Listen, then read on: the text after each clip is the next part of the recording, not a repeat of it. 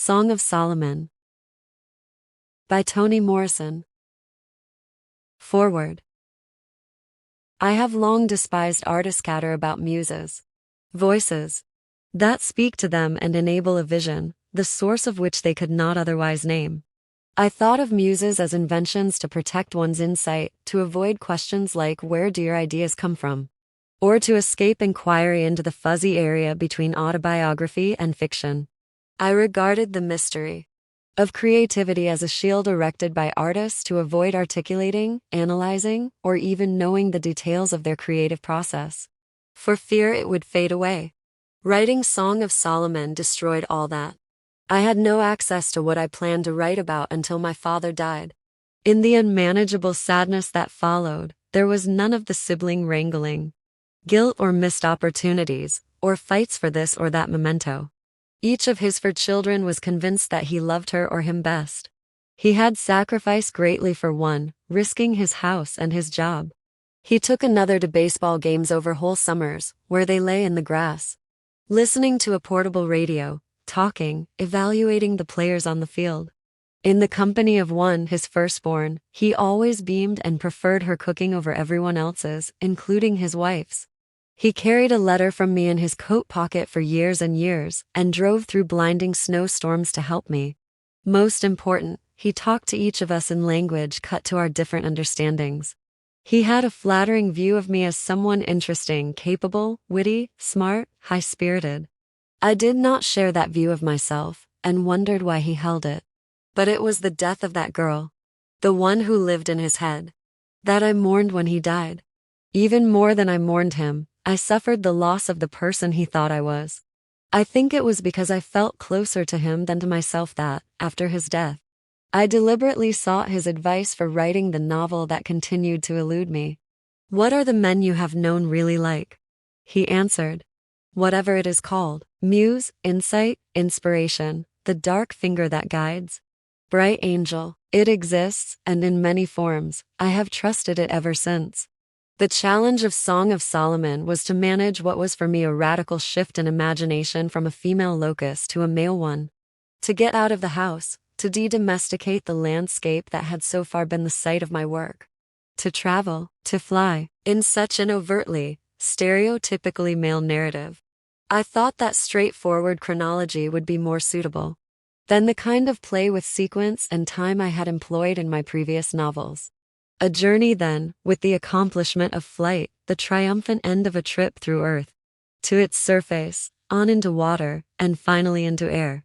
All very saga-like, old-school heroic, but with other meanings.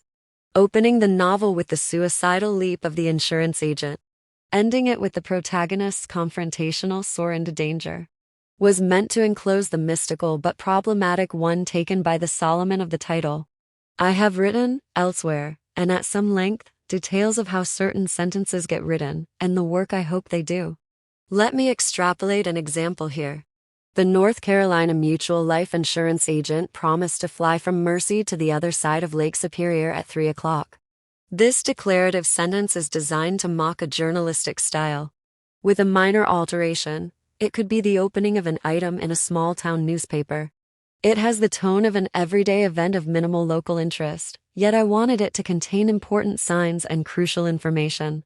The name of the insurance company is that of a well-known Black-owned company dependent on Black clients, and in its corporate name are Life and Mutual. The sentence starts with North Carolina and closes with Lake Superior, geographical locations that suggest a journey from south to north. A direction common for Black immigration and in the literature about it, but which is reversed here, since the protagonist has to go south to mature. 2 other words of significance are fly and mercy. Both terms are central to the narrative, flight as escape or confrontation. Mercy, the unspoken wish of the novel's population. Some grant it, some despise it. One makes it the sole cry of her extemporaneous sermon upon the death of her granddaughter. Mercy touches, turns, and returns to guitar at the end of the book, and moves him to make it his own final gift to his former friend. Mercy is what one wishes for, Hagar. What is unavailable to and unsought by Macon dead, Sr. His wife learns to demand from him, and what the townsfolk believe can never come from the white world, as is signified by the inversion of the name of the hospital from Mercy to No Mercy. But the sentence turns, as all sentences do, on its verb. Promise. The insurance agent does not declare, announce, or threaten his act.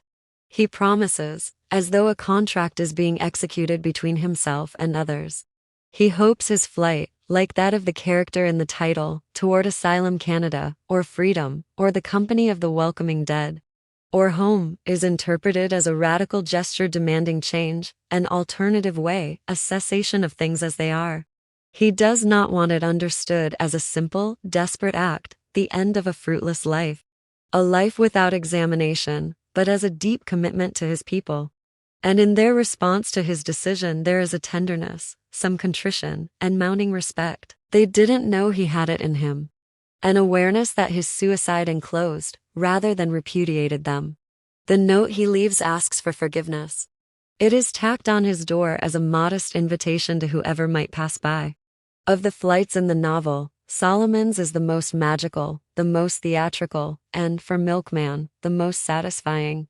Unlike most mythical flights, which clearly imply triumph, in the attempt, if not the success, Solomon's escape, the insurance man's jump, and Milkman's leap are ambiguous, disturbing. Solomon's escape from slavery is also the abandonment of his family.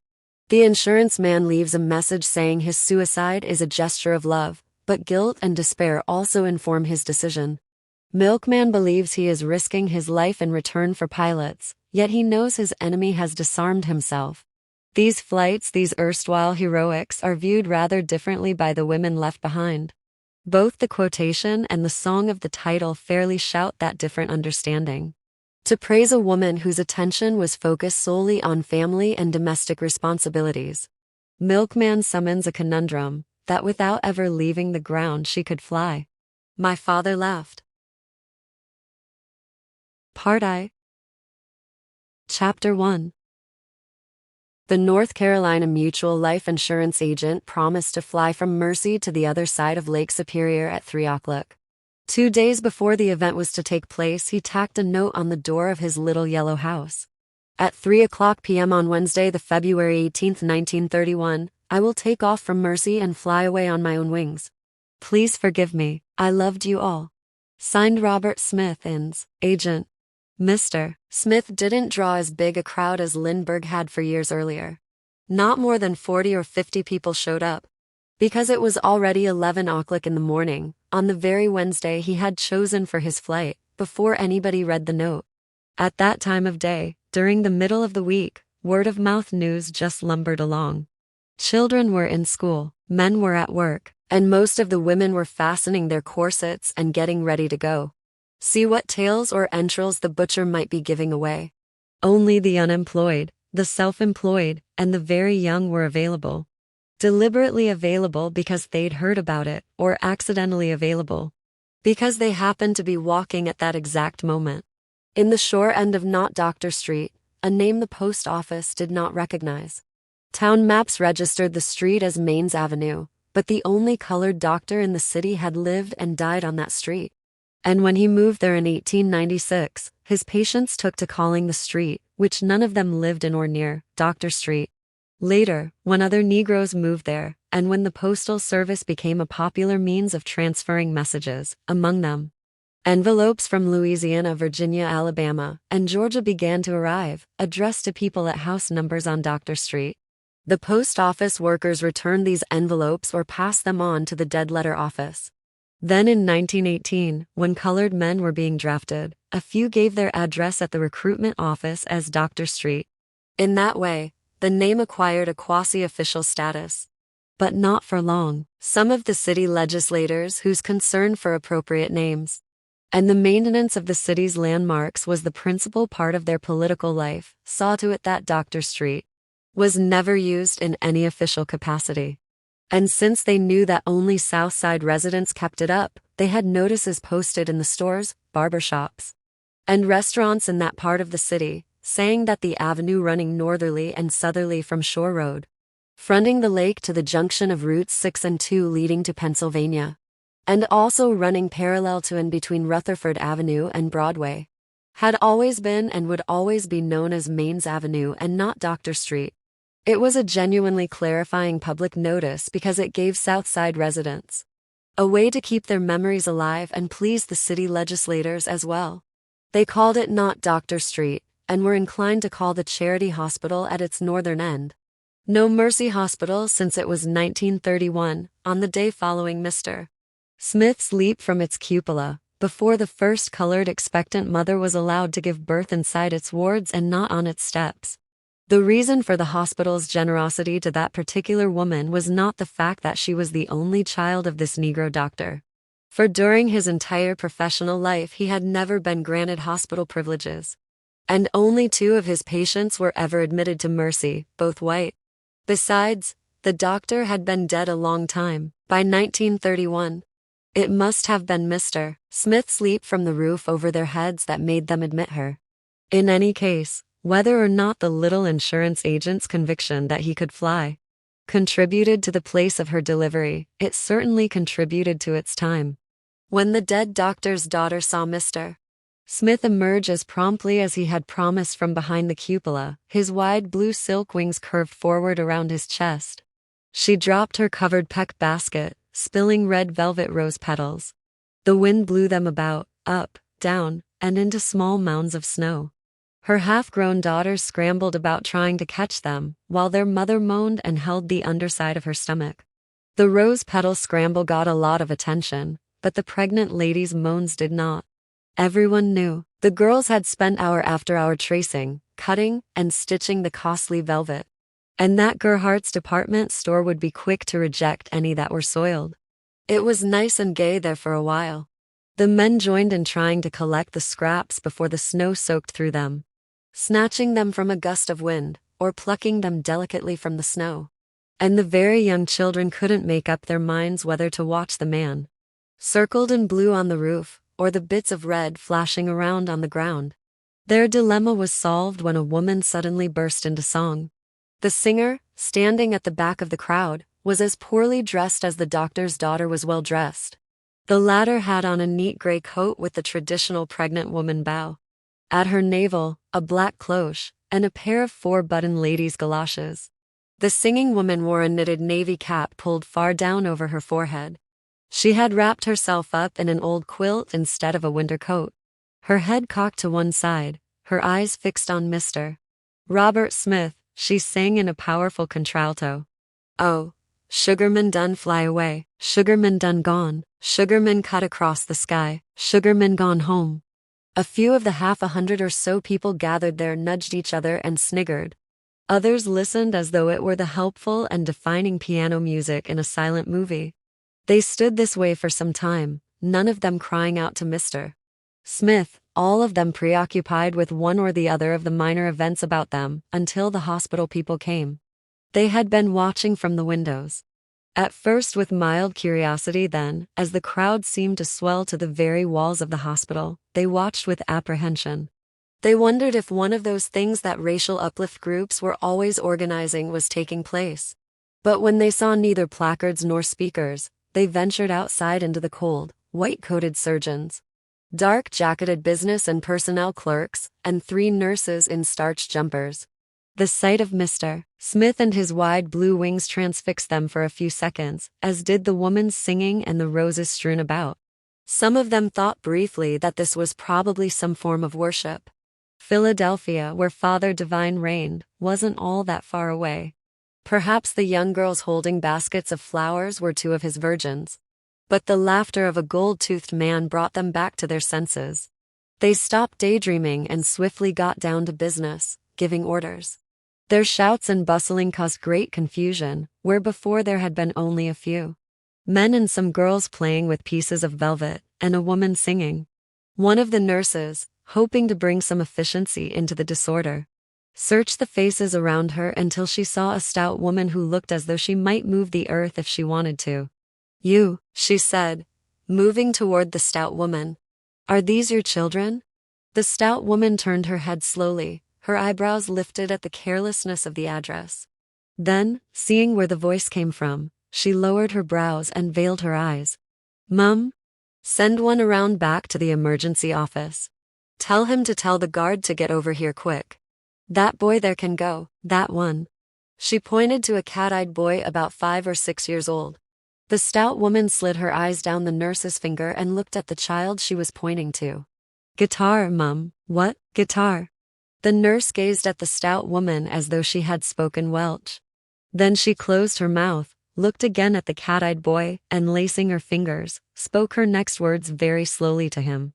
Listen, go around to the back of the hospital to the guard's office. It will say emergency admissions on the door. ADMISIONS, but the guard will be there. Tell him to get over here. On the double. Move now, move. She unlaced her fingers and made scooping motions with her hands, the palms pushing against the wintry air.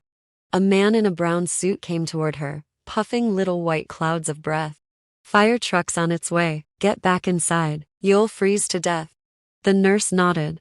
You left out a S, Mum. The boy said. The North was new to him, and he had just begun to learn he could speak up to white people. But she'd already gone, rubbing her arms against the cold. Granny, she left out as, and a please. You reckon he'll jump? A nut wagon do anything. Who is he? Collects insurance, a nut wagon. Who is that lady singing? That baby is the very last thing in pea time. But she smiled when she looked at the singing woman, so the cat-eyed boy listened to the musical performance with at least as much interest as he. Devoted to the man flapping his wings on top of the hospital. The crowd was beginning to be a little nervous now that the law was being called in. They each knew Mr. Smith. He came to their houses twice a month to collect $1.68 and write down on a little yellow card both the date and their 84 cents a week payment. They were always half a month or so behind and talked endlessly to him about paying ahead. After they had a preliminary discussion about what he was doing back so soon anyway. You back in here already? Look like I just got rid of you. I'm tired of seeing your face, really tired. I knew it. Soons, I get 2 dimes back to back, here you come. More regular than the Reaper. Do Hoover know about you? They kidded him, abused him, told their children to tell him they were out or sick or gone to Pittsburgh. But they held on to those little yellow cards as though they meant something. Laid them gently in the shoe box along with the rent receipts, marriage licenses, and expired factory identification badges. Mr. Smith smiled through it all, managing to keep his eyes focused almost the whole time on his customers' feet. He wore a business suit for his work, but his house was no better than theirs. He never had a woman that any of them knew about, and said nothing in church but an occasional amen. He never beat anybody up, and he wasn't seen after dark, so they thought he was probably a nice man. But he was heavily associated with illness and death, neither of which was distinguishable from the brown picture of the North Carolina Mutual Life building on the back of their yellow cards. Jumping from the roof of Mercy was the most interesting thing he had done. None of them had suspected he had it in him. Just goes to show, they murmured to each other, you never really do know about people. The singing woman quieted down, and humming the tune, walked through the crowd toward the rose petal lady, who was still cradling her stomach. You should make yourself warm. She whispered to her, touching her lightly on the elbow. A little bird'll be here with the morning. Oh, said the rose petal lady, tomorrow morning? That's the only morning coming. It can't be, the rose petal lady said. It's too soon. No, it ain't, right on time. The women were looking deep into each other's eyes when a loud roar went up from the crowd. A kind of wavy sound. Mr. Smith had lost his balance for a second, and was trying gallantly to hold onto a triangle of wood that jutted from the cupola. Immediately the singing woman began again. Oh, Sugarman done fly, oh, Sugarman done gone. Downtown, the firemen pulled on their greatcoats, but when they arrived at Mercy, Mr. Smith had seen the rose petals, heard the music, and leaped on into the air. The next day, a colored baby was born inside Mercy for the first time. Mr. Smith's blue silk wings must have left their mark, because when the little boy discovered at 4 the same thing Mr. Smith had learned earlier, that only birds and airplanes could fly, he lost all interest in himself. To have to live without that single gift saddened him and left his imagination so bereft that he appeared dull even to the women who did not hate his mother. The ones who did, who accepted her invitations to tea and envied the doctor's big dark house of 12 rooms, and the green sedan, called him peculiar. The others, who knew that the house was more prison than palace, and that the Dodge sedan was for Sunday drives only, felt sorry for Ruth Foster and her dry daughters, and called her son Deep. Even mysterious. Did he come with a call? You should have dried it and made him some tea from it to drink. If you don't hell see ghosts, you believe that? I don't, but that's what the old people say. Well, he's a deep one anyway, look at his eyes. And they pried pieces of baked too fast sunshine cake from the roofs of their mouths, and looked once more into the boy's eyes. He met their gaze as best he could until, after a pleading glance toward his mother, he was allowed to leave the room. It took some planning to walk out of the parlor, his back washed with the hum of their voices. Open the heavy double doors leading to the dining room, slip up the stairs past all those bedrooms, and not arouse the attention of Lena and Corinthians sitting like big baby dolls before a table heaped with scraps of red velvet. His sisters made roses in the afternoon. Bright, lifeless roses that lay in peck baskets for months until the specialty buyer at Gerhardt's sent Freddie the janitor over to tell the girls that they could use another gross if he did manage to slip by his sisters and avoid their casual malice. He knelt in his room at the windowsill and wondered again and again why he had to stay level on the ground. The quiet that suffused the doctor's house then, broken only by the murmur of the women eating sunshine cake, was only that, quiet. It was not peaceful, for it was preceded by and would soon be terminated by the presence of Macon dead. Solid, rumbling, likely to erupt without prior notice, Macon kept each member of his family awkward with fear. His hatred of his wife glittered and sparked in every word he spoke to her. The disappointment he felt in his daughters sifted down on them like ash, dulling their buttery complexions and choking the lilt out of what should have been girlish voices. Under the frozen heat of his glance they tripped over dorsals and dropped the salt cellar into the yolks of their poached eggs. The way he mangled their grace, wit, and self-esteem was the single excitement of their days. Without the tension and drama he ignited, they might not have known what to do with themselves. In his absence, his daughters bent their necks over blood-red squares of velvet and waited eagerly for any hint of him, and his wife, Ruth, began her days stunned into stillness by her husband's contempt, and ended them wholly animated by it. When she closed the door behind her afternoon guests, and let the quiet smile die from her lips, she began the preparation of food her husband found impossible to eat. She did not try to make her meals nauseating. She simply didn't know how not to. She would notice that the sunshine cake was too haggled to put before him, and decide on a rennet dessert. But the grinding of the veal and beef for a meatloaf took so long, she not only forgot the pork. Settling for bacon drippings poured over the meat, she had no time to make a dessert at all. Hurriedly then, she began to set the table. As she unfolded the white linen and let it billow over the fine mahogany table, she would look once more at the large watermark. She never set the table or passed through the dining room without looking at it, like a lighthouse keeper drawn to his window to gaze once again at the sea, or a prisoner automatically searching out the sun as he steps into the yard for his hour of exercise. Ruth looked for the watermark several times during the day. She knew it was there, would always be there, but she needed to confirm its presence. Like the keeper of the lighthouse and the prisoner, she regarded it as a mooring, a checkpoint, some stable visual object that assured her that the world was still there, that this was life and not a dream, that she was alive somewhere inside, which she acknowledged to be true only because a thing she knew intimately was out there, outside herself. Even in the cave of sleep, without dreaming of it or thinking of it at all, she felt its presence. Oh, she talked endlessly to her daughters and her guests about how to get rid of it. What might hide this single flaw on the splendid wood? Vaseline, tobacco juice, iodine, a sanding followed by linseed oil. She had tried them all, but her glance was nutritious. The spot became, if anything, more pronounced as the years passed. The cloudy gray circle identified the place where the bowl filled every day during the doctor's life with fresh flowers had stood. Every day, and when there were no flowers, It held a leaf arrangement, a gathering of twigs and berries, pussy, willow, Scotch pine. But always something to grace the dinner table in the evening. It was for her father a touch that distinguished his own family from the people among whom they lived. For Ruth it was the summation of the affectionate elegance with which she believed her childhood had been surrounded. When Macon married her and moved into Doctor's house, she kept up the centerpiece arranging. Then came the time she walked down to the shore through the roughest part of the city to get some driftwood. She had seen an arrangement of driftwood and dried seaweed in the homemakers section of the newspaper. It was a damp November day, and Doctor was paralyzed even then and taking liquid food in his bedroom. The wind had lifted her skirt from around her ankles and cut through her lace shoes. Shed had to rub her feet down with warm olive oil when she got back.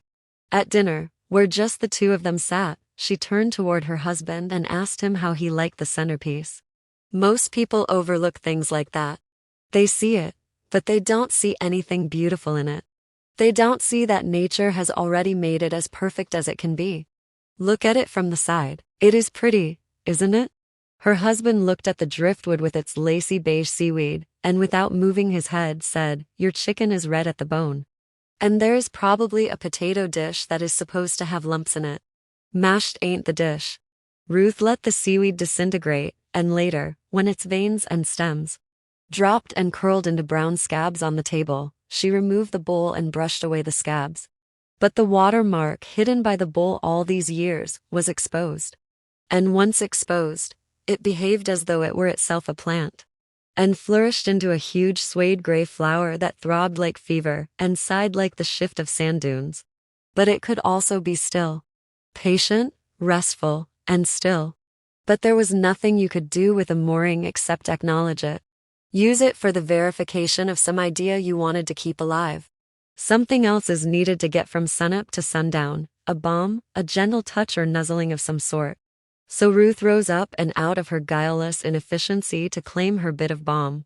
Right after the preparation of dinner and just before the return of her husband from his office. It was one of her two secret indulgences. The one that involved her son. And part of the pleasure it gave her came from the room in which she did it. A damp greenness lived there, made by the evergreen that pressed against the window and filtered the light. It was just a little room that Doctor had called a study, and aside from a sewing machine that stood in the corner along with a dress form, there was only a rocker and tiny footstool. She sat in this room, holding her son on her lap, staring at his closed eyelids and listening to the sound of his sucking. Staring not so much from maternal joy as from a wish to avoid seeing his legs dangling almost to the floor. In late afternoon, before her husband closed his office and came home, she called her son to her. When he came into the little room, she unbuttoned her blouse and smiled. He was too young to be dazzled by her nipples, but he was old enough to be bored by the flat taste of mother's milk, so he came reluctantly, as to a chore, and lay as he had at least once each day of his life, in his mother's arms, and tried to pull the thin, faintly sweet milk from her flesh without hurting her with his teeth. She felt him, his restraint, his courtesy, his indifference, all of which pushed her into fantasy. She had the distinct impression that his lips were pulling from her a thread of light. It was as though she were a cauldron issuing spinning gold. Like the miller's daughter. The one who sat at night in a straw-filled room, thrilled with the secret power Rumpelstiltskin had given her, to see golden thread stream from her very own shuttle. And that was the other part of her pleasure, a pleasure she hated to give up. So when Freddie the janitor, who liked to pretend he was a friend of the family and not just their flunky as well as their tenant, brought his rent to the doctor's house late one day and looked in the window past the evergreen, the terror that sprang to Ruth's eyes came from the quick realization that she was to lose fully half of what made her daily life bearable. Freddie, however, interpreted her look as simple shame, but that didn't stop him from grinning. "Have mercy, I be damn." He fought the evergreen for a better look, hampered more by his laughter than by the branches.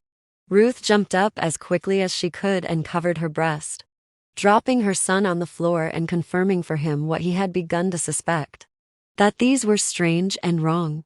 Before either mother or son could speak, rearrange themselves properly, or even exchange looks, Freddie had run around the house, climbed the porch steps, and was calling them between gulps of laughter. Miss Rufy, where you all at?" He opened the door to the green room as though it were his now. "I be damn, Miss Rufy, when the last time I seen that?" "I don't even know the last time I seen that. I mean, ain't nothing wrong with it. I mean, old folks swear by it. It's just you don't see it up here much." But his eyes were on the boy. Appreciative eyes that communicated some complicity she was excluded from. Freddie looked the boy up and down, taking in the steady but secretive eyes, and the startling contrast between Ruth's lemony skin and the boy's black skin. Used to be a lot of womenfolk nurse they kids a long time down south. Lot of 'em, but you don't see it much no more. I knew a family, the mother wasn't too quick though. Nursed hers till the boy, I reckon, was near 'bout 13. But that's a bit much, ain't it? All the time he chattered, he rubbed his chin and looked at the boy. Finally he stopped, and gave a long, low chuckle. H found the phrase H'd been searching for. "A milkman, that's what you got here, Miss Rufy. A natural milkman if ever I seen one. Look out, women's, here he come, huh?" Freddie carried his discovery not only into the homes in Ruth's neighborhood, but to Southside, where he lived and where Macon owned rent houses. So Ruth kept close to home and had no afternoon guests for the better part of 2 months. To keep from hearing that her son had been rechristened with a name he was never able to shake, and that did nothing to improve either one's relationship with his father. Macon never knew how it came about. How his only son acquired the nickname that stuck in spite of his own refusal to use it or acknowledge it. It was a matter that concerned him a good deal, for the giving of names in his family was always surrounded by what he believed to be monumental foolishness. No one mentioned to him the incident, out of which the nickname grew, because he was a difficult man to approach. A hard man, with a manner so cool it discouraged casual or spontaneous conversation. Only Freddie the janitor took liberties with Macon liberties he purchased with the services he rendered. And Freddie was the last person on earth to tell him. So Macon neither heard of nor visualized Ruth's sudden terror, her awkward jump from the rocking chair, the boy's fall, broken by the tiny footstool, or Freddie's amused, admiring summation of the situation.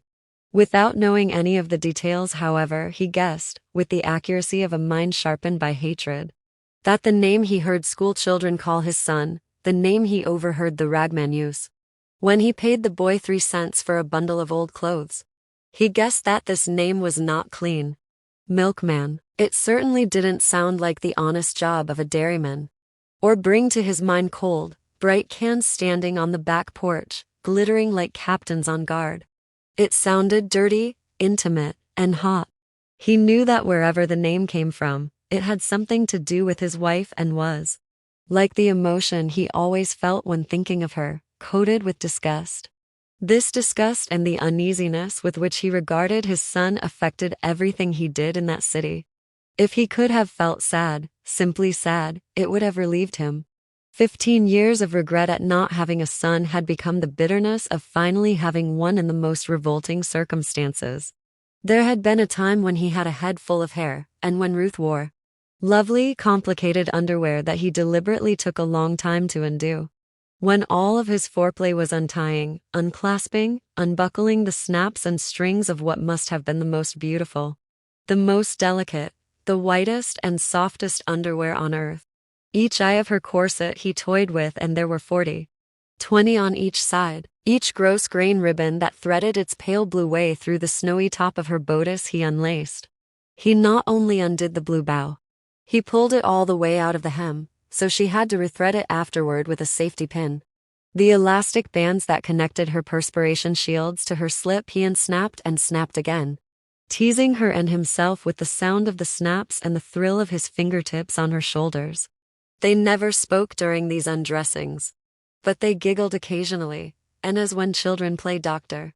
Undressing, of course, was the best part. When Ruth was naked and lying there, as moist and crumbly as unbleached sugar, he bent to unlace her shoes. That was the final delight, for once he had undressed her feet, had peeled her stockings down over her ankles and toes, he entered her and ejaculated quickly. She liked it that way, so did he. And in almost 20 years, during which he had not laid eyes on her naked feet, he missed only the underwear. Once he believed that the sight of her mouth on the dead man's fingers would be the thing he would remember always. He was wrong. Little by little he remembered fewer and fewer of the details. Until finally he had to imagine them, even fabricate them. Guess what? They must have been. The image left him, but the odiousness never did. For the nourishment of his outrage he depended on the memory of her underwear. Those round innocent corset eyes, now lost to him forever. So if the people were calling his son Milkman, and if she was lowering her eyelids and dabbing at the sweat on her top lip when she heard it, there was definitely some filthy connection, and it did not matter at all to Macon dead whether anyone gave him the details or not. And they didn't. Nobody both dared enough and cared enough to tell him. The ones who cared enough, Lena and Corinthians, the living proof of those years of undressing his wife, did not dare. And the one person who dared to, but didn't care to, was the one person in the world he hated. More than his wife, in spite of the fact that she was his sister. He had not crossed the tracks to see her since his son was born, and he had no intention of renewing their relationship now. Macon dead, dug in his pocket for his keys and curled his fingers around them, letting their bunchy solidity calm him. They were the keys to all the doors of his houses, only 4 true houses. The rest were really shacks, and he fondled them from time to time as he walked down Not Doctor Street to his office. At least he thought of it as his office, had even painted the word office on the door. But the plate glass window contradicted him. In peeling gold letters arranged in a semicircle, his business establishment was declared to be Sonny's shop. Scraping the previous owner's name off was hardly worth the trouble since he couldn't scrape it from anybody's mind. His storefront office was never called anything but Sonny's shop. Although nobody now could remember 30 years back, when, presumably, Sonny did something or other there. He walked there now. Strutted is the better word, for he had a high behind and an athlete's stride. Thinking of names, surely, he thought, he and his sister had some ancestor. Some lithe young man with onyx skin and legs as straight as cane stalks, who had a name that was real. A name given to him at birth with love and seriousness. A name that was not a joke, nor a disguise, nor a brand name. But who this lithe young man was, and where his cane stalk legs carried him from or to, could never be known. Known, or his name. His own parents, in some mood of perverseness or resignation, had agreed to abide by a naming done to them by somebody who couldn't have cared less. Agreed to take and pass on to all their issue this heavy name. Scrawled in perfect thoughtlessness by a drunken Yankee in the Union Army. A literal slip of the pen handed to his father on a piece of paper, and which he handed on to his only son, and his son likewise handed on to his. Macon dead, who begat a second Macon dead, who married Ruth Foster dead and begat Magdalene, called Lena dead and 1 Corinthians dead. And when he least expected it, another Macon dead, now known to the part of the world that mattered as Milkman dead. And as if that were not enough, a sister named Pilate dead, who would never mention to her brother the circumstances or the details of this foolish misnaming of his son, because the whole thing would have delighted her. She would savor it, maybe fold it too, in a brass box and hang it from her other ear. He had cooperated as a young father with the blind selection of names from the Bible for every child other than the first male, and abided by whatever the finger pointed to, for he knew every configuration of the naming of his sister. How his father, confused and melancholy over his wife's death and childbirth, had thumbed through the Bible, and since he could not read a word, chose a group of letters that seemed to him strong and handsome. Saw in them a large figure that looked like a tree, hanging in some princely but protective way over a row of smaller trees. How he had copied the group of letters out on a piece of brown paper. Copied, as illiterate people do, every curlicue, arch, and bend in the letters, and presented it to the midwife. That's the baby's name. You want this for the baby's name? I want that for the baby's name. Say it. You can't name the baby this. Say it. It's a man's name. Say it. Pilate. What? Pilate. You wrote down Pilate.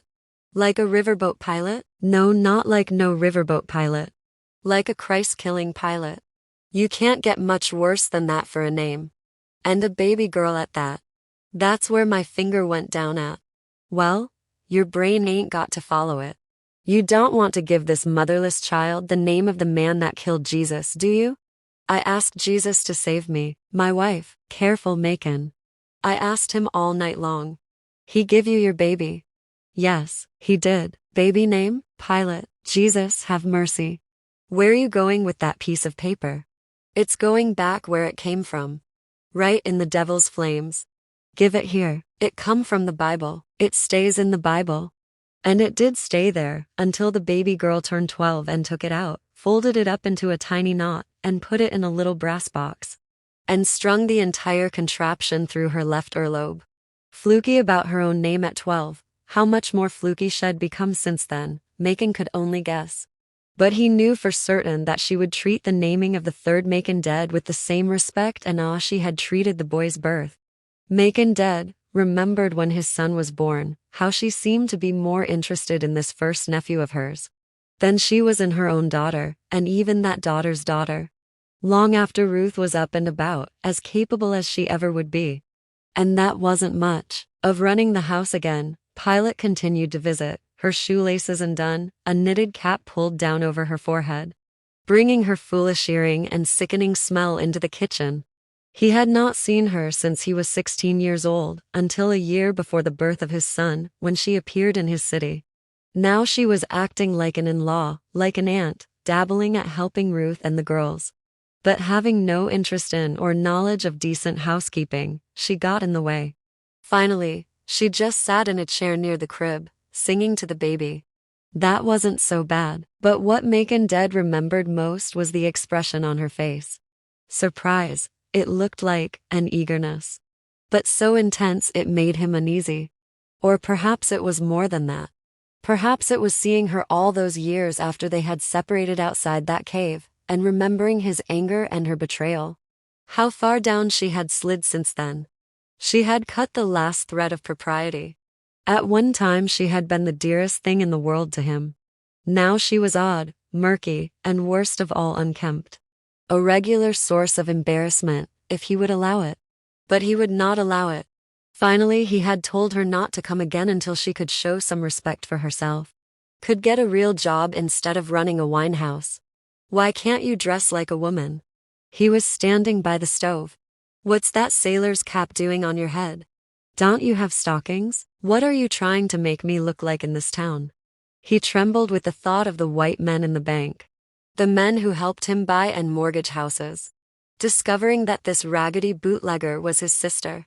That the propertied Negro who handled his business so well, and who lived in the big house on Not Doctor Street, had a sister who had a daughter but no husband, and that daughter had a daughter but no husband. A collection of lunatics who made wine and sang in the streets like common street women. Just like common street women. Pilate had sat there listening to him, her wondering eyes resting on his face. Then she said, I've been worried sick about you too, Macon. Exasperated, he had gone to the kitchen door. Go ahead, Pilate, go on now. I'm on the thin side of evil and trying not to break through. Pilate stood up, wrapped her quilt around her, and with a last fond look at the baby, left through the kitchen door. She never came back. When Macon dead got to the front door of his office, he saw a stout woman and two young boys standing a few feet away. Macon unlocked his door, walked over to his desk, and settled himself behind it. As he was thumbing through his accounts book, the stout woman entered, alone. Afternoon, Mr. Dead, sir. I'm Mrs. Baines. Live over at number 3 on 15th Street. Macon dead remembered, not the woman, but the circumstances at number 3. His tenants, grandmother or aunt or something, had moved in there, and the rent was long overdue. Yes, Mrs. Baines, you got something for me? Well, that's what I come to talk to you about. You know, Sensi left all them babies with me. And my relief check ain't no more'n it take to keep a well-grown yard dog alive. Half alive, I should say. Your rent is $4 a month, Mrs. Baines. You 2 months behind already. I do know that, Mr. Dead, sir, but babies can't make it with nothing to put in they stomach.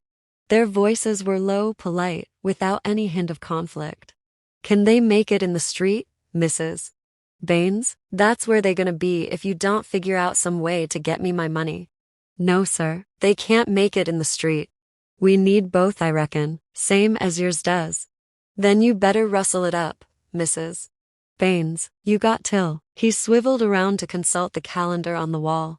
Till Saturday coming, Saturday, Mrs. Baines, not Sunday, not Monday, Saturday. If she had been younger and had more juice, the glitter in her eyes would have washed down onto her cheeks. New, at her time of life, it simply gleamed. She pressed the flat of her hand on Macon Dead's desk, and holding the gleam steady in her eyes, pushed herself up from the chair.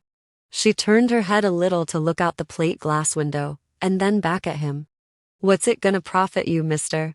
Dead, sir? To put me and them children out? Saturday, Mrs. Baines. Lowering her head, Mrs. Baines whispered something and walked slowly and heavily from the office. As she closed the door to Sonny's shop, her grandchildren moved out of the sunlight into the shadow where she stood. What he say, Granny? Mrs. Baines put a hand on the taller boy's hair and fingered it lightly, absently searching with her nails for tedder spots.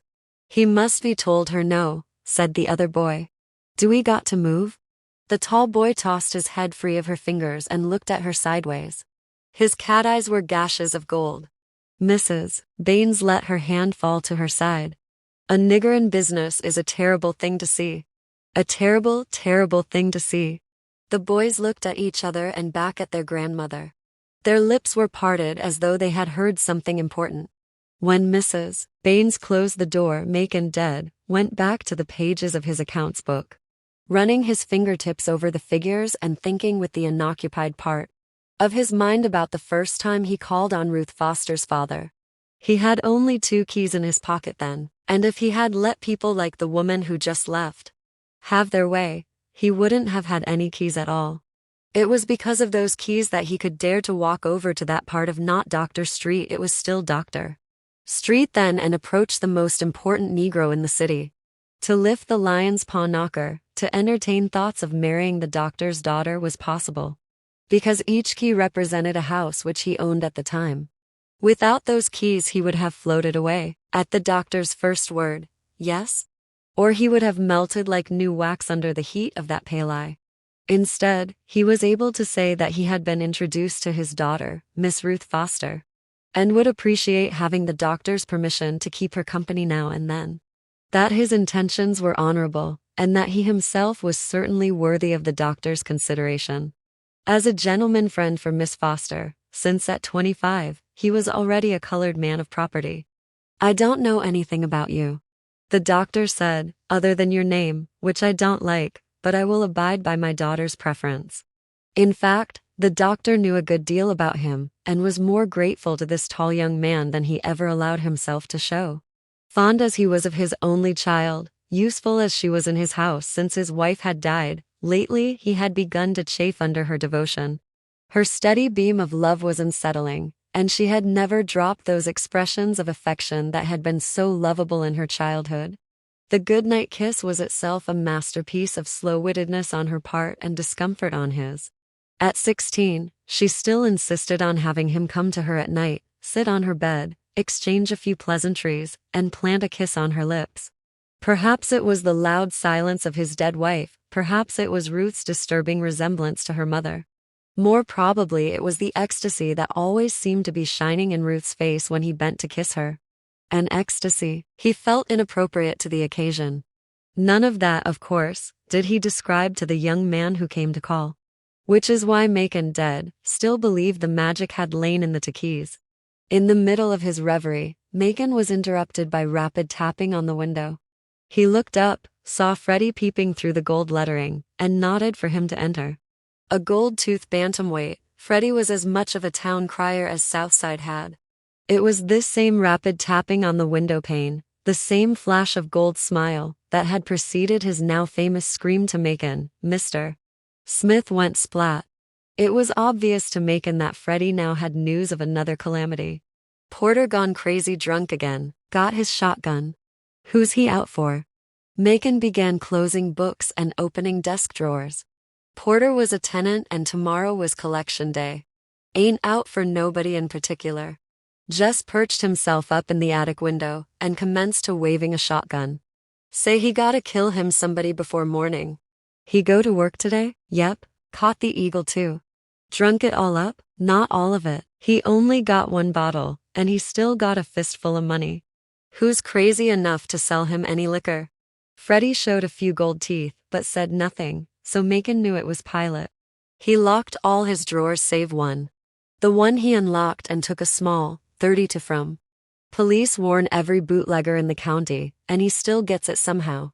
Macon went on with the charade, pretending he didn't know his sister was the one Porter and anybody else, adult, child, or beast, could buy wine from. He thought for the 100th time that she needed to be in jail, and that he would be willing to put her there if he could be sure she wouldn't loudmouth him and make him seem trashy in the eyes of the law. And the banks. You know how to use that thing, Mr. Dead, sir? I know how. Porter's crazy when he drunk. I know what he is. How you aiming to get him down? I ain't aiming to get him down. I'm aiming to get my money down. He can go on and die up there if he wants to. But if he don't toss me my rent, I'm going to blow him out of that window. Freddie's giggle was soft, but his teeth strengthened its impact. A born flunky, he loved gossip and the telling of it. He was the ear that heard every murmur of complaint, every name calling. And his was the eye that saw everything, the secret, loving glances, the fights, the new dresses. Macon knew Freddie as a fool and a liar, but a reliable liar. He was always right about his facts and always wrong about the motives that produced the facts. Just as now he was right about Porter having a shotgun, being in the attic window, and being drunk. But Porter was not waiting to kill somebody, meaning anybody, before morning. In fact, he was very specific about whom he wanted to kill. Himself, however, he did have a precondition which he shouted down, loud and clear, from the attic. I want to fuck. Send me up somebody to fuck. Hear me? Send me up somebody, I tell ya, or I'ma blow my brains out. As Macon and Freddie approached the yard, the women from the rooming house were hollering answers to Porter's plea. What kind of bargain is that? Kill yourself first, and then, well, send you somebody. Do it have to be a woman? Do it got to be human? Do it got to be alive? Can it be a piece of liver? Put that thing down and throw me my goddamn money. Macon's voice cut through the women's fun. Float those dollars down here, nigger, then blow yourself up. Porter turned and aimed his shotgun at Macon. If you pull that trigger, shouted Macon, you better not miss. If you take a shot, you better make sure I'm dead, 'cause if you don't, I'm gonna shoot your balls up in your throat. He pulled out his own weapon. Now get the hell out of that window. Porter hesitated for only a second before turning the barrel of the shotgun toward himself. Or trying to. Its length made it difficult. His drunkenness made it impossible. Struggling to get the right angle, he was suddenly distracted. He leaned his shotgun on the windowsill, pulled out his penis, and in a high arc, peed over the heads of the women, making them scream and run in a panic that the shotgun had not been able to create. Macon rubbed the back of his head while Freddie bent double with laughter. For more than an hour Porter held them at bay, cowering, screaming, threatening, urinating, and interspersing all of it with pleas for a woman. He would cry great shoulder-heaving sobs, followed by more screams. I love ya all. Don't act like that, you women, stop it. Don't act like that. Don't you see I love ya? I'd die for ya, kill for ya. I'm saying I love ya, I'm telling ya, oh, God have mercy, what I'm gonna do? What in this fucking world am I gonna do? Oh. Tears streamed down his face and he cradled the barrel of the shotgun in his arms, as though it were the woman he had been begging for, searching for, all his life. Gimme hate, Lord. He whimpered, I'll take hate any day, but don't give me love. I can't take no more love, Lord. I can't carry it, just like Mr. Smith. He couldn't carry it, it's too heavy. Jesus, you know all about it. Ain't it heavy, Jesus? Ain't love heavy? Don't you see, Lord? You own son couldn't carry it. If it killed him, what you think it's gonna do to me? Huh? He was getting angry again. Come down out of there, nigger. Macon's voice was still loud, but it was getting weary. And you baby-dicked baboon. He tried to point at Macon, you the worst. You need killin', you really need killin'. You know why? Well, I'm gonna tell you why. I know why, everybody. Porter slumped down in the window, muttering, everybody know why, and fell fast asleep. As he sank deeper into it, the shotgun slipped from his hand, rattled down the roof, and hit the ground with a loud explosion. The shot zipped past a bystander's shoe and blew a hole in the tire of a stripped Dodge parked in the road. Go get my money, Macon said. Me? Freddie asked. Suppose he go get me my money. Porter was snoring. Through the blast of the gun and the picking of his pocket, he slept like a baby. When Macon walked out of the yard, the sun had disappeared behind the bread company. Tired, irritable, he walked down 15th Street, glancing up as he passed one of his other houses, its silhouette melting in the light that trembled between dusk and twilight. Scattered here and there, his houses stretched up beyond him like squat ghosts with hooded eyes. He didn't like to look at them in this light. During the day they were reassuring to see. Now they did not seem to belong to him at all. In fact, he felt as though the houses were in league with one another, to make him feel like the outsider, the propertyless, landless wanderer. It was this feeling of loneliness that made him decide to take a shortcut back to not Dr. Street, even though to do so would lead him past his sister's house. In the gathering darkness, he was sure his passing would be unnoticed by her. He crossed a yard and followed a fence that led into Darling Street, where Pilate lived in a narrow single-story house whose basement seemed to be rising from rather than settling into the ground. She had no electricity because she would not pay for the service, nor for gas. At night she and her daughter lit the house with candles and kerosene lamps. They warmed themselves and cooked with wood and coal, pumped kitchen water into a dry sink through a pipeline from a well, and lived pretty much as though progress was a word that meant walking a little farther on down the road. Her house sat 80 feet from the sidewalk and was backed by 4 huge pine trees, from which she got the needles she stuck into her mattress. Seeing the pine trees started him thinking about her mouth. How she loved, as a girl, to chew pine needles, and as a result smelled even then like a forest. For a dozen years she had been like his own child.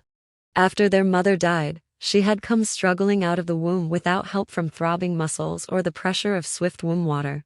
As a result, for all the years he knew her, her stomach was as smooth and sturdy as her back, at no place interrupted by a navel. It was the absence of a navel that convinced people that she had not come into this world through normal channels, had never lain, floated, or grown in some warm and liquid place, connected by a tissue-thin tube to a reliable source of human nourishment. Macon knew otherwise, because he was there and had seen the eyes of the midwife as his mother's legs collapsed, and heard as well her shouts when the baby, who they had believed was dead also, inched its way headfirst out of a still, silent, and indifferent cave of flesh, dragging her own cord and her own afterbirth behind her. But the rest was true. Once the new baby's lifeline was cut, the cord stump shriveled, fell off, and left no trace of having ever existed, which, as a young boy, taking care of his baby sister, he thought no more strange than a bald head. He was 17 years old, irreparably separated from her, and already pressing forward in his drive for wealth, when he learned that there was probably not another stomach like hers on earth. Now, nearing her yard, he trusted that the dark would keep anyone in her house from seeing him. He did not even look to his left as he walked by it. But then he heard the music. They were singing, all of them, Pilate, Reba, and Reba's daughter, Hagar. There was no one on the street that he could see.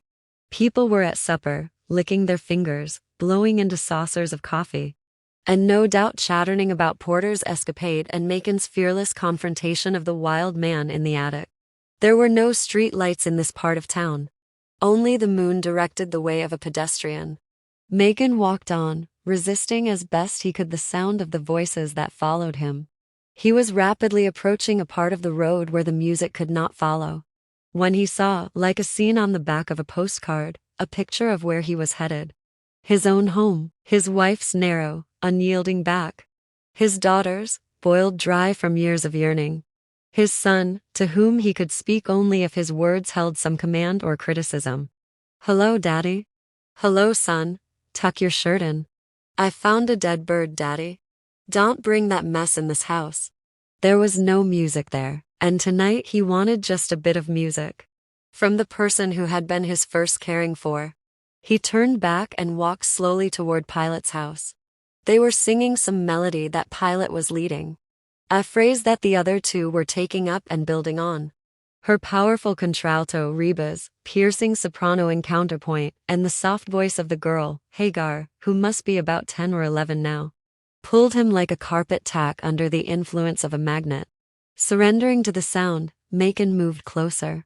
He wanted no conversation, no witness, only to listen, and perhaps to see the three of them. The source of that music that made him think of fields and wild turkey and calico. Treading as lightly as he could, he crept up to the side window, where the candle light flickered lowest, and peeped in. Reba was cutting her toenails with a kitchen knife or a switchblade, her long neck bent almost to her knees. The girl, Hagar, was braiding her hair, while Pilate, whose face he could not see, because her back was to the window, was stirring something in a pot. Wine pulp, perhaps. Macon knew it was not food she was stirring, for she and her daughters ate like children. Whatever they had a taste for. No meal was ever planned or balanced or served. Nor was there any gathering at the table. Pilate might bake hot bread, and each one of them would eat it with butter whenever she felt like it. Or there might be grapes, left over from the winemaking, or peaches for days on end. If one of them bought a gallon of milk, they drank it until it was gone. If another got a half bushel of tomatoes or a dozen ears of corn, they ate them until they were gone too. They ate what they had or came across or had a craving for. Profits from their wine selling evaporated like seawater in a hot wind. Going for junk jewelry for Hagar, Reba's, gifts to men, and he didn't know what all. Near the window, hidden by the dark, he felt the irritability of the day drain from him, and relished the effortless beauty of the women singing in the candlelight. Reba's soft profile, Hagar's hands moving in her heavy hair, and Pilate. He knew her face better than he knew his own. Singing now, her face would be a mask. All emotion and passion would have left her features and entered her voice. But he knew that when she was neither singing nor talking, her face was animated by her constantly moving lips. She chewed things. As a baby, as a very young girl, she kept things in her mouth. Straw from brooms, gristle, buttons, seeds, leaves, string, and her favorite, when he could find some for her, rubber bands and India rubber erasers. Her lips were alive with small movements. If you were close to her, you wondered if she was about to smile. Or was she merely shifting a straw from the baseline of her gums to her tongue? Perhaps she was dislodging a curl of rubber band from inside her cheek, or was she really smiling? From a distance she appeared to be whispering to herself when she was only nibbling or splitting tiny seeds with her front teeth. Her lips were darker than her skin, wine-stained, blueberry-dyed, so her face had a cosmetic look, as though she had applied a very dark lipstick neatly and blotted away its shine on a scrap of newspaper. As Macon felt himself softening under the weight of memory and music, the song died down. The air was quiet, and yet Macon dead could not leave. He liked looking at them freely this way. They didn't move, they simply stopped singing, and Reba went on paring her toenails. Hagar threaded and unthreaded her hair, and Pilate swayed like a willow over her stirring. Chapter 2. Only Magdalene called Lena and 1 Corinthians were genuinely happy when the big Packard rolled evenly and silently out of the driveway. They alone had a sense of adventure and were flagrant in their enjoyment of the automobile's plushness. Each had a window to herself and commanded an unobstructed view of the summer day flying past them. And each was both old enough and young enough to actually believe she was a princess, riding in a regal chariot driven by a powerful coachman. In the back seat, away from the notice of Macon and Ruth, they slipped off their patent leather pumps, rolled their stockings down over their knees, and watched the men walking down the streets. These rides that the family took on Sunday afternoons had become rituals and much too important for Macon to enjoy. For him it was a way to satisfy himself that he was indeed a successful man. It was a less ambitious ritual for Ruth, but a way nevertheless for her to display her family. For the little boy it was simply a burden. Pressed in the front seat between his parents, he could see only the winged woman careening off the nose of the car. He was not allowed to sit on his mother's lap during the drive. Not because she wouldn't have it, but because his father objected to it. So it was only by kneeling on the dove-gray seat and looking out the back window that he could see anything other than the laps, feet, and hands of his parents, the dashboard, or the silver-winged woman poised at the tip of the Packard. But riding backward made him uneasy. It was like flying blind and not knowing where he was going. Just where he had been troubled him. He did not want to see trees that he had passed, or houses and children slipping into the space the automobile had left behind. Macon Dead's Packard rolled slowly down Not Doctor Street, through the rough part of town later known as the Blood Bank, because blood flowed so freely there, over the bypass downtown, and headed for the wealthy white neighborhoods. Some of the black people who saw the car passing by sighed with good-humored envy at the classiness, the dignity of it. In 1936 there were very few among them who lived as well as Macon Dead. Others watched the family gliding by with a tiny bit of jealousy and a whole lot of amusement. For Macon's wide green Packard belied what they thought a car was for. He never went over 20 miles an hour, never gunned his engine, never stayed in first gear for a block or two to give pedestrians a thrill. He never had a blown tire, never ran out of gas, and needed 12 grinning, raggle-tailed boys to help him push it up a hill or over to a curb. No rope ever held the door to its frame, and no teenagers leaped on his running board for a lift down the street. He hailed no one, and no one hailed him. There was never a sudden breaking and backing up to shout or laugh with a friend. No beer bottles or ice cream cones poked from the open windows. Nor did a baby boy stand up to pee out of them. He never let rain fall on it if he could help it, and he walked to Sonny's shop, taking the car out only on these occasions. What's more, they doubted that he had ever taken a woman into the back seat, because rumor was that he went to bad houses, or lay sometimes, with a slack or lonely female tenant. Other than the bright and roving eyes of Magdalene, called Lena and 1 Corinthians, the Packard had no real lived life at all. So they called it Macon Dead's hearse. 1 Corinthians pulled her fingers through her hair. It was long, lightweight hair, the color of wet sand. Are you going any place special, or are we just driving around? She kept her eyes on the street, watching the men and women walking by. Careful, Macon, you always take the wrong turn here. Ruth spoke softly from the right side of the car. Do you want to drive? Macon asked her. You know I don't drive. She answered. Then let me do it. All right, but don't blame me if. Macon pulled smoothly into the left fork of the road that led through downtown and into a residential area. Daddy, are we going any special place? Honor. Macon said. Magdalene called. Lena pushed her stockings farther down on her legs. On the lake? What's out there? There's nothing out there, nobody. There's a beach community out there, Lena.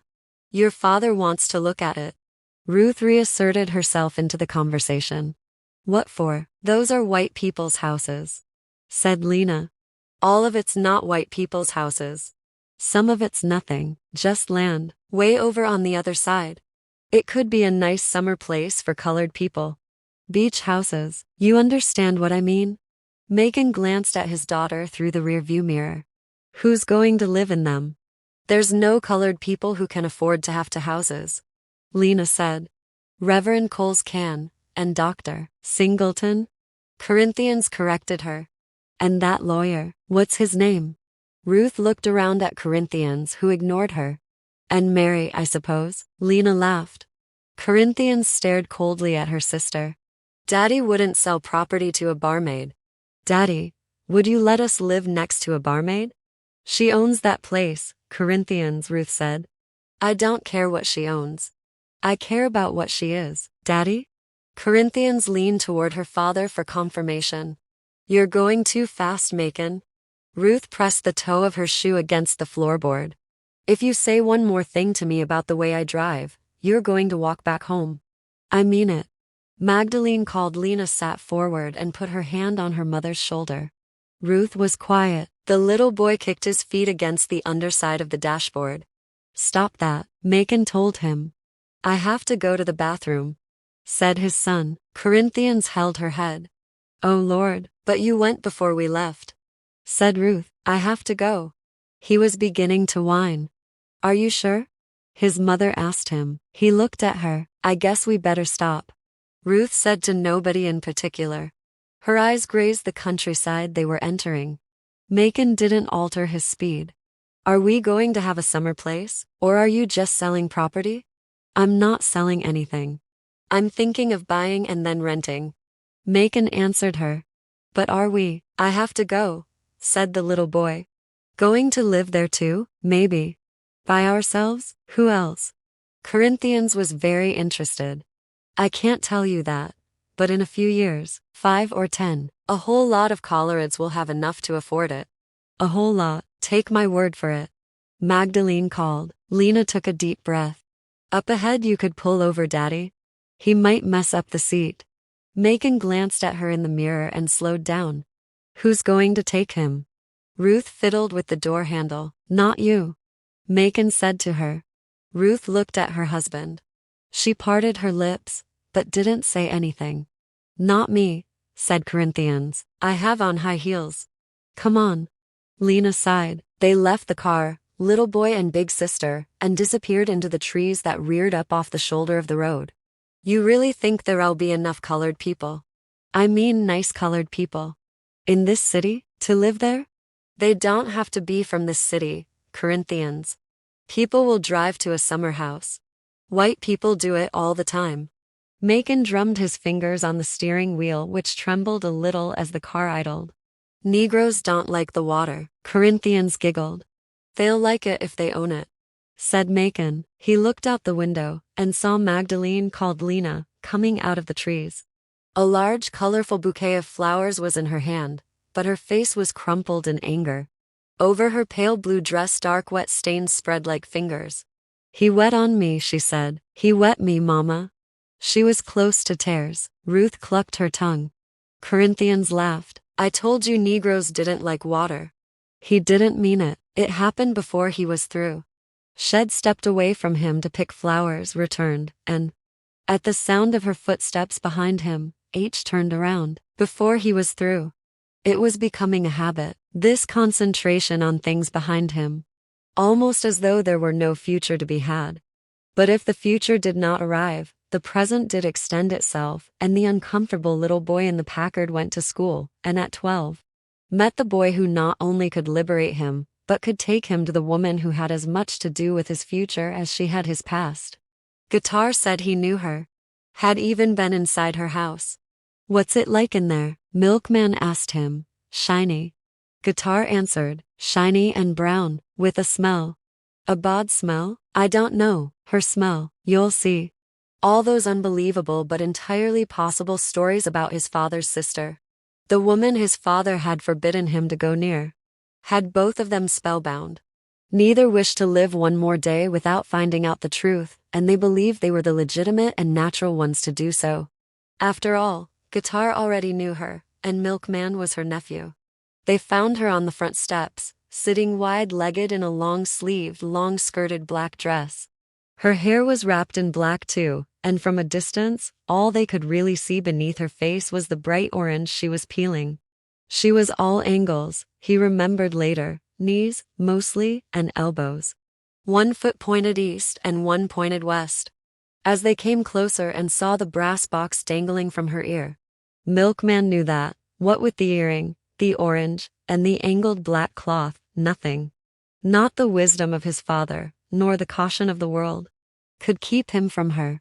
Guitar, being older and already in high school, had none of the reluctance that his young buddy still struggled with, and was the first one to speak. Hi. The woman looked up, first at Guitar and then at Milkman. What kind of word is that? Her voice was light, but gravel sprinkled.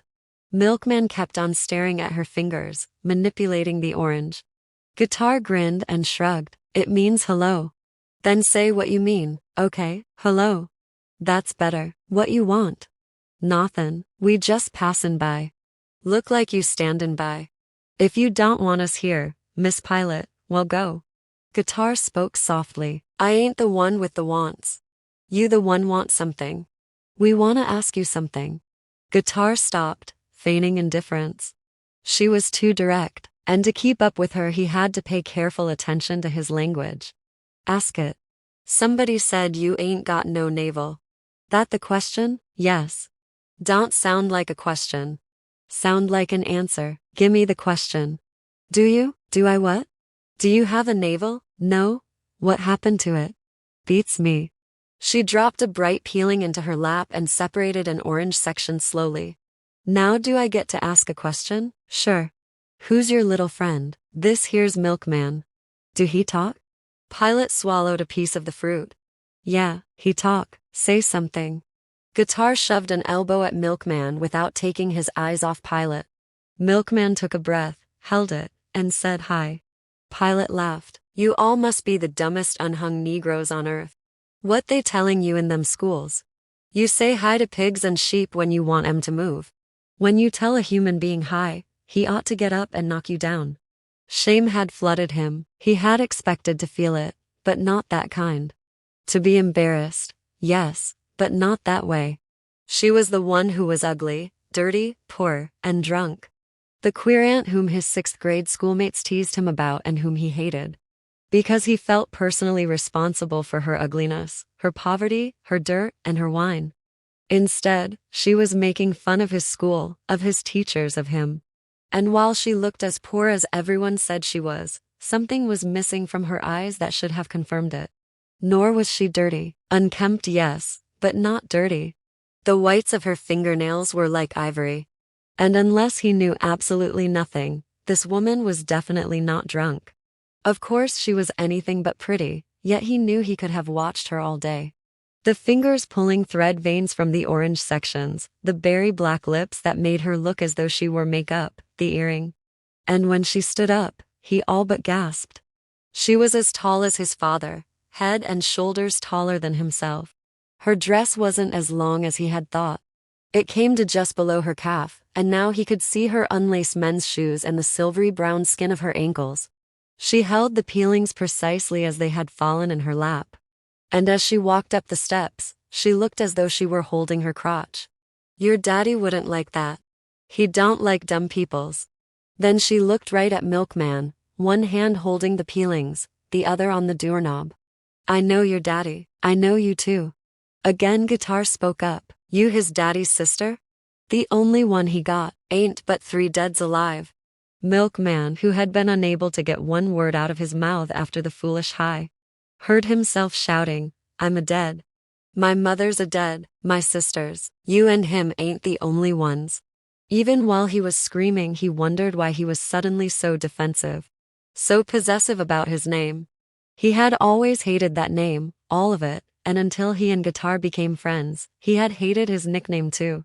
But in Guitar's mouth it sounded clever, grown up. Now he was behaving with this strange woman as though having the name was a matter of deep personal pride. As though she had tried to expel him from a very special group, in which he not only belonged, but had exclusive rights. In the heartbeat of silence that followed his shouts, Pilate laughed. You all want a soft-boiled egg? She asked. The boys looked at each other. Shed changed rhythm on them. They didn't want an egg, but they did want to be with her, to go inside the wine house of this lady, who had 1 earring, no navel, and looked like a tall black tree. No thanks, but wed like a drink of water. Guitar smiled back at her. Well, step right in. She opened the door and they followed her into a large sunny room that looked both barren and cluttered. A moss-green sack hung from the ceiling. Candles were stuck in bottles everywhere. Newspaper articles and magazine pictures were nailed to the walls. But other than a rocking chair, 2 straight-backed chairs, a large table, a sink and stove, there was no furniture.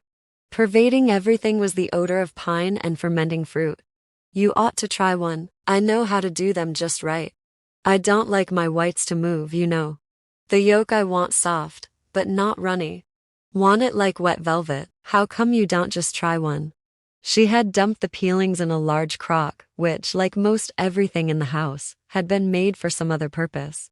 Now she stood before the dry sink, pumping water into a blue and white wash basin, which she used for a saucepan. Now, the water and the egg have to meet each other on a kind of equal standing. One can't get the upper hand over the other. So the temperature has to be the same for both. I knock the chill off the water first.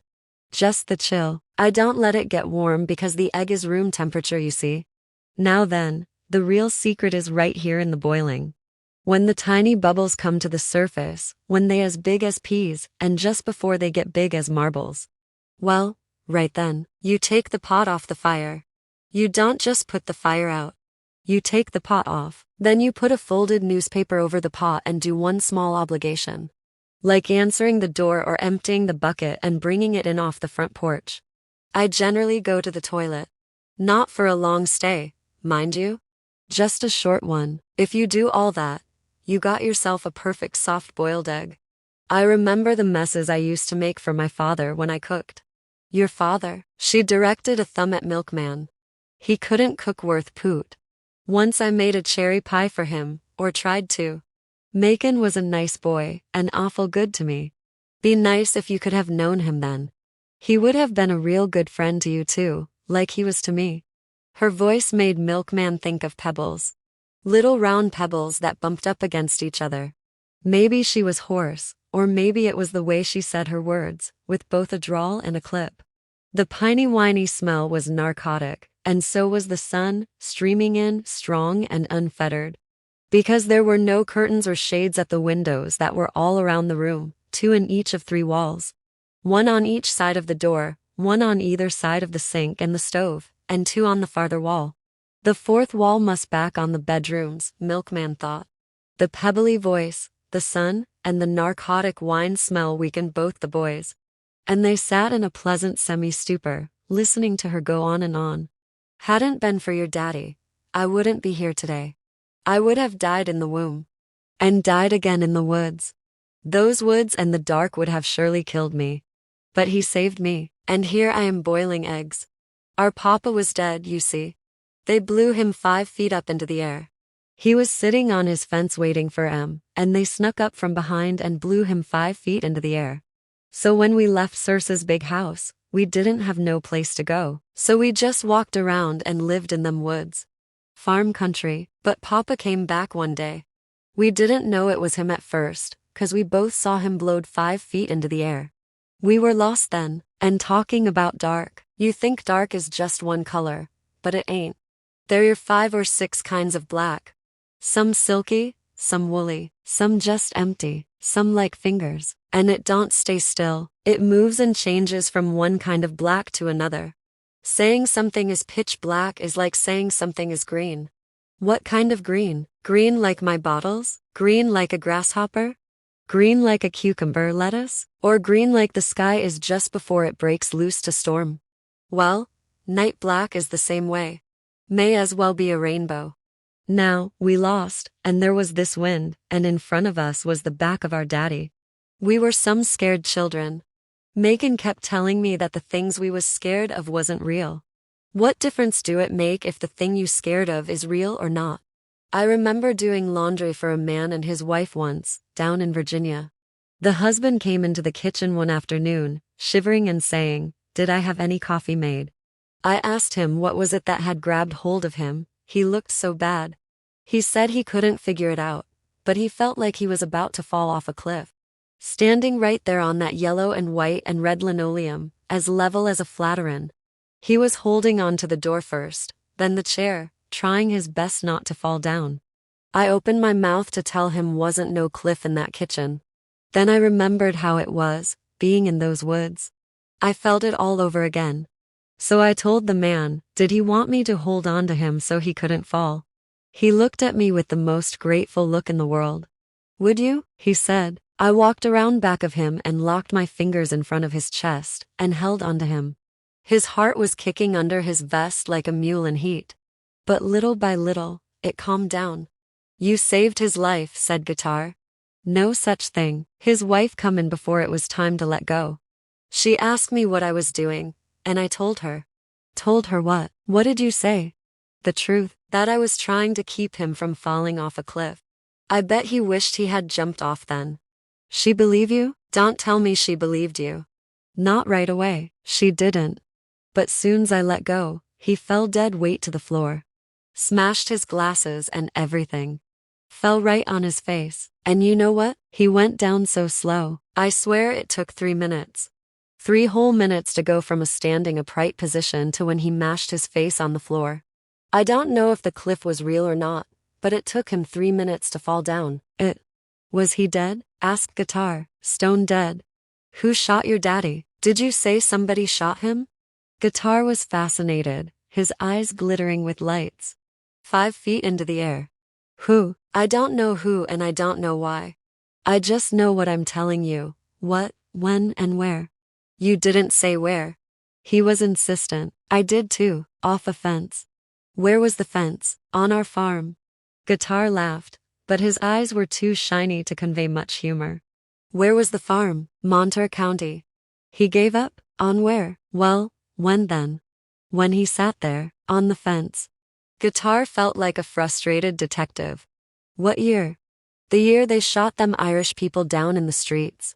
Was a good year for guns and gravediggers, I know that. Pilate put a barrel lid on the table. Then she lifted the eggs from the wash basin and began to peel them. Her lips moved as she played an orange seed around in her mouth. Only after the eggs were split open, revealing moist, reddish-yellow centers, did she return to her story. One morning we woke up when the sun was nearly a quarter way across the sky. Bright as anything, and blue like the ribbons on my mother's bonnet. See that streak of sky? She pointed out the window. Right behind them hickories. See, right over there. They looked and saw the sky stretching back behind the houses and the trees. That's the same color, she said, as if she had discovered something important. Same color as my mama's ribbons. I'd know her ribbon color anywhere, but I don't know her name. After she died, Papa wouldn't let anybody say it. Well, before we could get the sand rubbed out of our eyes and take a good look around, we saw him sitting there on a stump. Right in the sunlight. We started to call him, but he looked on off, like he was looking at us and not looking at us at the same time. Something in his face scared us. It was like looking at a face underwater. Papa got up after a while and moved out of the sun on back into the woods. We just stood there looking at the stump, shaking like leaves. Pilate scraped the eggshells together into a little heap, her fingers fanning out over and over again in a gentle, sweeping. The boys watched, afraid to say anything lest they ruin the next part of her story, and afraid to remain silent lest she not go on with its telling. Shaking like leaves. She murmured, just like leaves. Suddenly she lifted her head and made a sound like a hoot owl. Ooh, here I come. Neither Milkman nor Guitar saw or heard anyone approaching, but Pilate jumped up and ran toward the door. Before she reached it, a foot kicked it open and Milkman saw the bent back of a girl. She was dragging a large 5-bushel basket of what looked like brambles. And a woman was pushing the other side of it, saying, "Watch the doorsill, baby." "I got it," the girl answered. "Push." "About time," said Pilate. "The light be gone before you know it." Tommy's truck broke down.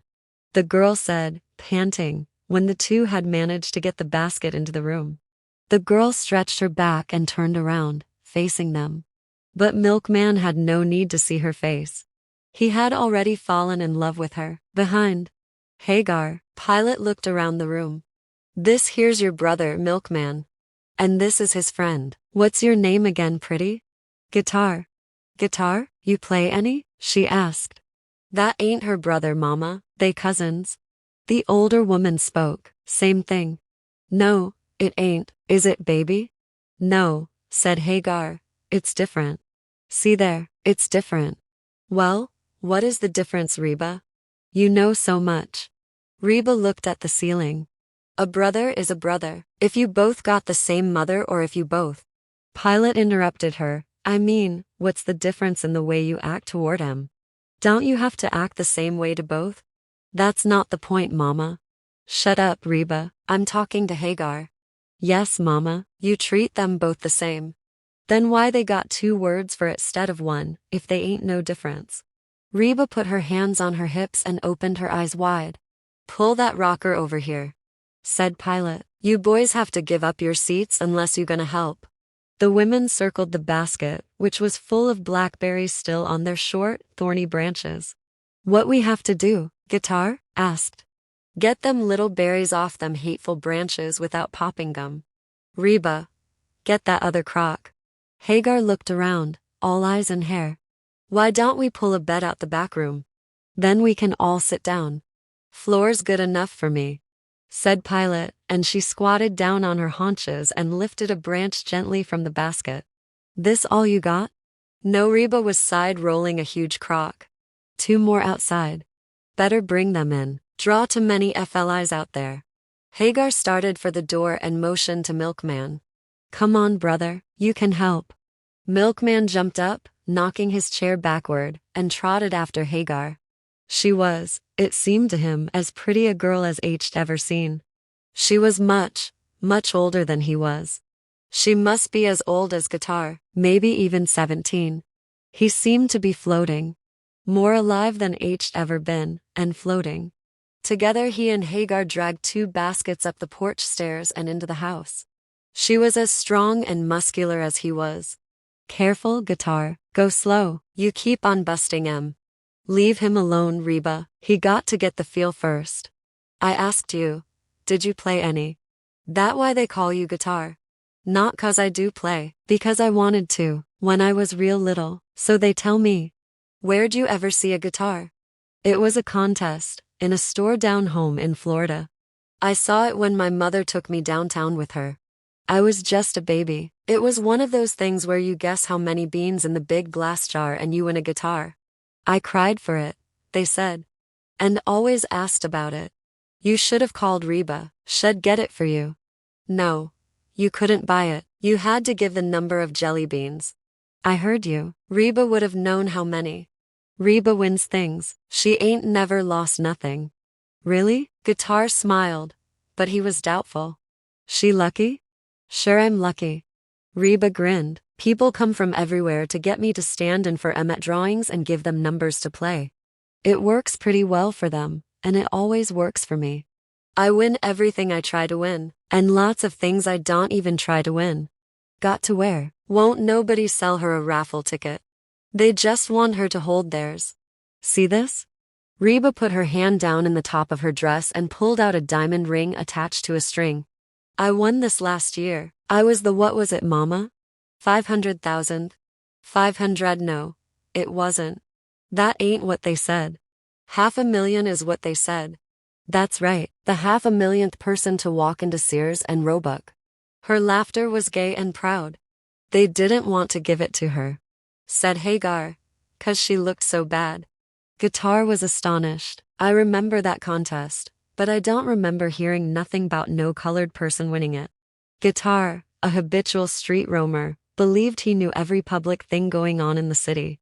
Nobody did. They had picture-taking people and everything, waiting for the next person to walk in the door. But they never did put my picture in the paper. Me and Mama looked too, didn't we? She glanced at Pilate for confirmation and went on. But they put the picture of the man who won second prize in. He won a war bond. He was white. Second prize? Guitar asked, what kind of second prize? Either you the 500,000th person or you ain't. Can't be no next to the 500,000th. Can if the winner is Reba. Hagar said, the only reason they got a second was 'cause she was the first. And the only reason they gave it to her was because of them cameras. Tell 'em why you was in Sears, Reba. Looking for a toilet. Reba threw her head back to let the laughter escape.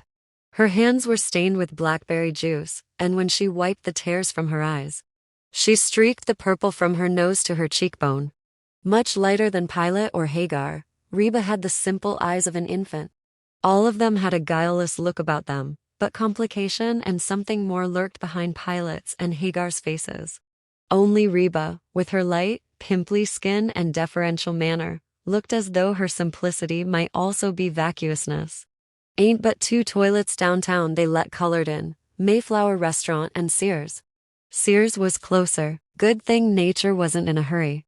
They kept me there 15 minutes getting my name and address to send the diamond over to me. But I wouldn't let 'em send it to me. I kept asking them, is this a real contest? I don't believe you. It was worth a diamond ring to get you out of there. Drawing a crowd and getting ready to draw FLIs, said Hagar. What are you going to do with the ring? Milkman asked her. Wear it. Seldom I win something I like. Everything she win, she give away. Hagar said, to a man, said Pilate. She don't never keep none of it. That's what she want to win. A man. Worse'n Santa Claus. Funny kind of luck. Ain't no luck at all. He comes just once a year.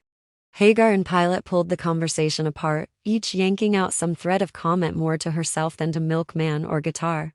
Or even Reba, who had dropped her ring back inside her dress and was smiling sweetly and deftly separating the royal purple berries from their twigs. Milkman was 5'7" then, but it was the first time in his life that he remembered being completely happy. He was with his friend, an older boy. Wise and kind and fearless. He was sitting comfortably in the notorious wine house. He was surrounded by women who seemed to enjoy him and who laughed out loud. And he was in love. No wonder his father was afraid of them. When will this wine be ready? He asked. This batch? Few weeks, Pilate said. You gonna let us have some? Guitar smiled.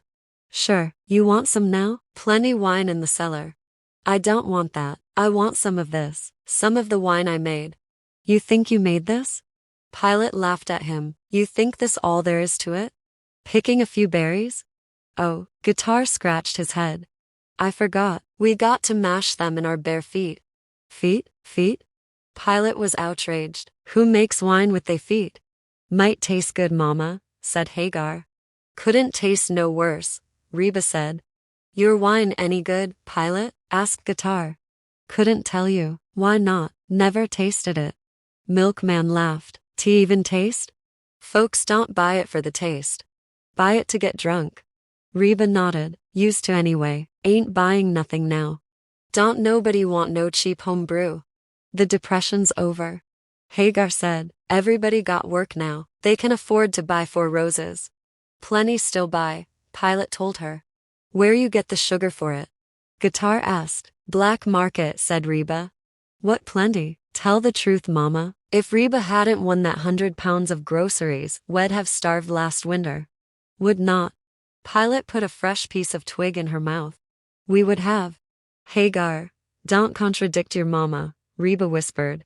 Who is gonna feed us? Hagar was insistent. Mama can go for months without food. Like a lizard. Lizard live that long without food? Asked Reba. Girl, ain't nobody gonna let you starve. You ever had a hungry day? Pilate asked her granddaughter. Course she ain't, said her mother. Hagar tossed a branch to the heap on the floor and rubbed her fingers. The tips were colored a deep red. Some of my days were hungry ones. With the quickness of birds, the heads of Pilate and Reba shot up. They peered at Hagar, then exchanged looks. Baby? Reba's voice was soft. You been hungry, baby? Why didn't you say so? Reba looked hurt. We get you anything you want, baby. Anything. You been knowing that. Pilate spit her twig into the palm of her hand. Her face went still, without those moving lips. Her face was like a mask. It seemed to Milkman that somebody had just clicked off a light. He looked at the faces of the women. Reba's had crumpled. Tears were streaming down her cheeks. Pilate's face was still as death, but alert, as though waiting for some signal. Hagar's profile was hidden by her hair. She leaned forward, her elbows on her thighs, rubbing fingers that looked blood-stained in the lessening light. Her nails were very, very long. The quiet held. Even Guitar didn't dare break it. Then Pilate spoke. Reba, she don't mean food. Realization swept slowly across Reba's face, but she didn't answer. Pilate began to hum as she returned to plucking the berries. After a moment, Reba joined her, and they hummed together in perfect harmony until Pilate took the lead. Oh Sugarman, don't leave me here. Cotton balls to choke me. Oh Sugarman, don't leave me here. Buckra's arms to yoke me. When the two women got to the chorus, Hagar raised her head and sang too. Sugarman done fly away, Sugarman done gone, Sugarman cut across the sky, Sugarman gone home. Milkman could hardly breathe. Hagar's voice scooped up what little pieces of heart he had left to call his own. When he thought he was going to faint from the weight of what he was feeling, he risked a glance at his friend and saw the setting sun gilding Guitar's eyes, putting into shadow a slow smile of recognition. Delicious as the day turned out to be for Milkman, it was even more so because it included secrecy and defiance, both of which dissipated within an hour of his father's return. Freddie had let Macon dead know that his son had spent the afternoon drinking in the wine house. He's lying. We didn't drink nothing. Guitar didn't even get the glass of water he asked for. Freddie never lies. He misrepresents, but he never lies. He lied to you. About the wine drinking? Maybe, but not about you being there, huh? No, sir, not about that. Milkman softened his tone a bit, but succeeded in keeping the edge of defiance in his voice. Now, what were your instructions from me? You told me to stay away from there. To stay away from Pilate, right? But you never told me why. They're our cousins, she's your own sister. And you're my own son, and you will do what I tell you to do. With or without explanations. As long as your feet are under my table, you'll do in this house what you are told. At 52, Macon dead was as imposing a man as he had been at 42, when Milkman thought he was the biggest thing in the world. Bigger even than the house they lived in. But today he had seen a woman who was just as tall, and who had made him feel tall too. I know I'm the youngest one in this family, but I ain't no baby. You treat me like I was a baby. You keep saying you don't have to explain nothing to me. How do you think that makes me feel? Like a baby, that's what, like a 12-year-old baby. Don't you raise your voice to me. Is that the way your father treated you when you were 12? Watch your mouth. Macon roared. He took his hands out of his pockets, but didn't know what to do with them. He was momentarily confused. His son's question had shifted the scenery. He was seeing himself at 12, standing in Milkman's shoes, and feeling what he himself had felt for his own father. The numbness that had settled on him when he saw the man he loved and admired fall off the fence. Something wild ran through him when he watched the body twitching in the dirt. His father had sat for 5 nights on a split-rail fence cradling a shotgun, and in the end died protecting his property. Was that what this boy felt for him? Maybe it was time to tell him things. Well, did he? I worked right alongside my father. Right alongside him. From the time I was 4 or 5, we worked together. Just the two of us. Our mother was dead, died when Pilate was born. Pilate was just a baby. She stayed over at another farm in the daytime. I carried her over there myself in my arms every morning. Then I'd go back across the fields and meet my father.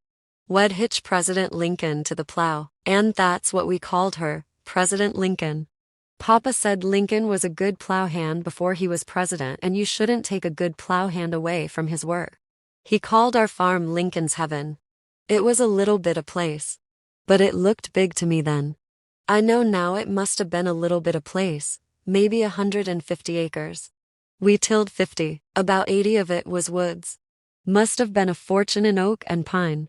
Maybe that's what they wanted. The lumber, the oak and the pine. We had a pond that was for acres. And a stream, full of fish. Right down in the heart of a valley. Prettiest mountain you ever saw, Monter Ridge. We lived in Monter County. Just north of the Susquehanna. We had a 4-stall hog pen. The big barn was 40 feet by 140. Hip roof too, and all around in the mountains was deer and wild turkey. You ain't tasted nothing till you taste wild turkey the way Papa cooked it. Burn it real fast in the fire. Burn it black all over, that sealed it, sealed the juices in, then let it roast on a spit for 24 hours. When you cut the black burnt part off, the meat underneath was tender, sweet, juicy. And we had fruit trees, apple, cherry. Pilate tried to make me a cherry pie once. Macon paused and let the smile come on. He had not said any of this for years. Had not even reminisced much about it recently. When he was first married, he used to talk about Lincoln's Heaven to Ruth. Sitting on the porch swing in the dark, he would recreate the land that was to have been his. Or when he was just starting out in the business of buying houses, he would lounge around the barber shop and swap stories with the men there. But for years he hadn't had that kind of time or interest. But now he was doing it again, with his son, and every detail of that land was clear in his mind. The well, the apple orchard, President Lincoln. Her foal, Mary Todd, Ulysses S. Grant, their cow, General Lee, their hog. That was the way he knew what history he remembered. His father couldn't read, couldn't write. Knew only what he saw and heard tell of. but he had etched in Macon's mind certain historical figures.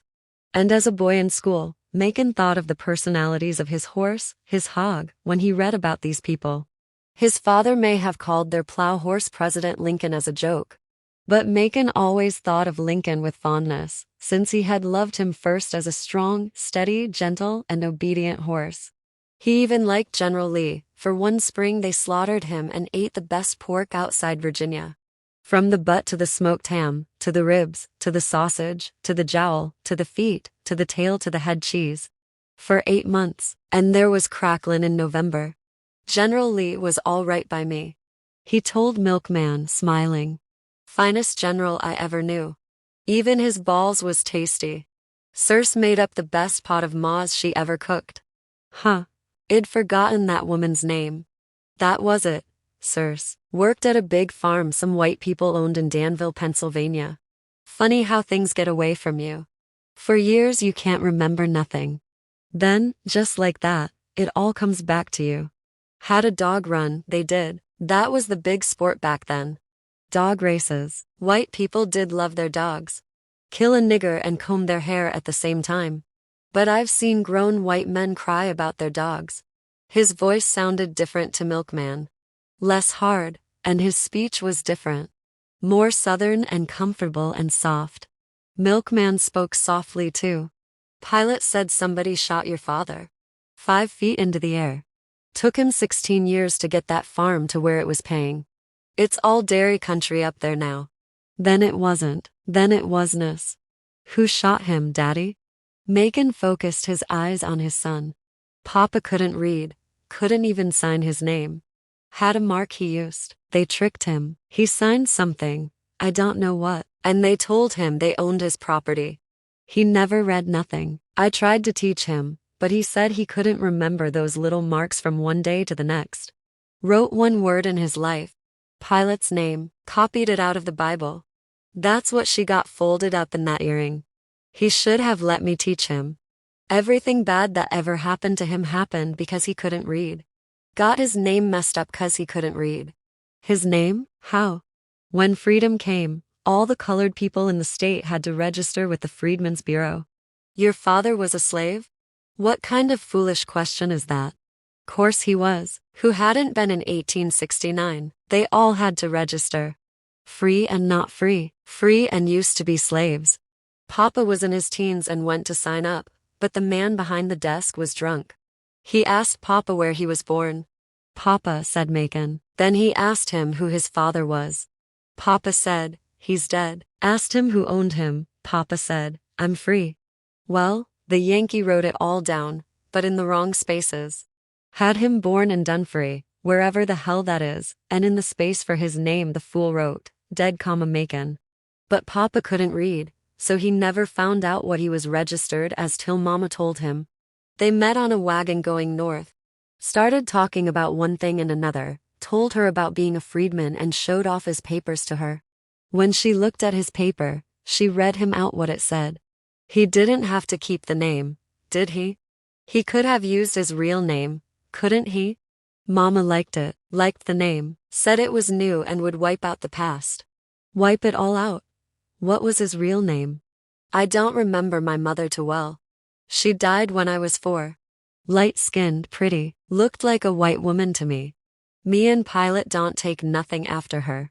If you ever have a doubt, we from Africa, look at Pilate. She looked just like Papa, and he looked like all them pictures you ever see of Africans.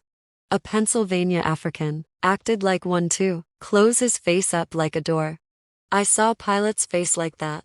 Milkman felt close and confidential now that his father had talked to him in a relaxed and intimate way. I haven't changed my mind, Macon. I don't want you over there. Why? You still haven't said why. Just listen to what I say. That woman's no good. She's a snake, and can charm you like a snake, but still a snake. You talking about your own sister, the one you carried in your arms to the fields every morning. That was a long time ago. You seen her? What she look like to you?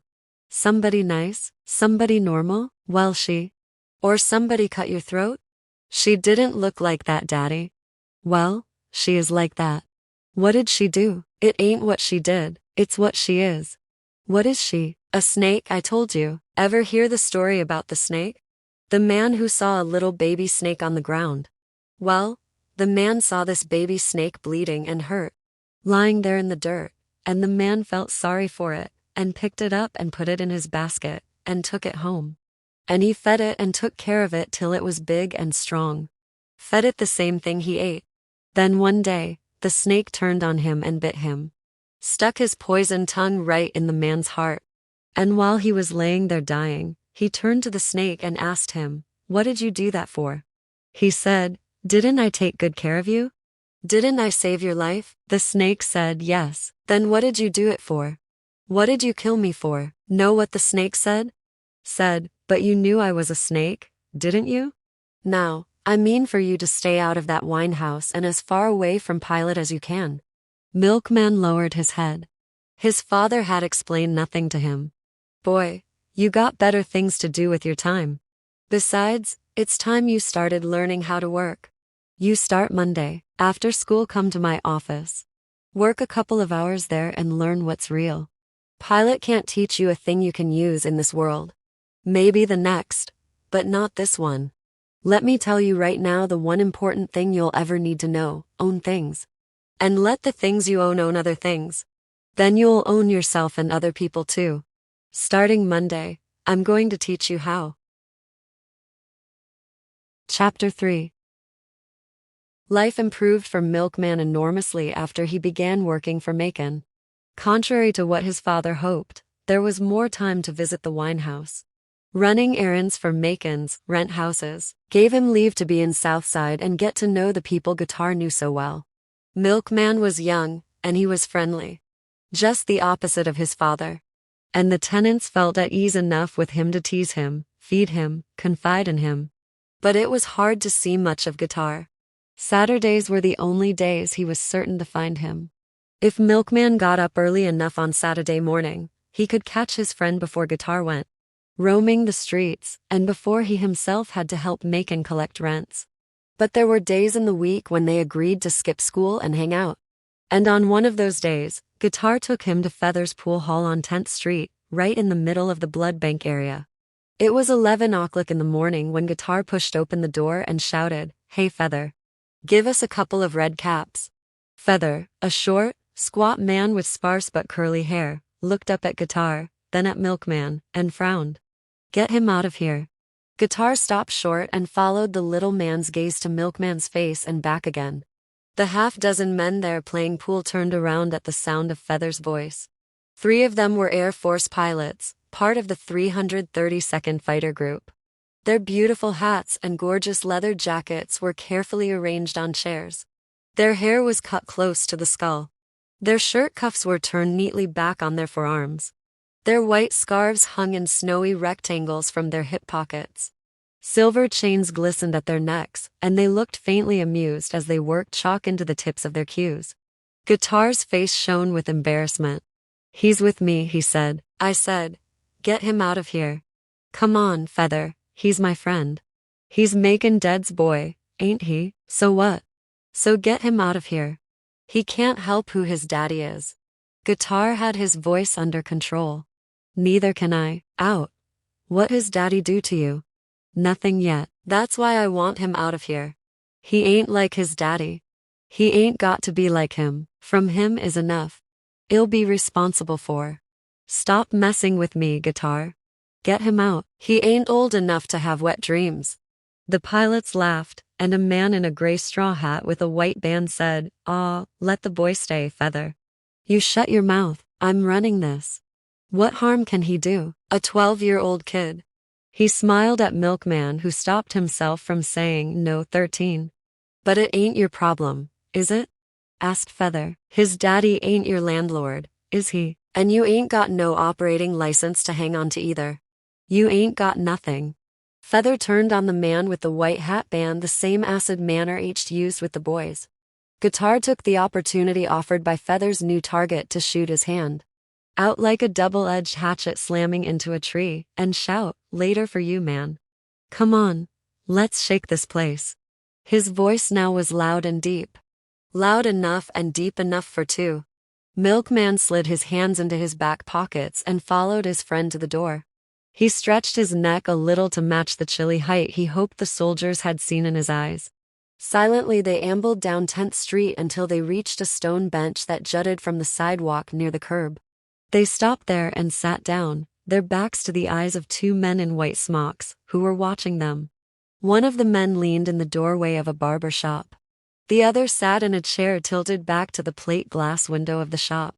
They were the owners of the barber shop, Railroad Tommy and Hospital Tommy. Neither boy spoke, not to the men, nor to each other. They sat and watched the traffic go by. Have all the halls of Academe crumbled, guitar? Hospital Tommy spoke from his chair.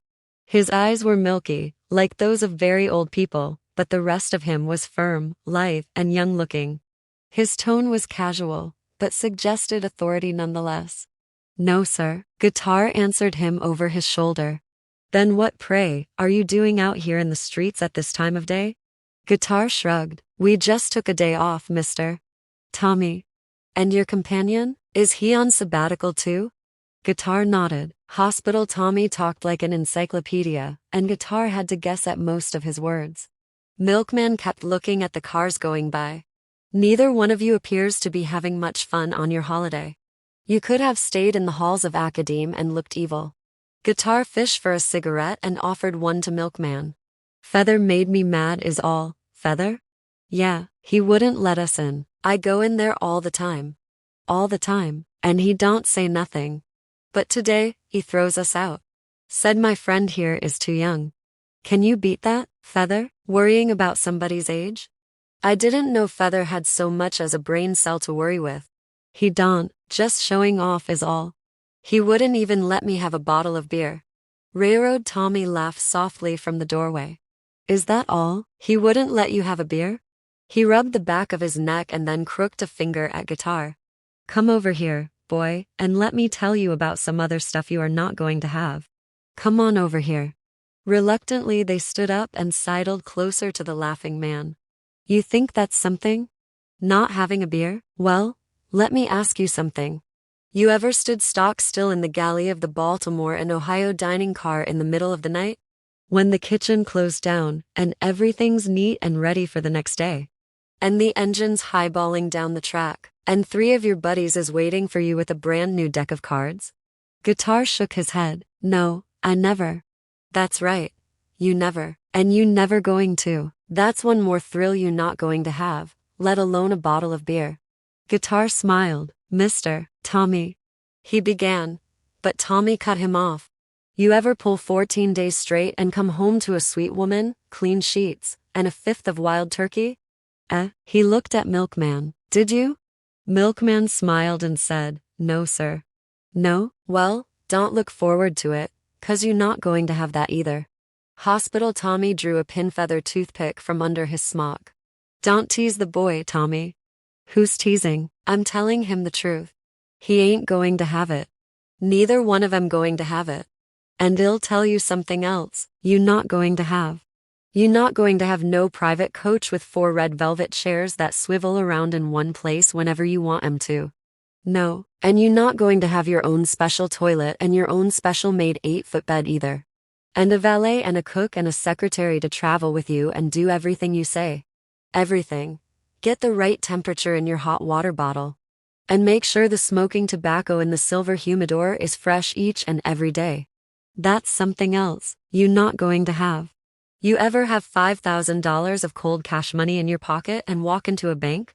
And tell the bank man you want such and such a house on such and such a street, and he sell it to you right then? Well, you won't ever have it. And you not going to have a governor's mansion, or 8,000 acres of timber to sell. And you not going to have no ship under your command to sail on, no train to run. And you can join the 332nd if you want to, and shoot down 1,000 German planes all by yourself, and land in Hitler's backyard. And whip him with your own hands, but you never going to have 4 stars on your shirt front, or even 3. And you not going to have no breakfast tray brought into you early in the morning with a red rose on it and 2 warm croissants and a cup of hot chocolate. Nope, never. And no pheasant, buried in coconut leaves for 20 days and stuffed with wild rice. and cooked over a wood fire so tender and delicate it make you cry. And no Rothschild 29 or even Beaujolais to go with it. A few men passing by stopped to listen to Tommy's lecture. "What's going on?" they asked Hospital Tommy. "Feather refused them a beer," he said. The men laughed. "And no baked Alaska." "Railroad," Tommy went on. "None. You never going to have that." "No baked Alaska?" Guitar opened his eyes wide with horror and grabbed his throat. "You breaking my heart." "Well now, that's something you will have. A broken heart." Railroad Tommy's eyes softened, but the merriment in them died suddenly. "And folly, a whole lot of folly, you can count on it. Mr. Tommy, suh." Guitar sang in mock humility, "We just wanted a bottle of beer is all." "Yeah," said Tommy, "yeah, well, welcome aboard. What's a baked Alaska?" They left the Tommies just as they had found them and continued down 10th Street. "Something sweet," answered Guitar. "A dessert. Taste good?" "I don't know, I can't eat sweets." "You can't?" Milkman was amazed. "Why not?" "Makes me sick." "You don't like nothing sweet?" "Fruit. But nothing with sugar. Candy, cake, stuff like that. I don't even like to smell it. Makes me want to throw up." Milkman searched for a physical cause. He wasn't sure he trusted anybody who didn't like sweets. "You must have sugar diabetes." "You don't get sugar diabetes from not eating sugar. You get it from eating too much sugar." "Then what is it then?" "I don't know. It makes me think of dead people. And white people, and I start to puke." "Dead people?" "Yeah, and white people, I don't get it." Guitar said nothing, so Milkman continued, "How long you been like that?" "Since I was little, since my father got sliced up in a sawmill and his boss came by and gave us kids some candy. Divinity, a big sack of divinity. His wife made it special for us. It's sweet, divinity is, sweeter than syrup, real sweet, sweeter than." He stopped walking and wiped from his forehead the beads of sweat that were collecting there. His eyes paled and wavered. He spit on the sidewalk. "Ho, hold it," he whispered, and stepped into a space between a fried fish restaurant and Lily's beauty parlor. Milkman waited on the sidewalk, staring at the curtained window of the beauty shop. Beauty shops always had curtains or shades up. Barber shops didn't. The women didn't want anybody on the street to be able to see them getting their hair done. They were ashamed. When Guitar emerged, his eyes were teary from the effort of dry heaving. "Come on," he said, "let's get us some weed. That's one thing I can have." By the time Milkman was 14, he had noticed that one of his legs was shorter than the other. When he stood barefoot and straight as a pole, his left foot was about half an inch off the floor. So he never stood straight. He slouched or leaned, or stood with a hip thrown out, and he never told anybody about it. Ever. When Lena said, "Mama, what is he walking like that for?" he said, "I'll walk any way I want to, including over your ugly face." Ruth said, "Be quiet, you two. It's just growing pains, Lena." Milkman knew better. It wasn't a limp, not at all, just the suggestion of one.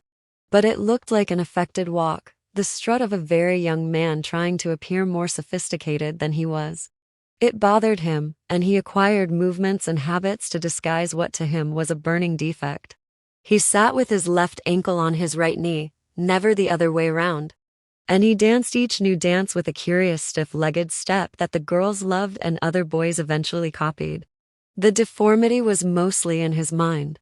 Mostly, but not completely, for he did have shooting pains in that leg. After several hours on a basketball court, he favored it, believed it was polio, and felt secretly connected to the late President Roosevelt for that reason. Even when everybody was raving about Truman because he had set up a committee on civil rights. Milkman secretly preferred FEDR and felt very, very close to him.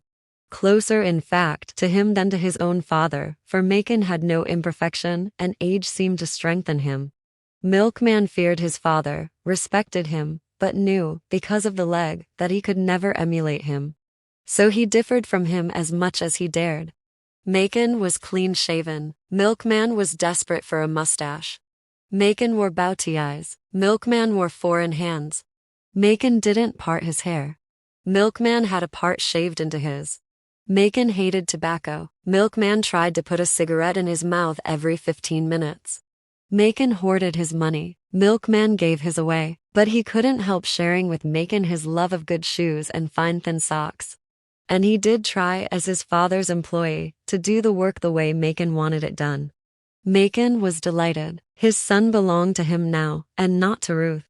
And he was relieved at not having to walk all over town like a peddler collecting rents.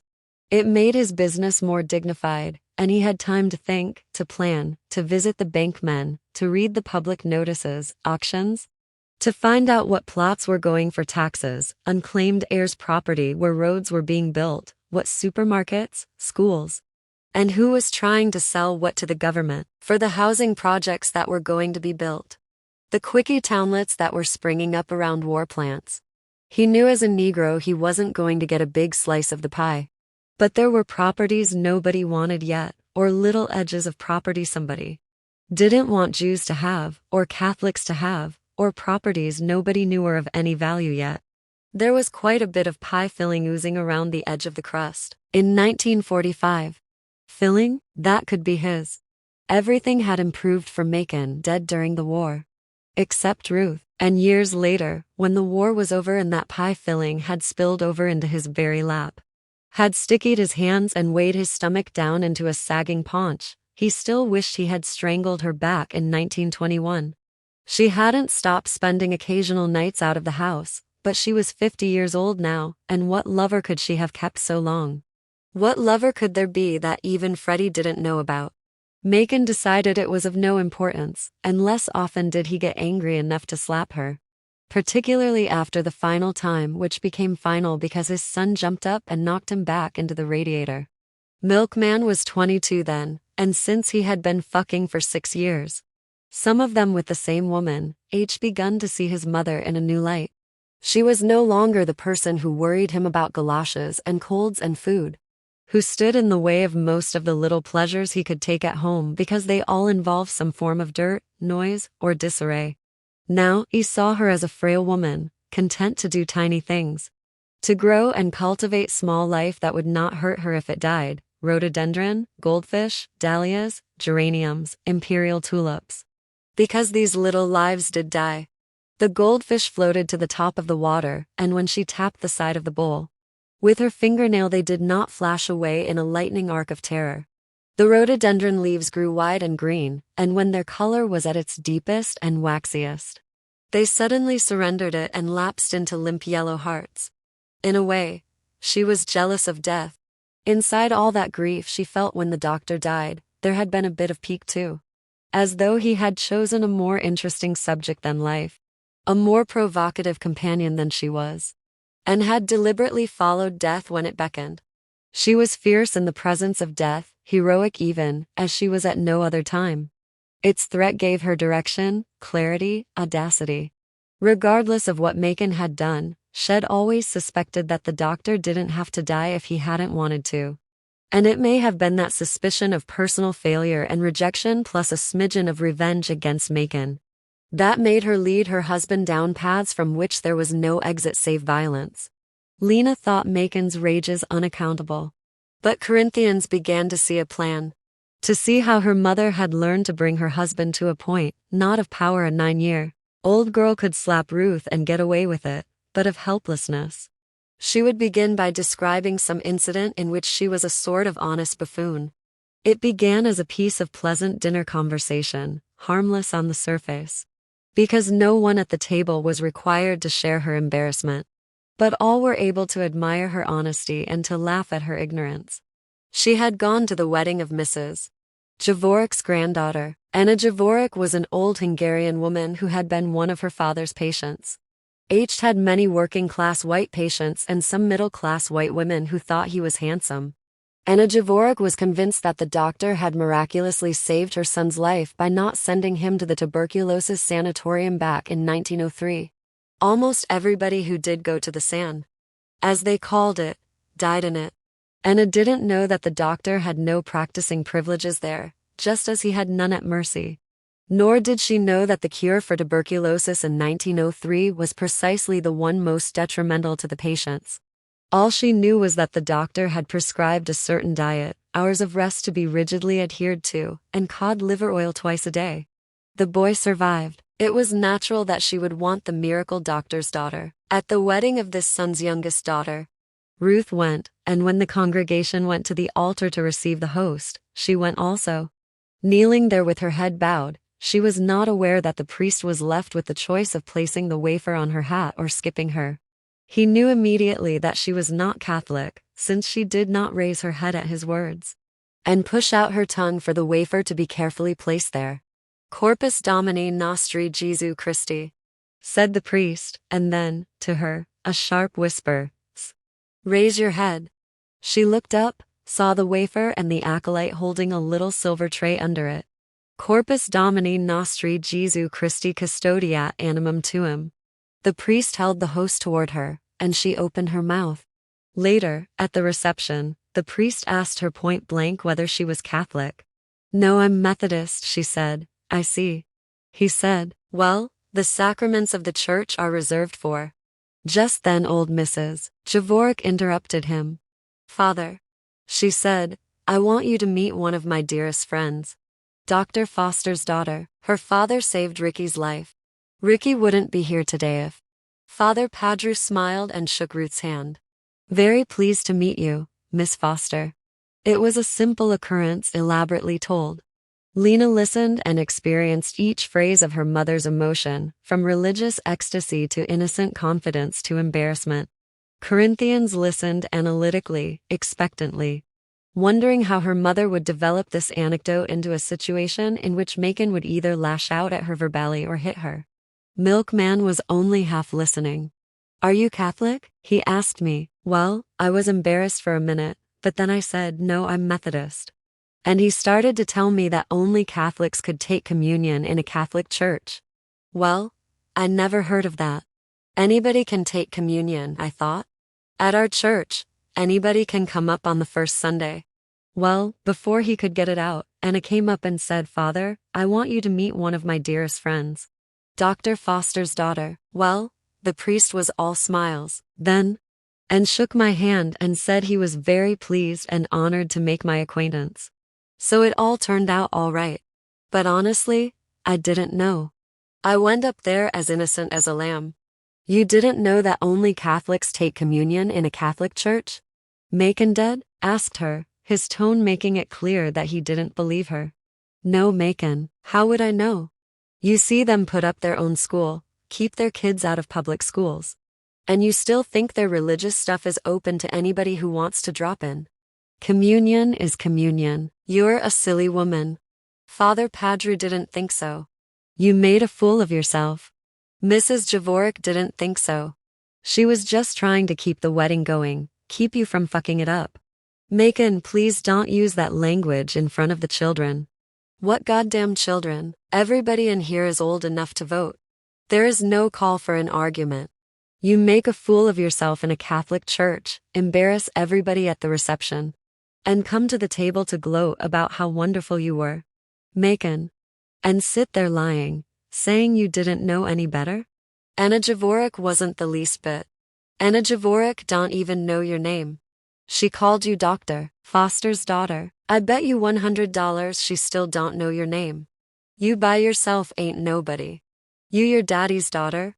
That's so, said Ruth, in a thin but steady voice. I certainly am my daddy's daughter. She smiled. Macon didn't wait to put his fork down.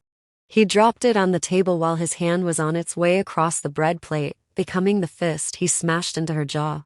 Milkman hadn't planned any of it, but he had to know that one day.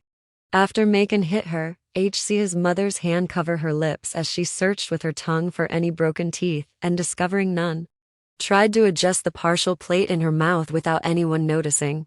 And that on that day he would not be able to stand it. Before his father could draw his hand back, Milkman had yanked him by the back of his coat collar, up out of his chair, and knocked him into the radiator. The window shade flapped and rolled itself up. You touch her again, one more time, and I'll kill you. Macon was so shocked at being assaulted he could not speak. He had come to believe, after years of creating respect and fear wherever he put his foot down, After years of being the tallest man in every gathering, that he was impregnable. Now he crept along the wall, looking at a man who was as tall as he was, and 40 years younger. Just as the father brimmed with contradictory feelings as he crept along the wall. Humiliation, anger, and a grudging feeling of pride in his son. So the son felt his own contradictions.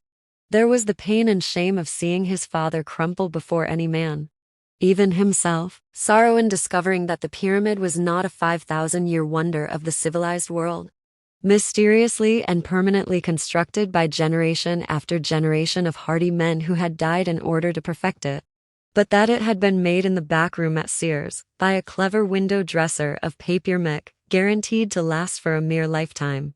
He also felt glee, a snorting, horse-galloping glee, as old as desire. He had won something and lost something in the same instant. Infinite possibilities and enormous responsibilities stretched out before him. But he was not prepared to take advantage of the former or accept the burden of the latter. So he walked around the table and asked his mother, "Are you all right?" She was looking at her fingernails. "Yes, I'm fine." Milkman looked at his sisters. He had never been able to really distinguish them or their roles from his mother. They were in their early teens when he was born. They were 35 and 36 now. But since Ruth was only 16 years older than Lena, all three had always looked the same age to him. Now when he met his sister's eyes over the table, they returned him a look of hatred so fresh, so new, it startled him. Their pale eyes no longer appeared to blur into their even paler skin.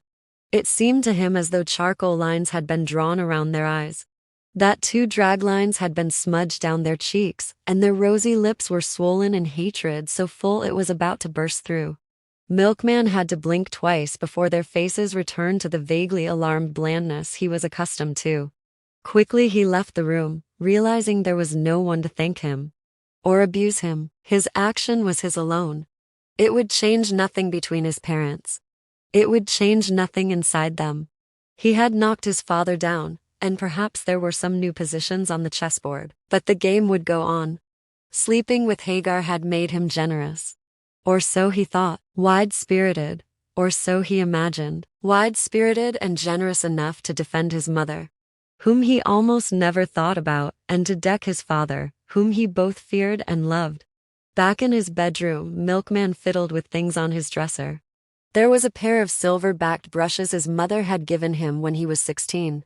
Engraved with his initials, the abbreviated degree designation of a doctor. He and his mother had joked about it, and she hinted strongly that he ought to consider going to medical school. H foisted her off with "How would that look?" Demmed. "If you were sick, would you go see a man called Doctor? Dead?" She laughed, but reminded him that his middle name was Foster. Couldn't he use Foster as a last name? Dr. Macon Foster. Didn't that sound fine? He had to admit that it did. The silver-back brushes were a constant reminder of what her wishes for him were. That he not stop his education at high school, but go on to college and medical school. She had as little respect for her husband's work as Macon had for college graduates. To Milkman's father, college was time spent in idleness, far away from the business of life, which was learning to own things. He was eager for his daughters to go to college, where they could have found suitable husbands. And 1 Corinthians did go. But it was pointless for Milkman, particularly since his son's presence was a real help to him in the office. So much so that he had been able to get his bank friends to speak to some of their friends and get his son moved out of a draft classification and into a necessary to support family status. Milkman stood before his mirror and glanced, in the low light of the wall lamp, at his reflection. He was, as usual, unimpressed with what he saw. He had a fine enough face. Eyes, women complimented him on, a firm jawline, splendid teeth. Taken apart, it looked all right. Even better than all right. But it lacked coherence, a coming together of the features into a total self. It was all very tentative, the way he looked, like a man peeping around a corner of someplace he is not supposed to be, trying to make up his mind whether to go forward or to turn back. The decision he made would be extremely important, but the way in which he made the decision would be careless, haphazard, and uninformed. Standing there in the lamplight, trying not to think of how his father had looked creeping along the wall, he heard a knock at his door. He didn't want to see the face of Lena or Corinthians, nor to have any secret talk with his mother. But he was not any happier to see his father looming there in the hall. A line of blood was still visible in the thin cut at the corner of Macon's mouth. But he stood straight, and his eyes were steady. "Look, Daddy," Milkman began. "Don't say anything," Macon said, pushing past him. "Sit down." Milkman moved toward the bed. "Look here. Let's try to forget this. If you promise." "I told you to sit down, and down is what I mean." Macon's voice was low, but his face looked like Pilate's. He closed the door. "You a big man now, but big ain't nearly enough. You have to be a whole man. And if you want to be a whole man, you have to deal with the whole truth. You don't have to do any of this, you know. I don't need to know everything between you and Mama. I do have to do it, and you do need to know it. If you're in the business of raising your fist at your father, you better have some intelligence behind that fist the next time you throw it. Nothing I'm about to say is by way of apology or excuse. It's just information. I married your mother in 1917. She was 16, living alone with her father. I can't tell you, I was in love with her. People didn't require that as much as they do now. Folks were expected to be civilized to one another, honest, and clear. You relied on people being what they said they were, because there was no other way to survive. The important thing, when you took a wife, was that the two of you agreed on what was important. Your mother's father never liked me, and I have to say I was very disappointed in him. He was just about the biggest Negro in the city. Not the richest, but the most respected. But a bigger hypocrite never lived. Kept all his money in for different banks. Always calm and dignified. I thought he was naturally that way until I found out he sniffed ether. Negroes in this town worshipped him. He didn't give a damn about them though. Called them cannibals. He delivered both your sisters himself, and each time all he was interested in was the color of their skin. He would have disowned you. I didn't like the notion of his being his own daughter's doctor, especially since she was also my wife. Mercy wouldn't take colored then. Anyway, Ruth wouldn't go to any other doctor. I tried to get a midwife for her, but the doctor said midwives were dirty. I told him a midwife delivered me, and if a midwife was good enough for my mother, a midwife was good enough for his daughter. Well, we had some words between us about it, and I ended up telling him that nothing could be nastier than a father delivering his own daughter's baby. That stamped it. We had very little to say after that, but they did it anyway. Both Lena and Corinthians. They let me do the naming by picking a word blind, but that was all. Your sisters are just a little over a year apart, you know. And both times he was there. She had her legs wide open, and he was there. I know he was a doctor, and doctors not supposed to be bothered by things like that, but he was a man before he was a doctor. I knew then they'd ganged up on me forever. The both of them, and no matter what I did, they managed to have things their way. They made sure I remembered whose house I was in, where the china came from. How he sent to England for the Waterford bowl, and again for the table they put it on. That table was so big they had to take it apart to get it in the door. He was always bragging about how he was the second man in the city to have a two-horse carriage. Where it'd come from, the farm we had, that was nothing to them. And what I was trying to do. They didn't have any interest in that. Buying shacks in Shacktown, they called it. House Shacktown, that's the way H greet me in the evenings. But it wasn't that. I could put up with that, because I knew what I wanted, and pretty much how to get it. So I could put up with that. Did put up with it. It was something else, something I couldn't put my finger on. I tried to get him to spend some of that money out of those for banks once. Some track land was going for a lot of money. Railroad money, Erie Lackawanna was buying. I had a good hunch where the track would be laid. I walked all around over there, the shore road, the docks, the fork in Route 6 and 2. I figured out just where the tracks would have to go. And found land I could have got cheap and sold back to the railroad agents. He wouldn't lend me a dime. If he had, he would have died a rich man, instead of a fair to middling one. And I would have been way ahead. I asked your mother to talk him into it. I told her exactly where the Erie was headed. She said it had to be his decision. She couldn't influence him. She told me, her husband, that. Then I began to wonder who she was married to. Me or him? Well, he took sick.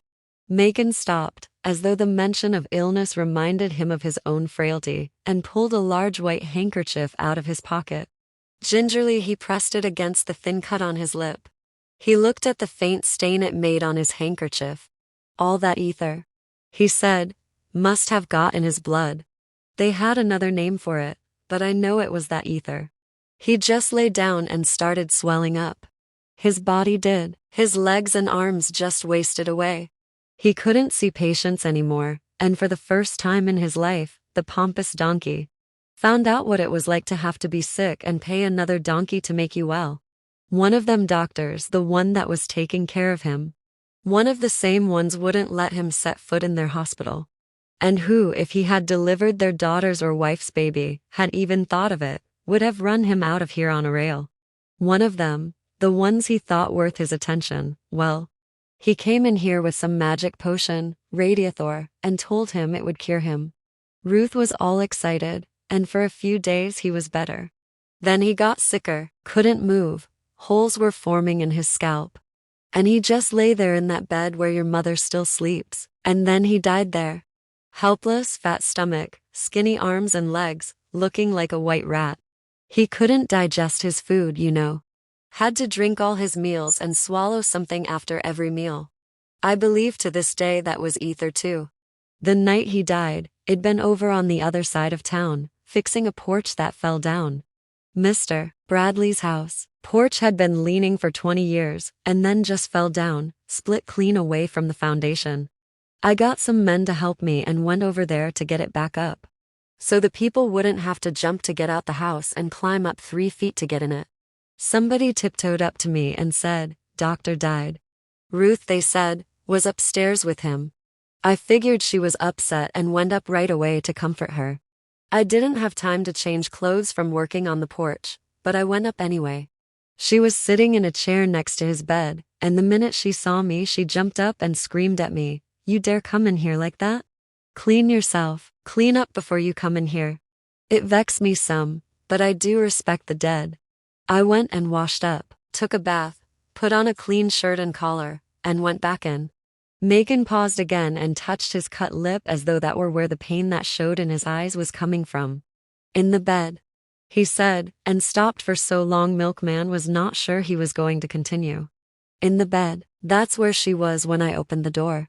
Laying next to him, naked as a yard dog, kissing him. Him dead and white and puffy and skinny, and she had his fingers in her mouth. Now, I want you to know I had a terrible time after that. I started thinking all sorts of things. If Lena and Corinthians were my children. I come to know pretty quick they were, 'cause it was clear that bastard couldn't fuck nothing. Ether took care of whatever he had in that area long before I got there. And he wouldn't have been so worried about what color skin they had unless they were coming from me. Then I thought about his delivering Ruth's babies. I'm not saying that they had contact. But there's lots of things a man can do to please a woman, even if he can't fuck. Whether or not, the fact is, she was in that bed sucking his fingers. And if she'd do that when he was dead, what did she do when he was alive? Nothing to do but kill a woman like that. I swear, many's the day I regret she talked me out of killing her. But I wasn't looking forward to spending the rest of my days on some rock pile. But you see, Macon, sometimes I can't catch hold of myself quick enough. It just gets out. Tonight when she said, "Yes, I am my daddy's daughter," and gave that little smirk. Macon looked up at his son. The door of his face had opened. His skin looked iridescent. With only a minor break in his voice, he told him, "I am not a bad man. I want you to know that, or believe it. No man ever took his responsibilities more seriously than I have. I'm not making claims to sainthood, but you have to know it all. I'm 40 years older than you, and I don't have another 40 in me. Next time you take it into your head to jump me, I want you to think about the man you think you whipping. And think about the fact that next time I might not let you. Old as I am, I might not let you." He stood up and pushed his handkerchief into his back pocket. Don't say anything now, but think about everything I've said. Macon turned the doorknob, and without a backward glance, left the room. Milkman sat on the edge of his bed. Everything was still except for the light buzzing in his head. He felt curiously disassociated from all that he had heard. As though a stranger that H sat down next to on a park bench had turned to him and begun to relate some intimacy. He was entirely sympathetic to the stranger's problems. Understood perfectly his view of what had happened to him. But part of his sympathy came from the fact that he himself was not involved or in any way threatened by the stranger's story. It was quite the opposite from the feeling H had an hour or less ago. The alien who had just walked out of his room was also the man he felt passionately enough about to strike with all the fervor he could summon up. Even now he could feel the tingle in his shoulder that had signaled the uncontrollable urge to smash his father's face. On the way upstairs to his room, he had felt isolated, but righteous. He was a man who saw another man hit a helpless person. And he had interfered. Wasn't that the history of the world? Isn't that what men did? Protected the frail and confronted the king of the mountain? And the fact that the frail was his mother and the king of the mountain his father made it more poignant, but did not change the essential facts. No, he would not pretend that it was love for his mother. She was too insubstantial, too shadowy for love. But it was her vaporishness that made her more needful of defense. She was not a maternal drudge, her mind pressed flat, her shoulders hunched under the burden of housework and care of others, brutalized by a bear of a man. Nor was she the acid-tongued shrew who defended herself with a vicious vocabulary and a fast lip. Ruth was a pale but complicated woman, given to deviousness and ultra-fine manners. She seemed to know a lot and understand very little. It was an interesting train of thought and new for him. Never had he thought of his mother as a person, a separate individual, apart from allowing or interfering with his own. Milkman put on his jacket and left the house. It was 7:30 in the evening, and not yet dark. He wanted to walk and breathe some other air. He wouldn't know what to feel until he knew what to think. And it was difficult thinking in that room where the silver-backed brushes with the M.D. initials shone in the light, and where the chair his father had just sat in still held the imprint of his buttocks in the cushion. As the stars made themselves visible, Milkman tried to figure what was true, and what part of what was true had anything to do with him. What was he supposed to do with this new information his father had dumped on him? Was it an effort to cop a plea? How was he supposed to feel about the two of them now? Was it true, first of all? Had his mother made it with her own father? Macon had said no, that the doctor was impotent. How did he know? Well, he must have known what he was talking about. Because he was much too eager for it to be true to let it go, if there were any possibility it could have taken place. Still, he had admitted there were other things a man could do to please a woman. Goddamn. Milkman said aloud. What the fuck did he tell me all that shit for? He didn't want to know any of it. There was nothing he could do about it. The doctor was dead. You can't do the past over. Milkman's confusion was rapidly turning to anger. Strange motherfuckers, he whispered. Strange. If he wanted lay off, he thought, why didn't he just say that? Just come to me like a man and say, cool it. You cool it and I'll cool it. Well, both cool it, and it'd say, okay, you got it. But no, he comes to me with some way out tale about how come and why. Milkman was heading towards Southside. Maybe he could find guitar. A drink with guitar would be just the thing. Or if he couldn't find guitar, go see Hagar. No, he didn't want to talk to Hagar, to any woman, just yet. Talk about strange. Now, that was a really strange bunch. His whole family was a bunch of crazies. Pilate singing all day and talking off the wall. Reba turning on for everything in pants. And Hagar, well, she was just fine, but still, she wasn't regular. She had some queer ways, but at least they were fun and not full of secrets. Where would guitar be? Never anywhere when you really needed him. A real pop-up, popped up anywhere, anytime, but never on time. Milkman realized he was whispering every now and then and that people on the street were looking at him. Suddenly it seemed to him that there were a lot of people out for that time of day. Where the hell was everybody going? He made an effort not to vocalize his thoughts. You want to be a whole man, you have to deal with the whole truth. His father had said, couldn't I be a whole man without knowing all that? You better have some intelligence behind that fist. Okay, what intelligence? That my mama screwed her daddy. That my grandfather was a high yellow nigger who loved ether and hated black skin. So what did he let you marry his daughter for? So he could screw her without the neighbors knowing it? Did you ever catch them doing it? No, you just felt something you couldn't put your finger on. His money, probably. He wouldn't let you put your finger on that, would he? And his daughter wouldn't help you, would she? So you figured they must be getting it on the operating table. If H given you those for bank books to do what you liked, to buy up the Erie Lackawanna Railroad, he could have had her all he liked, right? He could have come right in your bed, and the three of you could have had a ball. H get one tit and you'd get the other. Milkman stopped dead in his tracks. Cold sweat broke out on his neck. People jostled him, trying to get past the solitary man standing in their way. He had remembered something. Or believed he remembered something. Maybe H dreamed it, and it was the dream he remembered. The picture was developing, of the two men in the bed with his mother, each nibbling on a breast. But the picture cracked, and in the crack another picture emerged. There was this green room, a very small green room, and his mother was sitting in the green room, and her breasts were uncovered, and somebody was sucking them, and the somebody was himself. So what? My mother nursed me, mothers nurse babies, why the sweat? He walked on, hardly noticing the people pushing past him, their annoyed, tight faces. He tried to see more of the picture, but couldn't. Then he heard something that he knew was related to the picture. Laughter. Somebody he couldn't see, in the room laughing at him and at his mother is ashamed. She lowers her eyes and won't look at him. Look at me, mama, look at me. But she doesn't, and the laughter is loud, now. Everybody is laughing. Did he wet his pants? Is his mother ashamed because while he was nursing he wet his pants? What pants? He didn't wear pants then. He wore diapers. Babies always wet their diapers. Does he think he has pants on? Blue pants with elastic around the calf. Little blue corduroy knickers. Why is he dressed that way? Is that what the man is laughing at? Because he is a tiny baby dressed in blue knickers.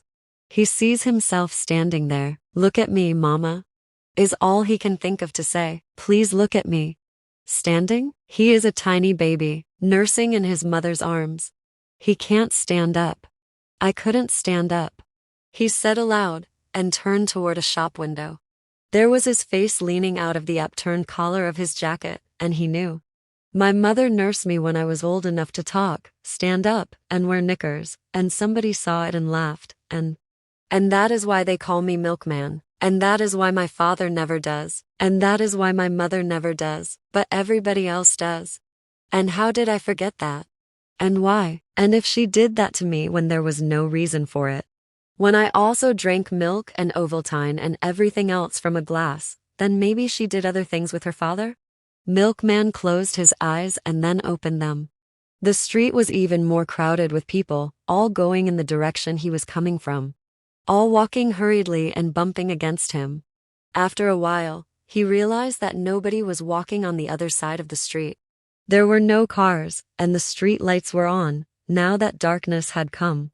But the sidewalk on the other side of the street was completely empty. He turned around to see where everybody was going, but there was nothing to see except their backs and hats pressing forward into the night. He looked again at the other side of Not Doctor Street. Not a soul. He touched the arm of a man in a cap who was trying to get past him. Why is everybody on this side of the street? He asked him. Watch it, buddy. The man snapped, and moved on with the crowd. Milkman walked on, still headed towards South Side, never once wondering why he himself did not cross over to the other side of the street, where no one was walking at all. He believed he was thinking coldly, clearly. He had never loved his mother, but had always known that she had loved him. And that had always seemed right to him, the way it should be. Her confirmed, eternal love of him, love that he didn't even have to earn or deserve, seemed to him natural. And now it was decomposing. He wondered if there was anyone in the world who liked him. Liked him for himself alone. His visits to the wine house seemed before his talk with his father an extension of the love he had come to expect from his mother. Not that Pilate or Reba felt the possessive love for him that his mother did. But they had accepted him without question, and with all the ease in the world. They took him seriously too. Asked him questions, and thought all his responses to things were important enough to laugh at or quarrel with him about. Everything he did at home was met with quiet understanding from his mother and his sisters or indifference and criticism from his father. The women in the wine house were indifferent to nothing and understood nothing. Every sentence, every word was new to them, and they listened to what he said like bright-eyed ravens, trembling in their eagerness to catch and interpret every sound in the universe. Now he questioned them, questioned everybody. His father had crept along the wall and then come upstairs with a terrible piece of news.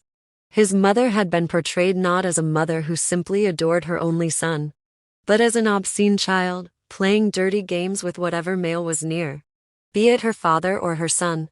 Even his sisters, the most tolerant and accommodating of all the women he knew, had changed their faces and rimmed their eyes with red and charcoal dust.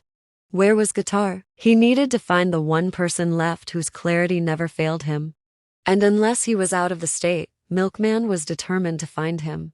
His first stop, Tommy's barber shop, was fruitful.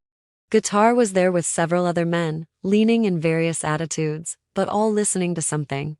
As Milkman entered and spotted Guitar's back, he was so relieved he shouted, "Hey, Guitar." "Shh," said Railroad Tommy. Guitar turned around and motioned him to come in, but to be quiet. They were listening to the radio and muttering and shaking their heads. It was some time before Milkman discovered what they were so tense about. A young Negro boy had been found stomped to death in Sunflower County, Mississippi. There were no questions about who stomped him. His murderers had boasted freely. And there were no questions about the motive. The boy had whistled at some white woman, refused to deny he had slept with others, and was a northerner visiting the South. His name was Till. Railroad Tommy was trying to keep the noise down so he could hear the last syllable of the newscaster's words. In a few seconds it was over, since the announcer had only a few speculations and even fewer facts. The minute he went on to another topic of news, the barber shop broke into loud conversation. Railroad Tommy, the one who had tried to maintain silence, was himself completely silent now. He moved to his razor strop while Hospital Tommy tried to keep his customer in the chair. Porter, Guitar, Freddie the janitor, and 3 or 4 other men were exploding, shouting angry epithets all over the room. Apart from Milkman, only Railroad Tommy and Empire State were quiet. Railroad Tommy, because he was preoccupied with his razor, and Empire State, because he was simple and probably mute, although nobody seemed sure about that. There was no question whatever about his being simple. Milkman tried to focus on the crisscrossed conversations. "It'll be in the morning paper." "Maybe it will, and maybe it won't," said Porter. "It was on the radio, got to be in the paper," said Freddie. "They don't put that kind of news in no white paper. Not unless he rapes somebody." What you bet it'll be in there," said Freddie. "Bet anything you can lose." Porter answered, "You on for 5? Wait a minute." Porter shouted, "Say where?" "What you mean, where?" "I got 5 says it'll be in the morning paper." "On the sports page?" asked Hospital Tommy. "Or the funny papers?" said Nero Brown. "No man, front page. I bet $5 on front page." "What the fuck is the difference?" shouted Guitar. "A kid is stomped, and you standin' round fussin' about whether some cracker put it in the paper. He stomped, ain't he? Dead, ain't he? Dead, ain't he? 'Cause he whistled at some Scarlett O'Hara cunt." "What did he do it for?" asked Freddie. "He knew he was in Mississippi." "What he think that was? Tom Sawyer land?" "So he whistled, so what?" Guitar was steaming. "He's supposed to die for that?" "He from the north," said Freddie, acting big down in Bilbo country. "Who the hell he think he is?" "Thought he was a man, that's what," said Railroad Tommy. "Well, he thought wrong." Freddie said, "Ain't no black men in Bilbo country." "The hell they ain't," said Guitar. "Who?" asked Freddie. Till, that's who. He dead. A dead man ain't no man. A dead man is a corpse, that's all. A corpse? A living coward ain't a man either, said Porter. Who you talking to? Freddie was quick to get the personal insult.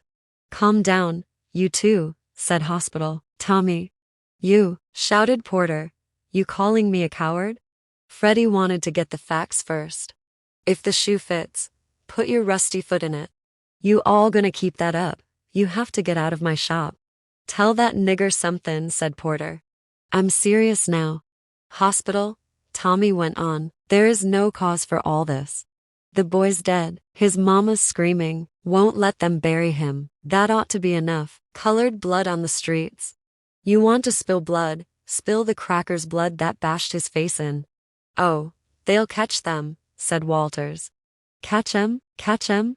Porter was astounded. You out of your fucking mind? They'll catch 'em, all right, and give 'em a big party and a medal. Yeah, the whole town planning a parade. Said Nero. They got to catch 'em. So they catch 'em. You think they'll get any time? Not on your life. How can they not give 'em time?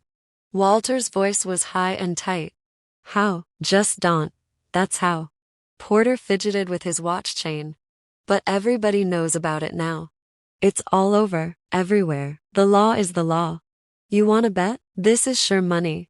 You stupid man, real stupid. Ain't no law for no colored man except the one sends him to the chair. Said Guitar. They say Till had a knife, Freddie said. They always say that. He could have had a wad of bubble gum. They'd swear it was a hand grenade. I still say he shoulda kept his mouth shut. Said Freddie. You should keep yours shut. Guitar told him. Hey man, again Freddie felt the threat. South's bad. Porter said, bad. Don't nothing change in the good old U.S. of A. Bet his daddy got his balls busted off in the Pacific somewhere. If they ain't busted already, them crackers will see to it. Remember them soldiers in 1918? Whoa, don't bring all that up. The men began to trade tales of atrocities, first stories they had heard, then those they'd witnessed, and finally the things that had happened to themselves. A litany of personal humiliation, outrage, and anger turned sickle-like back to themselves as humor. They laughed then, uproariously about the speed with which they had run, the pose they had assumed, the ruse they had invented to escape or decrease some threat to their manliness, their humanness. All but Empire State, who stood, broom in hand and drop-lipped, with the expression of a very intelligent 10-year-old. And Guitar, his animation had died down, leaving its traces in his eyes. Milkman waited until he could get his attention. Then they both left, walking silently down the street. What is it? You looked pissed when you came in. Nothing, said Milkman. Where can we get a drink? Mary's? Nah, too many broads, hassling you. It's just 8:30. Cedar Lounge don't open till 9. Shit, you think, I'm tired. I got a taste at the pad. Guitar offered, solid. Your box working? Still broke. I need some music and a taste. Then it'll have to be Miss Mary. I'll keep the ladies working elsewhere. Yeah, I want to see you tell those ladies what to do. Come on, Milk, this ain't New York. Choices are limited. Okay, Mary's. They walked a few blocks to the corner of Rye and 10th Streets. When they passed a tiny bakery, Guitar swallowed hard and quickened his steps. Mary's was the bar or lounge that did the best business in the blood bank, although each of the 3 other corners had a similar place. Because of Mary herself, a pretty but overpainted barmaid part owner, who was sassy, funny, and good company for the customers. Whores worked her bar in safety. Lonely drunks could drink there in peace. Cruisers found chickens or hawks, whichever they preferred, even jailbait. Restless housewives were flattered there and danced their heels off. Teenagers learned life rules there, and everybody found excitement there. For in Mary's the lights made everybody beautiful, or if not beautiful, then fascinating. The music gave tone and texture to conversations that would put you to sleep anywhere else. And the food and drink provoked people into behavior that resembled nothing less than high drama. But all that began around 11 o'clock. It was practically empty at 8:30 in the evening, when Guitar and Milkman arrived. They slid into a booth and ordered scotch, and Milkman drank his up quickly and ordered another before asking Guitar, "How come they call me Milkman?" "How the fuck would I know? That's your name, ain't it?" "My name is Macon, dead. You drag me all the way over here to tell me your name? I need to know it. W. Drink up, man. You know your name, don't you? Cut the shit. What's on your mind?" I decked my old man. Decked? Yeah, hit him, knocked him into the fucking radiator. "What did he do to you?" "Nothin'." "Nothin'? You just up and popped him?" "Yeah." "For no reason?" "He hit my mother." "Oh. He hit her." "I hit him." "That's tough." "Yeah. I mean it. I know." Milkman sighed heavily. "I know. Listen, I can understand how you feel."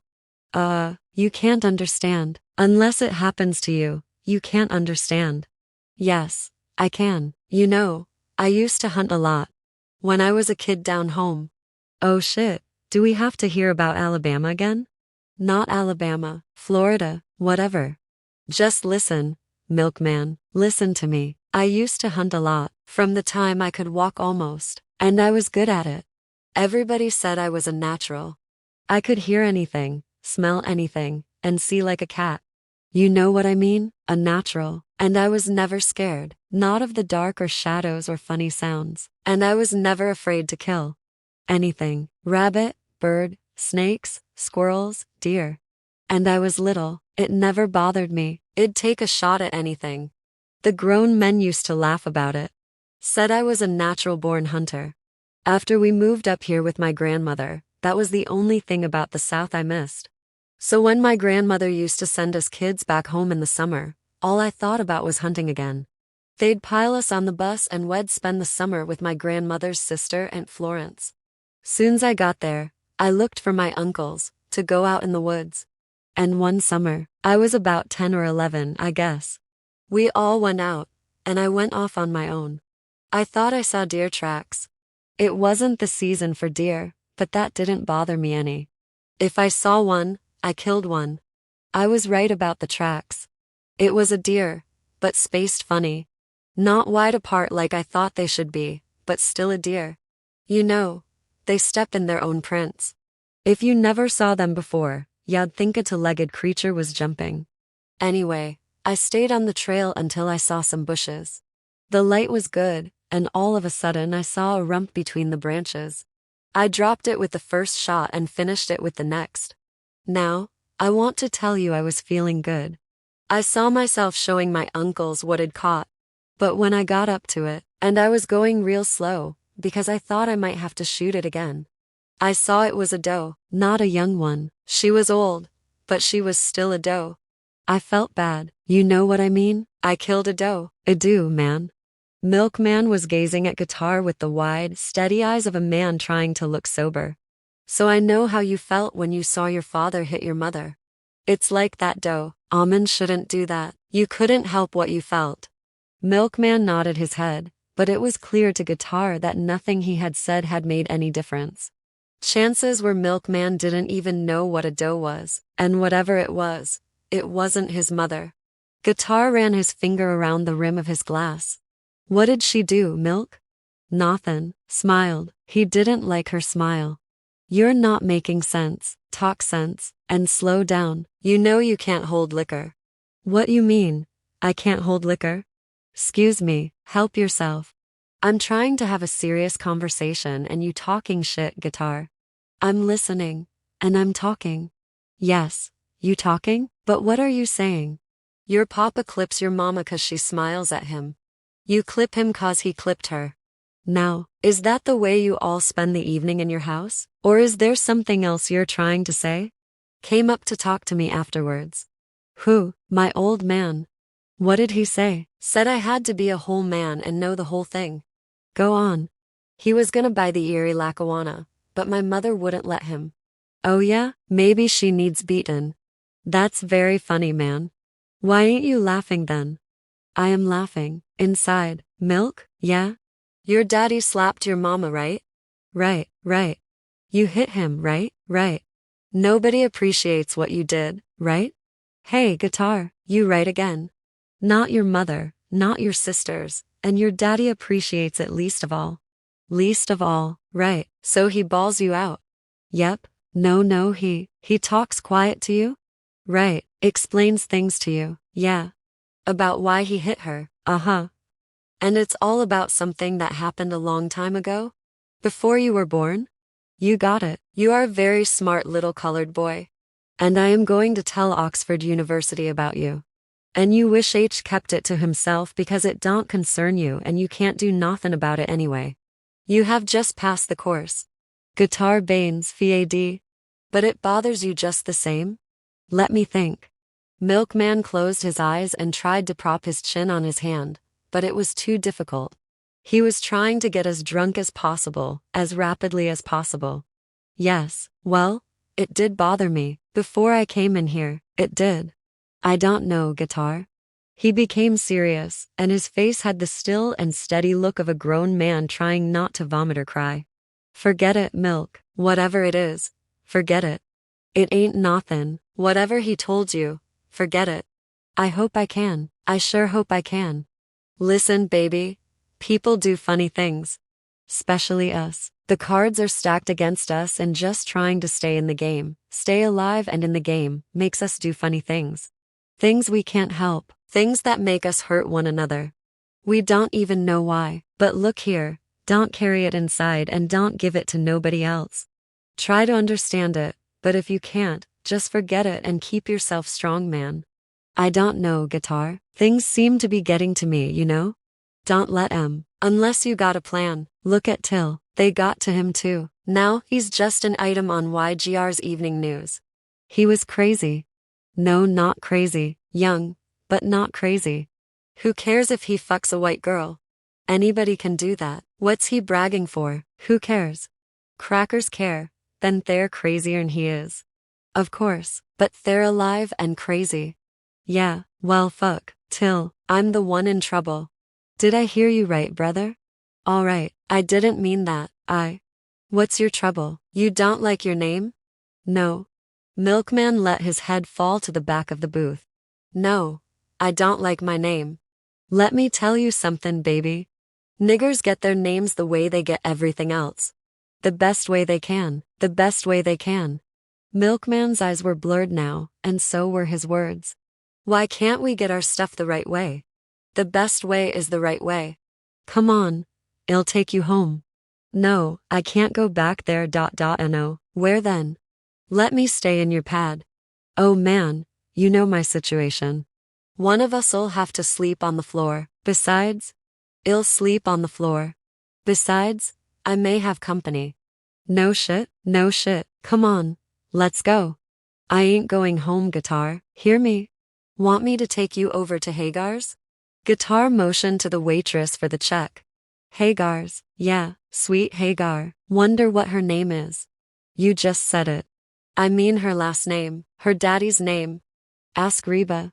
Guitar paid their bar bill and helped Milkman negotiate to the door. The wind had risen and cooled. Guitar flapped his elbows against the cold. Ask anybody but Reba, said Milkman. Reba don't know her own last name. Ask Pilate. Yeah, I'll ask Pilate. Pilate knows. It's in that dumb-ass box hanging from her ear. Her own name and everybody else's. Bet mine's in there too. I'm gonna ask her what my name is. Say, you know how my old man's daddy got his name? How? Cracker gave it to him. Shonif? Yep, and he took it, like a fucking sheep. Somebody should have shot him. What for? He was already dead. Chapter 4. Once again, he did his Christmas shopping in a Rexall drugstore. It was late, the day before Christmas Eve, and he hadn't had the spirit or energy or presence of mind to do it earlier or thoughtfully. Boredom, which had begun as a mild infection, now took him over completely. No activity seemed worth the doing, no conversation worth having. The fluttery preparations at home seemed fake and dingy. His mother was going on, as she did every year, about the incredible price of trees and butter. As though their tree would be anything other than it had always been. The huge, shadowy thing in a corner, burdened with decorations she had had since she was a girl. As if her fruitcakes were edible, or her turkey done all the way to the bone. His father gave them all envelopes of varying amounts of money. Never thinking that just once they might like something, he actually went into a department store and selected. The gifts Milkman had to buy were few and easily chosen in a drugstore. Cologne and dusting powder for Magdalene, called Lena. A compact for Corinthians. A 5-pound box of chocolates for his mother. And some shaving equipment for his father. In 15 minutes he was done. The only problem gift was Hagar's. It was hard to select something hurriedly for her, since she liked everything but preferred nothing. More important, he wasn't sure he wanted to keep it up. Keep up the whole business of going with Hagar. He seldom took her anywhere except to the movies, and he never took her to parties where people of his own set danced and laughed and developed intrigues among themselves. Everybody who knew him knew about Hagar, but she was considered his private honeypot, not a real or legitimate girlfriend. Not someone he might marry. And only 1 or 2 of the various women he dated seriously ever put up a fight about her, since they believed she was less than a rival. Now, after more than a dozen years, he was getting tired of her. Her eccentricities were no longer provocative, and the stupefying ease with which he had gotten and stayed between her legs had changed from the great good fortune H considered it, to annoyance at her refusal to make him hustle for it, work for it, do something difficult for it.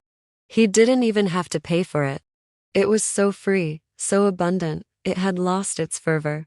There was no excitement, no galloping of blood in his neck or his heart at the thought of her. She was the third beer, not the first one, which the throat receives with almost tearful gratitude. Nor the second, that confirms and extends the pleasure of the first. But the third, the one you drink because it's there, because it can't hurt, and because, what difference does it make? Perhaps the end of the year was a good time to call it off. It wasn't going anywhere, and it was keeping him lazy, like a pampered honey bear who had only to stick out his paw for another scoop. And so had lost the agility of the tree climbers, but not the recollection of how thrilling the search had been. He would buy her something for Christmas, of course, something nice to remember him by. But nothing that would give her any ideas about marriage. There was some costume jewelry on display. She might like that, but it would pale before the diamond ring Reba had stuck down in her dress. A Timex? She would never look at it. Staring at the glass tube that housed the watches, he found himself getting angry. All this indecision about what to get for Hagar was new. At Christmases past, he simply chose or had his sisters choose from a long list of things that Hagar had mentioned, specifically. Things quite out of place in her household, a navy blue satin bathrobe, this for a woman who lived in a house that had no bathroom. A chubby, a snood with a velvet bow. A rhinestone bracelet with earrings to match. Patent leather pumps, white shoulders, cologne. Milkman used to wonder at her specificity and her acquisitiveness, until he reminded himself that Pilate and Reba celebrated no holidays. Yet their generosity was so wholehearted it looked like carelessness, and they did their best to satisfy every whim Hagar had. When he first took her in his arms, Hagar was a vain and somewhat distant creature. He liked to remember it that way. That he took her in his arms. But in truth, it was she who called him back into the bedroom and stood there smiling while she unbuttoned her blouse. From the time he first saw her, when he was 12 and she was 17, he was deeply in love with her, alternately awkward and witty in her presence. She babied him, ignored him, teased him, did anything she felt like, and he was grateful just to see her do anything or be any way. A good part of the enthusiasm with which he collected his father's rents was because of the time it gave him to visit the wine house and hopefully find Hagar there. He was free to drop in any time, and after school, he tried to make sure he saw her. Years passed, and his puppy breath came as fast as ever in Hagar's presence. It slowed finally, after Guitar took him to his first Southside party. And after he found himself effortlessly popular with girls of his own age and in his own neighborhood. But while his breath was no longer that of a puppy, Hagar could still whip it into a pant. When he was 17 and she was 22. Which she did on the dullest, flattest day he could remember. A throwaway day in March when he drove his father's to Tone Ford over to her house for 2 bottles of wine.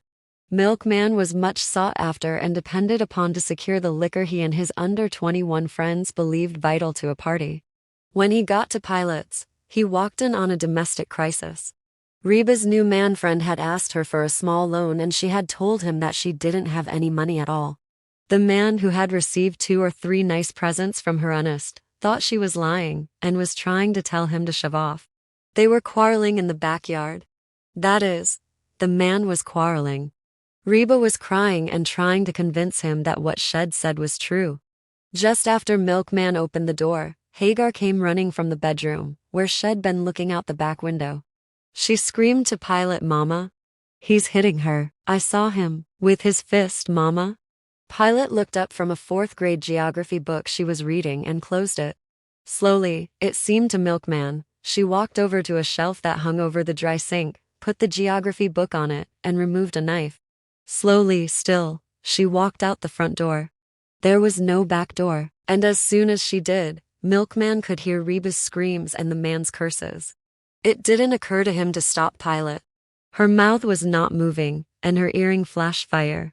But he did follow her, as did Hagar, around to the back of the house, where, approaching the man from the back, she whipped her right arm around his neck and positioned the knife at the edge of his heart.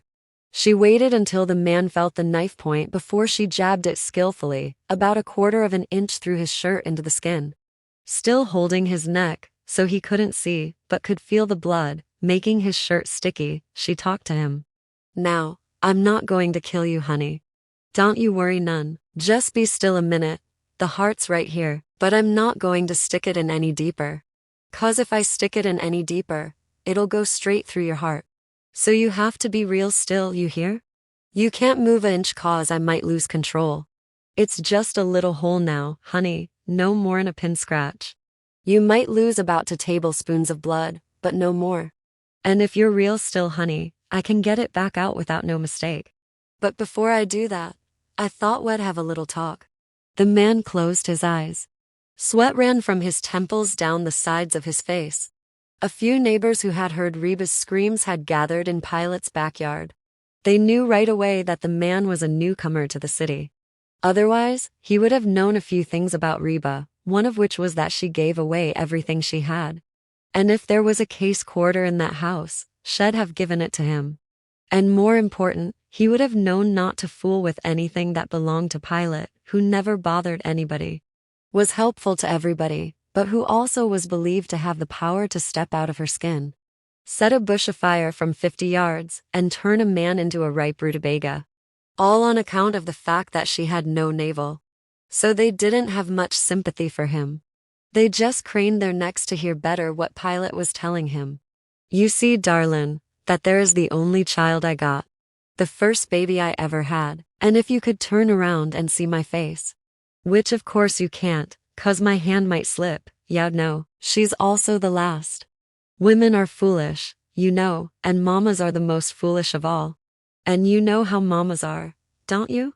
You got a mama, ain't you? Sure you have, so you know what I'm talking about. Mamas get hurt and nervous when somebody don't like they children. First real misery I ever had in my life was when I found out somebody, a little teeny tiny boy it was, didn't like my little girl. Made me so mad, I didn't know what to do. We do the best we can, but we ain't got the strength you men got. That's why it makes us so sad if a grown man start beating up on one of us. You know what I mean? I'd hate to pull this knife out and have you try some other time to act mean to my little girl. 'Cause one thing I know for sure, whatever she done, she's been good to you. Still, I'd hate to push it in more and have your mama feel like I do now. I confess, I don't know what to do. Maybe you can help me. Tell me, what should I do?" The man struggled for breath, and Pilate eased up on his throat, but not his heart.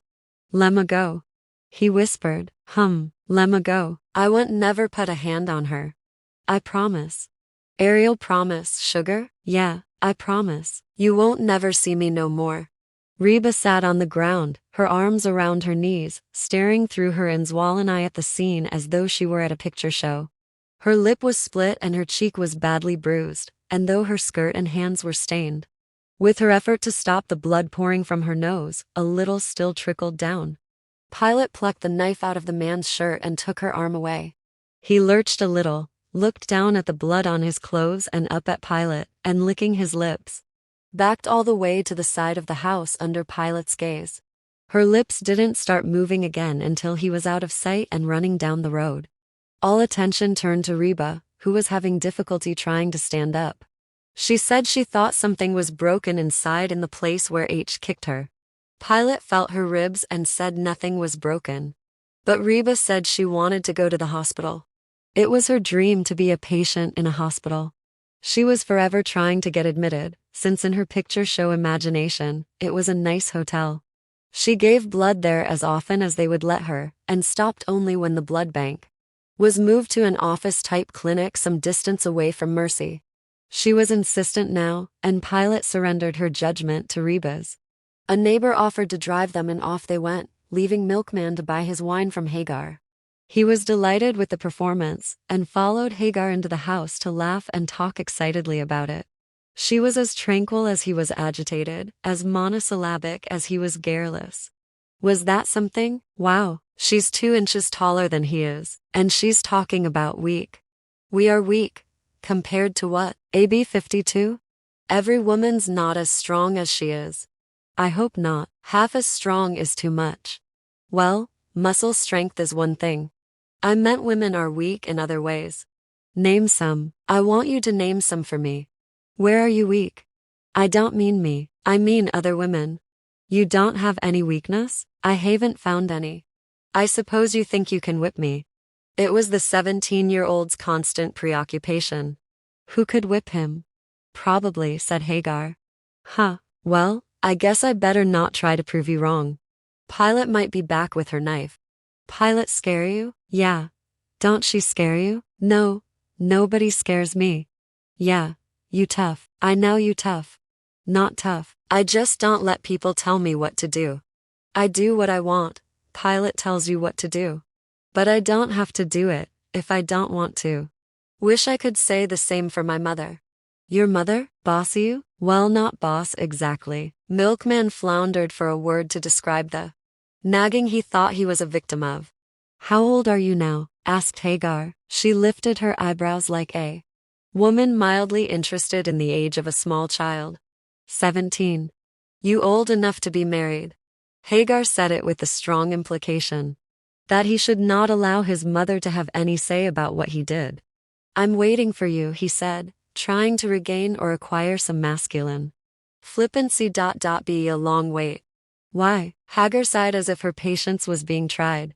I'd like to be in love with the man I marry. Try me. You could learn if y'd try. You're too young for me. State of mind, he said. My mind. You're like all women, waiting for Prince Charming to come trotting down the street and pull up in front of your door. Then you'll sweep down the steps and powie, your eyes meet and he'll yank you up on his horse and the two of you ride off into the wind.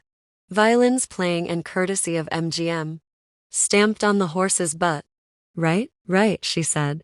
What you going to do in the meantime? Watch the lump grow in a little boy's pants. Milkman smiled, but he was not amused. Hagar laughed. He jumped up to grab her, but she ran into the bedroom and shut the door. He rubbed his chin with the back of his hand and looked at the door. Then he shrugged and picked up the 2 bottles of wine. Milkman? Hagar stuck her head out the door. Come in here. He turned around and put the bottles down on the table.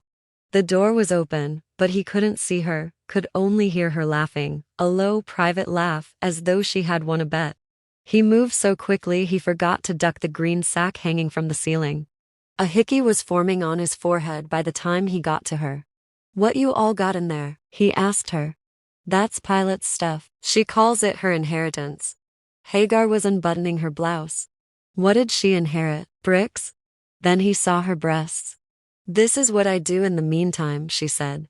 Their tossing and giggling had been free and open then, and they began to spend as much time in Guitar's room when he was at work, as Guitar himself did when he was home. She became a quasi-secret but permanent fixture in his life. Very much a tease, sometimes accommodating his appetites, sometimes refusing. He never knew when or why she would do either. He assumed Reba and Pilate knew, but they never made any reference to the change in his relationship to Hagar. While he had lost some of his 12-year-old's adoration of her, he was delighted to be sleeping with her, and she was odd, funny, quirky company, spoiled but artlessly so, and therefore more refreshing than most of the girls his own age. There were months when Hagar would not see him, and then each'd appear one day, and she was all smiles and welcome. After about 3 years or so of Hagar's on-again off-again passion, her refusals dwindled until finally, by the time H hit his father, they were non-existent. Furthermore, she began to wait for him, and the more involved he got with the other part of his social life, the more reliable she became. She began to pout, sulk, and accuse him of not loving her or wanting to see her anymore. And though he seldom thought about his age, she was very aware of hers. Milkman had stretched his carefree boyhood out for 31 years. Hagar was 36, and nervous. She placed duty squarely in the middle of their relationship. He tried to think of a way out. He paid the clerk for the presents he had chosen and left the drugstore, having made up his mind to call it off. "I'll remind her that we are cousins," he thought. He would not buy her a present at all. Instead, he would give her a nice piece of money. Explain that he wanted her to get something really nice for herself, but that his gift-giving was compromising her. That he was not what she needed. She needed a steady man who could marry her. He was standing in her way. And since they were related and all, she should start looking for someone else. It hurt him, he would say, deeply hurt him, after all these years. But if you love somebody as he did her, you had to think of them first. You couldn't be selfish with somebody you loved. Having thought so carefully of what he would say to her, he felt as though he had already had the conversation and had settled everything. He went back to his father's office, got some cash out of the safe, and wrote Hagar a nice letter which ended, "Also, I want to thank you. Thank you for all you have meant to me. For making me happy all these years. I am signing this letter with love, of course, but more than that, with gratitude." And he did sign it with love, but it was the word gratitude. And the flat-out coldness of thank you. That sent Hagar spinning into a bright blue place, where the air was thin and it was silent all the time. And where people spoke in whispers or did not make sounds at all. And where everything was frozen, except for an occasional burst of fire inside her chest that crackled away until she ran out into the streets to find Milkman dead. Long after H folded the money and the letter into an envelope, Milkman sat on at his father's desk. He added in ray-added columns of figures, always 80 cents to little, or 80 cents to much. He was still distracted and edgy, and all of it was not because of the problem of Hagar. H had a conversation with Guitar some time ago about the dragnet. A young boy, about 16 years old, on his way home from school, had been strangled with what was believed to be a rope, and his head was bashed in. The state troopers, cooperating with the local police, said the way in which the boy had been killed was similar to the way another boy had been killed on New Year's Eve in 1953, and the way 4 grown men had been killed in 1955. The strangulation, the smashing of the face. In the pool rooms and in Tommy's barber shop, the word was that Winnie Ruth Judd had struck again.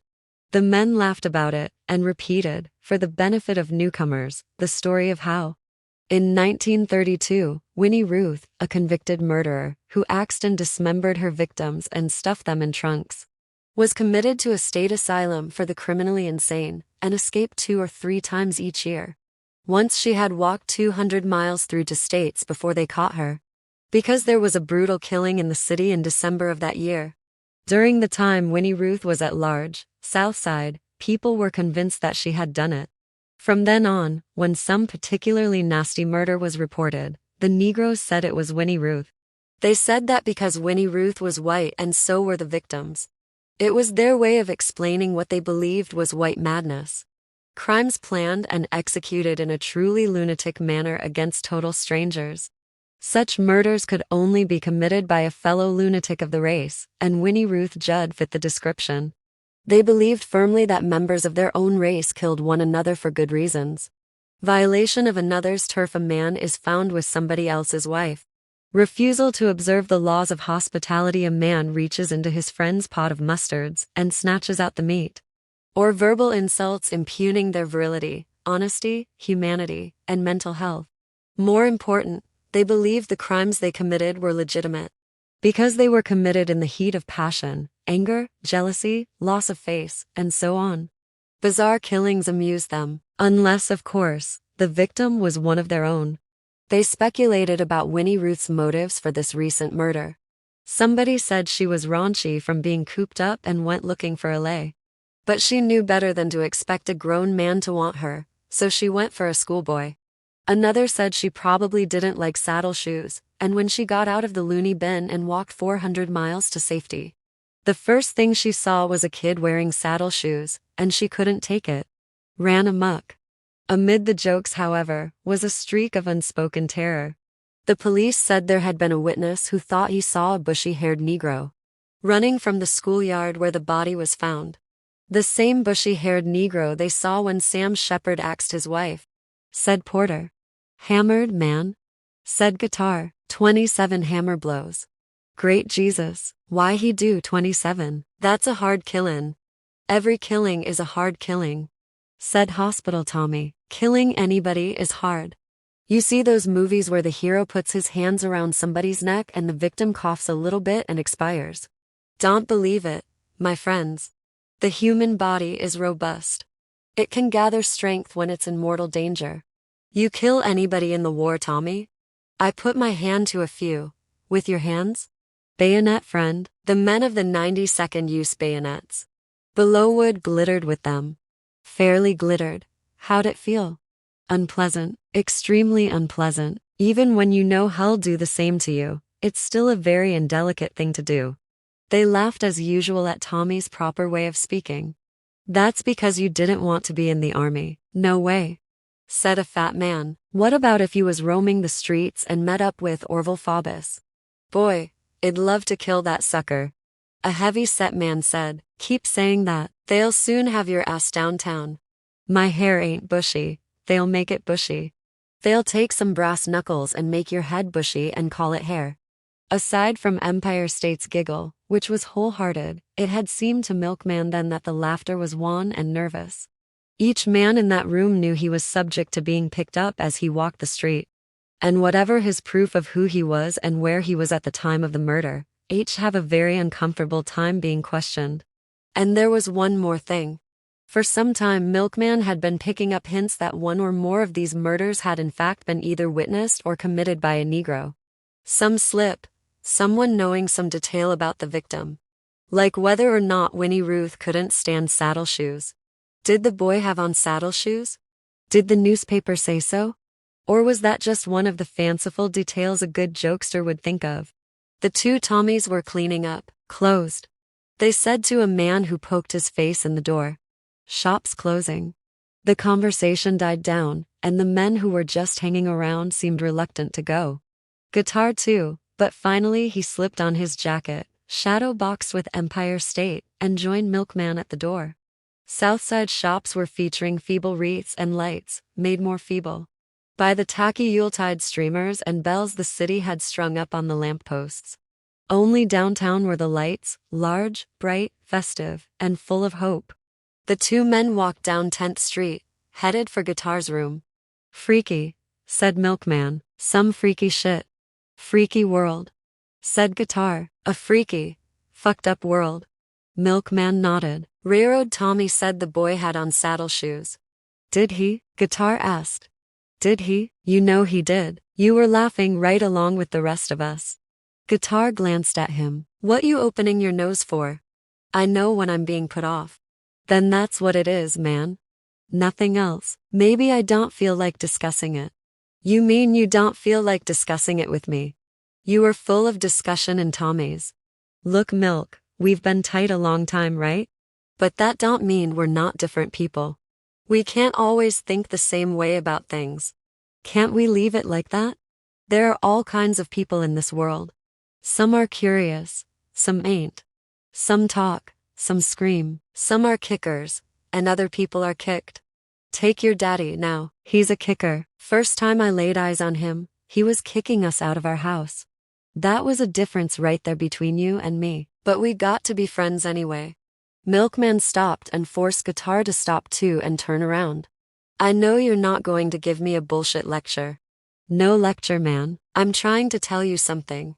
Well, tell me. Don't give me no fucking bullshit lecture. What do you call a lecture? Asked Guitar. When you don't talk for 2 seconds? When you have to listen to somebody else instead of talk. Is that a lecture? A lecture is when somebody talks to a 31-year-old man like he's a 10-year-old kid. You want me to talk or not? Go ahead, talk. Just don't talk to me in that funny tone.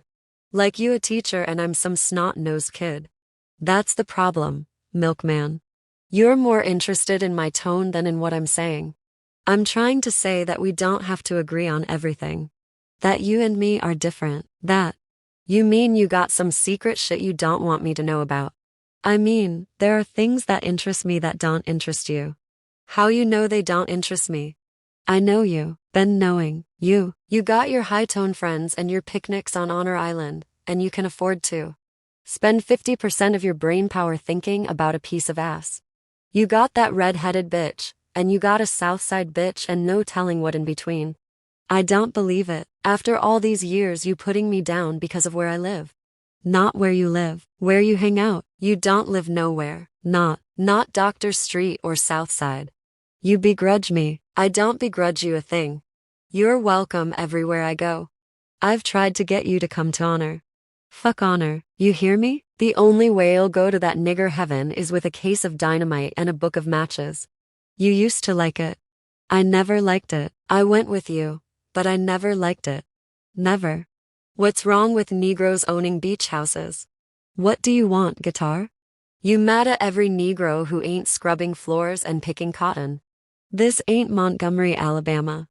Guitar looked at him, first in rage, and then he began to laugh. You're right, Milkman. You have never in your life said a truer word. This definitely is not Montgomery, Alabama. Tell me, what would you do if it was? If this turned out to be another Montgomery? Buy a plane ticket. Exactly. Now you know something about yourself you didn't know before, who you are and what you are. Yeah, a man that refuses to live in Montgomery, Alabama. No, man that can't live there. If things ever got tough, you'd melt. You're not a serious person, Milkman.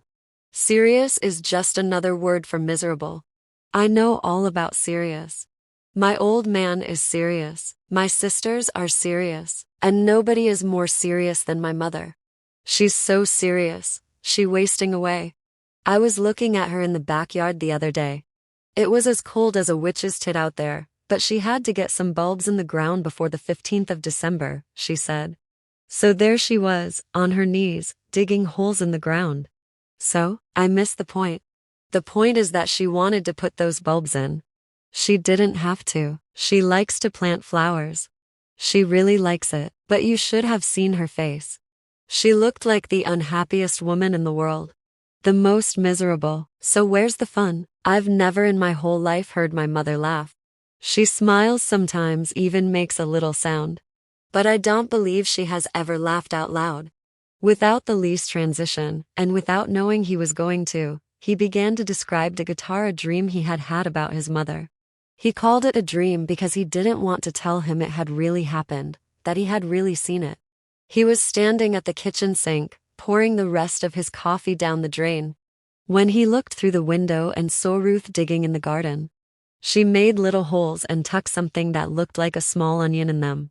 As he stood there, mindlessly watching her, tulips began to grow out of the holes she had dug.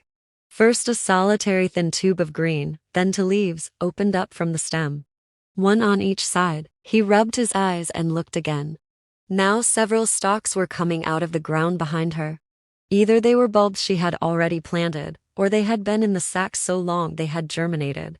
The tubes were getting taller and taller, and soon there were so many of them they were pressing up against each other and up against his mother's dress. And still she didn't notice them or turn around. She just kept digging. Some of the stems began to sprout heads, bloody red heads that bobbed over and touched her back. Finally she noticed them, growing and nodding and touching her. Milkman thought she would jump up in fear. At least surprise, but she didn't. She leaned back from them, even hit out at them, but playfully, mischievously. The flowers grew and grew, until he could see only her shoulders above them and her flailing arms high above those bobbing, snapping heads. They were smothering her, taking away her breath with their soft, jagged lips. And she merely smiled and fought them off as though they were harmless butterflies. He knew they were dangerous, that they would soon suck up all the air around her and leave her limp on the ground. But she didn't seem to guess this at all. Eventually they covered her, and all he could see was a mound of tangled tulips bent low over her body, which was kicking to the last.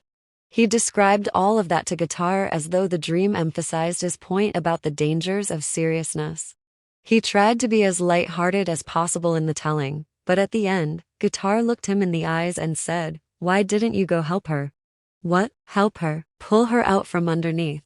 But she liked it. She was having fun. She liked it. "Are you sure?" Guitar was smiling. "Sure, I'm sure. It was my dream. It was your mother too." "Aw, man, why you making something out of it that ain't there? You're making the whole thing into something super serious, just to prove your point. First, I'm wrong for not living in Alabama. Then I'm wrong for not behaving right in my own dream. Now I'm wrong for dreaming it.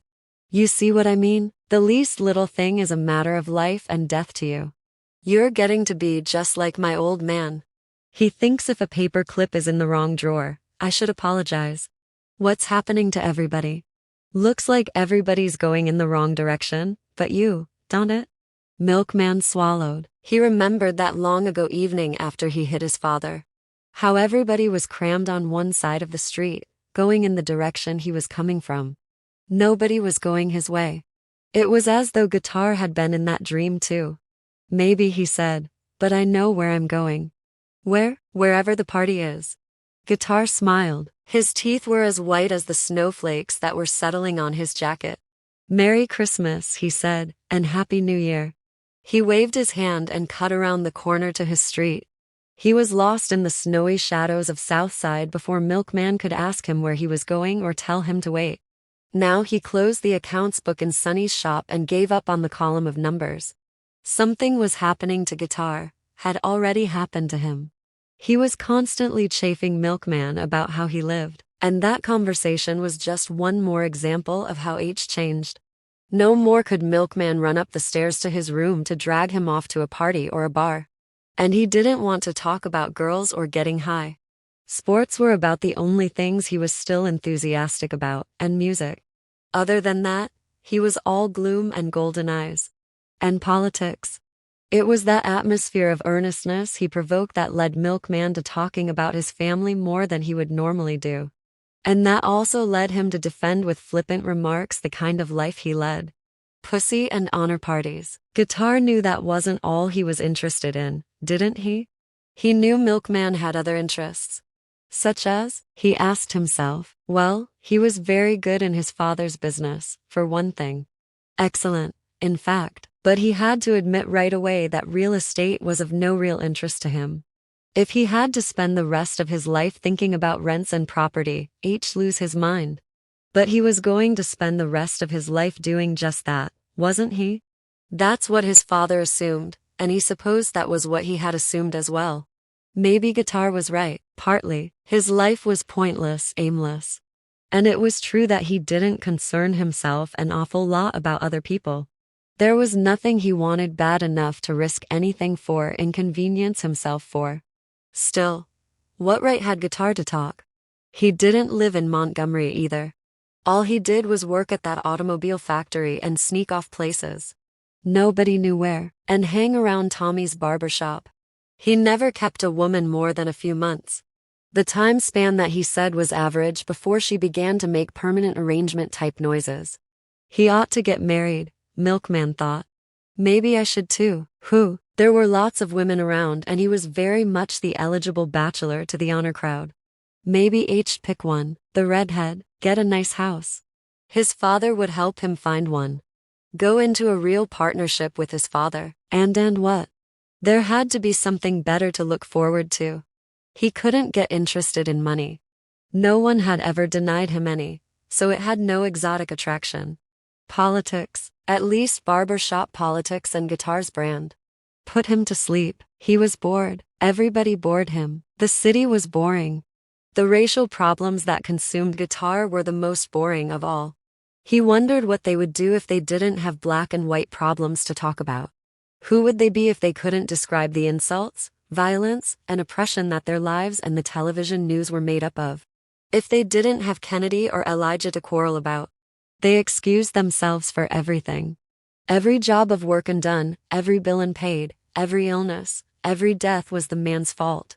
And Guitar was becoming just like them. Except he made no excuses for himself. Just agreed, it seemed to Milkman, with every grievance he heard. Milkman went into the bathroom, which served also as a pantry, and plugged in the hot plate to make himself some instant coffee. While he was there, he heard a rapid tapping on the window pane. He stepped back into the office and saw Freddie's eyes through the lettering. Milkman unlocked the door. "Hey, Freddie, what's up? Looking for a warm spot? They got me running tonight. Christmas comin' and all I do is run up and down the street." Freddie's janitor duties at the department store were supplemented by his function as a messenger and package deliverer. "They give you a new truck yet?" Milkman asked him. "You crazy? The engine have to fall out on the ground before they give me a decent one. I put some coffee water on. Have a cup. Just what I'm looking for. Saw your lights and thought there's got to be a hot cup of coffee in there. You wouldn't happen to have a little taste to go in it, would ya?" "Just so happens I do, attaboy." Milkman went into the bathroom, lifted the lid from the toilet tank, and took out the half-pint bottle he kept hidden from Macon, who wouldn't have alcohol on the premises. He brought the bottle into the office, put it on the desk, and went back to make up 2 cups of coffee. When he re-entered, Freddie was trying to look as though he hadn't already turned the pint up to his mouth. They laced their coffee and Milkman looked around for his cigarettes. "Hard times, boy," Freddie said absently, after his first sip. "Hard times." Then, as though he noticed something missing, he asked, "Where's your buddy?" "You mean Guitar?" "Yeah, Guitar. Where's he?"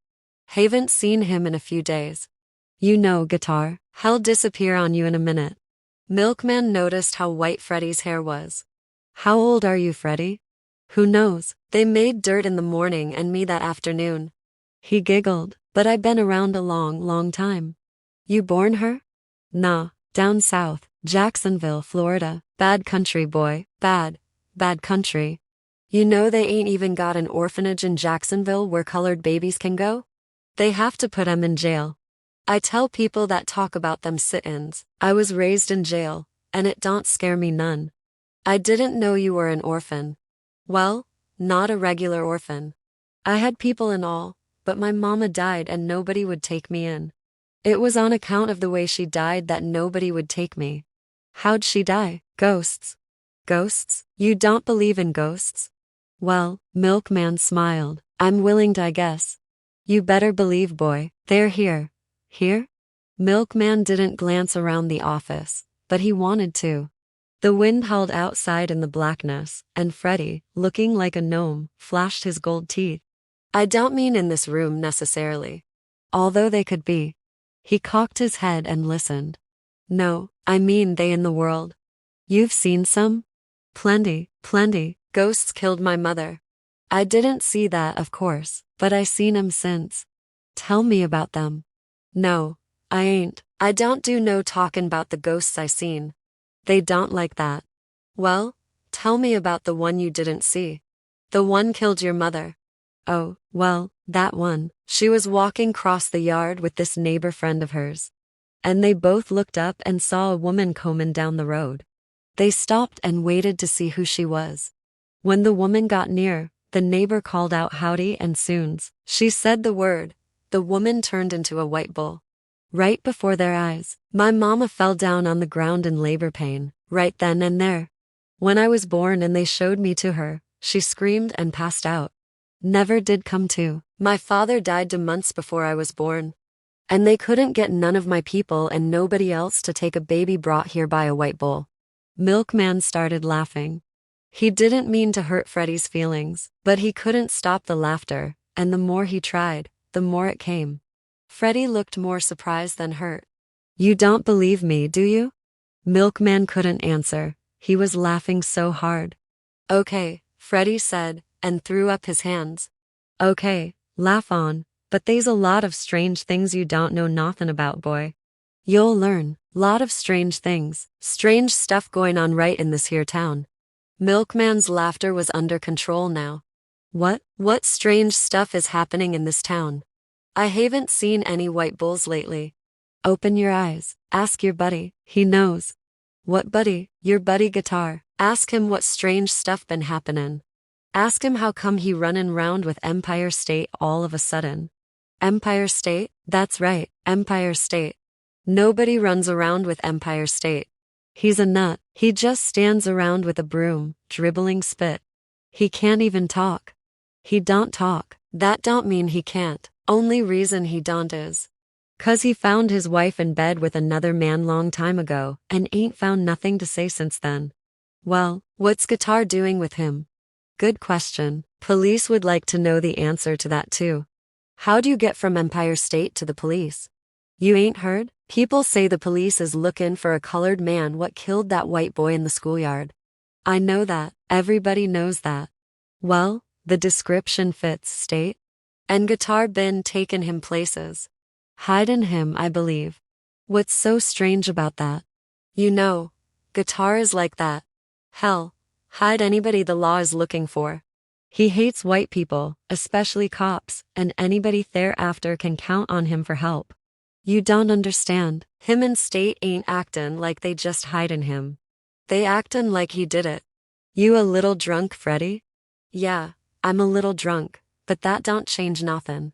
Look here, remember when Emmett Till was killed? Back in '53? Well, right after that, a white boy was killed in the schoolyard, wasn't he? I don't know, I can't remember the dates of murders I haven't committed. You don't know? Freddie was incredulous.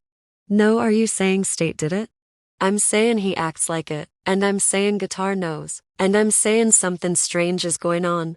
That's what I'm sayin'. He's mad at me, thought Milkman, because I laughed at his mother and that white bull story. So he's trying to get back at me. Keep your eyes open. Freddie went on, just keep them open. He looked in the pint bottle, saw it was empty, and got up to leave. Yep, some strange goings on round here. But don't put my name in it, if you hear anything. Was just like this when that insurance man jumped off the roof. Ever hear tell of him? Seems like I did. That must have been when you was a little bitty baby, 1931. Well, it was some strange stuff then too. Freddie buttoned his coat and pulled his flap-eared cap down as far as it would go. Well, thanks for the coffee, boy. Did me a lot of good, a lot of good. He took his gloves out of his pocket and moved to the door. You're welcome, Freddie. Merry Christmas, if I don't see you before that. Same to you, and your folks. Tell Mr. Dead and your mother I said Merry Christmas. He was smiling again. When he reached the door, he put on his gloves. Then he turned his head slowly and faced Milkman. Tell you, somebody else might know about what's going on. Corinthians, ask Corinthians. He flashed his gold merrily and was gone. Chapter 5. Nothing happened to the fear. He lay in Guitar's bed face up in the sunlight, trying to imagine how it would feel when the ice pick entered his neck. But picturing a spurt of wine-red blood and wondering if the ice pick would make him cough didn't help. Fear lay like a pair of crossed paws on his chest. He closed his eyes and threw his arm over his face to keep the light from overexposing his thoughts. In the darkness that his arm made, he could see ice picks coming down faster than raindrops had when he tried as a little boy to catch them with his tongue. 5 hours ago, before he knocked on Guitar's door, he had stood on the top step, dripping in the summer rain that still patted the window, imagining that the drops were tiny steely picks. Then he knocked on the door. Yeah, the voice was lightly aggressive. Guitar never opened his door to a knock anymore before finding out who it was. Milkman. He answered, and waited for the clicking sounds of 3 locks being released. Milkman walked in, hunching his shoulders under his wetsuit jacket. Anything to drink? Now, you know, better'n that. Guitar was smiling, his golden eyes dimmed for the moment. They had not seen much of each other since that argument about honor versus Alabama, but the quarrel had been cleansing for both of them. They were easy with each other now that they didn't have to pretend. When in conversation they came to the battleground of difference, their verbal sparring was full of good humor. Furthermore, their friendship had been tested in more immediate ways. The last 6 months had been dangerous for Milkman, and Guitar had come to his aid over and over again. "Coffee then," said Milkman. He sat on the bed with the heaviness of a very old man. "How long you gonna keep that up?" "Forever. It's over, man. No booze. How about some tea?" "Jesus. Loose too. Bet you thought tea grew in little bags." "Oh Christ.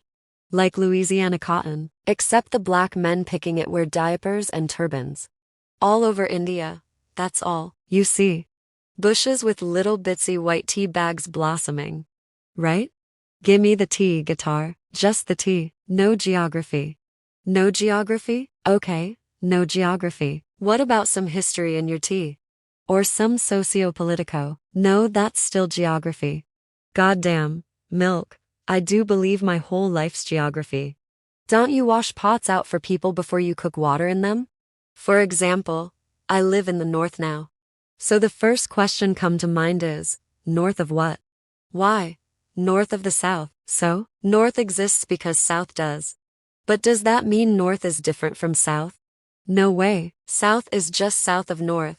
You don't put the fucking leaves in the boiling water. You pour the water over the leaves.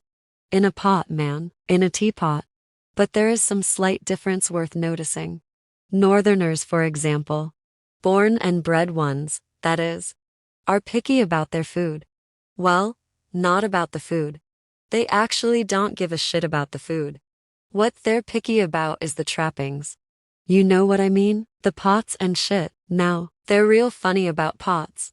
But tea? They don't know Earl Grey from Old Man Lipton's instant. I want tea, man, not 1 ton shredded wheat. Old Man Lipton dye him up some shredded New York Times and put it in a cute little white bag and northern Negroes run amok. Can't contain themselves. Ever notice that? How they love them little white bags. Oh Jesus. He's a northerner too, lived in Israel, but a northerner in his heart. His bleeding heart, his cute little old bleeding red heart. Southerners think they own him, but that's just because the first time they laid eyes on him, he was strung up on a tree. They can relate to that, see? Both the stringer and the strung. But northerners know better. Who you talking about? Black people or white people? Black? White? Don't tell me you're one of those racial Negroes. Who said anything about black people? This is just a geography lesson. Guitar handed Milkman a steaming cup of tea. Yeah, well, if this is tea, I'm a soft fried egg. See what I mean? Picky. Why you got to be a soft fried egg? Why can't you be just a fried egg?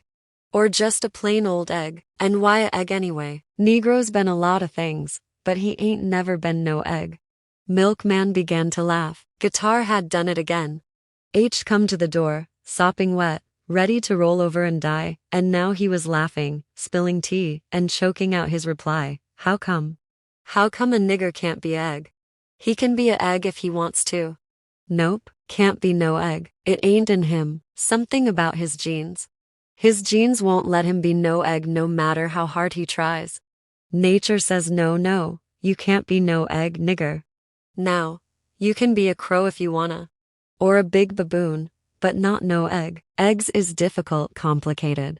Fragile too, and white. They got brown eggs. Miscegenation. Besides, don't nobody want 'em. French people do. In France, yeah, but not in the Congo. Frenchman in the Congo won't touch a brown egg. Why won't he? Scared of 'em. Might do something to his skin. Like the sun. French people love the sun. They're always trying to get in the sun. On the Riviera. They try to get in the French sun, but not the Congo sun. In the Congo, they hate the sun. Well, I got a right to be what I want to be, and I want to be a egg. Fried? Fried. Then somebody got to bust your shell. Quicker than a pulse beat, Guitar had changed the air. Milkman wiped his mouth, avoiding Guitar's eyes because he knew the phosphorus was back in them. The little room stood at attention in the quiet. It was a second-story porch, walled in to make a room for rent, so the landlady could get an income from it and have a watchman too. Its outside stairway made it perfect for a bachelor. Especially a secretive one like Guitar Bane's. "Can I have the pad tonight?" Milkman asked him. He examined his fingernails. "To cop?" Milkman shook his head. Guitar didn't believe him. Didn't believe his friend really wanted to be alone the night before the day of his own murder. "That's scary, man. Very scary." Milkman didn't answer. "You're not obliged to go through no number, you know. Not for me. Everybody knows you're brave when you want to be." Milkman looked up, but still did not answer. Still and all. Guitar went on carefully. "You might get your heart cut out. Then you'll be just another brave nigger what got wasted." Milkman reached for the Pall Mall package. It was empty, so he pulled a longish butt from the planner's peanut butter jar top. That was Guitar's ashtray for the day. He stretched out on the bed, letting his long fingers rub the pocket places in his clothes where matches might be. "Everything's cool," he said. "Shit," said Guitar. "Ain't nothing cool. Nothing, nowhere. Even the North Pole ain't cool." "You think so? Go on up there and watch them fucking glaciers ice your ass." "And what the glaciers don't get, the polar bears will." Guitar stood up, his head almost touching the ceiling. Annoyed by Milkman's indifference, he relieved his agitation by straightening up the room. He pulled an empty crate from underneath the straight-backed chair leaning in the corner, and started dumping trash into the box: dead matches from the windowsill, pork bones from the barbecue he had eaten the day before. He crumpled the pleated paper cups that had been overflowing with coleslaw and fired them into the crate. "Every nigger I know wants to be cool. There's nothing wrong with controlling yourself, but can't nobody control other people." He looked sideways at Milkman's face, alert for any sign, any opening. This kind of silence was new. Something must have happened. Guitar was genuinely worried about his friend, but he also didn't want anything to happen in his room that would bring the police there. He picked up the peanut butter top ashtray. "Wait, there's still some good butts in there." Milkman spoke softly. Guitar dumped the whole ashtray into the box. "What did you do that for? You know we don't have no cigarettes." "Then move your ass and go get some." "Come on, Guitar, cut the shit." Milkman rose from the bed and reached for the crate. He would have gotten it except Guitar stepped back and flung it all the way across the room, letting the mess settle right back where it came from. Graceful and economical as a cat, he arced his arm out of the swing and slammed his fist up against the wall, forming a barrier to any move Milkman might make. "Pay attention." Guitar's voice was low. "Pay attention when I'm trying to tell you something." Head to head, toe to toe they stood. Milkman's left foot hovered above the floor, and Guitar's eyes with their phosphorus lights singed his heart a little, but he took the stare. "And if I don't, what then, man? You gonna do me in? My name is Macon, remember? I'm already dead." Guitar didn't smile at the familiar joke, but there was enough recognition of it in his face to soften the glare in his eyes. "Somebody ought to tell your murderer that," said Guitar. Milkman gave a short laugh and moved back toward the bed. "You worry too much, Guitar." "I worry just enough, but right now I need to know how come you ain't worried at all. You come up here knowing it's the 30th day. Knowing if anybody wants to find you, they come here. If not first, then last. And you ask me to leave you by yourself. Just tell me what you doing." "Look," Milkman said, "out of all those times, I was scared just twice, the first time and the third. I've been handling it ever since, right? Yeah, but something's funny this time." "Ain't nothing funny." "Yeah, it is. You funny." "No, I'm not. Just tired. Tired of dodging crazy people. Tired of this jive town, of running up and down these streets getting nowhere." "Well, you're home free if tired is all you are. Soon you'll have all the rest you ever need. Can't promise you the bed's comfortable, but morticians don't make mattresses. Maybe she won't come this time. She ain't missed in 6 months. You countin' on her taking a holiday or something? I can't hide from that bitch no more. I got to stop it. I don't want to go through this again a month from now. Why don't you get her people to do something?" "I am her people." "Listen, Milk, I'll split if you say so. But just listen to me a minute. That broad had a Carlson skinning knife last time. You know how sharp a Carlson skinning knife is. Cut you like a laser, man. I know. No. You don't know. You was up under the bar when me and Moon grabbed her. I know what she had.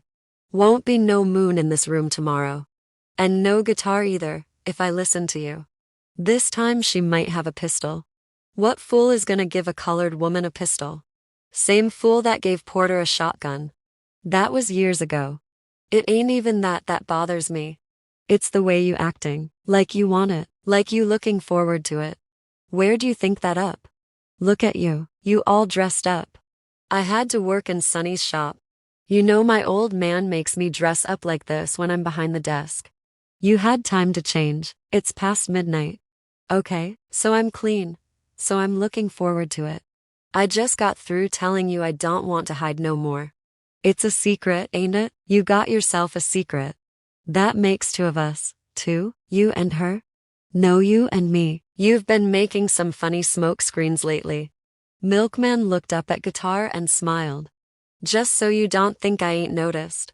Guitar grinned back. Now that he knew there was a secret, he settled down into the groove of their relationship. Okay, Mr. Dead Sir, you on your own? Would you ask your visitor to kind of neaten things up a little before she goes? I don't want to come back and have to look through a pile of cigarette butts for your head. Be nice if it was laying somewhere I could spot it right off. And if it's her head that's left behind, well, there's some towels in the closet, on the shelf in the back. Rest your mind, boy, ain't nobody giving up no head. They laughed then at the suitableness of the unintended pun. And it was in the sound of this laughter that Guitar picked up his brown leather jacket and started out the door. Cigarettes, Milkman called after him. Bring me some cigarettes before you disappear. Gotcha. Guitar was halfway down the stairs. Already his thoughts had left Milkman and had flown ahead to the house where 6 old men waited for him. He didn't come back that night. Milkman lay quietly in the sunlight, his mind a blank, his lungs craving smoke. Gradually, his fear of and eagerness for death returned. Above all, he wanted to escape what he knew, escape the implications of what he had been told. And all he knew in the world about the world was what other people had told him. He felt like a garbage pail for the actions and hatreds of other people. He himself did nothing, except for the one time he had hit his father. He had never acted independently. And that act, his only one, had brought unwanted knowledge too, as well as some responsibility for that knowledge. When his father told him about Ruth, he joined him in despising her, but he felt put upon. Felt as though some burden had been given to him and that he didn't deserve it. None of that was his fault, and he didn't want to have to think or be or do something about any of it. In that mood of lazy righteousness he wallowed in Guitar's bed. The same righteousness that had made him tail his mother like a secret agent when she left the house a week or so ago. Returning home from a party, he had hardly pulled Macon's Buick up to the curb and turned off the car lights when he saw his mother walking a little ahead of him down Not Doctor Street. It was 1:30 in the morning, but in spite of the hour and her turned-up coat collar, there was no air of furtiveness about her at all. She was walking in what seemed to him a determined manner, neither hurried nor aimless. Just the even-paced walk of a woman on her way to some modest but respectable work. When Ruth turned the corner, Milkman waited a minute and started up the car. Creeping, not letting the engine slide into high gear, he drove around the corner. She was standing at the bus stop, so Milkman waited in the shadows until the bus came and she boarded it. Surely this was no meeting of lovers. The man would have picked her up nearby somewhere. No man would allow a woman he had any affection for to come to him on public transportation. In the middle of the night, especially a woman as old as Ruth. And what man wanted a woman over 60 anyway? Following the bus was a nightmare. It stopped too often, too long, and it was difficult to tail it, hide, and watch to see if she got off. Milkman turned on the car radio, but the music, which he hoped would coat his nerve ends, only splayed them. He was very nervous and thought seriously about turning back. Finally, the bus pulled up at the intra-county train station. Its last stop, there among the few remaining passengers, he saw her go into the lobby of the station. He believed H lost her. H never find out what train she was taking. He thought again of going back home. It was late, he was exhausted, and he wasn't sure he wanted to know any more about his mother. But having come this far, he realized it was foolish to turn back now and leave things forever up in the air. He parked in the lot and walked slowly toward the station. Maybe she's not taking a train, he thought. Maybe he meets her in the station. He looked around carefully before pushing open the doors. There was no sign of her inside. It was a small, plain building. Old but well lit. Looming over the modest waiting room was the Great Seal of Michigan. In vivid technicolor, painted, probably, by some high school art class. 2 pink deer reared up on their hind legs, facing each other, and an eagle perched at eye level between them. The eagle's wings were open and looked like raised shoulders. Its head was turned to the left. One fierce eye bored into that of a deer. Purple Latin words stretched in a long ribbon beneath the seal, Si queris peninsulum aminum circumspice. Milkman didn't understand the Latin, and he didn't understand why the Wolverine state had a buck painted on the seal. Or were they? He remembered Guitar's story about killing one. A man shouldn't do that. Milkman felt a quick beat of something like remorse, but he shook it off and resumed his search for his mother. He walked to the back of the station. Still no sight of her. Then he noticed that there was an upper platform, stairs leading to it, and an arrow with the words Fairfield and Northeastern Suburbs painted on it. Perhaps she was up there. He moved cautiously toward the stairs, glancing up and all around, lest he see her or miss her. A loudspeaker broke the silence, announcing the arrival of the 2:15 train to Fairfield Heights, leaving from the upper platform. He dashed up the stairs then, just in time to see Ruth step into a car, and to jump into another car himself. The train made 10 stops at about 10-minute intervals. He leaned out between the cars at each stop to see if she was getting off. After the 6th stop, he asked the conductor when the next train returned to the city. 5:45 a.m., he said. Milkman looked at his watch. It was already 3 o'clock. When the conductor called out, Fairfield Heights. Last stop. A half-hour later, Milkman looked out again, and this time he saw her disembark. He darted behind the 3-sided wooden structure that sheltered, waiting passengers from the wind until he heard her wide rubber heels padding down the steps. Beyond the shelter, along the street below, were stores. All closed now, newsstands, coffee shops, stationery shops, but no houses. The wealthy people of Fairfield did not live near a train station, and very few of their houses could even be seen from the road. Nevertheless, Ruth walked in her even-paced way down the street, and in just a few minutes, was at the wide, winding lane that led into Fairfield Cemetery. As Milkman stared at the ironwork arched over the entrance, he remembered snatches of his mother's chatter about having looked so very carefully for a cemetery for the doctor's body. Someplace other than the one where Negroes were all laid together in one area. And 40 years ago, Fairfield was farm country, with a county cemetery too tiny for anybody to care whether its dead were white or black. Milkman leaned against a tree and waited at the entrance. Now he knew, if H had any doubts, that all his father had told him was true. She was a silly, selfish, queer, faintly obscene woman. Again he felt abused. Why couldn't anybody in his whole family just be normal? He waited for an hour before she came out. "Hello, Mama," he said. He tried to make his voice sound as coolly cruel as he felt. Just as he tried to frighten her by stepping out suddenly from behind the tree. He succeeded. She stumbled in alarm and took a great gulp of air into her mouth. "Macon, is that you? You're here? Oh, my goodness, She tried desperately to normalize the situation, smiling wanly and blinking her eyes, searching for words and manners and civilization. Milkman stopped her. "You come to lay down on your father's grave? Is that what you've been doing all these years? Spending a night every now and then with your father?"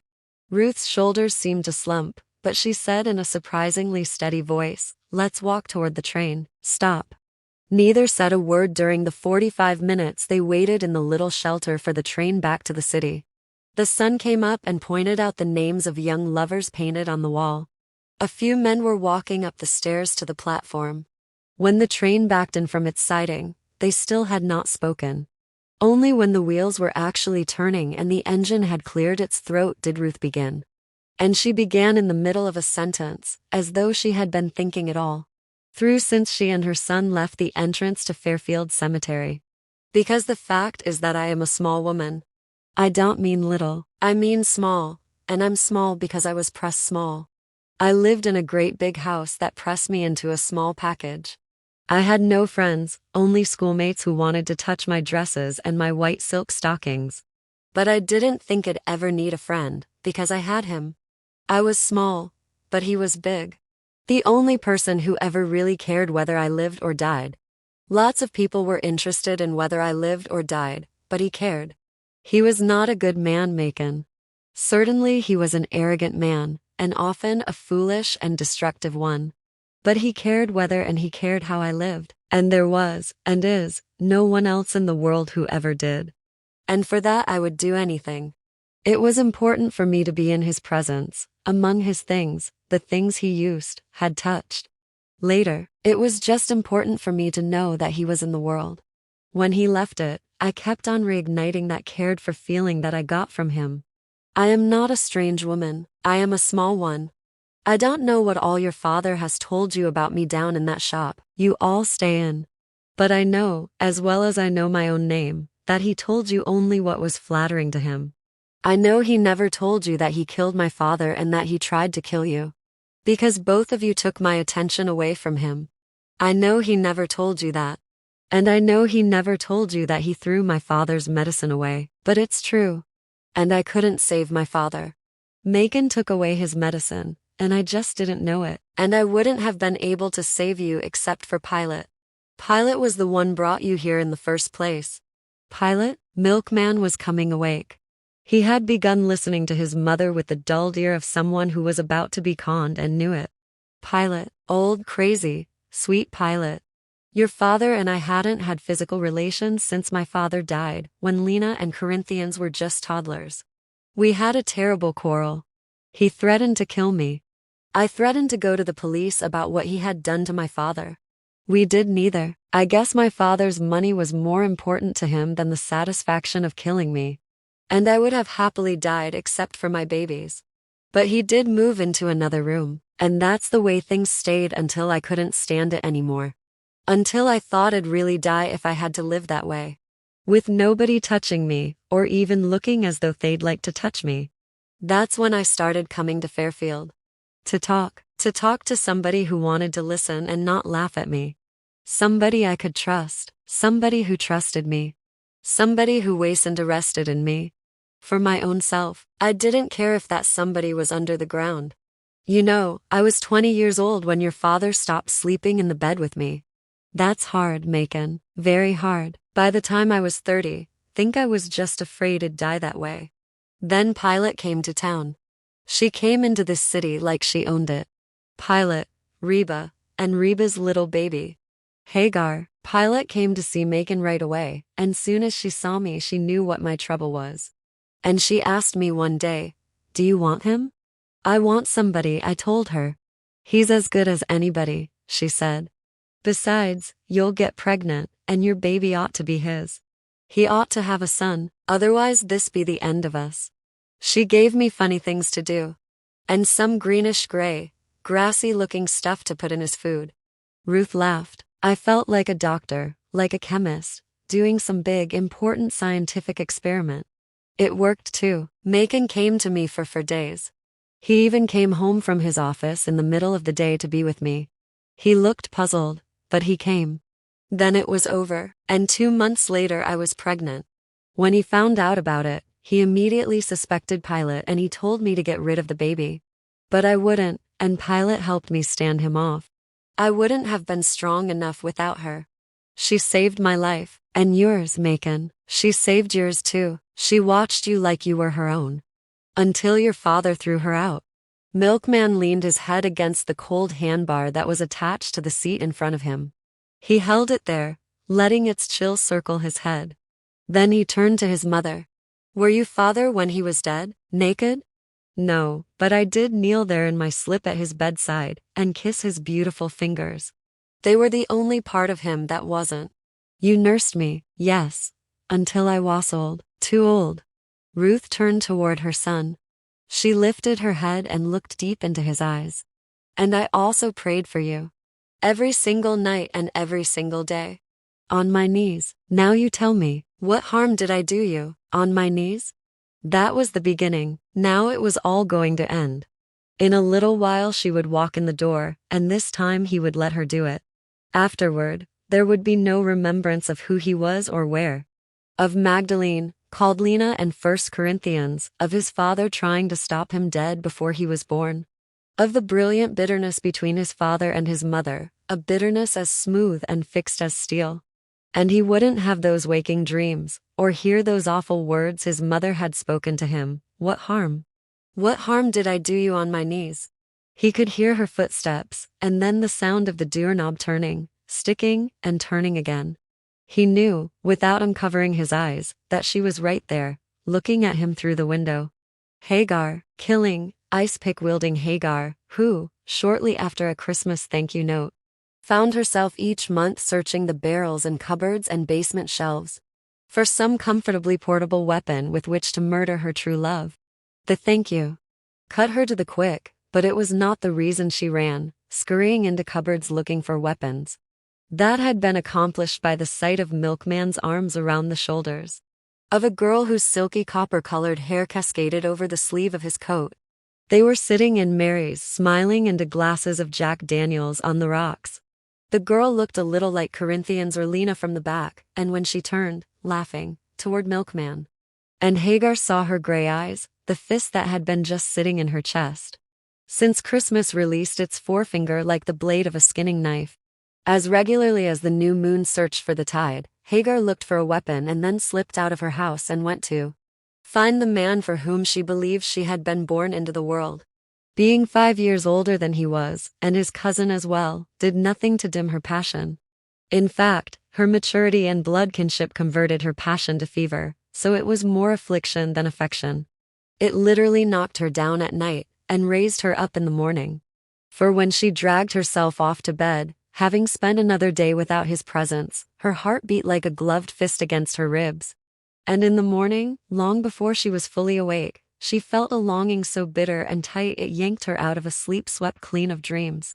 She moved around the house, onto the porch, down the streets, to the fruit stalls and the butcher shop. Like a restless ghost, finding peace nowhere and in nothing. Not in the first tomato off the vine, split open and salted lightly, which her grandmother put before her. Not the 6-piece set of pink glass dishes Reba won at the Tivoli Theater. And not the carved wax candle that the two of them made for her. Pilate dipping the wick and Reba scratching out tiny flowers with a nail file. And put in a genuine store-bought candle holder next to her bed. Not even the high, fierce sun at noon, nor the ocean-dark evenings. Nothing could pull her mind away from the mouth Milkman was not kissing. The feet that were not running toward him, the eye that no longer beheld him, the hands that were not touching him. She toyed sometimes with her unsucked breasts, but at some point her lethargy dissipated of its own accord, and in its place was wilderness. The focused meanness of a flood or an avalanche of snow, which only observers, flying in a rescue helicopter, believed to be an indifferent natural phenomenon, but which the victims, in their last gulp of breath, knew was both directed and personal. The calculated violence of a shark grew in her, and like every witch that ever rode a broom straight through the night, to a ceremonial infanticide, as thrilled by the black wind as by the rod between her legs. Like every fed-up-to-the-teeth bride who worried about the consistency of the grits, she threw at her husband as well as the potency of the lie she had stirred into them. And like every queen and every courtesan who was struck by the beauty of her emerald ring, as she tipped its poison into the old red wine, Hagar was energized by the details of her mission. She stalked him, whenever the fist that beat in her chest became that pointing finger. When any contact with him at all was better than none, she stalked him. She could not get his love, and the possibility that he did not think of her at all was intolerable, so she settled for his fear. On those days, her hair standing out from her head like a thundercloud, she haunted Southside and not Doctor Street, until she found him. Sometimes it took 2 days, or 3, and the people who saw her pass the word along that Hagar Dunn took off after Milkman again. Women watched her out of their windows. Men looked up from their checker games and wondered if she'd make it this time. The lengths to which lost love drove men and women never surprised them. They had seen women pull their dresses over their heads and howl like dogs for lost love. And men who sat in doorways with pennies in their mouths for lost love. Thank God. They whispered to themselves, thank God I ain't never had one of them graveyard loves. Empire State himself was a good example of one. H married a white girl in France and brought her home. Happy as a fly and just as industrious, he lived with her for 6 years, until he came home to find her with another man. Another black man, and when he discovered that his white wife loved not only him, not only this other black man, but the whole race, he sat down, closed his mouth, and never said another word. Railroad Tommy had given him a janitor's job to save him from the poorhouse, workhouse, or nuthouse, one. So Hagar's forays were part and parcel of the mystery of having been lifed by love, and while the manifestation it took was a source of great interest to them, the consequences were not. After all, it served him right, messing with his own cousin. Luckily for Milkman, she had proved so far to be the world's most inept killer. Awed even in the midst of her anger by the very presence of her victim. She trembled violently, and her knife thrusts and hammer swings and ice-pick jabs were clumsy. As soon as the attempt had been thwarted by a wrist grab from behind or a body tackle from the front, or a neat clip on the jaw, she folded up into herself and wept cleansing tears right there and later under Pilate's strap, to which she submitted with relief. Pilate beat her, Reba cried, and Hagar crouched. Until the next time, like this time, when she turned the doorknob of Guitar's little bachelor room. It was locked, so she swung one leg over the porch railing and fiddled with the window. Milkman heard the noises, heard the window shake, but refused to move or take his arm away from his eyes. Even when he heard the tinkle and clatter of glass, he did not move. Hagar put her shoe back on before reaching into the window hole she had made and turning the catch. It took her the longest time to raise the window. She was hanging lopsided over the railing, one leg supporting her weight. The window slid in a crooked path up its jamb.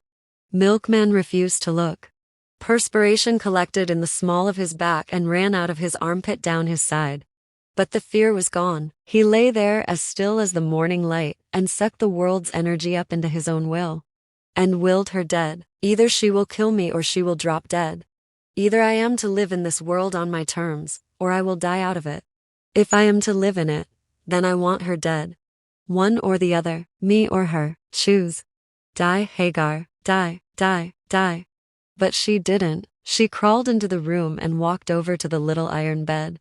In her hand was a butcher knife, which she raised high over her head, and brought down heavily toward the smooth neck flesh that showed above his shirt collar.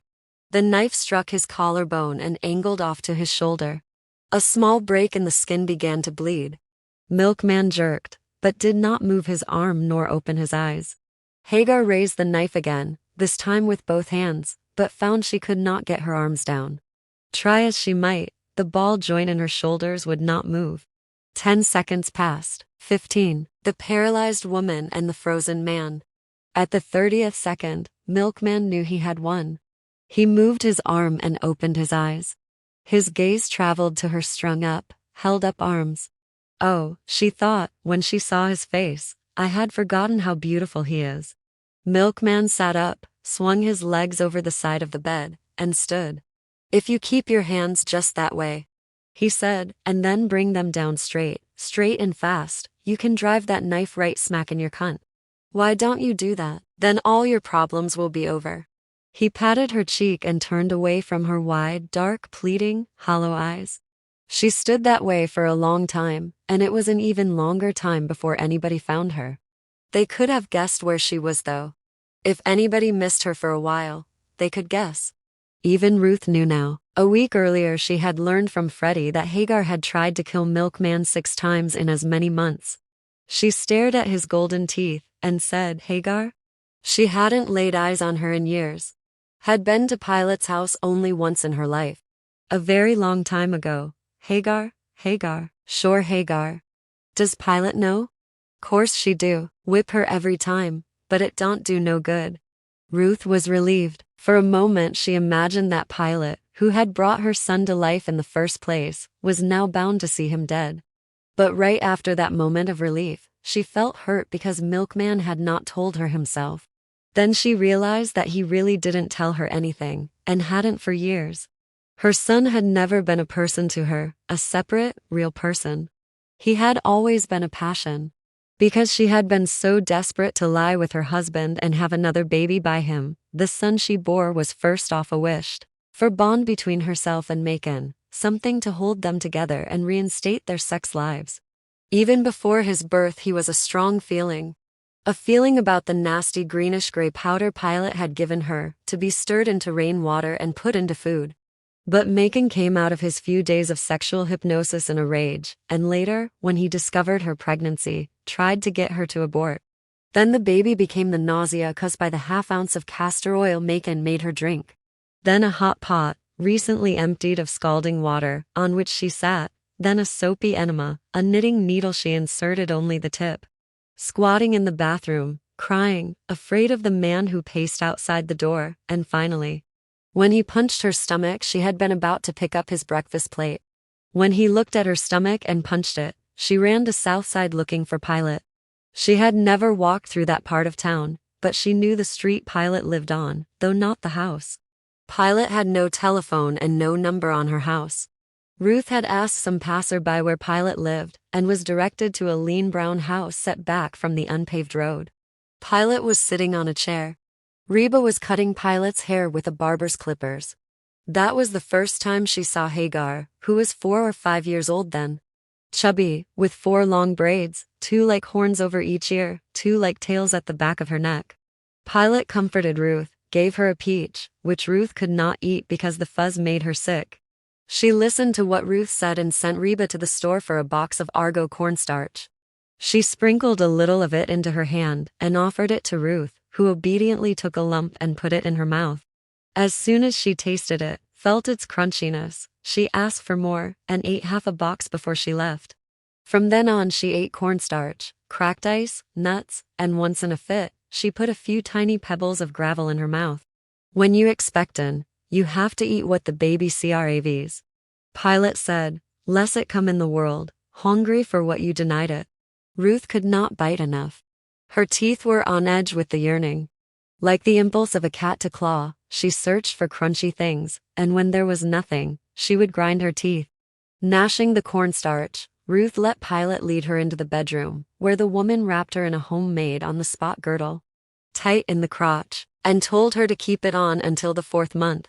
And don't take no more mess off, Macon, and don't ram another thing up in your womb. She also told her not to worry. Macon wouldn't bother her no more. She, Pilate, would see to it.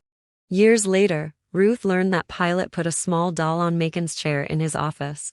A male doll with a small painted chicken bone stuck between its legs and a round red circle painted on its belly. Macon knocked it out of the chair and with a yardstick pushed it into the bathroom, where he doused it with alcohol and burned it. It took 9 separate burnings before the fire got down to the straw and cotton ticking of its insides. But he must have remembered the round, fire-red stomach, for he left Ruth alone after that. When the baby was born the day after, she stood in the snow, with cloth roses at her feet, and a man with blue wings above her head. She regarded him as a beautiful toy, a respite, a distraction, a physical pleasure, as she nursed him. Until Freddie caught her at it. Then he was no longer her velveteen toy. He became a plane on which, like the cowboys and Indians in the movies, she and her husband fought. Each one befuddled by the values of the other. Each one convinced of his own purity, and outraged by the idiocy he saw in the other. She was the Indian, of course, and lost her land, her customs, her integrity to the cowboy, and became a spread-eagled footstool resigned to her fate and holding fast to tiny, irrelevant defiances. But who was this son of hers? This tall man who had flesh on the outside and feelings on the inside that she knew nothing of. But somebody did, knew enough about him to want to kill him. Suddenly, the world opened up for her like one of her imperial tulips and revealed its evil yellow pistil. She had been husbanding her own misery, shaping it, making of it an art and a way. Now she saw a larger, more malevolent world outside her own. Outside the 4-poster bed, where Doctor had bubbled and rotted, all. But his beautiful hands, which were the only things his grandson had inherited. Outside her garden and the fishbowl where her goldfish died. She had thought it was all done. That she had won out over the castor oil, and the pot of steam that had puckered and burned her skin so she could not bear to urinate or sit with her daughters at the table, where they cut and sewed. She had had the baby anyway, and although it did nothing to close the break between herself and Macon, there he was, her single triumph.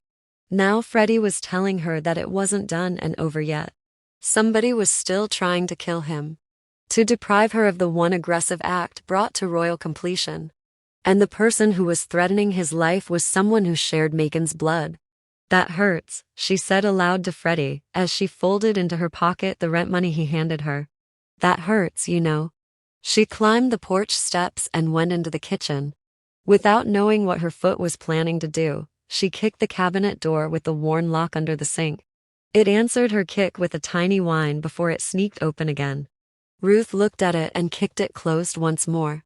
Again it whined and opened right back up. I want you closed, she whispered. Closed. The door stayed open. Closed. You hear me? Closed, closed, closed. She was screaming by now. Magdalene, called Lena, hearing her shouts, ran down the stairs and into the kitchen. She found her mother staring at the sink and commanding it. Mother? Lena was frightened. Ruth looked up at her. What is it? Ruth looked up at her. What is it? I don't know. I thought I heard you saying something. Get somebody to fix that door. I want it shut, tight. Lena stared as Ruth hurried past, and when she heard her mother running up the stairs, she put her fingers to her lips in disbelief. Ruth was 62 years old. Lena had no idea she could move that fast. Her passions were narrow, but deep. Long deprived of sex, long dependent on self-manipulation. She saw her son's imminent death as the annihilation of the last occasion she had been made love to. With the same determined tread that took her to the graveyard 6 or 7 times a year. Ruth left the house and caught the number 26 bus and sat down right in back of the driver.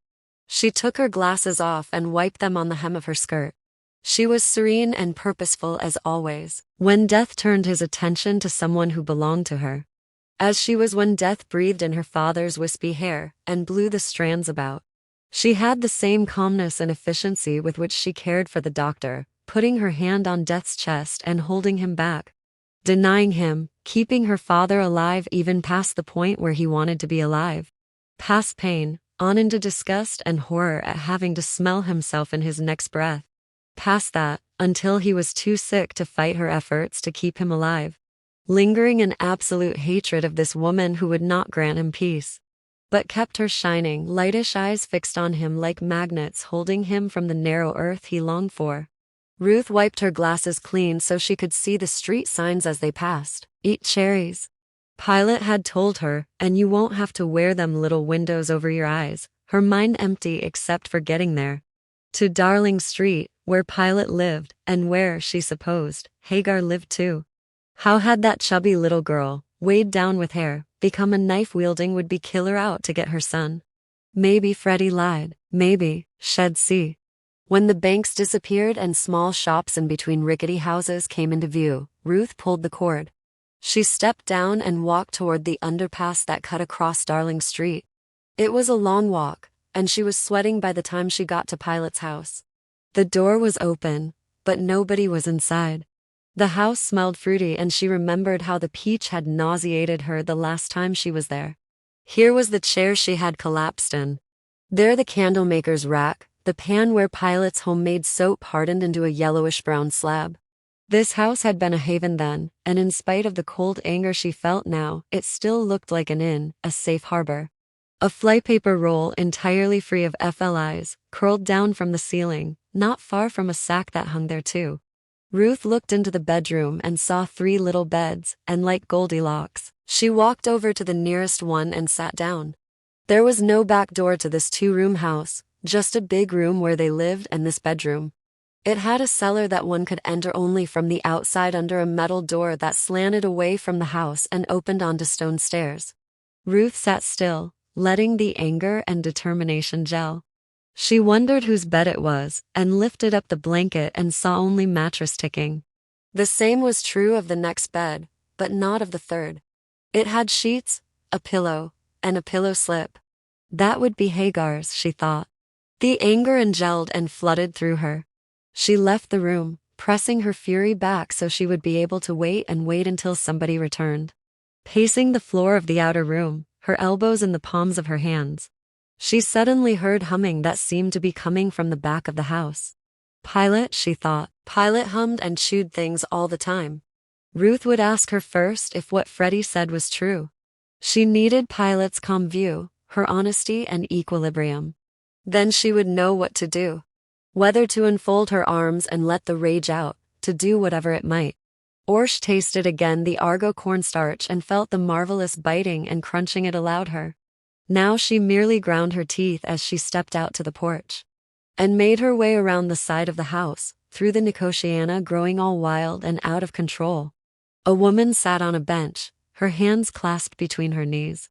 It was not Pilate. Ruth stood still and looked at the woman's back.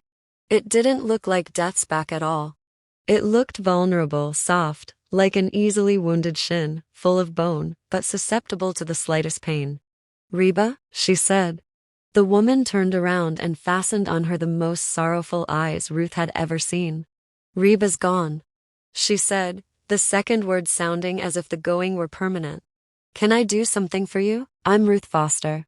Hagar stiffened. A lightning shot of excitement ran through her. Milkman's mother, the silhouette she had seen through the curtains in an upstairs window on evenings when she stood across the street. Hoping at first to catch him, then hoping just to see him, finally just to be near the things he was familiar with. Private vigils held at night, made more private because they were expressions of public lunacy.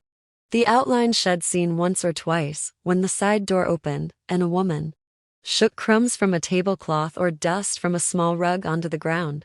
Whatever Milkman had told her about his mother, whatever she had heard from Pilate and Reba, she could not remember, so overwhelmed was she in the presence of his mother. Hagar let her morbid pleasure spread across her face in a smile.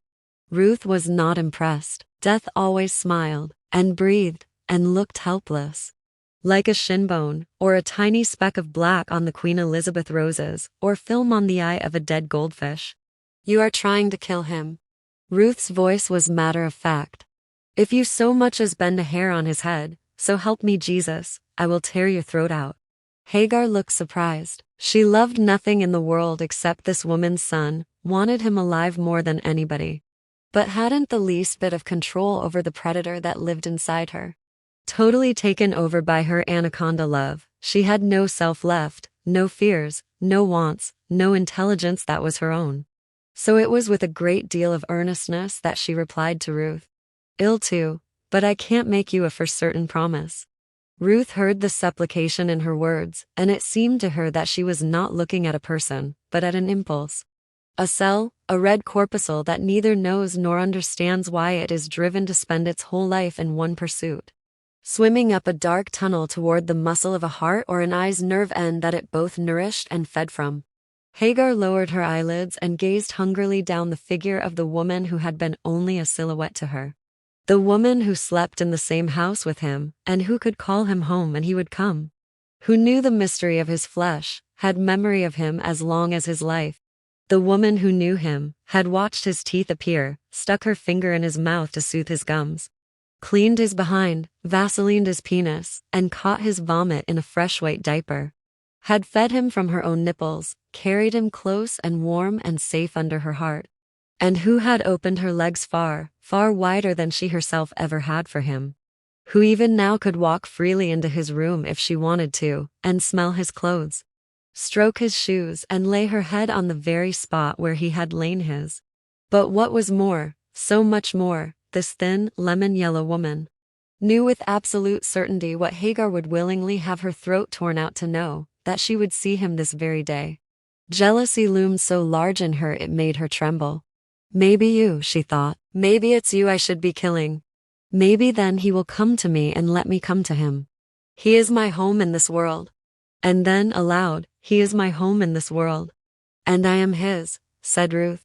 "And he wouldn't give a pile of swan shit for either one of you." They turned then and saw Pilate leaning on the windowsill. Neither knew how long she'd been there. Can't say as I blame him, neither. Two growed-up women talkin' 'bout a man like he was a house or needed one. He ain't a house, he's a man, and whatever he need, don't none of you got it. Leave me alone, mama, just leave me alone. You already alone. If you want more alone, I can knock you into the middle of next week and leave you there. You're botherin' me. Hagar was shouting and digging her fingers in her hair. It was an ordinary gesture of frustration, but its awkwardness made Ruth know that there was something truly askew in this girl. That here was the wilderness of Southside. Not the poverty or dirt or noise, not just extreme, unregulated passion. Where even love found its way with an ice pick, but the absence of control. Here one lived, knowing that at any time, anybody might do anything. Not wilderness where there was system, or the logic of lions, trees, toads, and birds, but wild wilderness where there was none. She had not recognized it in Pilate, whose equilibrium overshadowed all her eccentricities, and who was, in any case, the only person she knew of strong enough to counter Macon. Although Ruth had been frightened of her the first time she saw her. When she knocked on the kitchen doorway back then, looking, as she said, for her brother Macon. Ruth was still frightened of her a little. Not just her short hair, cut regularly like a man's, or her large sleepy eyes and busy lips. Or the smooth skin, hairless, scarless, and wrinkleless. For Ruth had actually seen it. The place on her stomach where a navel should have been and was not. Even if you weren't frightened of a woman who had no navel, you certainly had to take her very seriously. Now she held up her hand, imperiously, and silenced Hagar's whines. Sit down there. Sit down and don't leave this yard. Hagar slumped and moved slowly back to her bench. Pilate turned her eyes to Ruth. Come on in. Rest yourself before you hop on that bus again. They sat down at the table, facing each other. Peaches kind of dried up on me in this heat, said Pilate, and she reached for a peck basket, which held about a half dozen. But there should be some good ones left in here. Can I slice you up some? No, thank you, said Ruth. She was trembling a little now. After the tension, the anger, the bravado of her earlier state of mind, followed by the violence of Pilate's words to her granddaughter, this quiet, social tea-tone disarmed her. Threw her too soon and too suddenly back into the mannered dignity that was habitual for her. Ruth pressed her hands together in her lap to stop the shaking. They were so different, these two women. One black, the other lemony. One corseted, the other buck-naked under her dress. One well-read, but ill-traveled. The other had read only a geography book, but had been from one end of the country to another. One wholly dependent on money for life, the other indifferent to it. But those were the meaningless things. Their similarities were profound. Both were vitally interested in Macon Dead's son, and both had close and supportive posthumous communication with their fathers. The last time I was here, you offered me a peach. My visit was about my son then too. Pilate nodded her head and with her right thumbnail slit the peach open. You won't never be able to forgive her. For just trying to do it, you won't never be able to forgive her. But it looks to me like you ought to be able to understand her. Think on it a minute. You ready now to kill her? Well, maim her anyway, because she's trying to take him away from you. She's the enemy to you because she wants to take him out of your life. Well, in her eyes there's somebody who wants to take him out of her life too. Him, so he's her enemy. He's the one who's trying to take himself out of her life. And she'll kill him before she lets him do that. What I'm saying is that you both got the same idea. I do my best to keep her from it. She's my baby too, you know, but I tear her up every time she try. Just for the tryin', mind you, because I know one thing, sure, she'll never pull it off. He come in the world tryin' to keep from getting killed. Layin' in your stomach, his own, Papa was tryin' to do it. And you helped some too. He had to fight off castor oil and knitting needles. And being blasted with hot steam, and I don't know what all you and Macon did. But he made it. When he was at his most helpless, he made it. Ain't nothin' going to kill him but his own ignorance, and won't no woman ever kill him. What's likelier is that it'll be a woman save his life. Nobody lives forever, Pilate. Don't? Of course not. Nobody? Of course nobody. I don't see why not. Death is as natural as life. Ain't nothin' natural about death. It's the most unnatural thing they is. You think people should live forever? Some people, yeah. Who's to decide which ones should live and which ones shouldn't? The people themselves. Some folks want to live forever. Some don't. I believe they decide on it anyway. People die when they want to and if they want to. Don't nobody have to die if they don't want to. Ruth felt a chill. She'd always believed that her father wanted to die. I wish I could count on your faith as far as my son was concerned. But I think it'd be a really foolish woman if I did that. You saw your own father die, just like I did. You saw him killed. Do you think he wanted to die?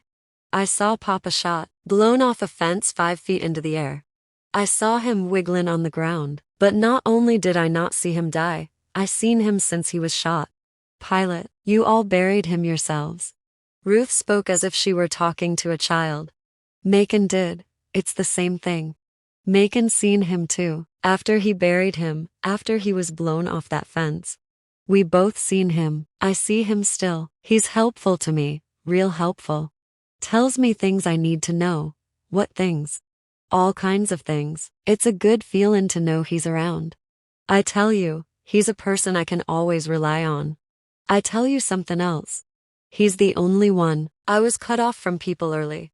You can't know what that was like. After my papa was blown off that fence, me and Macon wandered around for a few days until we had a fallin' out, and I went off on my own. I was about 12, I think.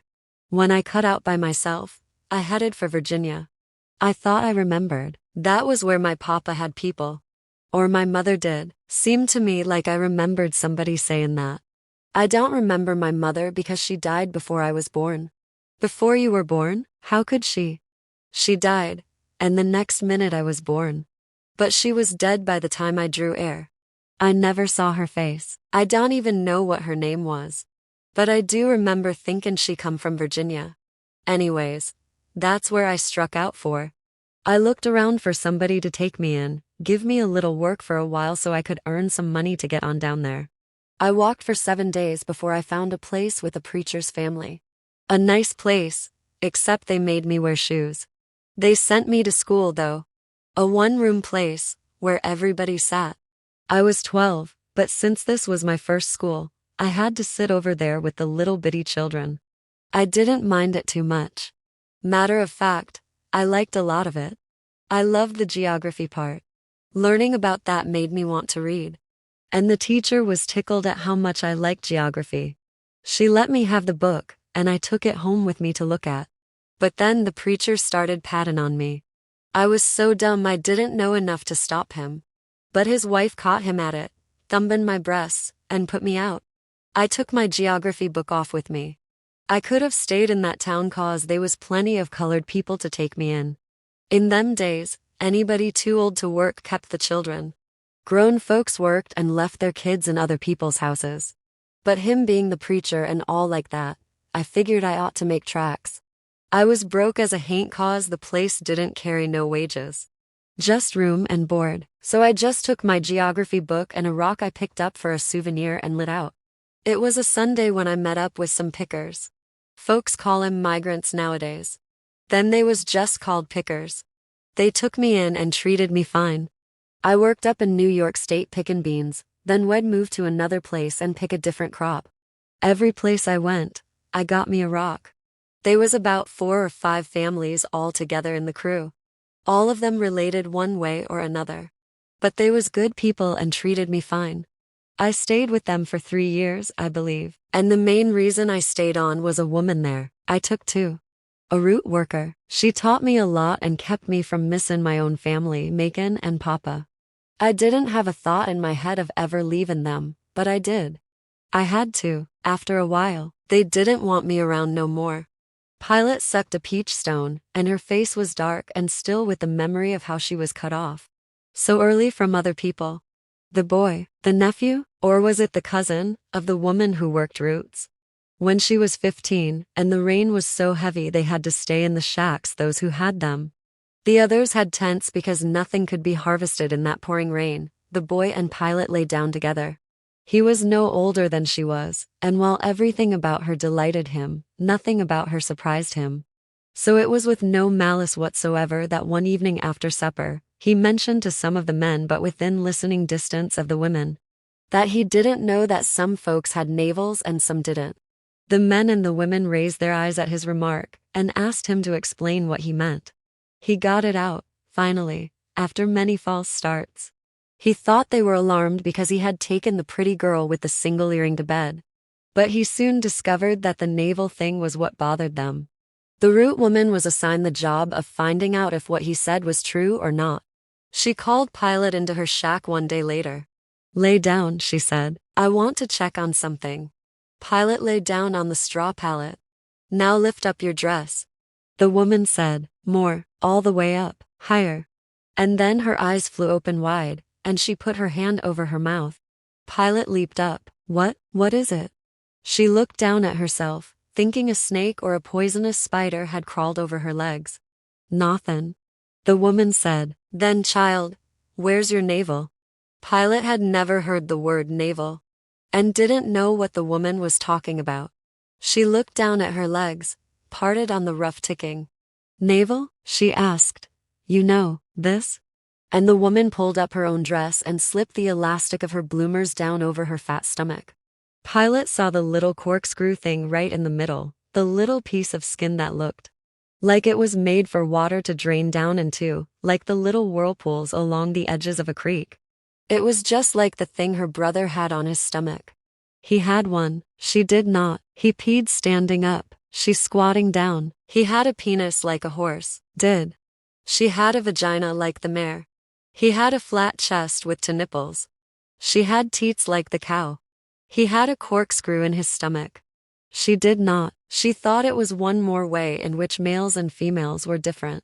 The boy she went to bed with had one too. But until now she had never seen another woman's stomach. And from the horror on the older woman's face, she knew there was something wrong with not having it.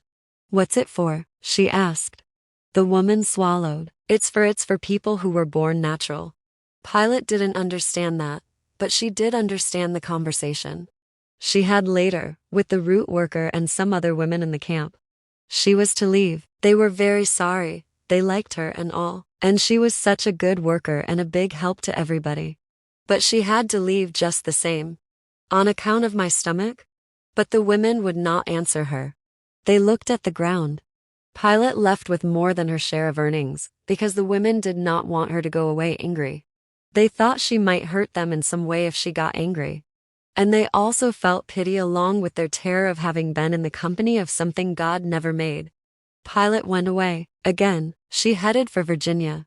But now she knew how to harvest in a team, and looked for another migrant crew, or a group of women who had followed their men to some seasonal work as brickmakers, iron workers, shipyard workers.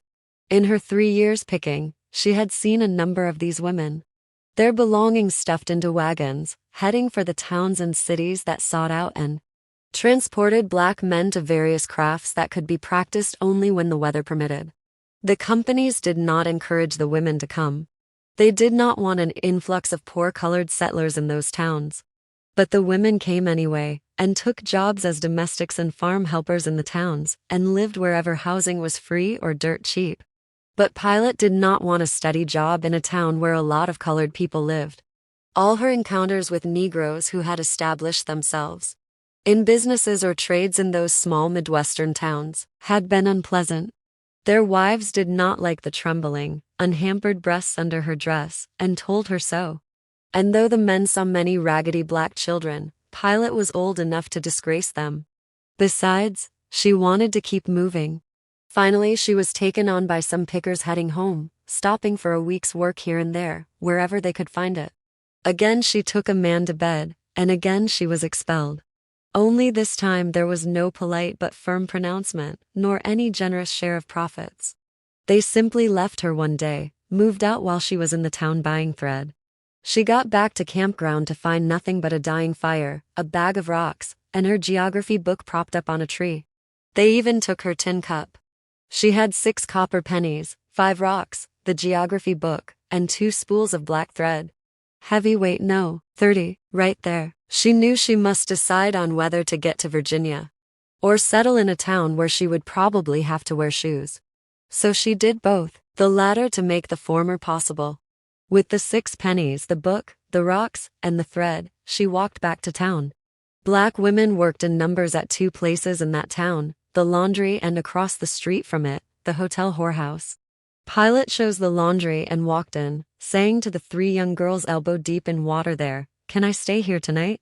"Nobody in here at night." "I know, can I stay?" They shrugged. The next day Pilate was hired as a washerwoman at 10 cents a day. She worked there, ate there, slept there, and saved her dimes. Her hands, well calloused from years of harvesting, were stripped of their toughness and became soft in the washwater. Before her hands could get the different but equally tough skin of a laundress. Her knuckles split with the rubbing and wringing, and ran blood into the rinse tubs. She almost ruined an entire batch of sheets, but the other girls covered for her, giving the sheets a second rinse.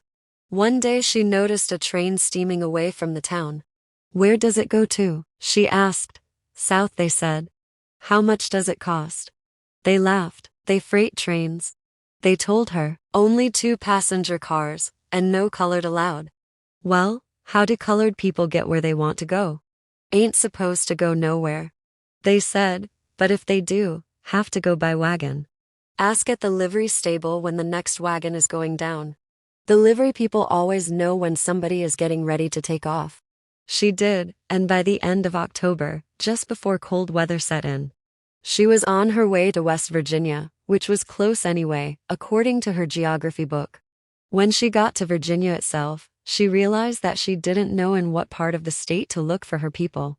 There were more Negroes there than she'd ever seen, and the comfort she felt in their midst she kept all her life. Pilate had learned, whenever she was asked her name, to give only her first name. The last name had a bad effect on people. Now she was forced to ask if anybody knew of a family called Dead. People frowned and said, "No, never heard of any such." She was in Culpeper, Virginia, washing clothes in a hotel, when she learned that there was a colony of Negro farmers on an island off the coast of Virginia. They grew vegetables, had cattle, made whiskey, and sold a little tobacco.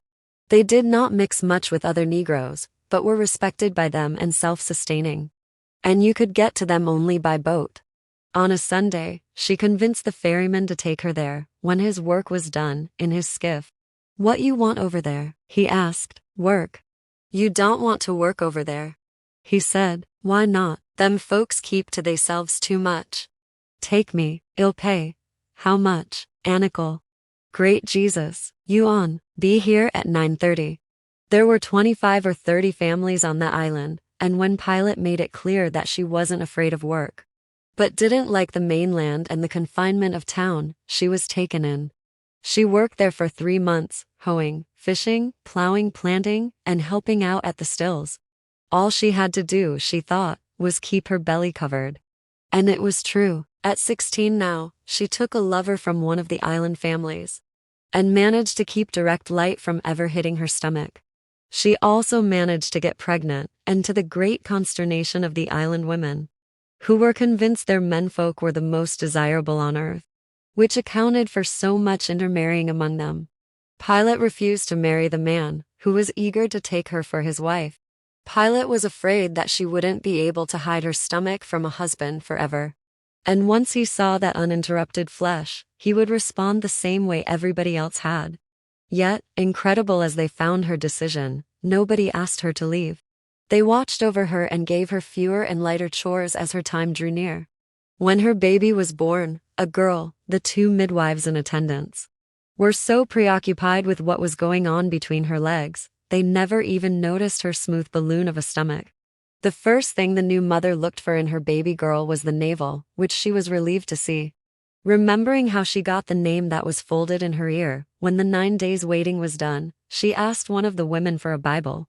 There was a hymnal, they said, but not a Bible on the island.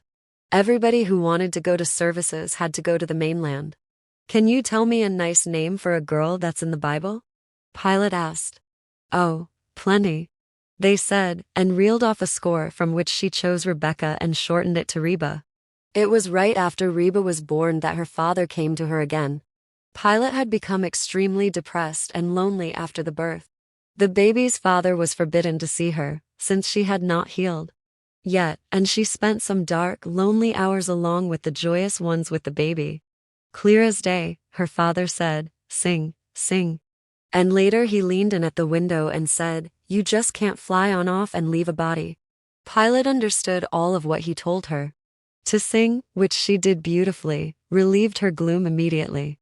And she knew he was telling her to go back to Pennsylvania and collect what was left of the man she and Macon had murdered. The fact that she had struck no blow was irrelevant. She was part of her brother's act, because then, she and he were one.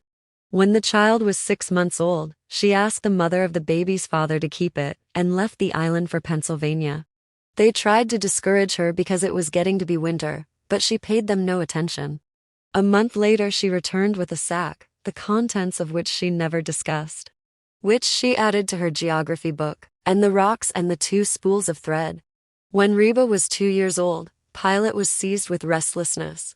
It was as if her geography book had marked her to roam the country, planting her feet in each pink, yellow, blue or green state. She left the island and began the wandering life that she kept up for the next 20-some-odd years, and stopped only after Reba had a baby. No place was like the island ever again. Having had one long relationship with a man, she sought another. But no man was like that island man ever again either. After a while, she stopped worrying about her stomach, and stopped trying to hide it. It occurred to her that although men fucked armless women, one-legged women, hunchbacks and blind women, drunken women, razor-toting women, midgets, small children, convicts, boys, sheep, dogs, goats, liver, each other, and even certain species of plants, they were terrified of fucking her. A woman with no navel, they froze at the sight of that belly that looked like a back. Became limp, even, or cold, if she happened to undress completely. And walked straight toward them, showing them, deliberately, a stomach as blind as a knee. "What are you, some kind of mermaid?" one man had shouted, and reached hurriedly for his socks. It isolated her. Already without family, she was further isolated from her people, for except for the relative bliss on the island, every other resource was denied her. Partnership in marriage, confessional friendship, and communal religion. Men frowned, women whispered and shoved their children behind them. Even a traveling sideshow would have rejected her, since her freak quality lacked that important ingredient. The grotesque. There was really nothing to see. Her defect, frightening and exotic as it was also a theatrical failure. It needed intimacy, gossip, and the time it took for curiosity to become drama. Finally, Pilate began to take offense. Although she was hampered by huge ignorances, but not in any way unintelligent. When she realized what her situation in the world was and would probably always be, she threw away every assumption she had learned and began at zero. First off, she cut her hair. That was one thing she didn't want to have to think about anymore. Then she tackled the problem of trying to decide how she wanted to live and what was valuable to her. When am I happy and when am I sad, and what is the difference? What do I need to know to stay alive? What is true in the world? Her mind traveled crooked streets and aimless goat paths, arriving sometimes at profundity, other times at the revelations of a 3-year-old. Throughout this fresh, if common, pursuit of knowledge, one conviction crowned her efforts. Since death held no terrors for her, she spoke often to the dead. She knew there was nothing to fear. That, plus her alien's compassion for troubled people, ripened her, and the consequence of the knowledge she had made up or acquired kept her just barely within the boundaries of the elaborately socialized world of Black people. Her dress might be outrageous to them, but her respect for other people's privacy, which they were all very intense about, was balancing. She stared at people, and in those days looking straight into another person's eyes was considered, among Black people, the height of rudeness, an act acceptable only with and among children and certain kinds of outlaws. But she never made an impolite observation. And true to the palm oil that flowed in her veins, she never had a visitor to whom she did not offer food before one word of conversation, business or social, began. She laughed but never smiled, and in 1963, when she was 68 years old, She had not shed a tear since Circe had brought her cherry jam for breakfast. She gave up, apparently, all interest in table manners or hygiene, but acquired a deep concern for and about human relationships. Those 12 years in Monterey County, where she had been treated gently by a father and a brother, and where she herself was in a position to help farm animals under her care, had taught her a preferable kind of behavior. Preferable to that of the men who called her mermaid and the women who swept up her footprints or put mirrors on her door. She was a natural healer, and among quarreling drunks and fighting women she could hold her own. And sometimes mediated a peace that lasted a good bit longer than it should have because it was administered by someone not like them. But most important, she paid close attention to her mentor, the father, who appeared before her sometimes and told her things. After Reba was born, he no longer came to Pilate dressed as he had been on the wood's edge and in the cave, when she and Macon had left Circe's house. Then he had worn the coveralls and heavy shoes he was shot in. Now he came in a white shirt, a blue collar, and a brown peaked cap. He wore no shoes, they were tied together and slung over his shoulder, probably because his feet hurt, since he rubbed his toes a lot as he sat near her bed or on the porch, or rested against the side of the still. Along with winemaking, cooking whiskey became the way Pilate began to make her steady living. That skill allowed her more freedom, hour by hour and day by day, than any other work. A woman of no means whatsoever and no inclination to make love for money could choose. Once settled in as a small-time bootlegger in the colored section of a town, she had only occasional police or sheriff problems, for she allowed none of the activities that often accompanied wine houses. Women, gambling, and she more often than not refused to let her customers drink what they bought from her on the premises. She made and sold liquor, period.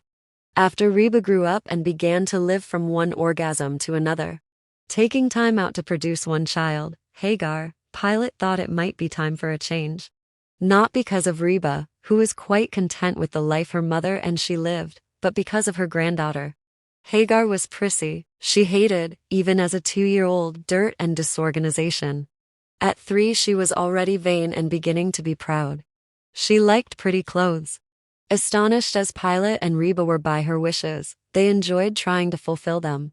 They spoiled her, and she, as a favor to their indulgence, hid as best she could the fact that they embarrassed her. Pilate decided to find her brother, if he was still alive, for the child. Hagar needed family, people, a life very different from what she and Reba could offer. And if she remembered anything about Macon, he would be different. Prosperous, conventional, more like the things and people Hagar seemed to admire. In addition, Pilate wanted to make peace between them. She asked her father where he was, but he just rubbed his feet and shook his head. So for the first time, Pilate went voluntarily to the police, who sent her to the Red Cross, who sent her to the Salvation Army, who sent her to the Society of Friends, who sent her back to the Salvation Army, who wrote to their command posts in large cities from New York to St. Louis and from Detroit to Louisiana and asked them to look in the telephone directory, where in fact one captain's secretary found him listed. Pilate was surprised that they were successful, but the captain was not, because there could hardly be many people with such a name. They made the trip in style, one train and 2 buses, for Pilate had a lot of money. The crash of 1929 had produced so many buyers of cheap home brew, she didn't even need the collection the Salvation Army took up for her. She arrived with suitcases, a green sack, a full-grown daughter, and a granddaughter, and found her brother truculent, inhospitable, embarrassed, and unforgiving. Pilate would have moved on immediately except for her brother's wife, who was dying of lovelessness then, and seemed to be dying of it now as she sat at the table across from her sister-in-law, listening to her life story, which Pilate was making deliberately long to keep Ruth's mind off. Hagar. Chapter 6. I took her home. She was standing in the middle of the room when I got there. So I just took her home. Pitiful, really pitiful. Milkman shrugged. He didn't want to talk about Hagar, but it was a way to sit Guitar down and get around to asking him something else. What did you do to her? Asked Guitar. What did I do to her? You saw her with a butcher knife and you ask me that? I mean before, that's a messed up lady. I did what you do to some woman every 6 months, called the whole thing off. I don't believe you. It's the truth. No, it had to be something more. You calling me a liar? Take it any way you want. But that girl's hurt, and the hurt came from you. What's the matter with you? You've been watching her try to kill me for months, and I never laid a hand on her. Now you sit there worried about her. All of a sudden you're police. You've been wearing a halo a lot lately. You got a white robe too? What's that supposed to mean? It means I'm tired of being criticized by you. I know we don't see eye to eye on a lot of things. I know you think I'm lazy. Not serious, you say, but if we're friends, don't meddle you, do I? No, not at all. Several minutes passed while Milkman played with his beer and guitar sipped tea. They were sitting in Mary's place on a Sunday afternoon, a few days after Hagar's latest attempt on his life. You're not smoking? Asked Milkman. No, I quit. Feel a hell of a lot better too. There was another pause before Guitar continued. You ought to stop yourself. Milkman nodded. Yeah, if I stay around you, I will. I'll stop smoking, fucking, drinking, everything.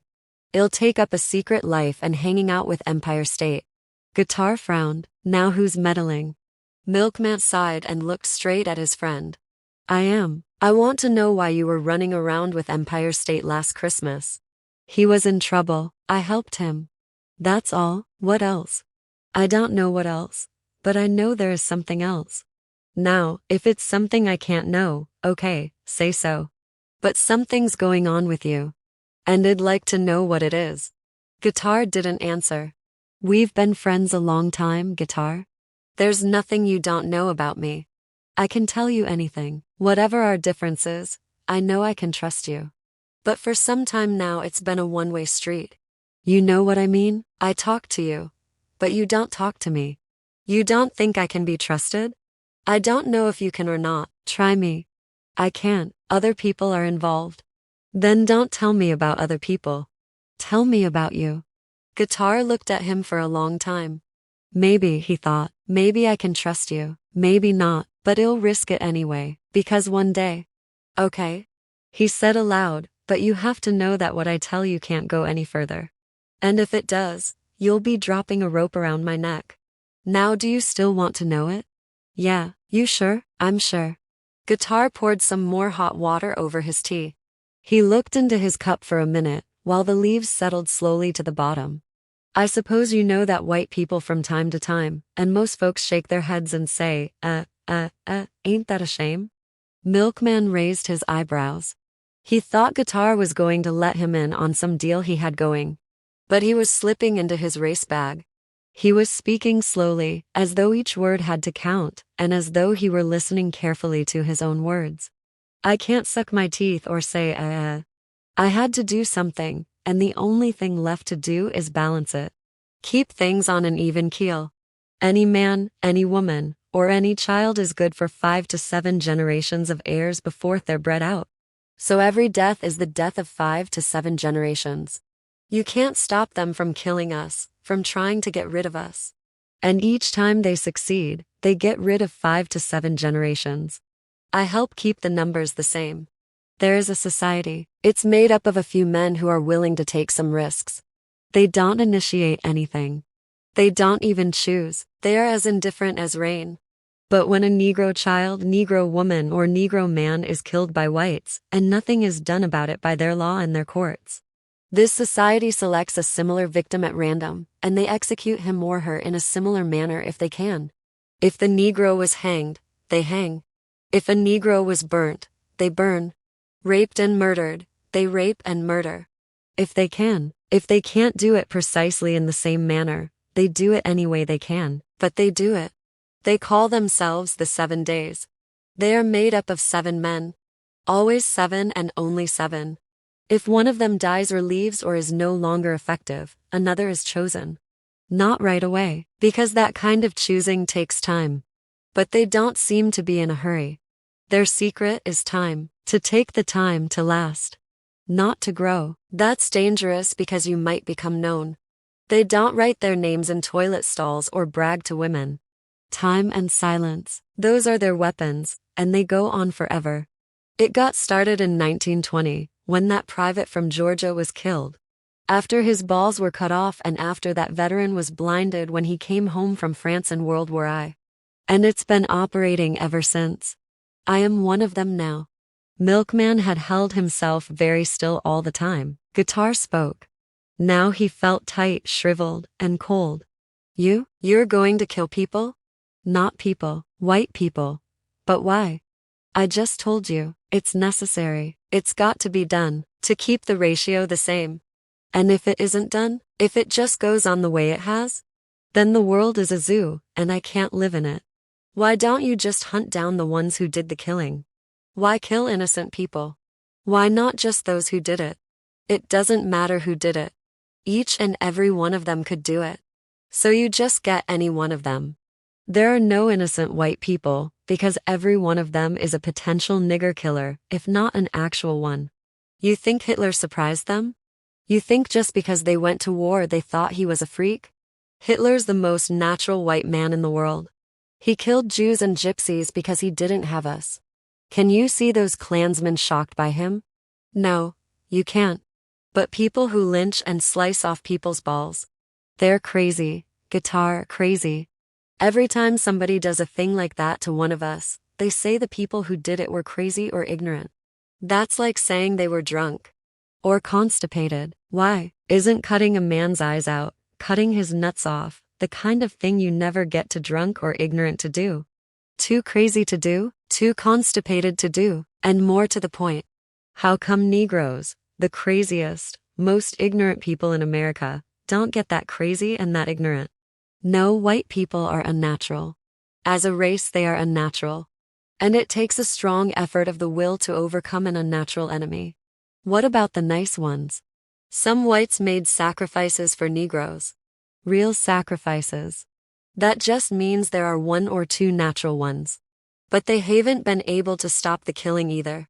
They are outraged, but that doesn't stop it. They might even speak out, but that doesn't stop it either. They might even inconvenience themselves, but the killing goes on and on. So will we. You're missing the point. There are not just one or two, there are a lot. Are there? Milkman, if Kennedy got drunk and bored and was sitting around a pot-bellied stove in Mississippi, he might join a lynching party just for the hell of it. Under those circumstances, his unnaturalness would surface. But I know I wouldn't join one, no matter how drunk I was or how bored. And I know you wouldn't either, nor any black man I know or ever heard tell of. Ever, in any world at any time, just get up and go find somebody white to slice up. But they can do it, and they don't even do it for profit, which is why they do most things. They do it for fun, unnatural. What about? Milkman searched his memory for some white person who had shown himself unequivocally supportive of Negroes. Schweitzer, Albert Schweitzer, would he do it? In a minute, he didn't care anything about those Africans. They could have been rats. He was in a laboratory testing himself, proving he could work on human dogs. What about Eleanor Roosevelt? I don't know about the women. I can't say what their women would do, but I do remember that picture of those white mothers holding up their babies, so they could get a good look at some black men burning on a tree. So I have my suspicions about Eleanor Roosevelt, but none about Mr. Roosevelt. You could have taken him in his wheelchair and put him in a small dusty town in Alabama, and given him some tobacco, a checkerboard, some whiskey and a rope, and each have done it too. What I'm saying is, under certain conditions, they would all do it. And under the same circumstances we would not. So it doesn't matter that some of them haven't done it. I listen, I read, and now I know that they know it too. They know they are unnatural. Their writers and artists have been saying it for years, telling them they are unnatural, telling them they are depraved. They call it tragedy. In the movies, they call it adventure. It's just depravity that they try to make glorious, natural. But it ain't. The disease they have is in their blood, in the structure of their chromosomes. You can prove this, I guess. Scientifically? No. Shouldn't you be able to prove it before you act on something like that? Did they prove anything scientifically about us before they killed us? No, they killed us first and then tried to get some scientific proof about why we should die. Wait a minute, guitar. If they are as bad, as unnatural as you say, why do you want to be like them? Don't you want to be better than they are? I am better. But now you're doing what the worst of them do. Yes, but I am reasonable. Reasonable? How? I am not, 1. Having fun. 2. Trying to gain power or public attention, or money or land. 3. Angry at anybody. You're not angry? You must be.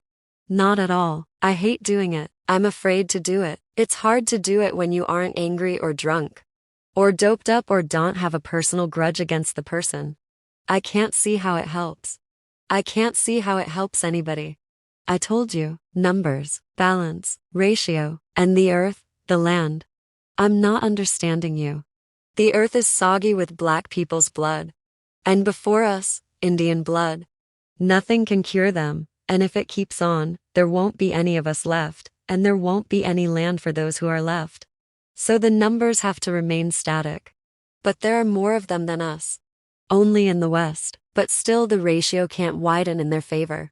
But you should want everybody to know that the society exists. Then maybe that would help stop it. What's the secrecy for? To keep from getting caught. Can't you even let other Negroes know about it? I mean to give us hope? No? Why not? Betrayal, the possibility of betrayal.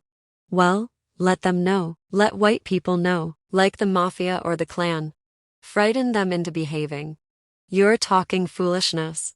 How can you let one group know and not the other? Besides, we are not like them. The mafia is unnatural, so is the Klan. One kills for money, the other kills for fun. And they have huge profits and protection at their disposal.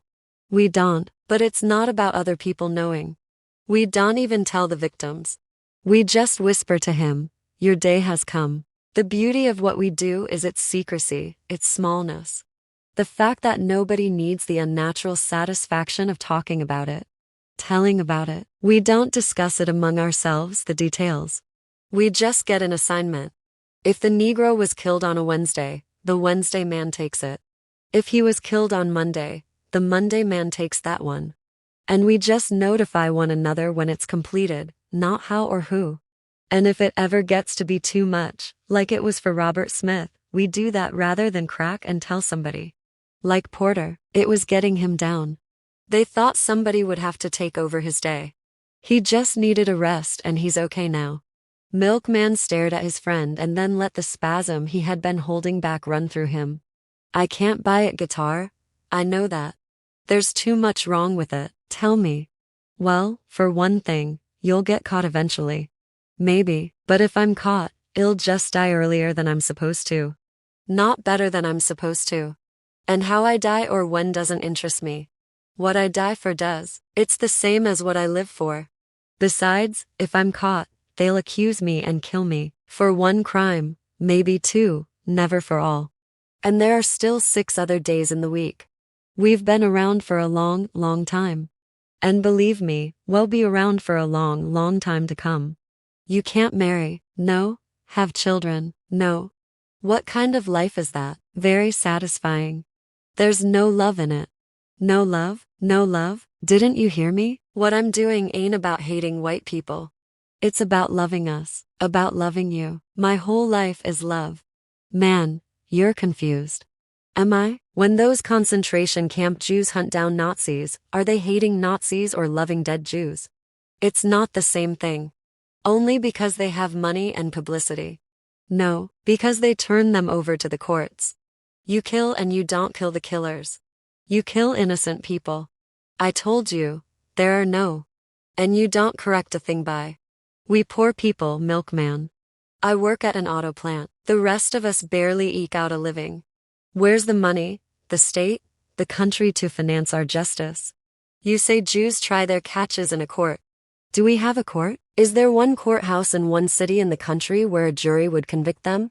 There are places right now where a Negro still can't testify against a white man. Where the judge, the jury, the court are legally bound to ignore anything a Negro has to say. What that means is that a black man is a victim of a crime only when a white man says he is.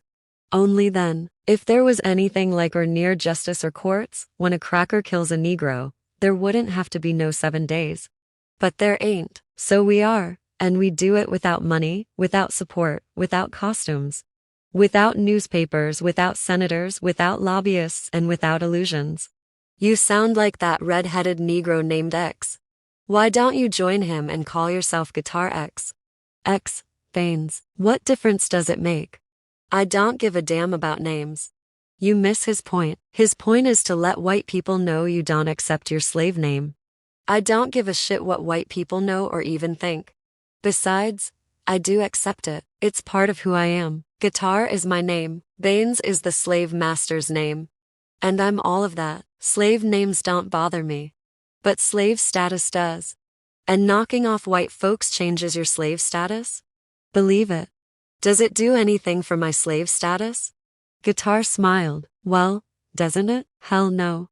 Milkman frowned. Am I going to live any longer because you all read the newspaper and then ambush some poor old white man? It's not about you living longer. It's about how you live and why. It's about whether your children can make other children. It's about trying to make a world where one day white people will think before they lynch. Guitar, none of that shit is going to change how I live or how any other Negro lives. What you're doing is crazy. And something else, it's a habit. If you do it enough, you can do it to anybody. You know what I mean? A torpedo is a torpedo. I don't care what his reasons. You can off anybody you don't like. You can off me. We don't off Negroes. You hear what you said? Negroes, not Milkman. Not no, I can't touch you, Milkman, but we don't off Negroes. Shit man, suppose you all change your parliamentary rules? The days are the days. It's been that way a long time. Milkman thought about that. Any other young dudes in it? Are all the others older? You the only young one? Why? 'Cause young dudes are subject to change the rules. You worried about yourself, Milkman? Guitar looked amused. No, not really. Milkman put his cigarette out and reached for another one. Tell me, what's your day? Sunday. I'm the Sunday man. Milkman rubbed the ankle of his short leg. I'm scared for you, man. That's funny. I'm scared for you too. Chapter 7. Truly landlocked people know they are. Know the occasional bitter creek or powder river that runs through Wyoming. That the large, tidy Salt Lake of Utah is all they have of the sea. And that they must content themselves with bank, shore, and beach, because they cannot claim a coast. And having none, seldom dream of flight. But the people living in the Great Lakes region are confused by their place on the country's edge. An edge that is border but not coast. They seem to be able to live a long time believing, as coastal people do, that they are at the frontier where final exit and total escape are the only journeys left. But those 5 Great Lakes which the steedy Lawrence feeds with memories of the sea, are themselves landlocked, in spite of the wandering river that connects them to the Atlantic. Once the people of the lake region discover this, the longing to leave becomes acute. And a break from the area, therefore, is necessarily dream-bitten, but necessary nonetheless. It might be an appetite for other streets, other slants of light, or a yearning to be surrounded by strangers. It may even be a wish to hear the solid click of a door closing behind their backs. For Milkman it was the door click. He wanted to feel the heavy white door on Not Doctor Street close behind him, and know that he might be hearing the catch settle into its groove for the last time. You'll own it all of it. You'll be free. Money is freedom, Macon. The only real freedom there is. I know, Daddy, I know, but I have to get away just the same. I'm not leaving the country. I just want to be on my own. Get a job on my own. Live on my own. You did it at 16, Guitar at 17, everybody. I'm still living at home, working for you. Not because I sweated for the job, but because I'm your son. I'm over 30 years old. I need you here, Macon. If you were going to go, you should have gone 5 years ago. Now I've come to depend on you. It was difficult for him to beg, but he came as close to it as he could. Just a year, 1 year, stake me for a year and let me go. When I come back, I'll work a year for nothing and pay you back. It's not the money, it's you being here, taking care of this, taking care of all. I'm going to leave you. Getting to know it, know how to handle it. Let me use some of it now, when I need it. Don't do like Pilate, Put it in a green sack and hang it from the wall so nobody can get it.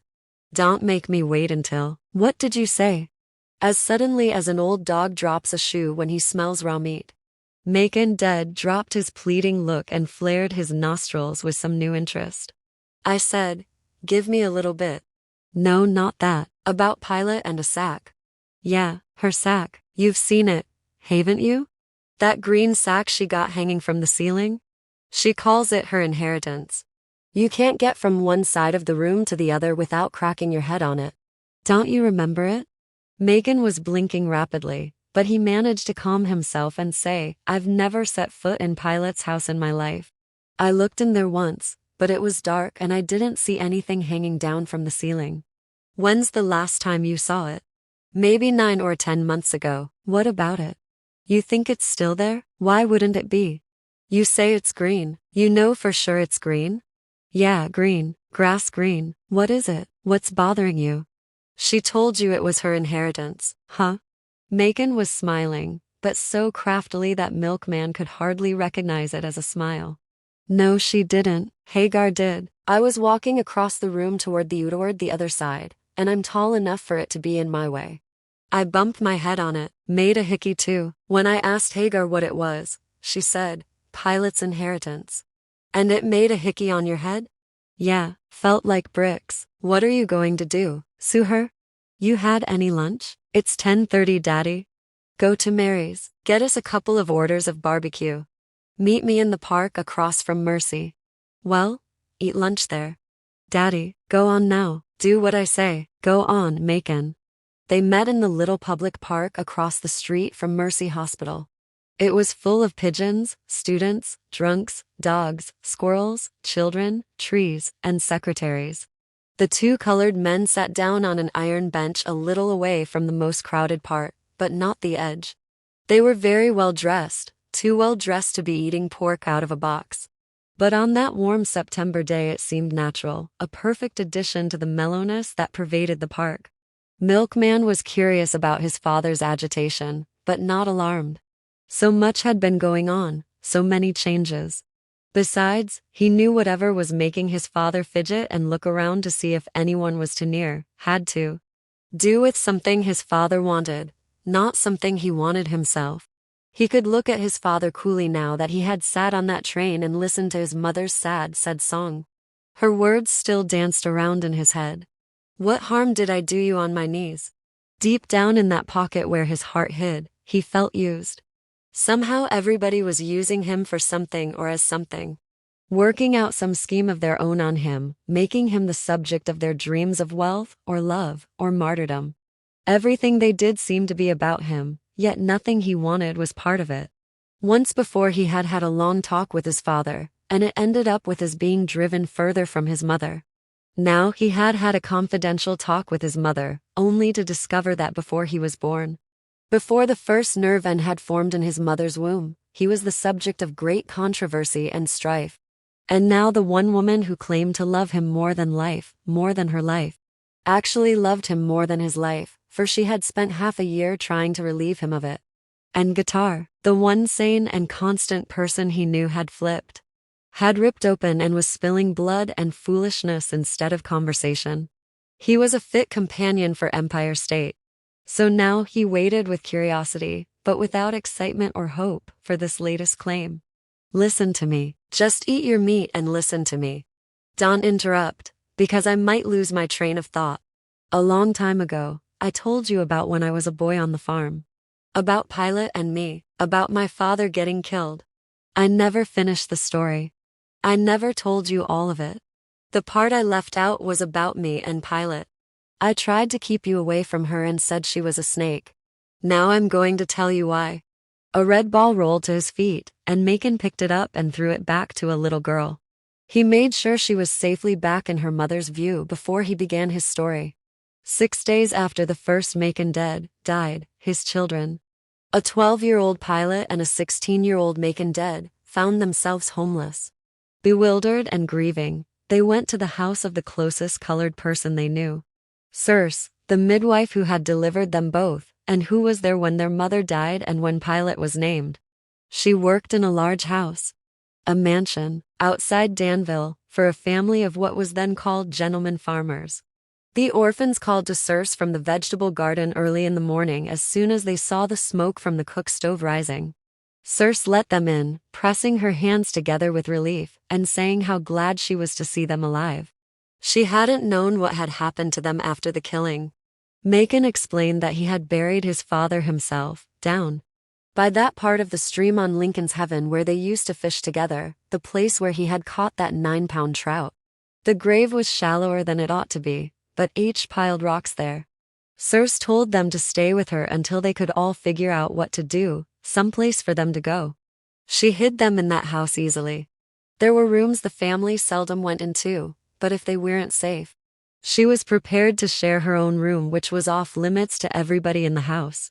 It was small though, so they agreed to stay in a pair of rooms on the 3rd floor that were used only for storage. Circe would bring them food, water to wash in, and she would empty their slop jar. Macon asked if they couldn't work there. Would her mistress take them on as kitchen help, yard help, anything? Circe bit her tongue, trying to get the words out. You crazy? You say you saw the men what killed him. You think they don't know you saw them? If they kill a growed man, what you think they do to you? Be sensible. We got to plan and figure this thing out. Macon and Pilate stayed there 2 weeks, not a day longer. He had been working hard on a farm since he was 5 or 6 years old, and she was born wild.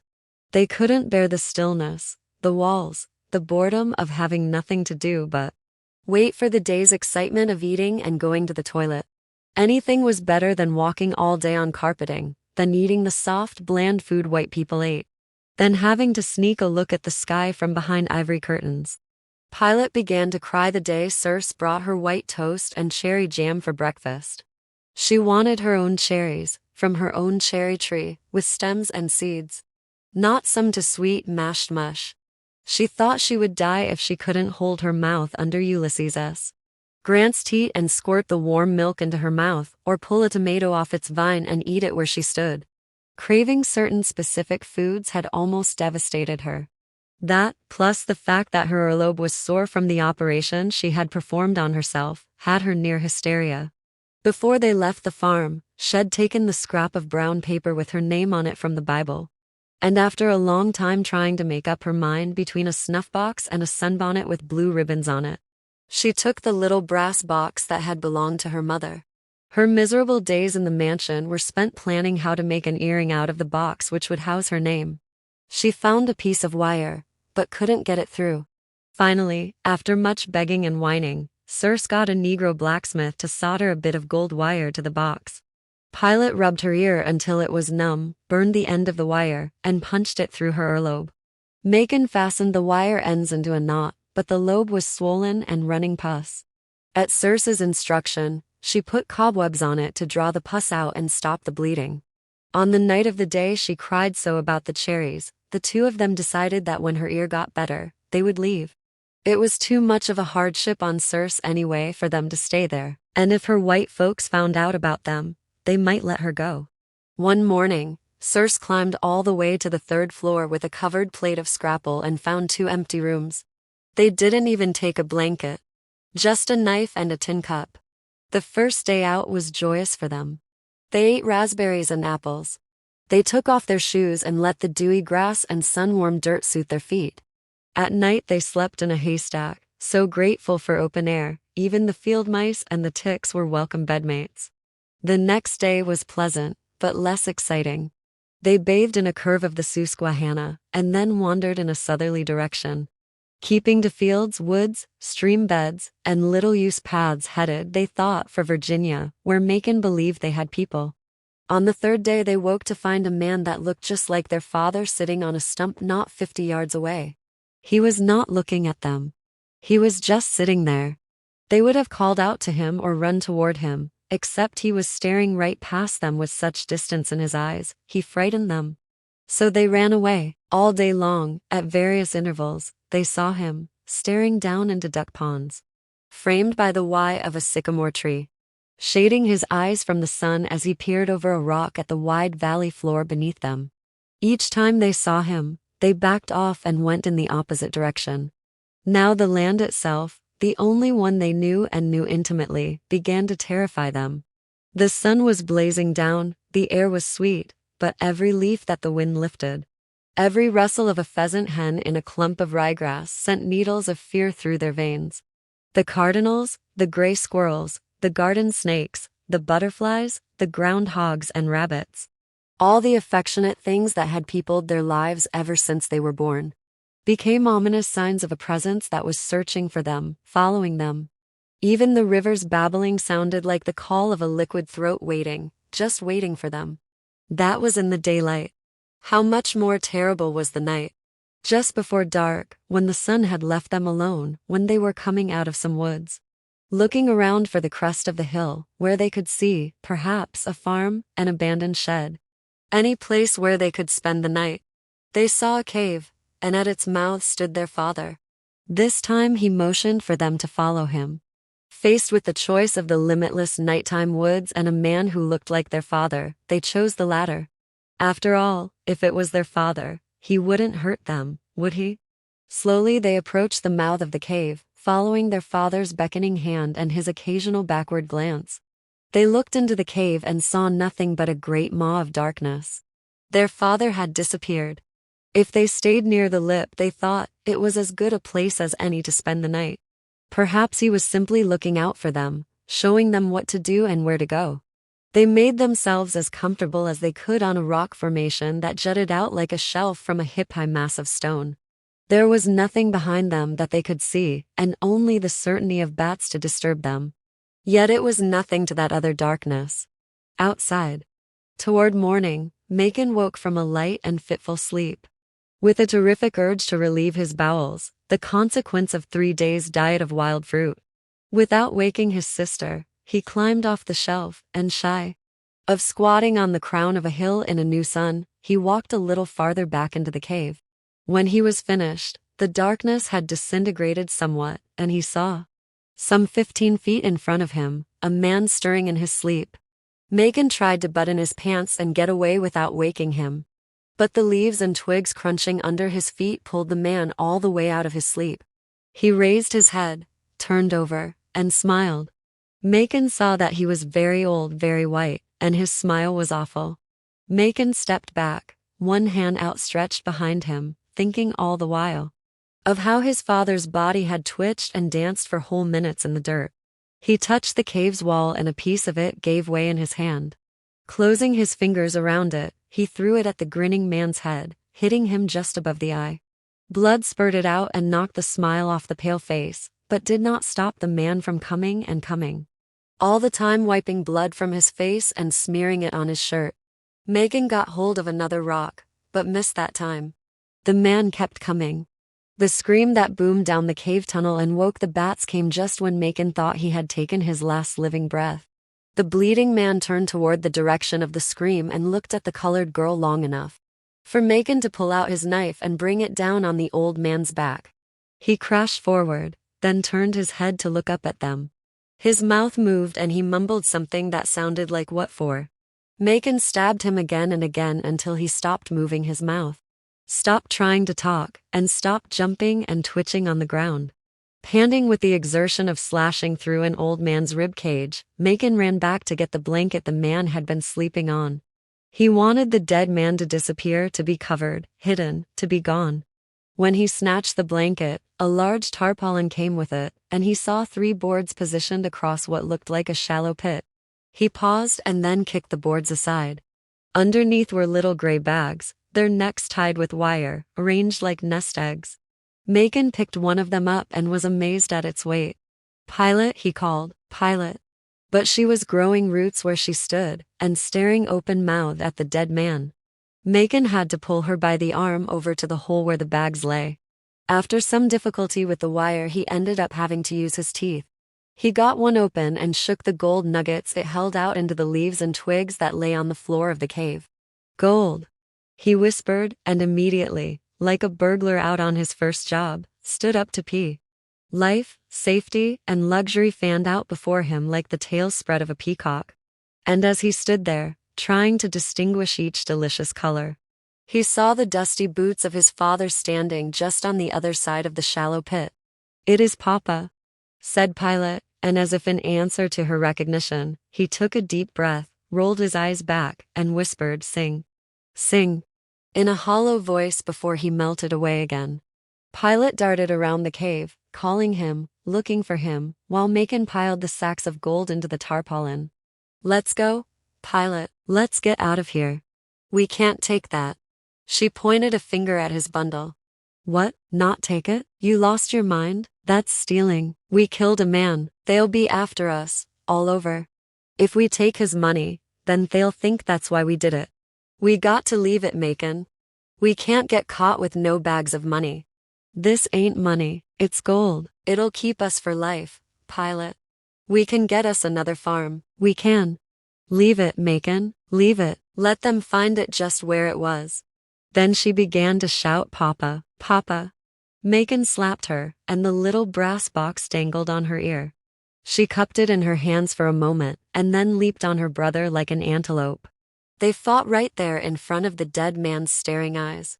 Pilate was almost as strong as Macon, but no real match for him. And he probably would have beaten her unconscious had she not got his knife, not yet dry from the old man's blood, and held it ready for his heart. Macon stood very still and watched her eyes. He began calling her ugly names, but she didn't answer. He backed out of the cave and walked a little distance away. All day he waited for her to come out. All day she stayed there.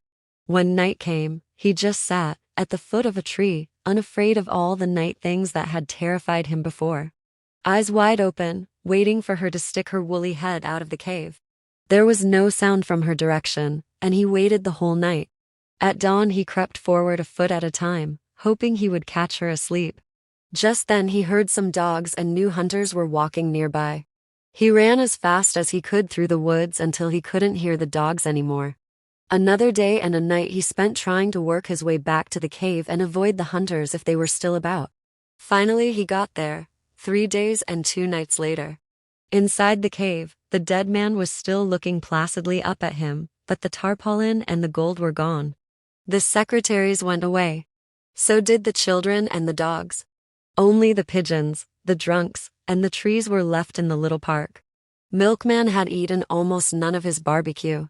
He was watching his father's face, shining with perspiration and the emotions of memory. "She took it, Macon. After all that, she took the gold." "How do you know? You didn't see her take it," said Milkman. "The tarpaulin was green." Macon, dead, rubbed his hands together. Pilate came to this city in 1930. 2 years later, they called back all the gold. I figured she spent it all in the 20 or so years since I'd seen her, since she was living like per trash when she got here. It was natural for me to believe she'd got rid of it all. Now you tell me, she got a green sack full of something hard enough to give you a hickey on your head when you bumped into it. That's the gold, boy, that's it. He turned to his son full face and licked his lips. "Macon, get it, and you can have half of it. Go wherever you want, get it, for both of us. Please get it, son, get the gold." Chapter 8. Every night now Guitar was seeing little scraps of Sunday dresses. White and purple, powder blue, pink and white, lace and voile, velvet and silk, cotton and satin, eyelet and grosgrain. The scraps stayed with him all night and he remembered Magdalene called. Lena and Corinthians, bending in the wind to catch the heart-red pieces of velvet that had floated under the gaze of Mr. Robert Smith. Only Guitar's scraps were different. The bits of Sunday dresses that he saw did not fly. They hung in the air quietly, like the whole notes in the last measure of an Easter hymn. 4 little colored girls had been blown out of a church, and his mission was to approximate as best he could a similar death of 4 little white girls some Sunday, since he was the Sunday man. He couldn't do it with a piece of wire, or a switchblade. For this he needed explosives, or guns, or hand grenades. And that would take money. He knew that the assignments of the days would more and more be the killing of white people in groups, since more and more Negroes were being killed in groups. The single, solitary death was going rapidly out of fashion, and the days might as well prepare themselves for it. So when Milkman came to him with a proposal to steal and share a cache of gold, Guitar smiled. Gold? He could hardly believe it. Gold. Nobody got gold, Milkman. Pilate does. It's against the law to have gold. That's why she got it. She can't use it, and she can't report it's being stolen since she wasn't supposed to have it in the first place. How do we get rid of it? Get greenbacks for it? Leave that to my father. He knows bank people who know other bank people. They'll give him legal tender for it. Legal tender. Guitar laughs softly. How much legal tender will it bring? That's what we have to find out. What's the split? 3 ways. Your papa know that? Not yet. He thinks it's 2 ways. When you gonna tell him? Afterwards. Will he go for it? How can he not go for it? When do we get it? Whenever we want to. Guitar spread his palm, my man. Milkman slapped his hand. Legal tender, I love it. Sounds like a virgin bride. Guitar rubbed the back of his neck and lifted his face to the sun in a gesture of expansiveness and luxury. Now we have to come up with something. A way to get it, said Milkman. Be a breeze, a cool breeze. Guitar continued, smiling at the sun, his eyes closed, as though to ready himself for the gold by trying out a little bit of the sun's. A breeze? Now that Guitar was completely enthusiastic, Milkman's own excitement was blunted. Something perverse made him not want to hand the whole score to his friend on a platter. There should be some difficulty, some complication in this adventure. We just walk over there and snatch it off the wall, right? And if Pilate or Reba say anything, we just knock them out the way. That what you have in mind? He summoned as much irony as he could into his voice. Defeatism, that's what you got, defeatism. Common sense is what I got. Come on, old dude, your pappy give you a good thing and you want to fight it. I'm not fighting, I just want to get out alive and breathing, so what I snatch does me some good. I don't want to have to give it to a brain surgeon to pull an ice pick out the back of my head. Can't no ice pick get through the back of your head, nigger. Can get through my heart. What you doing with a heart anyway? Pumping blood, and I'd like to keep on pumping it. Okay, we got us a problem, a little bitty problem. How can 2 big men get a 50-pound sack out of a house with 3 women in it? Women who all together don't weigh 300 pounds. What you have to weigh to pull a trigger? What trigger? Nobody in that house got a gun. You don't know what Hagar's got. Look, Milk, she's been trying to kill you for almost a year. Used everything she could get her hands on, and never once did she use a gun. So, maybe she's thinking, wait till next month. Next month shall be too late, won't she? Guitar leaned his head over to the side and smiled at Milkman, an engaging, boyish smile. Milkman hadn't seen him this relaxed and cordial in a long time. He wondered if that's why he had let him in on it. Obviously he could pull it off alone, but maybe he wanted to see Guitar warm and joking again. His face open and smiling instead of with that grim reaper look. They met again on Sunday on Route 6, away from the colored part of town. A road consisting of used car lots, Dairy Queens, and White Castle hamburger places. It was empty of shoppers that morning. Nothing but the occasional sound of automobiles breaking the graveyard silence of the cars in the lots, lined up like tombstones. Since that last conversation, the important one in which Guitar explained his work, not the brief chancy talks they'd had afterward. Milkman wished he had the nerve to ask Guitar the question that was bothering him. Has he? He could hardly phrase the question in his own mind, and certainly could never say it aloud. Guitar had impressed him with the seriousness and the dread of the work of the days, and the danger. He had said that the days never even talked about the details among themselves. So Milkman was sure any inquiry from him would only make Guitar sullen again. And cold, but the question was there. Has he done it? Has he really killed somebody? Like the old men on 10th Street, now he bought the morning and evening papers, and once every 2 weeks the black newspaper. And read nervously looking for reports of murders that appeared suspicious, pointless. When he found one, he followed the news stories until a suspect was found. Then he had to see if there were any black people murdered by someone other than their own. Did you do it yet? He was like a teenage girl wondering about the virginity of her friend, the friend who has a look, a manner newly minted. Different, separate, focused somehow. Did you do it yet? Do you know something both exotic and ordinary that I have not felt? Do you now know what it's like to risk your one and only self? How did it feel? Were you afraid? Did it change you? And if I do it, will it change me too?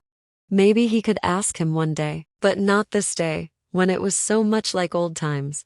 Taking risks together the way they did when Milkman was 12 and Guitar was a teenager, and they swaggered, haunched, leaned, straddled.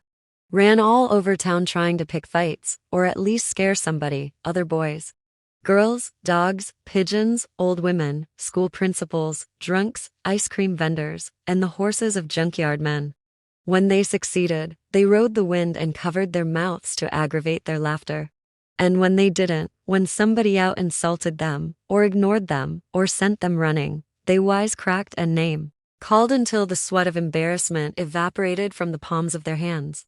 Now they were men, and the terror they needed to provoke in others, if for no other reason than to feel it themselves, was rarer, but not lighter.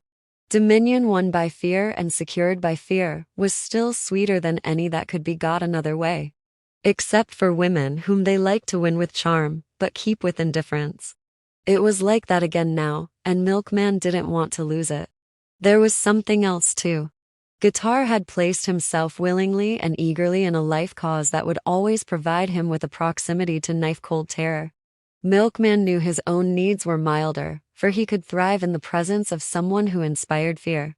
His father, Pilate, Guitar. He gravitated toward each one, envious of their fearlessness. Now, even Hagar's, in spite of the fact that she was no longer a threat. But a fool who wanted not his death so much as his attention. Guitar could still create the sense of danger and life lived on the cutting edge. So Milkman had brought him into the scheme only partially for his help. Mostly because this escapade cried out for a cutting edge to go with its lark-like quality. With Guitar as his co-conspirator, Milkman could look forward to both fun and fear. They sauntered on down Route 6, stopping frequently to examine the cars. Gesticulating, bantering each other about the best way to burglarize a shack that, as Guitar said, didn't have a door or window with a lock. But it's got people. Milkman insisted. 3, all crazy, women. Crazy women, women. You're forgetting, Guitar, how Pilate got the gold in the first place. She waited in a cave with a dead man for 3 days to haul it out, and that was when she was 12. If she did that at 12 to get it, what you think she'll do now when she's almost 70 to keep it? We don't have to be rough. Cunning is all we need to be. Okay, tell me, how you gonna cunning them out of the house? Well, let's see now. Guitar stopped to scratch his back on a telephone pole. He closed his eyes in either the ecstasy of relief or the rigors of concentration. Milkman stared off into the sky for inspiration, and while glancing toward the rooftops of the used car places, he saw a white peacock poised on the roof of a long, low building that served as headquarters for Nelson Buick. He was about to accept the presence of the bird as one of those waking dreams he was subject to whenever indecisiveness was confronted with reality, when Guitar opened his eyes and said, "God damn. Where'd that come from?" Milkman was relieved. Must have come from the zoo. That raggedy-ass zoo? Ain't nothing in there but 2 tired monkeys and some snakes. Well, where then? Beats me. Look, she's flying down. Milkman felt again his unrestrained joy at anything that could fly. Some jive flying, but look at her strut. That's a he. The male is the only one got that tail full of jewelry. Son of a bitch, look at that. The peacock opened its tail wide. Let's catch it, come on, Milk. And Guitar started to run toward the fence. What for? Asked Milkman, running behind him. What we gonna do if we catch him? Eat him. Guitar shouted. He swung easily over the double pipes that bordered the lot and began to circle the bird at a distance, holding his head a little to the side to fool the peacock, which was strutting around a powder blue Buick. It closed its tail and let the tips trail in the gravel. The 2 men stood still, watching. How come it can't fly no better than a chicken? Milkman asked. Too much tail, all that jewelry weighs it down. Like vanity, can't nobody fly with all that shit. Wanna fly? You got to give up the shit that weighs you down. The peacock jumped onto the hood of the Buick and once more spread its tail, sending the flashy Buick into oblivion. Faggot. Guitar laughed softly. White faggot. Milkman laughed too, and they watched a while more before leaving the used cars and the pure white peacock. But the bird had set them up. Instead of continuing the argument about how they would cop, they began to fantasize about what the gold could buy when it became legal tender. Guitar, eschewing his recent asceticism, allowed himself the pleasure of waking up old dreams. What he would buy for his grandmother and her brother, Uncle Billy, the one who had come up from Florida to help raise them all after his father died. The marker he would buy for his father's grave, pink with lilies carved on it. Then stuff for his brother and sisters, and his sisters' children. Milkman fantasized too, but not for the stationary things Guitar described. Milkman wanted boats, cars, airplanes, and the command of a large crew. He would be whimsical, generous, mysterious with his money. But all the time he was laughing and going on about what he would do and how he planned to live, he was aware of a falseness in his voice. He wanted the money, desperately, he believed. But other than making tracks out of the city, far away from not Dr. Street, and Sonny's shop, and Mary's place, and Hagar, he could not visualize a life that much different from the one he had. New people, new places, command, that was what he wanted in his life. And he couldn't get deep into Guitar's talk of elegant clothes for himself and his brother, sumptuous meals for Uncle Billy, and week-long card games in which the stakes would be a yard and a half and then a deuce and a quarter. He screamed and shouted wee at Guitar's list, but because his life was not unpleasant and even had a certain amount of luxury in addition to its comfort, he felt off-center. He just wanted to beat a path away from his parents' past, which was also there, present, and which was threatening to become his present as well. He hated the acridness in his mother's and father's relationship, the conviction of righteousness they each held on to with both hands. And his efforts to ignore it, transcend it, seemed to work only when he spent his days looking for whatever was light-hearted and without grave consequences. He avoided commitment and strong feelings, and shied away from decisions. He wanted to know as little as possible, to feel only enough to get through the day amiably, and to be interesting enough to warrant the curiosity of other people, but not their all-consuming devotion. Hagar had given him this last and more drama than he could ever want again. H always believed his childhood was sterile, but the knowledge Macon and Ruth had given him wrapped his memory of it in septic sheets, heavy with the odor of illness, misery, and unforgiving hearts. His rebellions, minor as they were, had all been in the company of, or shared with, Guitar. And this latest Jack and the Beanstalk bid for freedom, even though it had been handed to him by his father, assigned almost, stood some chance of success. He had half expected his friend to laugh at him, to refuse with some biting comment that would remind Milkman that Guitar was a mystery man now, a man with blood-deep responsibilities. But when he watched Guitar's face as he described what could be had almost for the asking, he knew right away he hadn't guessed wrong. Maybe the professional assassin had had enough, or had changed his mind. Had he? Did you? As he listened to him go over each detail of meals, clothes, tombstones, he wondered if Guitar simply could not resist the lure of something he had never had. Money. Guitar smiled at the sun and talked lovingly of televisions and brass beds and week-long card games, but his mind was on the wonders of TNT. By the time they'd exhausted their imaginative spending, it was almost noon, and they were back on the edge of Southside. They picked up where they'd left off in the discussion of the scheme. Guitar was ready now. Milkman was still cautious. Too cautious for Guitar. I don't understand you. You come running after me with a dynamite proposition. And for 3 days we talk about it, the best news I've had since Pussy. But when we get down to business, you come up with some shit about how it can't be done. You shucking me or what?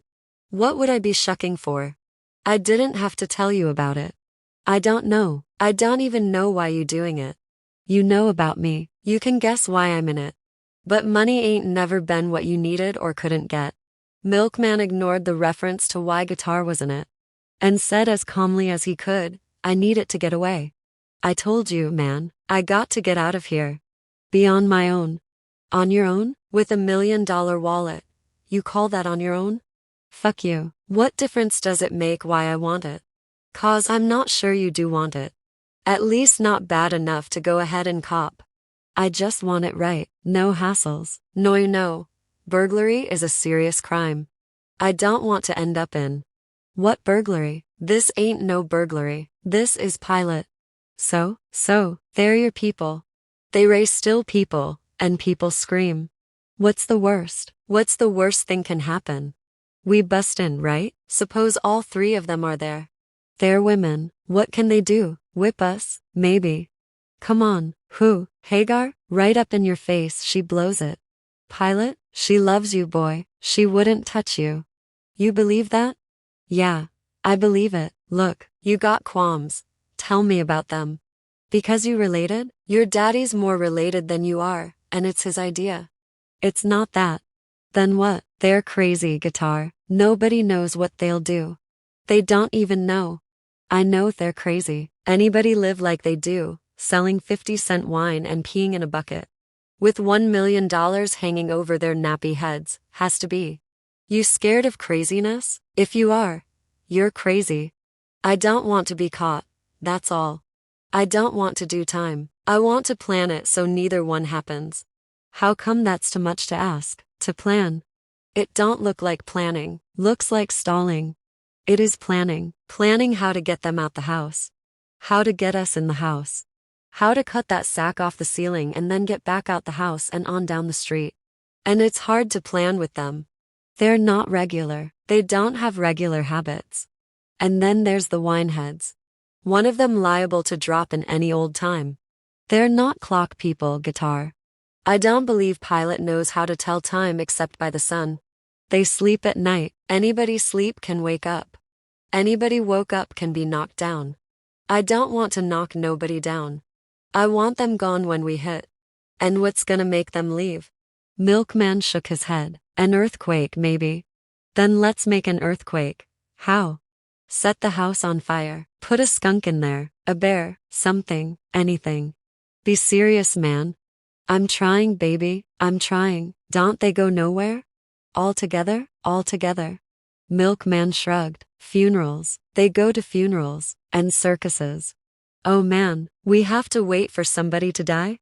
Or for Ringling Brothers to come to town? I'm trying to figure it out is all. At the moment we don't have a chance. Well, if a man don't have a chance, then he has to take a chance. Be reasonable. Reasonable? You can't get no pot of gold being reasonable. Can't nobody get no gold being reasonable. You have to be unreasonable. How come you don't know that? Listen to me. I just quit listening. You listen. You got a life? Live it. Live the motherfucking life. Live it. Milkman's eyes opened wide. He tried hard not to swallow, but the clarion call in guitar's voice filled his mouth with salt. The same salt that lay in the bottom of the sea and in the sweat of a horse's neck. A taste so powerful and necessary that stallions galloped miles and days for it. It was new, it was delicious, and it was his own. All the tentativeness, doubt, and inauthenticity that plagued him slithered away without a trace, a sound. Now he knew what his hesitation had been all about. It was not to give an unnatural complexity to a simple job. Nor was it to keep guitar on hold. He had simply not believed in it before. When his father told him that long story, it really seemed like Jack and the Beanstalk, some fairy tale mess. He hadn't believed it was really there, or really gold, or that he could really have it just for the taking.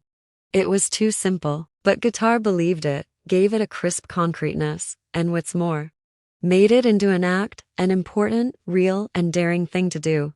He felt a self inside himself emerge, a clean-lined, definite self. A self that could join the chorus at Railroad Tommy's with more than laughter. He could tell this. The only other real confrontation H had was hitting his father. But that wasn't the kind of story that stirred the glitter up in the eyes of the old men in Tommy's. Milkman didn't think through any of this, clearly. He only tasted the salt and heard the hunter's horn in guitar's voice. Tomorrow, he said, tomorrow night. What time? 1:30. I'll pick you up. Beautiful. Far down the road, a long way from Milkman and guitar, the peacock spread its tail. On autumn nights, in some parts of the city, the wind from the lake brings a sweetish smell to shore. an odor like crystallized ginger or sweet iced tea with a dark clove floating in it. There is no explanation for the smell either, since the lake, on September 19, 1963, was so full of mill refuse and the chemical waste of a plastics manufacturer that the hair of the willows that stood near the shore was thin and pale.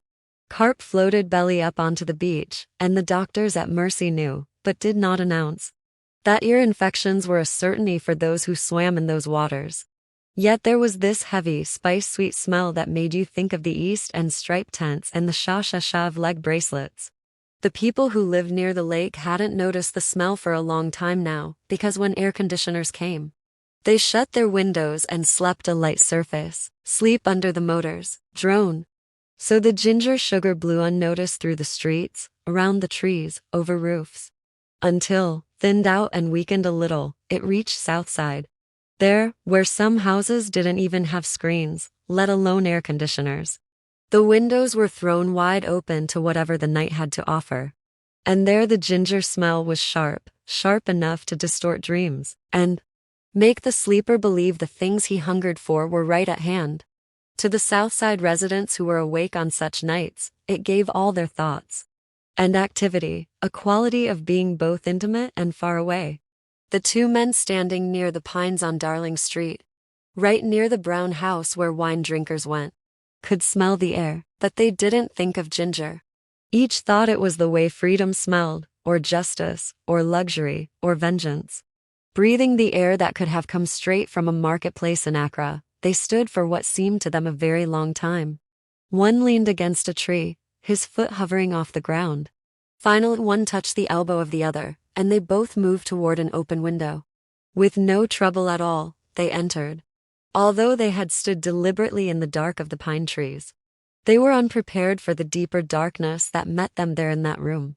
Neither had seen that kind of blackness, not even behind their own eyelids. More unsettling than the darkness, however, was the fact that, in contrast to the heat outside the slumbering, ginger-laden heat that had people wiping sweat from their neck folds, it was as cold as ice, in Pilate's house.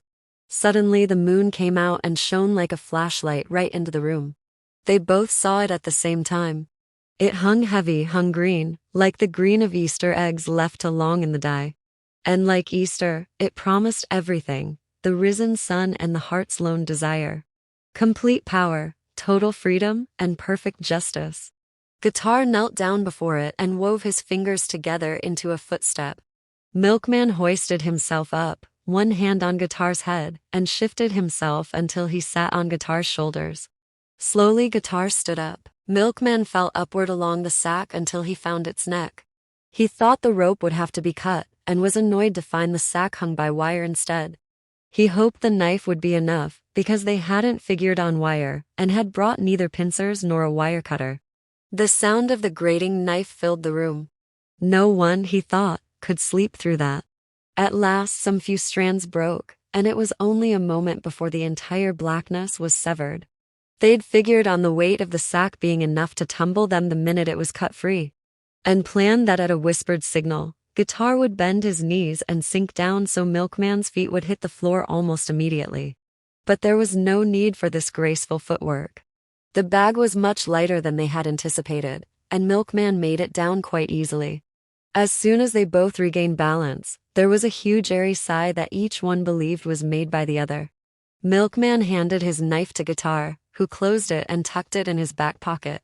There was the deep sigh again, and an even more piercing chill. Holding the sack by its neck and its bottom, Milkman followed Guitar to the window. Once Guitar had cleared the sill, he reached back to help Milkman over. The moonlight was playing tricks on him, for he thought he saw the figure of a man standing right behind his friend. Enveloped by the heat they'd left a few minutes earlier, they walked swiftly away from the house and out onto the road. At another open window on the same side of the house, the one next to the sink, where Hagar washed her hair, and where Reba put pintos to soak, a woman's face appeared. What the devil they want that for? She wondered. Then she picked at the windowsill until she had a splinter of wood and put it in her mouth. Chapter 9. Amanuensis. That was the word she chose, and since it was straight out of the 19th century, her mother approved. Relishing the blank stares she received when she told her lady guests what position her daughter had acquired with the state poet laureate. She's Michael Mary Graham's amanuensis. The rickety Latin word made the work her daughter did. She, after all, wasn't required to work. Sound intricate, demanding, and totally in keeping with her education.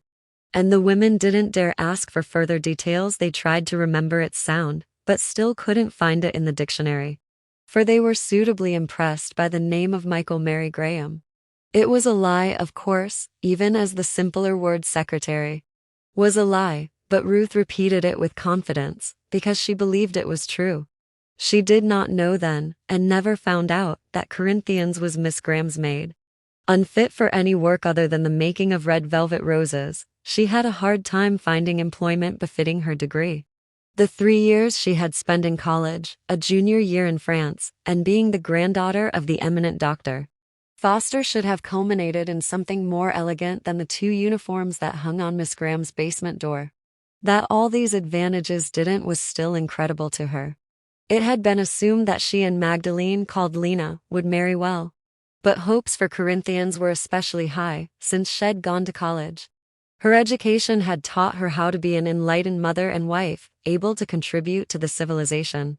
Or in her case, the civilizing of her community. And if marriage was not achieved, there were alternative roles.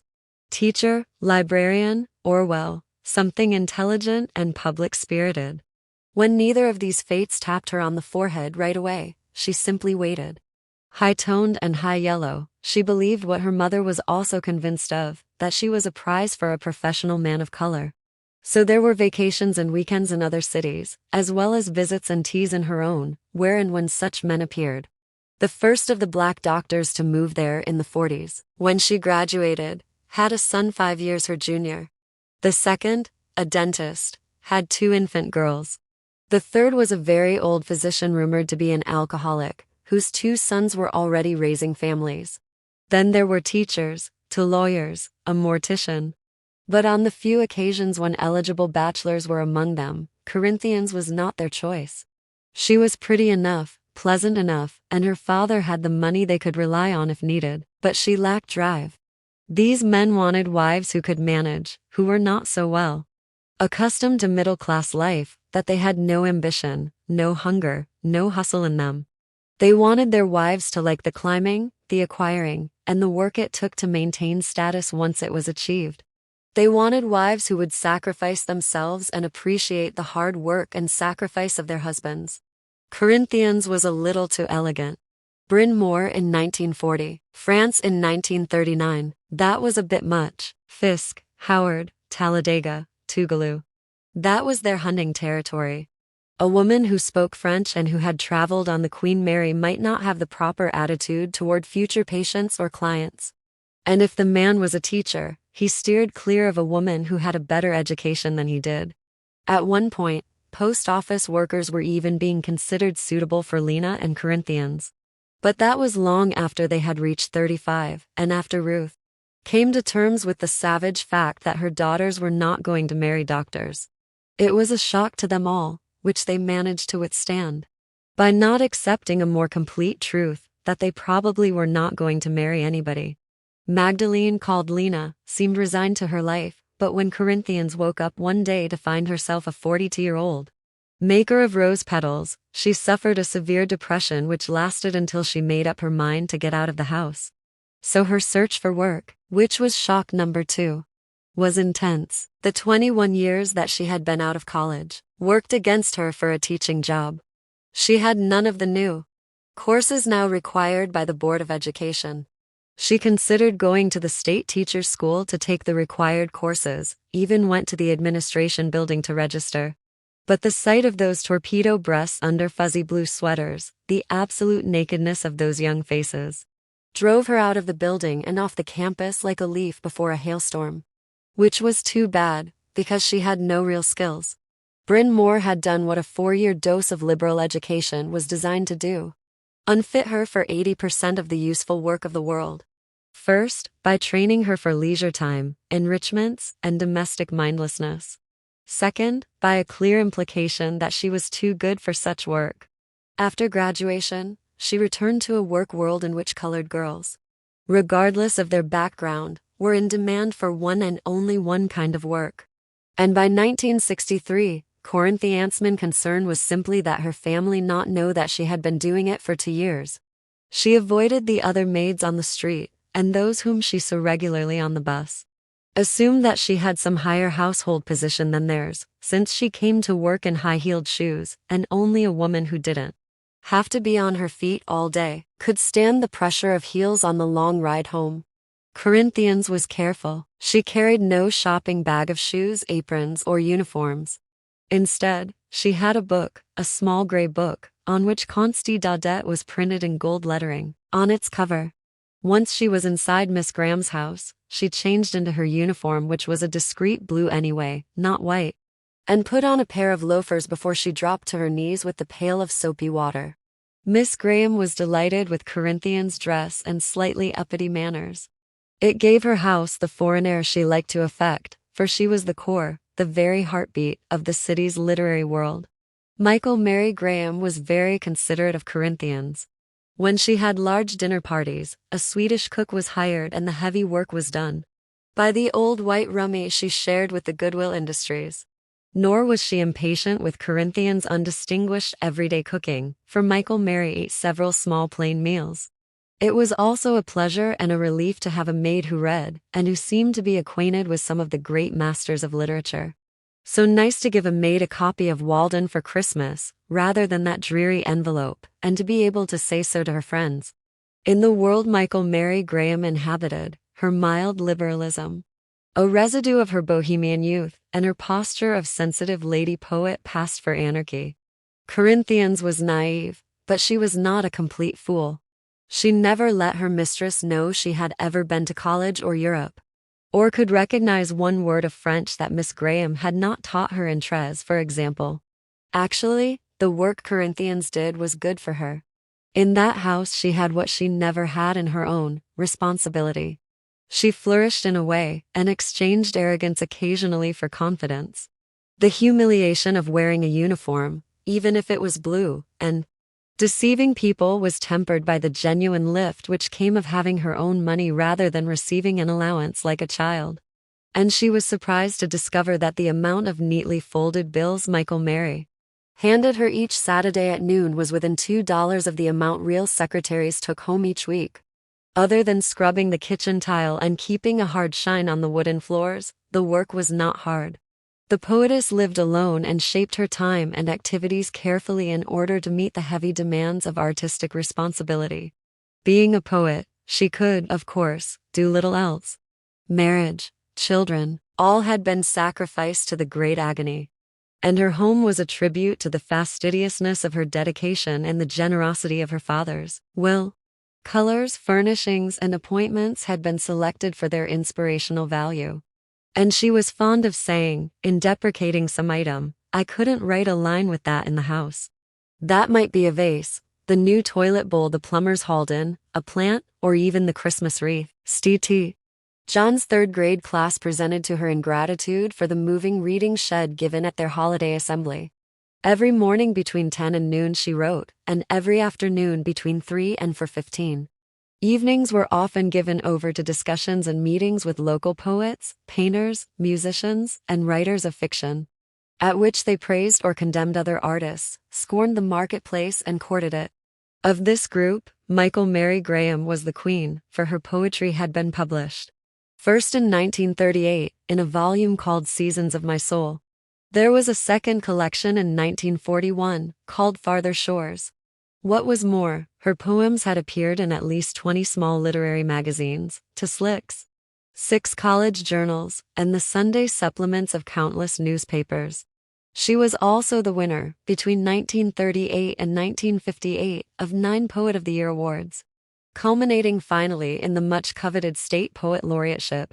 At the ceremony, her most famous poem, Watchword, was performed by the Choral Speech Society of St. John's High School. None of that, however, had mitigated the reluctance of her publishers to bring out her complete collected works tentatively called The Farthest Shore.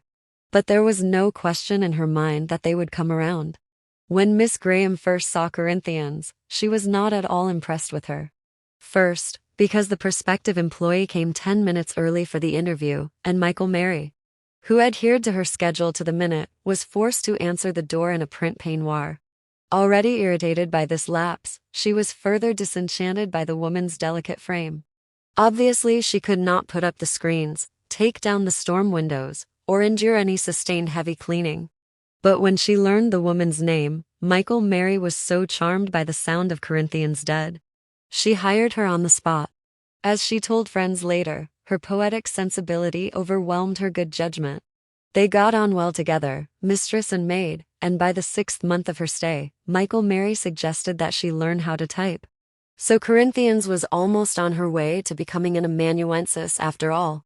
Shortly after, Miss Graham encouraged her to take typing so she might be helpful with some of her mistress's work. A black man sat down next to Corinthians on the bus.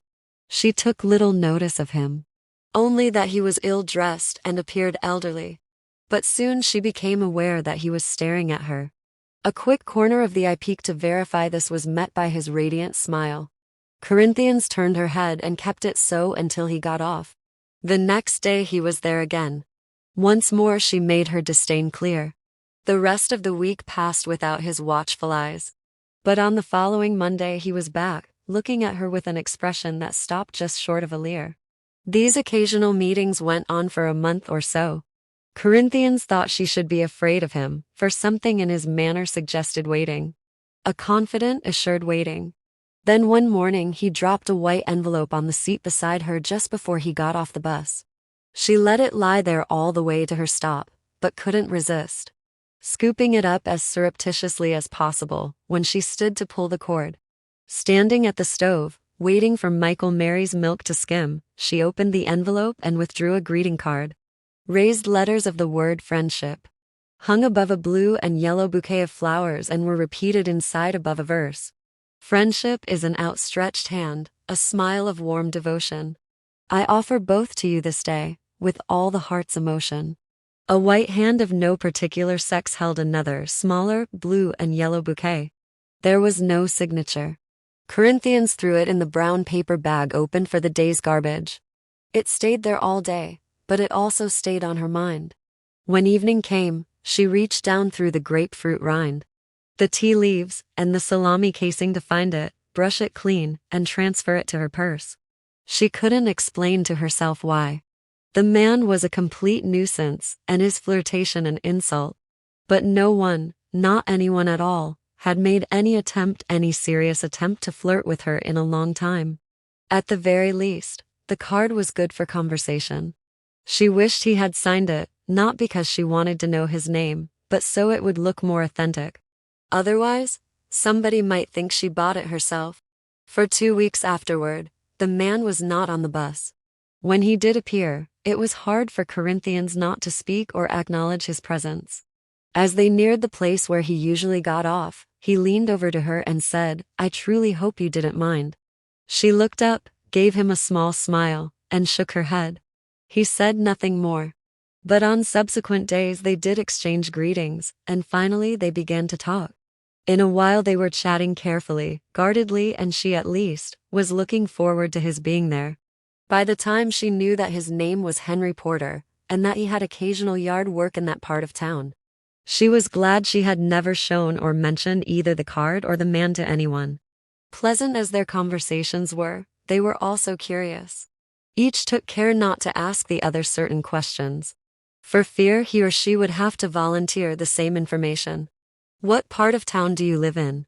Do you know Mr. So-and-so? Eventually Mr. Porter offered to pick Corinthians up after work. He didn't own a car, he said, but borrowed a friend's sometimes. Corinthians agreed, and the result was a pair of middle-aged lovers who behaved like teenagers. Afraid to be caught by their parents in a love relationship they were too young for. He took her for rides in an old gray Oldsmobile, to the country, to drive-in movies, and they sat over bad coffee in certain dime stores where they were not likely to be recognized. Corinthians knew she was ashamed of him, that she would have to add him to the other secret. The nature of her work, that he could never set foot in her house. And she hated him a lot for the shame she felt. Hated him sometimes, right in the middle of his obvious adoration of her. His frequent compliments about her looks, her manners, her voice. But those swift feelings of contempt never lasted long enough for her to refuse those drive-in movie sessions where she was the sole object of someone's hunger and satisfaction.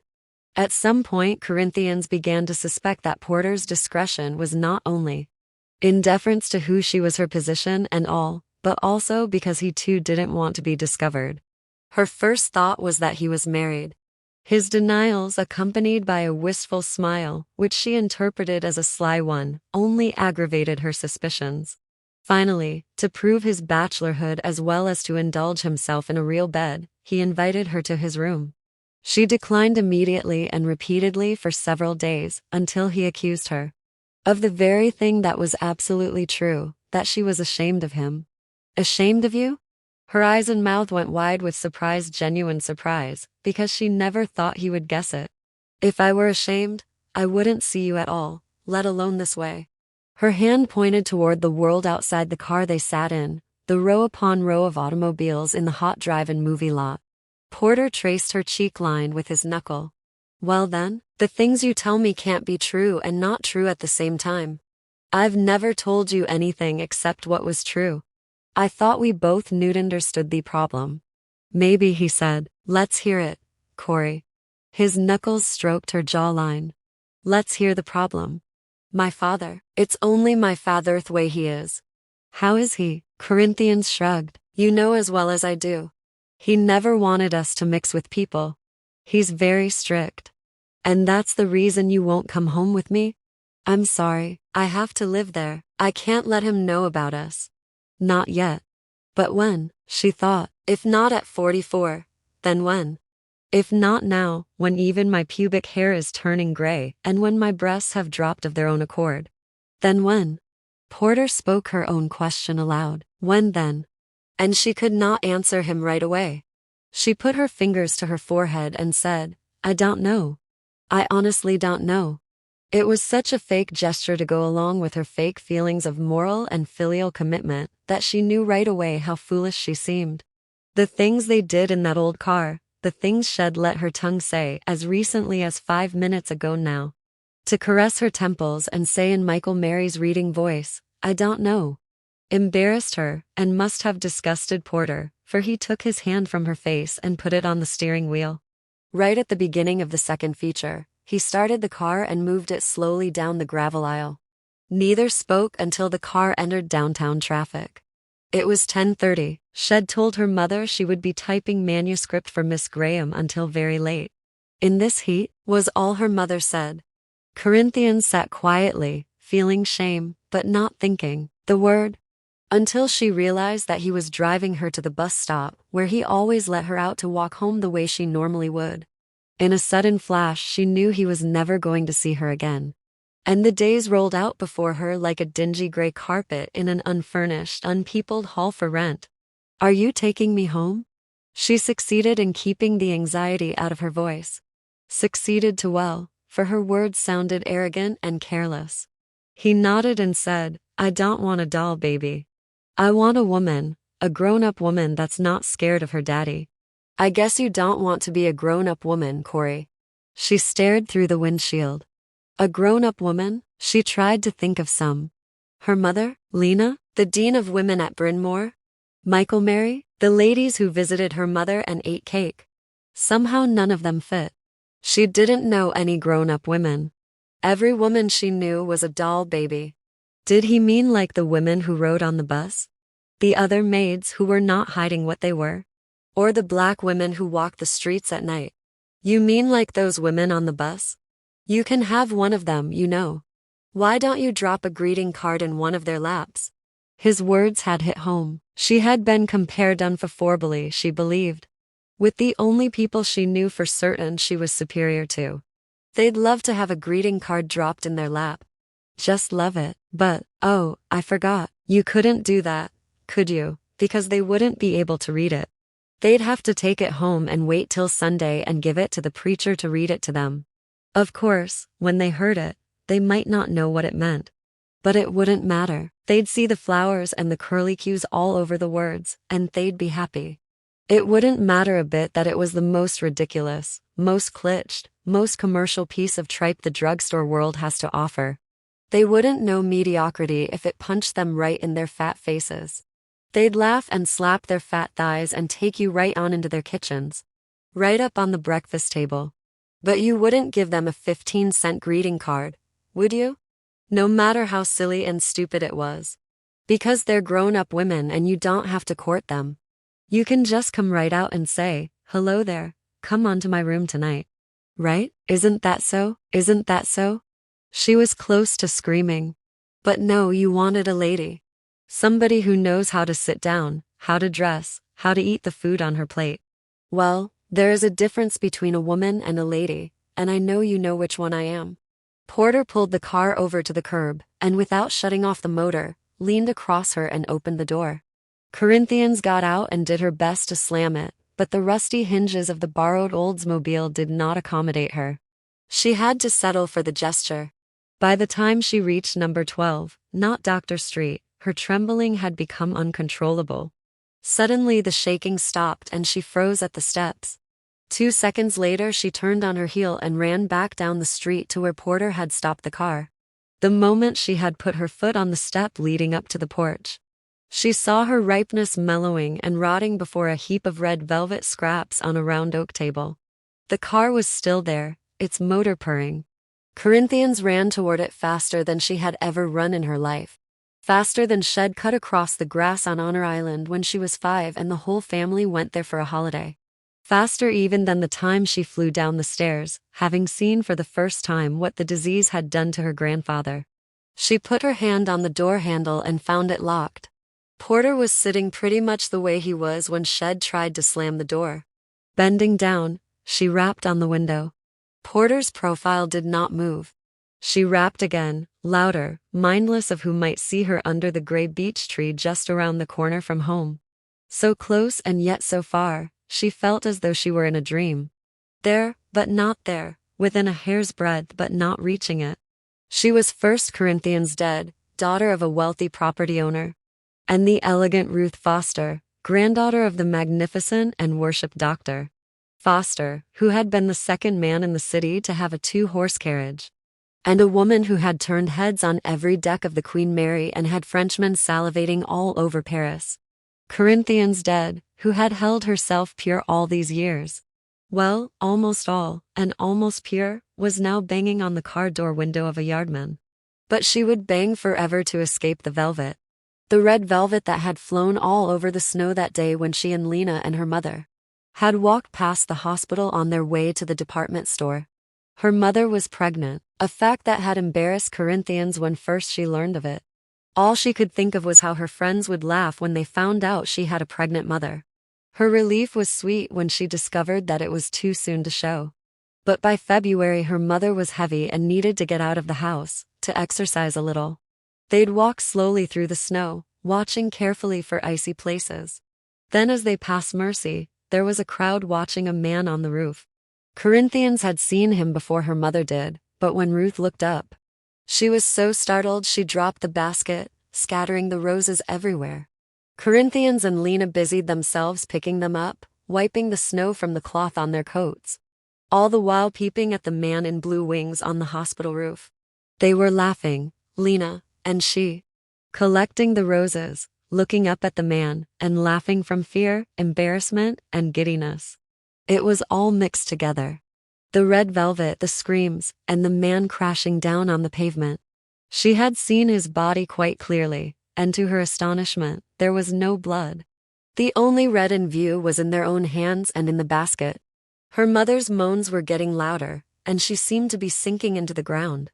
A stretcher came at last for the doll-broken body, all the more doll-like because there was no blood. And finally, a wheelchair for her mother, who was moving straight into labor. Corinthians continued to make roses, but she hated that stupid hobby and gave Lena any excuse to avoid it. They spoke to her of death. First, the death of the man in the blue wings. Now her own, for if Porter did not turn his head and lean toward the door to open it for her, Corinthians believed she would surely die. She banged her knuckles until they ached to get the attention of the living flesh behind the glass, and would have smashed her fist through the window just to touch him. Feel his heat, the only thing that could protect her from a smothering death of dry roses. He did not move, in a panic, lest he shift gears and drive away. Leaving her alone in the street, Corinthians climbed up on the fender and lay full out across the hood of the car. She didn't look through the windshield at him. She just lay there, stretched across the car, her fingers struggling for a grip on steel. She thought of nothing except what her body needed to do to hang on, to never let go. Even if he drove off at 100 miles an hour, she would hang on. Her eyes were shut tight with the effort of clinging to the hood, and she didn't hear the door open and shut, nor Porter's footsteps as he moved around to the front of the car. She screamed at first when he put his hand on her shoulders and began pulling her gently into his arms. He carried her to the passenger's side of the car, stood her on her feet while he opened the door and helped her ease into the seat. In the car, he pressed her head onto his shoulder and waited for her soft crying to wane, before he left the driver's seat to pick up the purse she had let fall on the sidewalk. He drove away then to number 315th Street, a house owned by Macon dead, where 16 tenants lived, and where there was an attic window, from which this same Henry Porter had screamed, wept, waved a shotgun, and urinated over the heads of the women in the yard. It was not yet midnight, and hot. Hot enough to make people angry, had it not been for a pleasant smell in the air, like sweet ginger. Corinthians and Porter entered the hall that opened off the front door. Except for a hem of light under the kitchen door, where a card game was in progress, there was no sign of any other tenant. Corinthians saw only the bed, an iron bed painted hospital white. She sank down on it as soon as she got into the room, and stretched, scoured, vacuumed, and for the first time simple. Porter undressed after she did, and lay down beside her. They were quiet for a minute, then he turned over and parted her legs with his. Corinthians looked down at him. "Is this for me?" she asked. "Yes," he said. "Yes. This is for you." "Porter, this is for you, instead of roses, and silk underwear and bottles of perfume. Porter, instead of chocolate creams in a heart-shaped box. Instead of a big house and a great big car. Instead of long trips, Porter. In a clean white boat, no. Instead of picnics, no. And fishing, no. And being old together on a porch, no. This is for you, girl. Oh yes, this is for you." They woke at 4 o'clock in the morning, or rather she did. When she opened her eyes she saw him staring at her, and those were either tears in his eyes or sweat. It was very hot in that room in spite of the open window. "The bathroom," she murmured. "Where's the bathroom?" "Down the hall," he said. Then, apologetically, "Can I get you something?" "Oh." She pushed a few strands of matted, damp hair from her forehead. "Something to drink, please. Something cold." He dressed quickly, leaving off his shirt and his socks, and left the room. Corinthians got up too, and began to put her clothes on. Since there seemed to be no mirror in the room, she stood in front of the open window, and used the upper part of the pane, dark enough to show her reflection, to smooth her hair. Then she noticed the walls. What she had assumed to be wallpaper as she entered and fell on the bed was in fact calendars. Row after row of calendars, S and J, automobile parts, featuring a 1939 Hudson. "The Cuyahoga River Construction Company we build to please. We're pleased to build." Lucky Heart Beauty Products, a wavy-haired lady smiling out of a heavily powdered face. The Call and Post newspaper. But most of them were from the North Carolina Mutual Life Insurance Company. They literally covered the walls, each one turned to December. It was as though each kept every calendar since 1939. Some of them were large cards displaying all 12 months, and on those she noticed circles drawn around dates. Porter came in while she was gazing at them. He held a glass of iced water, the cubes jammed to the rim. "Why do you keep calendars?" she asked. He smiled. "Passes the time. Here, drink your drink, it'll cool you." She took the glass and sipped a little from it, trying to keep the ice from touching her teeth as she looked at him over the rim. Standing there, barefoot, Her hair damp with sweat and sticking to her cheeks like paint, she felt easy. In place of vanity, she now felt a self-esteem that was quite new. She was grateful to him, this man who rented a tiny room from her father, who ate with a knife and did not even own a pair of dress shoes. A perfect example of the men her parents had kept her from and whom she had also kept herself from. All her life, because such a man was known to beat his woman, betray her, shame her, and leave her. Corinthians moved close to him, tilted his chin up with her fingers, and planted a feathery kiss on his throat. He held her head in his hands until she closed her eyes and tried to set the glass down on a tiny table. It'll be light soon, gotta get you home. She obeyed and finished dressing herself. They walked as softly as possible down the stairs and past the wide triangle of light that lay on the floor in front of the kitchen door. The men were still at their card game, but the door was partially open now. Porter and Corinthians moved quickly past, just out of the light.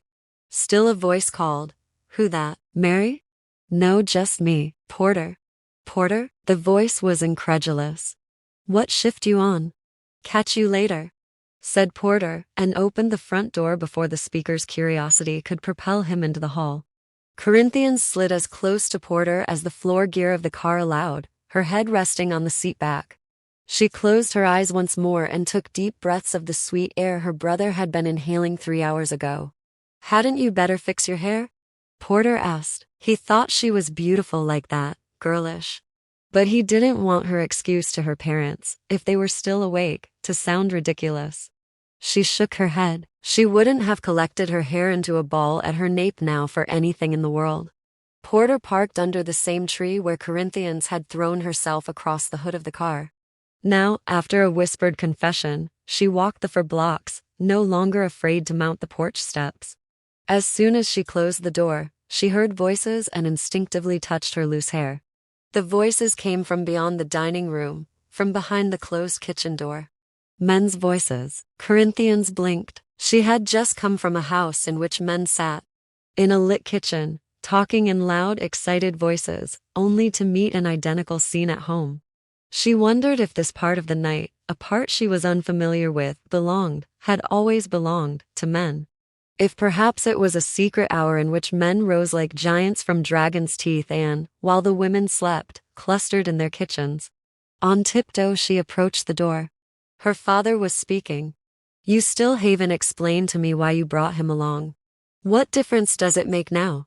That was her brother's voice. "He knows about it," said her father. "That's what difference." "About what?" "There's nothing to know. It was a bust." Milkman's voice swelled like a blister. "It was a mistake, not a bust. It just means it's somewhere else, that's all."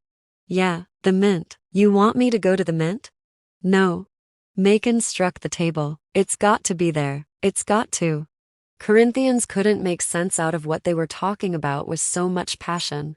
And she didn't want to stay there and learn, lest it distract her from the contentment she was feeling. She left them and climbed the stairs to her own bed. Downstairs in the kitchen, Milkman folded his arms on the table and put his head down. I don't care where it is. It was just a mistake," said his father. "One little mess up. That don't mean we have to pull out. You call being thrown in jail a little mess up? You out, ain't you? You was only there 20 minutes. 2 hours. Wouldn't have been 2 minutes if you had called me, soon's you got there. Sooner, should have called me, soon's they picked you up. Police cars don't have telephones in them." Milkman was weary. He lifted his head and let it rest in his hand, directing his words into his shirt sleeve. "They would have let you, if it had just been you. Soon as you told them your name, they would have let you go. But you was with that South Side nigger. That's what did it." "That is not what did it. It was riding around with a sack of rocks and human bones that did it." "Human bones, which is, if you're a halfway intelligent cop, a hint that there must have been a human being connected to them bones at one time." "Of course, at one time, but not tonight. There couldn't have been a human attached to the bones, yesterday. It takes time for a body to be a skeleton. They know that, and don't tell me it wasn't guitar they was suspicious of. That yellow-eyed nigger looks like he might do anything. They didn't see his eyes when they told us to pull over. They didn't see nothing. They just sideswiped us and told us to get out. Now, what was that for? What did they stop us for? We wasn't speeding, just driving along. Milkman searched for cigarettes. He got angry again when he thought about bending over the car, his legs spread, his hands on the hood, while the policeman fingered his legs, his back, his ass, his arms. What business they got stopping cars that ain't speeding? They stop anybody they want to. They saw you was colored, that's all. And they're looking for the Negro that killed that boy. Who said it was a Negro? Paper said it. They always say that, every time. What difference does it make? If you'd been alone and told them your name, they never would have hauled you in. Never would have searched the car, and never would have opened that sack. They know me. You saw how they acted when I got there. They didn't act any different when you got there. What? They acted different when you took that sucker off in the corner and opened your wallet. You better be thankful I got a wallet. I am. God knows I am. And that would have been the end of it, except for that Southside nigger. Hadn't been for him, they wouldn't have had to get Pilate down there. Macon rubbed his knees. The idea of having to depend on Pilate to get his son out of jail humiliated him. Raggedy bootlegging bitch. She's still a bitch? Milkman began to chuckle. Exhaustion and the slow release of tension made him giddy. You thought she stole it? All these years you've been holding that against her. He was laughing outright now. How she sneaked out of some cave with a big bag of gold that must have weighed 100 pounds over her shoulder. All over the country for 50 years and didn't spend none of it, just hung it from the ceiling like a fucking sack of onions. Milkman put his head back and let the laughter fill the kitchen. Macon was silent. 50 years? You've been thinking about that gold for 50 years. Oh shit, this is some crazy shit. Tears of laughter were running from his eyes. Crazy, all of you, just straight out, laid back crazy. I should have known, the whole thing was crazy. Everything about it was crazy, the whole idea. What's crazier, her hauling a sack of gold around all this time, or hauling a dead man's bones around? Huh, which one? Macon asked. I don't know, I really don't know. If she do one, she could do the other. She's the one they should have kept. When you all told them the bones belonged to her, they should have locked her up soon's she walked in the door. Milkman wiped the tears on his sleeve. Lock her up for what, after that story she told? He started laughing again. She came in there like Louise Beaver and Butterfly McQueen all rolled up in one. Yasu, boss, Yasu, boss. She didn't say that. Almost. She even changed her voice. I told you she was a snake. Drop her skin in a split second. She didn't even look the same. She looked short and pitiful. That's 'cause she wanted it back. She wanted them to let her have the bones back. Her poor husband's bones that she didn't have no money to bury.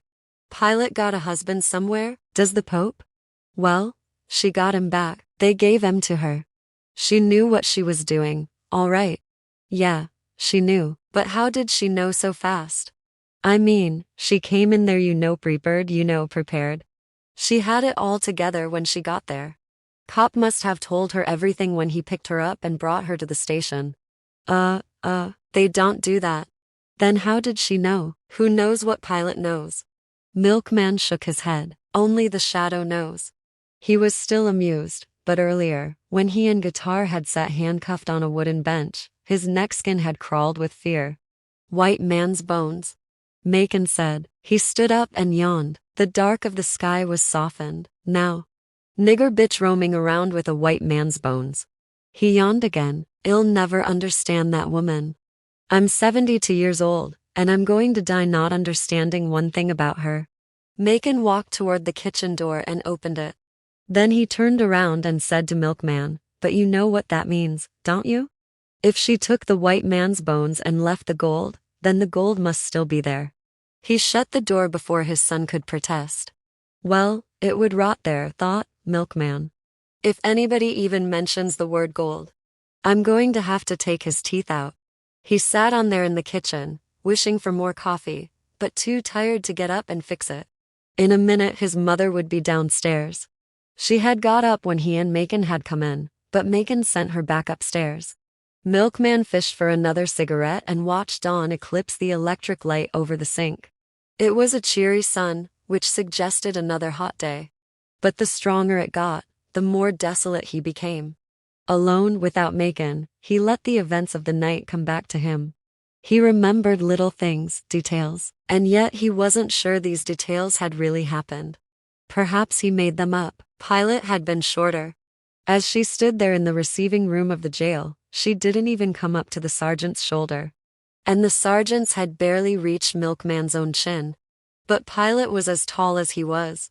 When she whined to the policeman, verifying Milkman's and Guitar's lie that they had ripped off the sack as a joke on an old lady, she had to look up at him. And her hands were shaking as she described how she didn't know the sack was gone until the officer woke her up. That she couldn't imagine why anybody would want to run off with her husband's bones.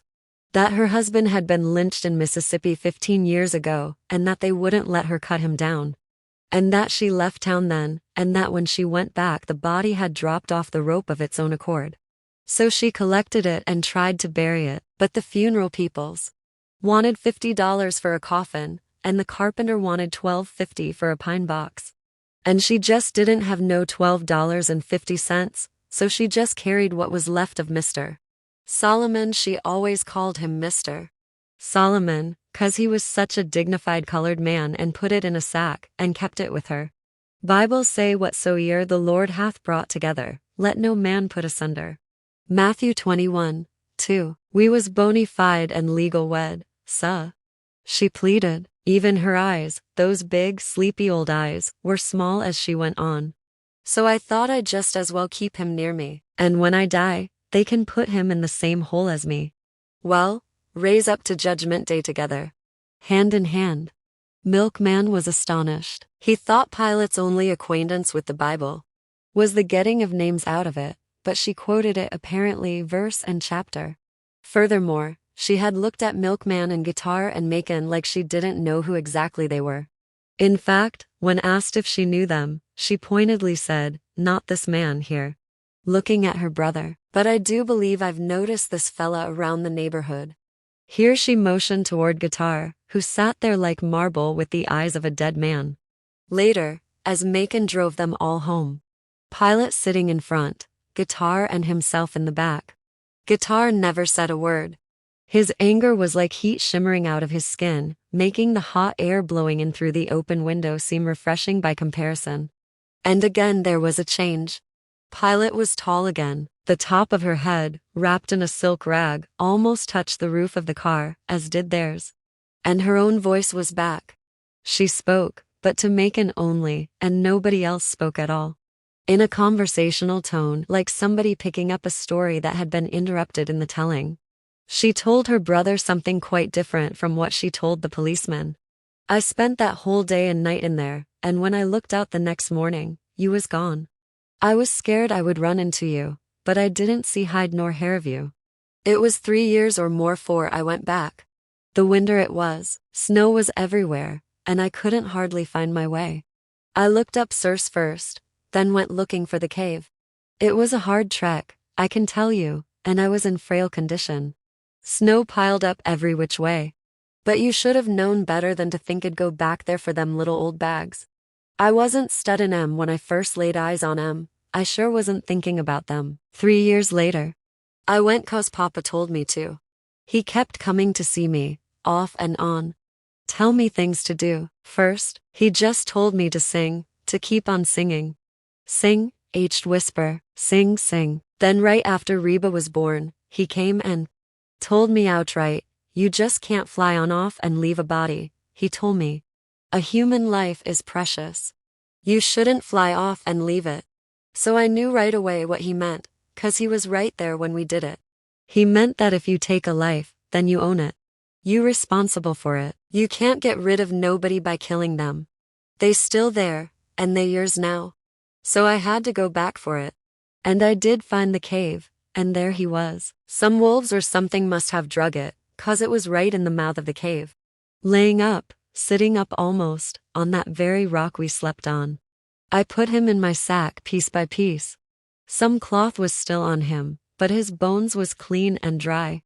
I've had it ever since. Papa told me to. And he was right, you know. You can't take a life and walk off and leave it. Life is life, precious, and the dead you kill is yours.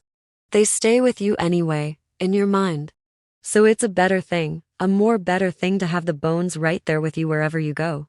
That way, it frees up your mind. Fucks up your mind, thought Milkman, fucks it up for good. He pulled himself up from the table. He had to get some sleep before he went looking for Guitar. Staggering up the stairs, he remembered Pilate's back as she got out of the Buick. Not bent at all under the weight of the sack. And he remembered how Guitar glared at her as she walked away from the car. When Macon dropped him off, he neither answered nor turned his head. At Milkman's, see you later. Milkman woke at noon. Somebody had come into his room and placed a small fan on the floor near the foot of his bed. He listened to the whirring for a long time before he got up and went into the bathroom to fill the tub. He lay there in lukewarm water, still sweating, too hot and tired to soap himself. Every now and then he flicked water on his face, letting it wet his today-old beard. He wondered if he could shave without slicing his chin open. The tub was uncomfortable, too short for him to stretch out, though he remembered when he could almost swim in it. Now, he looked down at his legs. The left one looked just as long as the other. His eyes traveled up his body. The touch of the policeman's hand was still there. A touch that made his flesh jump like the tremor of a horse's flank when FLI's light on it. And something more, something like shame stuck to his skin. Shame at being spread-eagled, fingered, and handcuffed. Shame at having stolen a skeleton, like a kid on a Halloween trick or treat prank rather than a grown man making a hit. Shame at needing both his father and his aunt to get him off. Then more shame at seeing his father. With an accommodating, we all understand how it is. Smile, buckle before the policeman. But nothing was like the shame he felt as he watched and listened to Pilate. Not just her Aunt Jemima act, but the fact that she was both adept at it and willing to do it. For him, for the one who had just left her house carrying what he believed was her inheritance. It didn't matter that he also believed she had stolen it. From whom? From a dead man? From his father, who was also stealing it. Then, and now, he had stolen it too, and what's more, he had been prepared. At least, he told himself, he had been prepared to knock her down, if she had come into the room while he was in the act of stealing it. To knock down an old black lady who had cooked him his first perfect egg, who had shown him the sky, the blue of it, which was like her mother's ribbons, so that from then on, when he looked at it, it had no distance, no remoteness, but was intimate, familiar, like a room that he lived in, a place where he belonged. She had told him stories, sung him songs, fed him bananas and cornbread, and on the first cold day of the year, hot nut soup. And if his mother was right, this old black lady, in her late 60s but with the skin and agility of a teenaged girl, had brought him into the world when only a miracle could have. It was this woman, whom he would have knocked senseless, who shuffled into the police station and did a little number for the cops, opening herself up wide for their amusement, their pity, their scorn, their mockery, their disbelief, their meanness, their whimsy, their annoyance, their power, their anger, their boredom. Whatever would be useful to her and to himself. Milkman sloshed his legs in the water. He thought again of how Guitar had looked at Pilate. The jeweled hatred in his eyes. He had no right to that look. Suddenly, Milkman knew the answer to the question he had never been able to ask. Guitar. Guitar could kill, would kill, and probably had killed. The 7 days was the consequence of this ability, but not its origin. No, he had no cause to look at her like that, Milkman thought, and heaving himself upright in the tub, he soaped himself hurriedly. The September heat blasted him as soon as he got outside and wiped out the pleasant effects of his bath. Macon had taken the Buick. Age forced him to walk less. So Milkman went on foot to Guitar's house. As he rounded the corner, he noticed a familiar-looking gray Oldsmobile, a jagged crack in the rear window, parked in front of the house. Several men were inside and 2 were standing outside, Guitar and Railroad Tommy. Milkman slowed his steps. Tommy was talking, while Guitar nodded his head. Then the 2 men shook hands. A handshake Milkman had never seen before, First Tommy held Guitar's hand in both his own, then Guitar held Tommy's hand in his too. Tommy got in the car and Guitar dashed around the house to the side stairs that led to his room. The Oldsmobile. Milkman figured it was a 1953 or 1954 model. Made a tight U-turn and headed toward him. When it passed by, all the occupants looked straight ahead. Porter was driving, with Empire State in the middle and Railroad Tommy on the far side. And in the back seat was Hospital Tommy and a man named Nero. Milkman didn't know the other man. That must be them, he thought. His heart beat wildly. 6 men, one of them Porter, and Guitar. Those are the days. And that car, that was the car that let Corinthians off near the house. Sometimes, Milkman had first assumed his sister had an occasional lift home from her job. Later, since she never mentioned it, and also because she seemed quieter and rounder lately, he decided she was seeing some man on the sly. He thought it funny, sweet, and a little sad.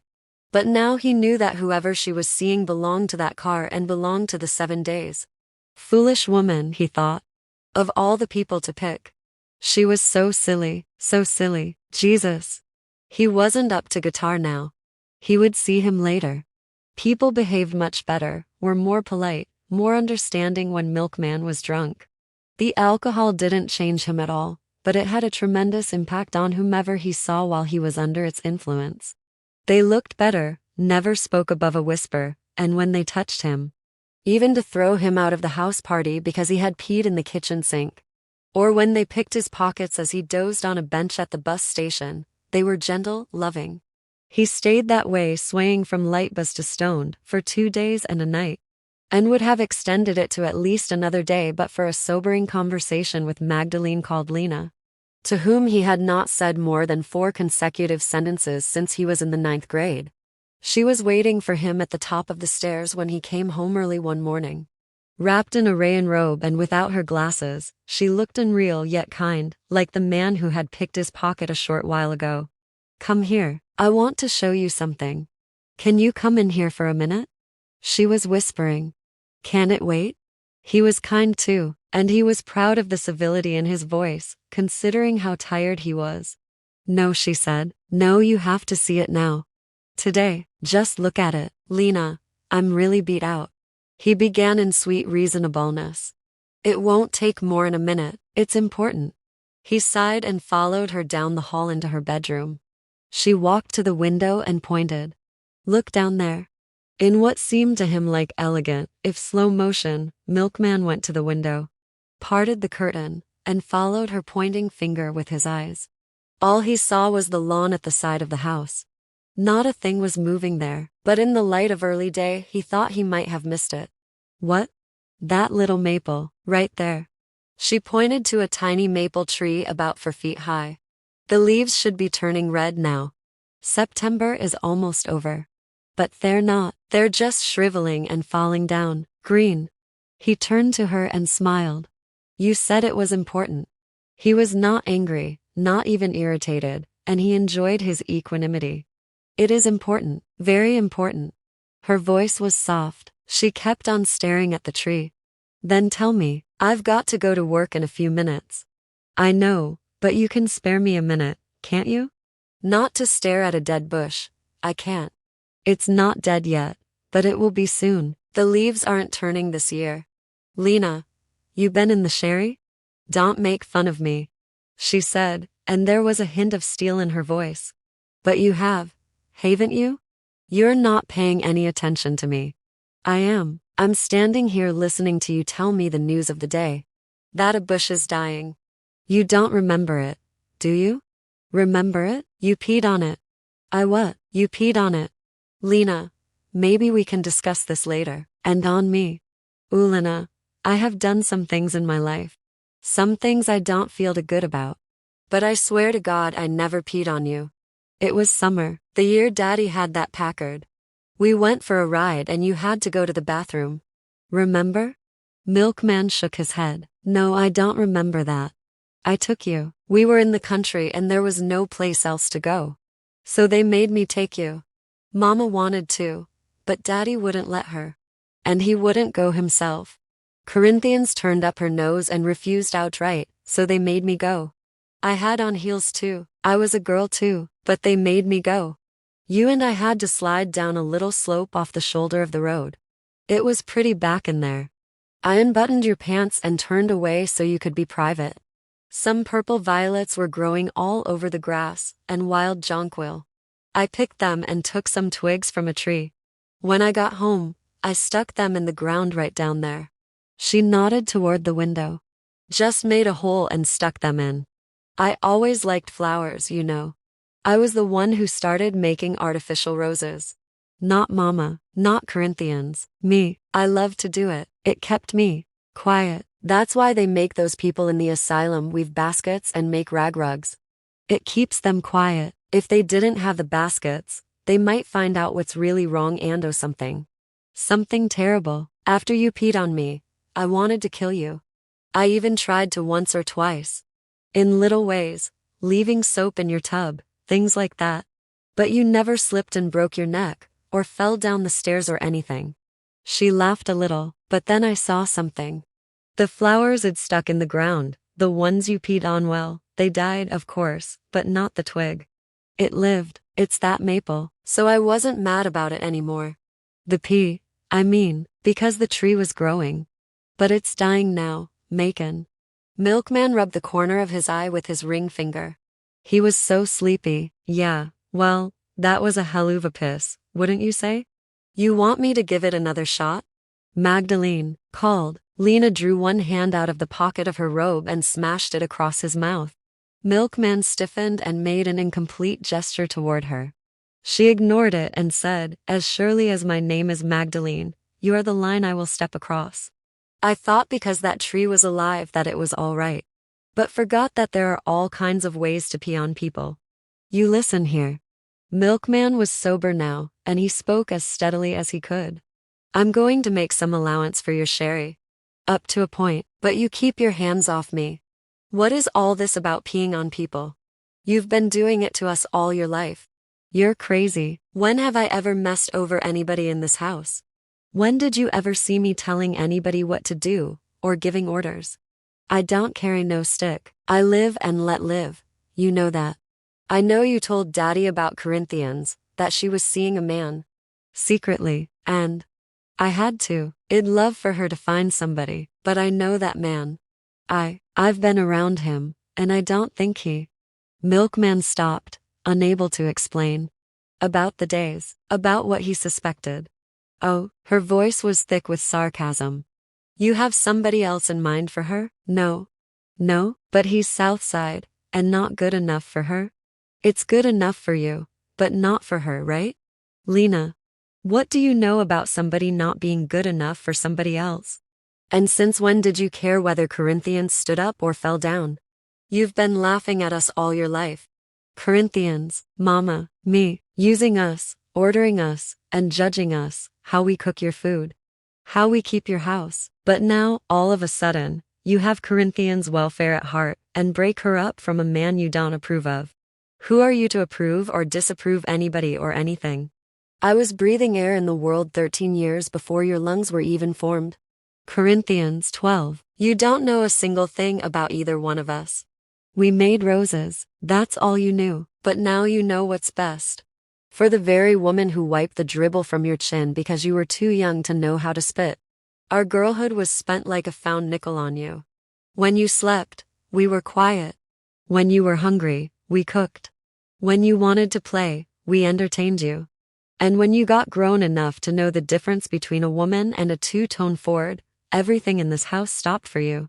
You have yet to wash your own underwear, spread a bed, wipe the ring from your tub, or move a fleck of your dirt from one place to another. And to this day, you have never asked one of us if we were tired, or sad, or wanted a cup of coffee. You've never picked up anything heavier than your own feet, or solved a problem harder than fourth grade arithmetic. Where do you get the right to decide our lives? Lena, cool it. I don't want to hear it. I'll tell you where. From that hog's gut that hangs down between your legs. Well, let me tell you something, baby brother. You will need more than that. I don't know where you will get it, or who will give it to you, but mark my words, you will need more than that. He has forbidden her to leave the house, made her quit her job, evicted the man, garnished his wages. And it is all because of you. You are exactly like him. Exactly. I didn't go to college because of him. Because I was afraid of what he might do to Mama. You think because you hit him once that we all believe you were protecting her. Taking her side. It's a lie. You were taking over, letting us know you had the right to tell her and all of us what to do. She stopped suddenly, and Milkman could hear her breathing. When she started up again, her voice had changed. The steel was gone, and in its place was a drifting, breezy music. When we were little girls, before you were born, he took us to the ice house once. Drove us there in his Hudson. We were all dressed up, and we stood there in front of those sweating black men, sucking ice out of our handkerchiefs. Leaning forward a little, so as not to drip water on our dresses. There were other children there. Barefoot, naked to the waist, dirty. But we stood apart, near the car, in white stockings, ribbons, and gloves. And when he talked to the men, he kept glancing at us and the car. The car and us. You see, he took us there so they could see us, envy him. Then one of the little boys came over to us and put his hand on Corinthian's hair. She offered him her piece of ice, and before we knew it, he was running toward us. He knocked the ice out of her hand into the dirt and shoved us both into the car. First he displayed us, then he splayed us. All our lives were like that. He would parade us like virgins through Babylon, then humiliate us like whores in Babylon. Now he has knocked the ice out of Corinthian's hand again. And you are to blame. Magdalene called. Lena was crying. You are to blame. You are a sad, pitiful, stupid, selfish, hateful man. I hope your little hog's gut stands you in good stead, and that you take good care of it, because you don't have anything else. But I want to give you notice. She pulled her glasses out of her pocket and put them on. Her eyes doubled in size behind the lenses, and were very pale and cold. I don't make roses anymore, and you have pissed your last in this house. Milkman said nothing. Now, she whispered, get out of my room. Milkman turned and walked across the room. It was good advice, he thought. Why not take it? He closed the door. Part 2. Chapter 10. When Hansel and Gretel stood in the forest and saw the house and the clearing before them, the little hairs at the nape of their necks must have shivered. Their knees must have felt so weak that blinding hunger alone could have propelled them forward. No one was there to warn or hold them. Their parents, chastened and grieving, were far away. So they ran as fast as they could to the house where a woman older than death lived. And they ignored the shivering nape hair and the softness in their knees. A grown man can also be energized by hunger, and any weakness in his knees or irregularity in his heartbeat will disappear if he thinks his hunger is about to be assuaged. Especially if the object of his craving is not gingerbread or chewy gumdrops, but gold.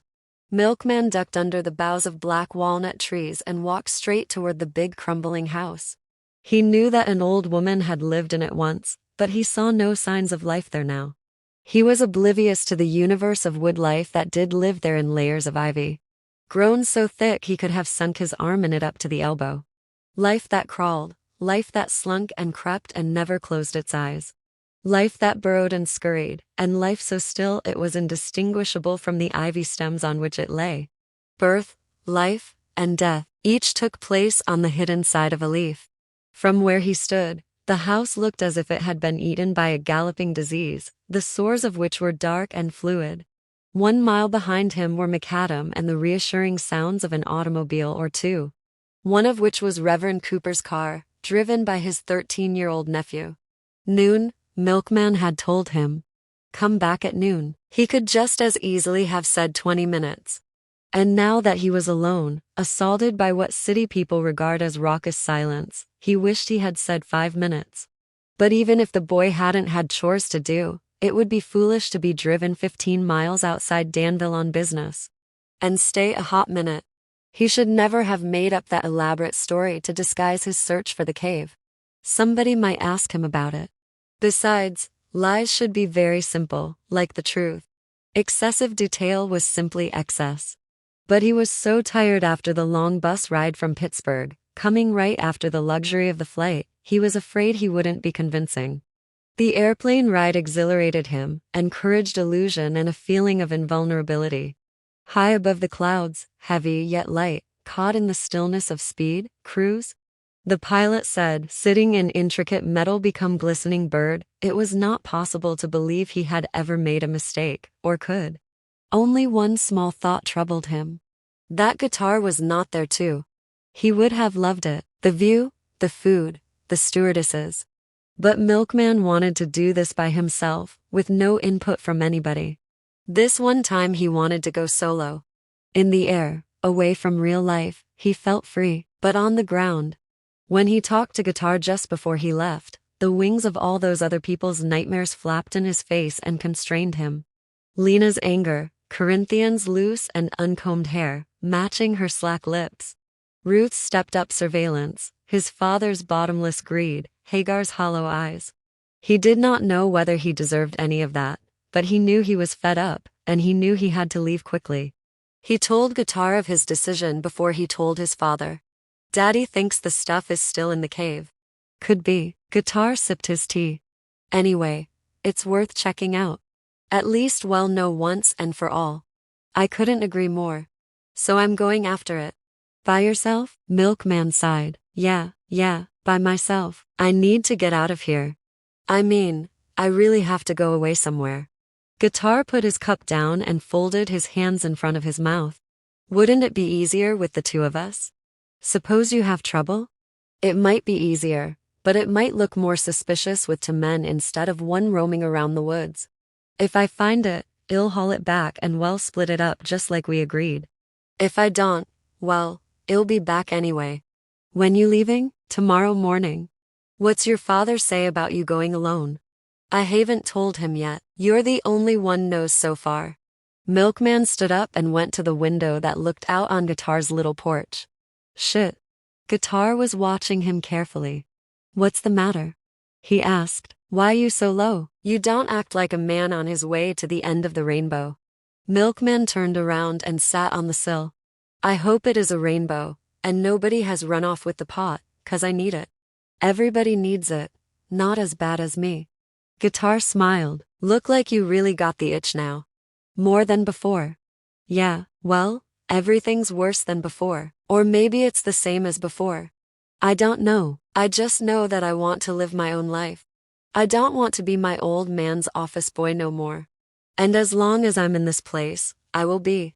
Unless I have my own money. I have to get out of that house, and I don't want to owe anybody when I go. My family's driving me crazy. Daddy wants me to be like him and hate my mother. My mother wants me to think like her and hate my father. Corinthians won't speak to me. Lena wants me out, and Hagar wants me chained to her bed or dead. Everybody wants something from me. You know what I mean? Something they think they can't get anywhere else. Something they think I got. I don't know what it is. I mean what it is they really want. Guitar stretched his legs. They want your life, man. My life? What else? No, Hagar wants my life, my famility want. I don't mean that way. I don't mean they want your dead life. They want your living life. You're losing me, said Milkman. Look, it's the condition our condition is in. Everybody wants the life of a black man. Everybody. White men want us dead or quiet. Which is the same thing as dead. White women, same thing. They want us, you know, universal, human, no race, consciousness. Tame, except in bed. They like a little racial loincloth in the bed. But outside the bed, they want us to be individuals. You tell them, but they lynch my papa, and they say, yeah, but you're better than the lynchers are, so forget it. And black women, they want your whole self. Love, they call it, and understanding. Why don't you understand me? What they mean is, don't love anything on earth except me. They say, be responsible, but what they mean is, don't go anywhere where I ain't. You try to climb Mount Everest, they'll tie up your ropes. Tell them you want to go to the bottom of the sea. Just for a look, they'll hide your oxygen tank. Or you don't even have to go that far. Buy a horn and say you want to play. Oh, they love the music, but only after you pull 8 at the post office. Even if you make it, even if you stubborn and mean and you get to the top of Mount Everest, or you do play and you good, real good. That still ain't enough. You blow your lungs out on the horn and they want what breath you got left to hear about how you love them. They want your full attention. Take a risk and they say you not for real. That you don't love them. They won't even let you risk your own life, man, your own life. Unless it's over them. You can't even die unless it's about them. What good is a man's life if he can't even choose what to die for? Nobody can choose what to die for. Yes, you can, and if you can't, you can damn well try to. You sound bitter. If that's what you feel, why are you playing your numbers game? Keeping the racial ratio the same and all. Every time I ask you what you doing it for, you talk about love. Loving Negroes. Now you say, it is about love. What else but love? Can I love what I criticize? Yeah, but except for skin color, I can't tell the difference between what the white women want from us and what the colored women want. You say they all want our life, our living life. So if a colored woman is raped and killed, why do the days rape and kill a white woman? Why worry about the colored woman at all? Guitar cocked his head and looked sideways at Milkman. His nostrils flared a little. Because she's mine. Yeah, sure. Milkman didn't try to keep disbelief out of his voice. So everybody wants to kill us, except black men, right? Right. Then why did my father, who is a very black man, try to kill me before I was even born? Maybe he thought you were a little girl. I don't know, but I don't have to tell you that your father is a very strange Negro. He'll reap the benefits of what we sow, and there's nothing we can do about that. He behaves like a white man, thinks like a white man. As a matter of fact, I'm glad you brought him up. Maybe you can tell me how, after losing everything his own father worked for to some crackers. After seeing his father shot down by them, how can he keep his knees bent? Why does he love them so? And Pilate, she's worse, she saw it too, and first, goes back to get a cracker's bones. For some kind of crazy self-punishment, and second, leaves the cracker's gold right where it was. Now, is that voluntary slavery or not? She slipped into those Jemima shoes 'cause they fit. Look, Guitar, first of all, my father doesn't care whether a white man lives or swallows lie. He just wants what they have. And Pilate is a little nuts, but she wanted us out of there. If she hadn't been smart, both our asses would be cooling in the joint right now. My ass, not yours. She wanted you out, not me. Come on, that ain't even fair. No, fair is one more thing. I've given up. But to Pilate, what for? She knew what we did, and still she bailed us out. Went down for us, clowned and crawled for us. You saw her face. You ever see anything like it in your life? Once, just once, said Guitar, and he remembered and knew how his mother smiled when the white man handed her the 4 $10 bills. More than gratitude was showing in her eyes. More than that, not love, but a willingness to love. Her husband was sliced in half and boxed backward. H heard the millmen tell how the to-haves, not even fitted together, were placed cut side down, skin side up, in the coffin. Facing each other, each eye looking deep into its mate. Each nostril inhaling the breath the other nostril had expelled. The right cheek facing the left. The right elbow crossed over the left elbow. And he had worried then, as a child, that when his father was wakened on Judgment Day, his first sight would not be glory, or the magnificent head of God, or even the rainbow, it would be his own other eye. Even so, his mother had smiled and shown that willingness to love the man who was responsible for dividing his father up throughout eternity. It wasn't the divinity from the foreman's wife that made him sick. That came later. It was the fact that instead of life insurance, the sawmill owner gave his mother $40 to tide you and them kids over. And she took it happily and bought each of them a big peppermint stick on the very day of the funeral. Guitars to sisters and baby brother sucked away at the bone-white and blood-red stick, but Guitar couldn't. He held it in his hand until it stuck there. All day he held it, at the graveside, at the funeral supper, all the sleepless night. The others made fun of what they believed was his miserliness. But he could not eat it or throw it away, until finally, in the outhouse, he let it fall into the earth's stinking hole. Once, he said, just once. And felt the nausea all over again. The crunch is here. he said, the big crunch. Don't let them Kennedys fool you.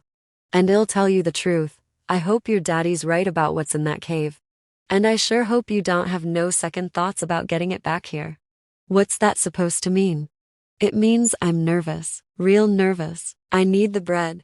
If you're in a hurt, I can let you have. Not me, us. We have work to do, man. And just recently, Guitar squinted his eyes at Milkman. Just recently one of us was put out in the streets, by somebody I don't have to name. And his wages were garnished cause this. Somebody said 2 months rent owing. This, somebody needs 2 months rent on a 12 by 12 hole in the wall like a fish needs side pockets. Now we have to take care of this man, get him a place to stay, pay the so-called back rent, and that was my fault. Let me tell you what happened. No, don't tell me nothing. You ain't the landlord and you didn't put him out. You may have handed him the gun, but you didn't pull the trigger. I'm not blaming you. Why not? You talk about my father's sister, and you'll talk about my sister too, if I let you. Why you trust me? Baby, I hope I never have to ask myself that question. It ended all right, that gloomy conversation. There was no real anger, and nothing irrevocable was said. When Milkman left, Guitar opened his palm as usual and Milkman slapped it. Maybe it was fatigue, but the touching of palms seemed a little weak. At the Pittsburgh airport, he discovered that Danville was 240 miles northeast, and not accessible by any public transportation other than a Greyhound bus. Reluctantly, unwilling to give up the elegance he had felt on the flight, he taxied from the airport to the bus station and settled himself for 2 idle hours before the Greyhound left. By the time he boarded, the inactivity, the picture magazines aged red, the strolls in the streets near the station, had exhausted him. He fell asleep 15 minutes outside Pittsburgh. When he woke, it was late in the afternoon, with an hour more to go before he reached Danville. His father had raved about the beauty of this part of the country, but Milkman saw it as merely green, deep into its Indian summer, but cooler than his own city, although it was farther south. The mountains, he thought, must make for the difference in temperature. For a few minutes he tried to enjoy the scenery running past his window, then the city man's boredom with nature's repetition overtook him. Some places had lots of trees, some did not. Some fields were green, some were not, and the hills in the distance were like the hills in every distance. Then he watched signs, the names of towns that lay 22 miles ahead, 17 miles to the east, 5 miles to the northeast. And the names of junctions, counties, crossings, bridges, stations, tunnels, mountains, rivers, creeks, landings, parks, and lookout points. Everybody had to do his act, he thought, for surely anybody who was interested in Dudbury Point already knew where it was. He had 2 bottles of Cutty Sark in his suitcase, along with 2 shirts and some underwear. The large suitcase, he thought, would have its real load on the return trip. Now he wished he had not checked it under the bus, for he wanted a drink right then. According to his watch, the gold Longines his mother had given him, it would be another 20 minutes before a stop. He lay back on the headrest and tried to fall asleep. His eyes were creasing from the sustained viewing of uneventful countryside. In Danville, he was astonished to learn that the bus depot was a diner on Route 11 where the counterman sold bus tickets. Hamburgers, coffee, cheese and peanut butter crackers, cigarettes, candy and a cold-cut plate. No lockers, no baggage room, no taxi, and now he realized no men's room either. Suddenly he felt ridiculous. What was he supposed to do? Put his suitcase down and ask the man, "Where is the cave near the farm where my father lived 58 years ago?" He knew nobody, had no names except the first name of an old lady who was now dead. And rather than call any more attention to himself in this tiny farming town than his beige 3-piece suit, his button-down, light blue shirt and black string tie, and his beautiful Florsheim shoes, had already brought, he asked the counterman if he could check his bag, there. The man gazed at the suitcase and seemed to be turning the request over in his mind. "I'll pay," said Milkman. "Leave her here, back of the pop crates." The man said, "When you want to pick her up?"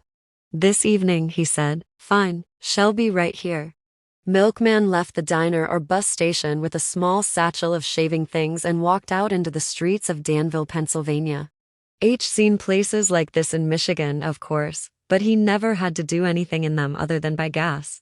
The 3 stores on the street were closing up for the night. It was 5:15 and about a dozen people, all told, were walking on the sidewalks. One of them was a Negro, a tall man, elderly, with a brown peaked cap and an old-fashioned collar. Milkman followed him for a while, then caught up to him and said, "Say, I wonder if you could help me." He smiled as he spoke. The man turned around, but did not answer. Milkman wondered if he had offended him in some way. Finally the man nodded and said, "Do what I can." He had a slight country lilt, like that of the white man at the counter. "I'm looking for Circe, a lady named Circe." "Well, not her, but her house." "Do you know where she used to live?" "I'm from out of town. I just got off the bus. I have some business to take care of here. An insurance policy, and I need to check on some property out there." The man was listening and apparently not going to interrupt him, so Milkman ended his sentence lamely with, "Can you help me?" "Reverend Cooper would know," said the man. "Where can I find him?" Milkman felt something missing from the conversation. "Stone Lane. Follow this here street till you come to the post office.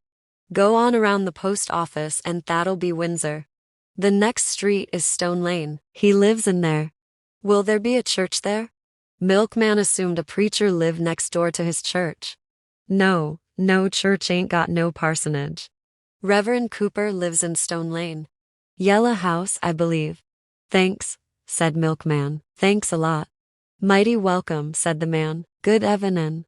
And he walked away. Milkman considered whether to go back for his suitcase, abandoned the idea, and followed the directions given him.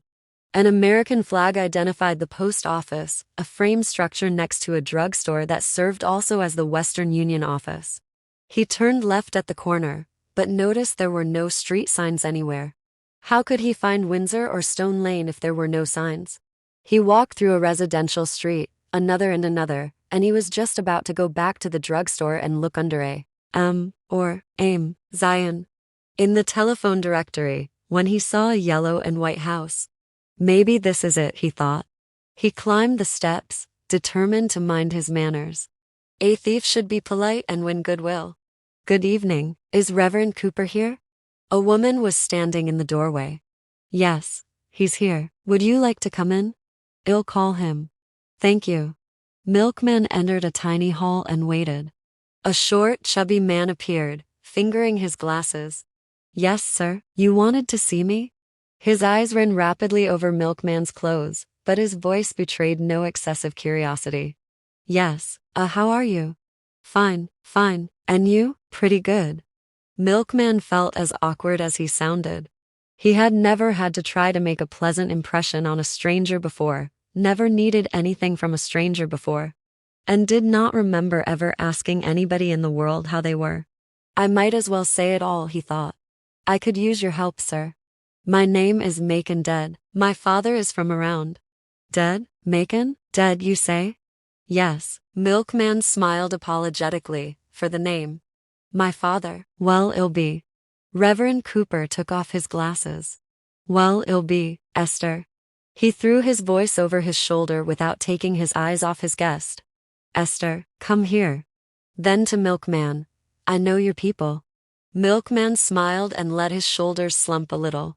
It was a good feeling to come into a strange town and find a stranger who knew your people. All his life heard the tremor in the word, "I live here, but my people."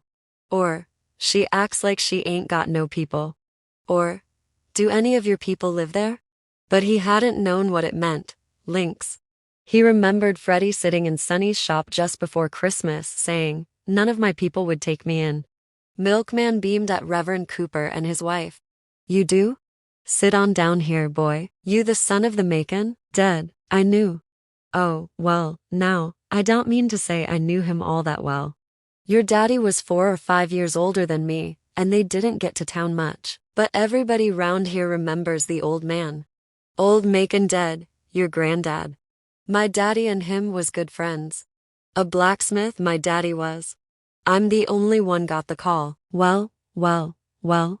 Reverend Cooper grinned and massaged his knees. Oh Lord, I'm forgetting myself.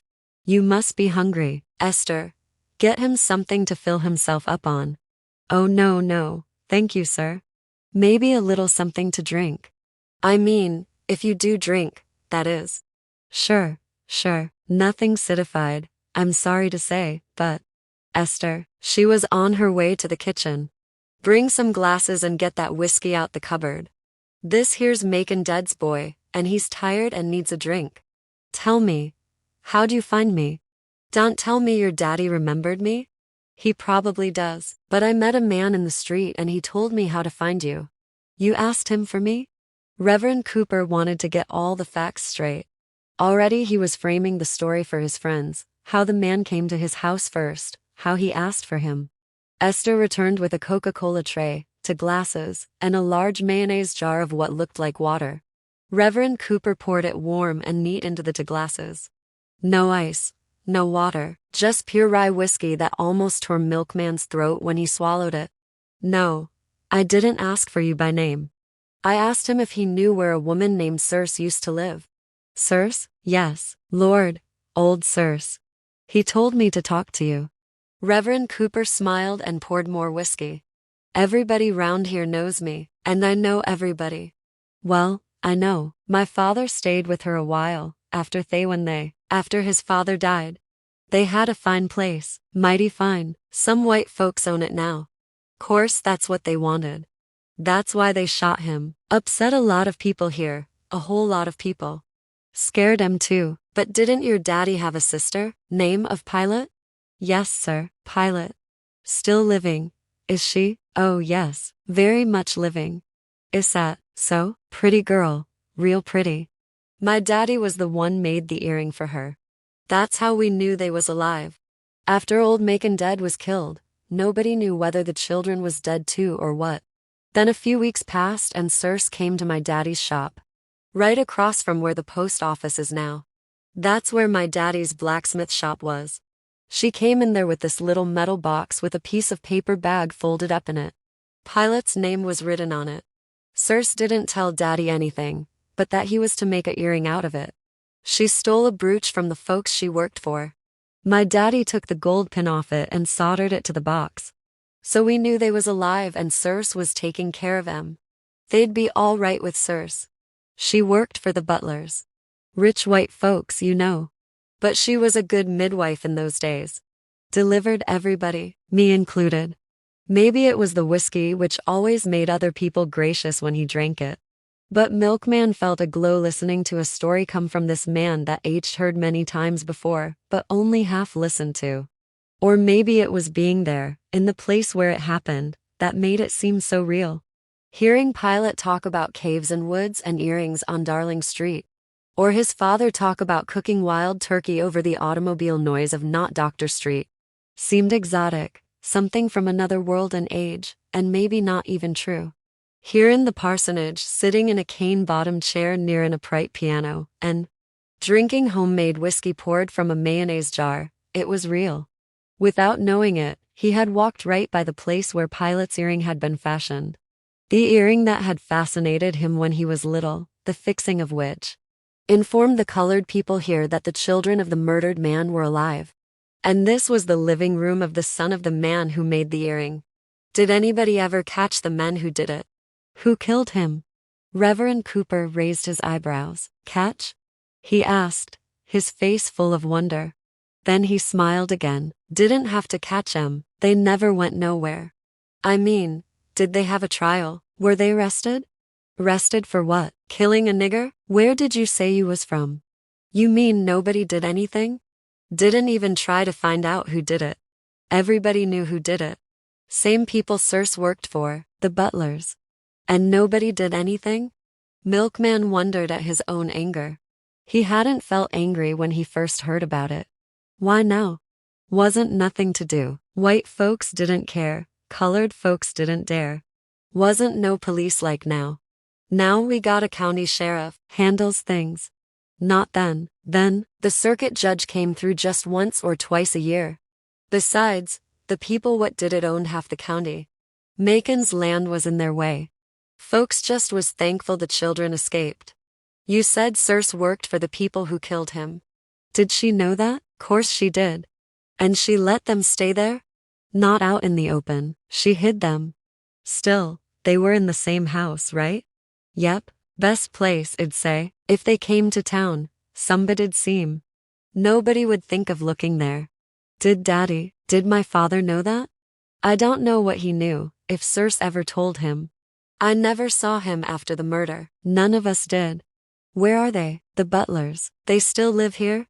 Dead now, every one of 'em. The last one, the girl Elizabeth, died a couple years back. Barren as a rock and just as old.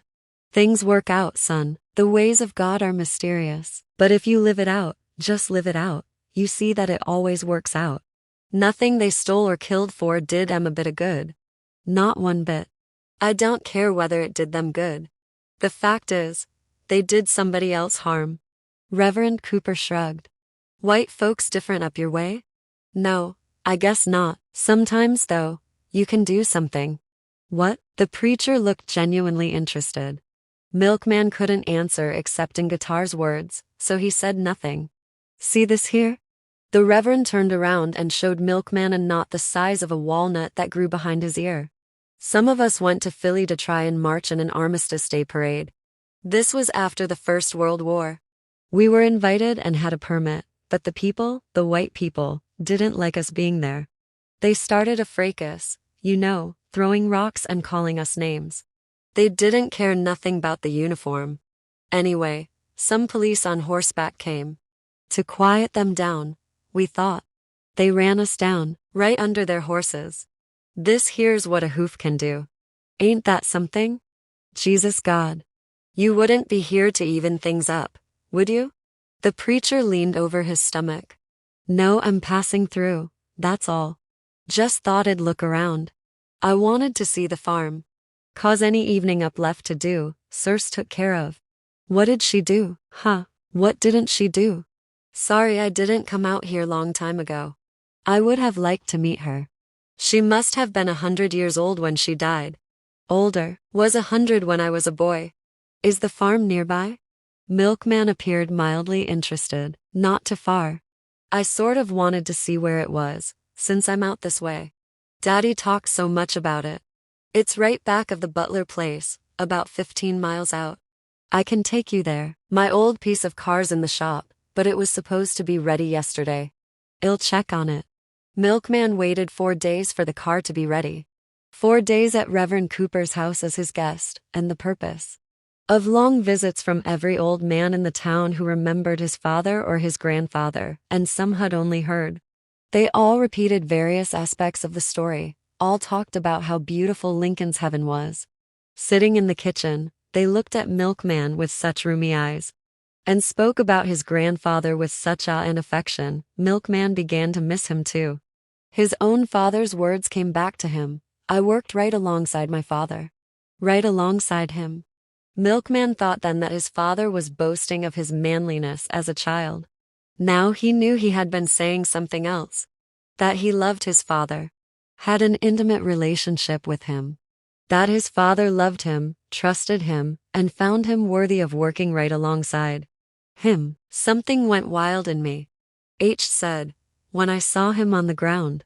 His was the genuine feeling that Milkman had faked when Reverend Cooper described the hopelessness of doing anything. These men remembered both Macon deads as extraordinary men. Pilate, they remembered as a pretty woods wild girl that couldn't nobody put shoes on.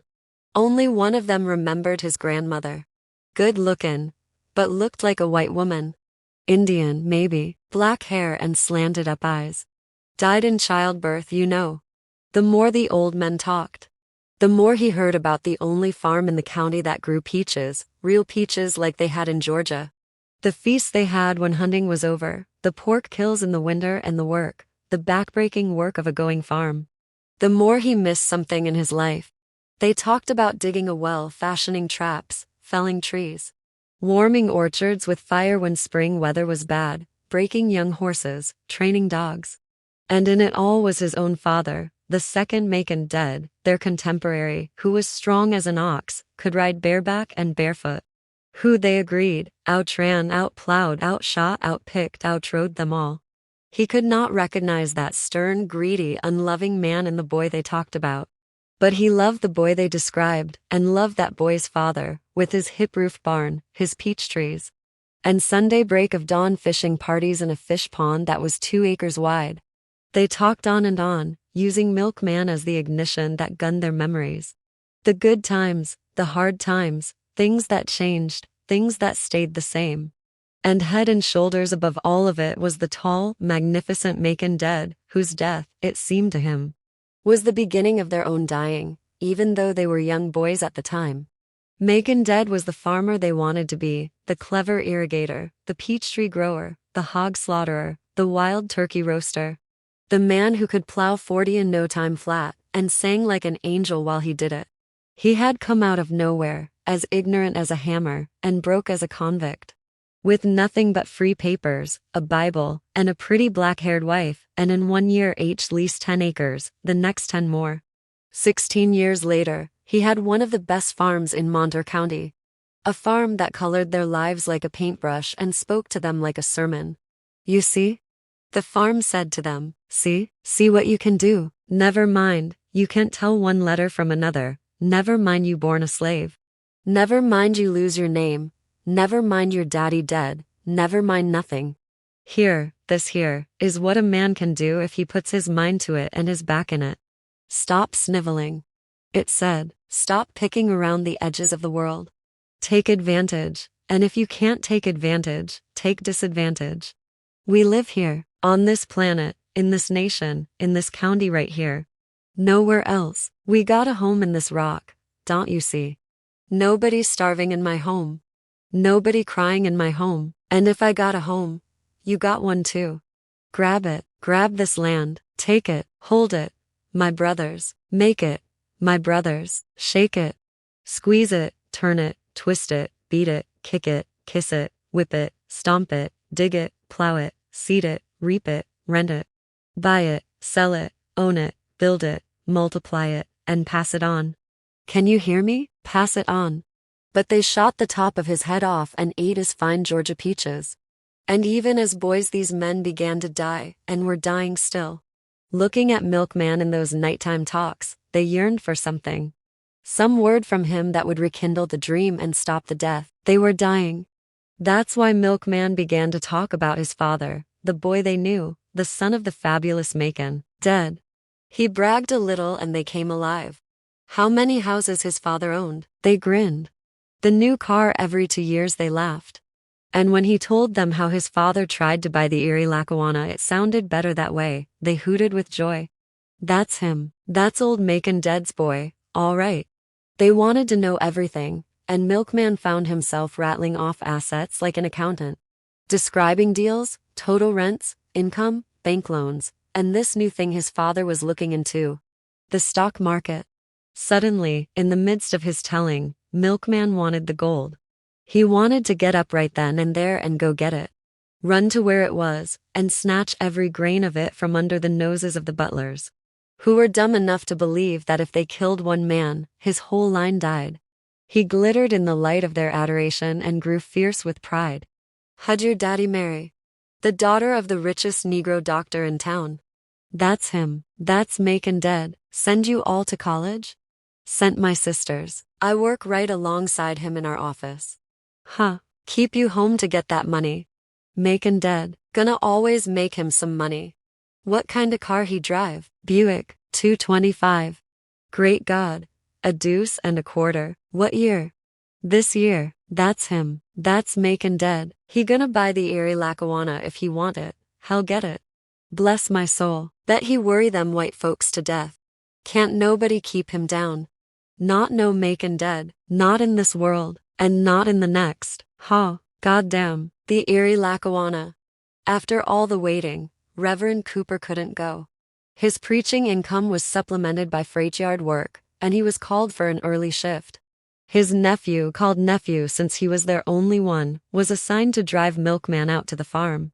As close as they could get. Nephew was 13 and barely able to see over the steering wheel. Does he have a license? Milkman asked Mrs. Cooper. Not yet.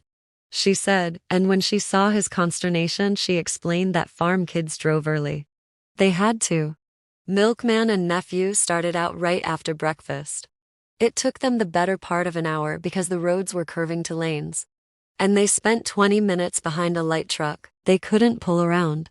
Nephew spoke very little. He seemed interested only in Milkman's clothes, which he took every opportunity to examine. Milkman decided to give him one of his shirts and asked him to stop by the bus station to pick up the suitcase H left there. Finally, nephew slowed down on a stretch of road that showed no houses at all. He stopped. "What's the matter? You want me to drive?" "No, sir, this is it." "What's it? Where?" "Back in there." He pointed to some bushes. "The road to the Butler place is in there, and the farm's back behind it.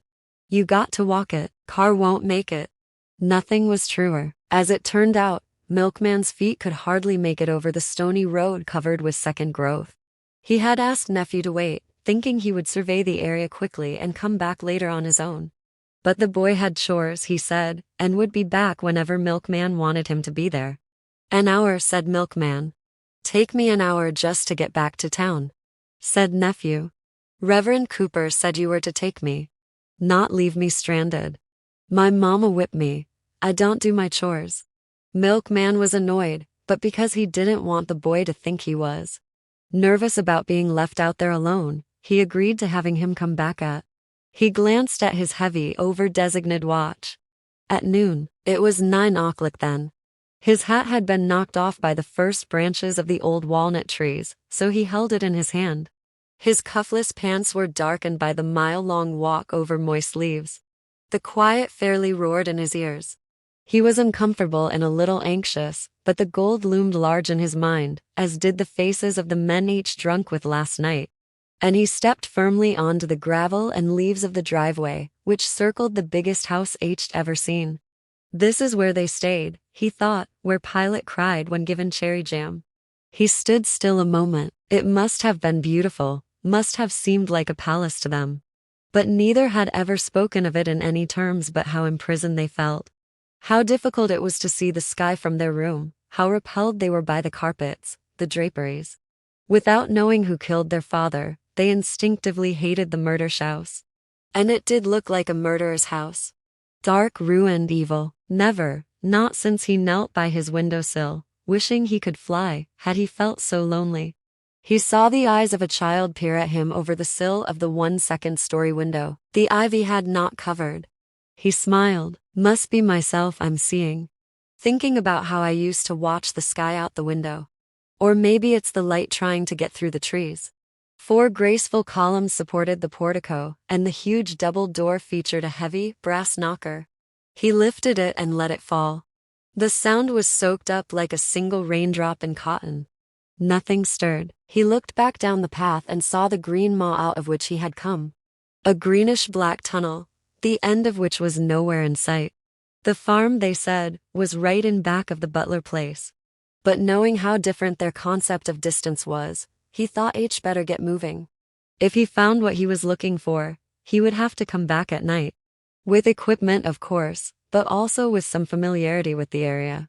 On impulse, he reached out his hand and tried to turn the doorknob. It didn't budge, half turning to leave, literally as an afterthought. He pushed the door, and it swung open with a sigh.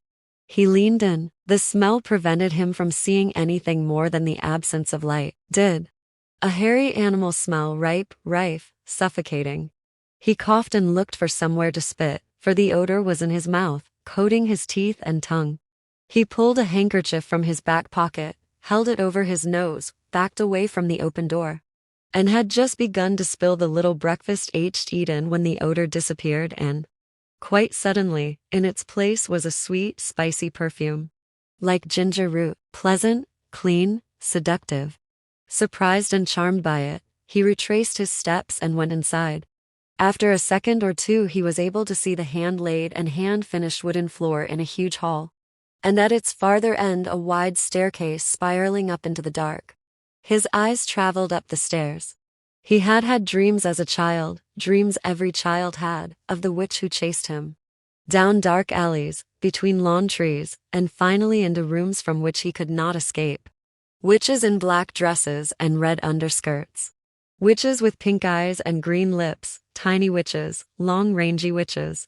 Frowning witches, smiling witches, screaming witches and laughing witches, witches that flew.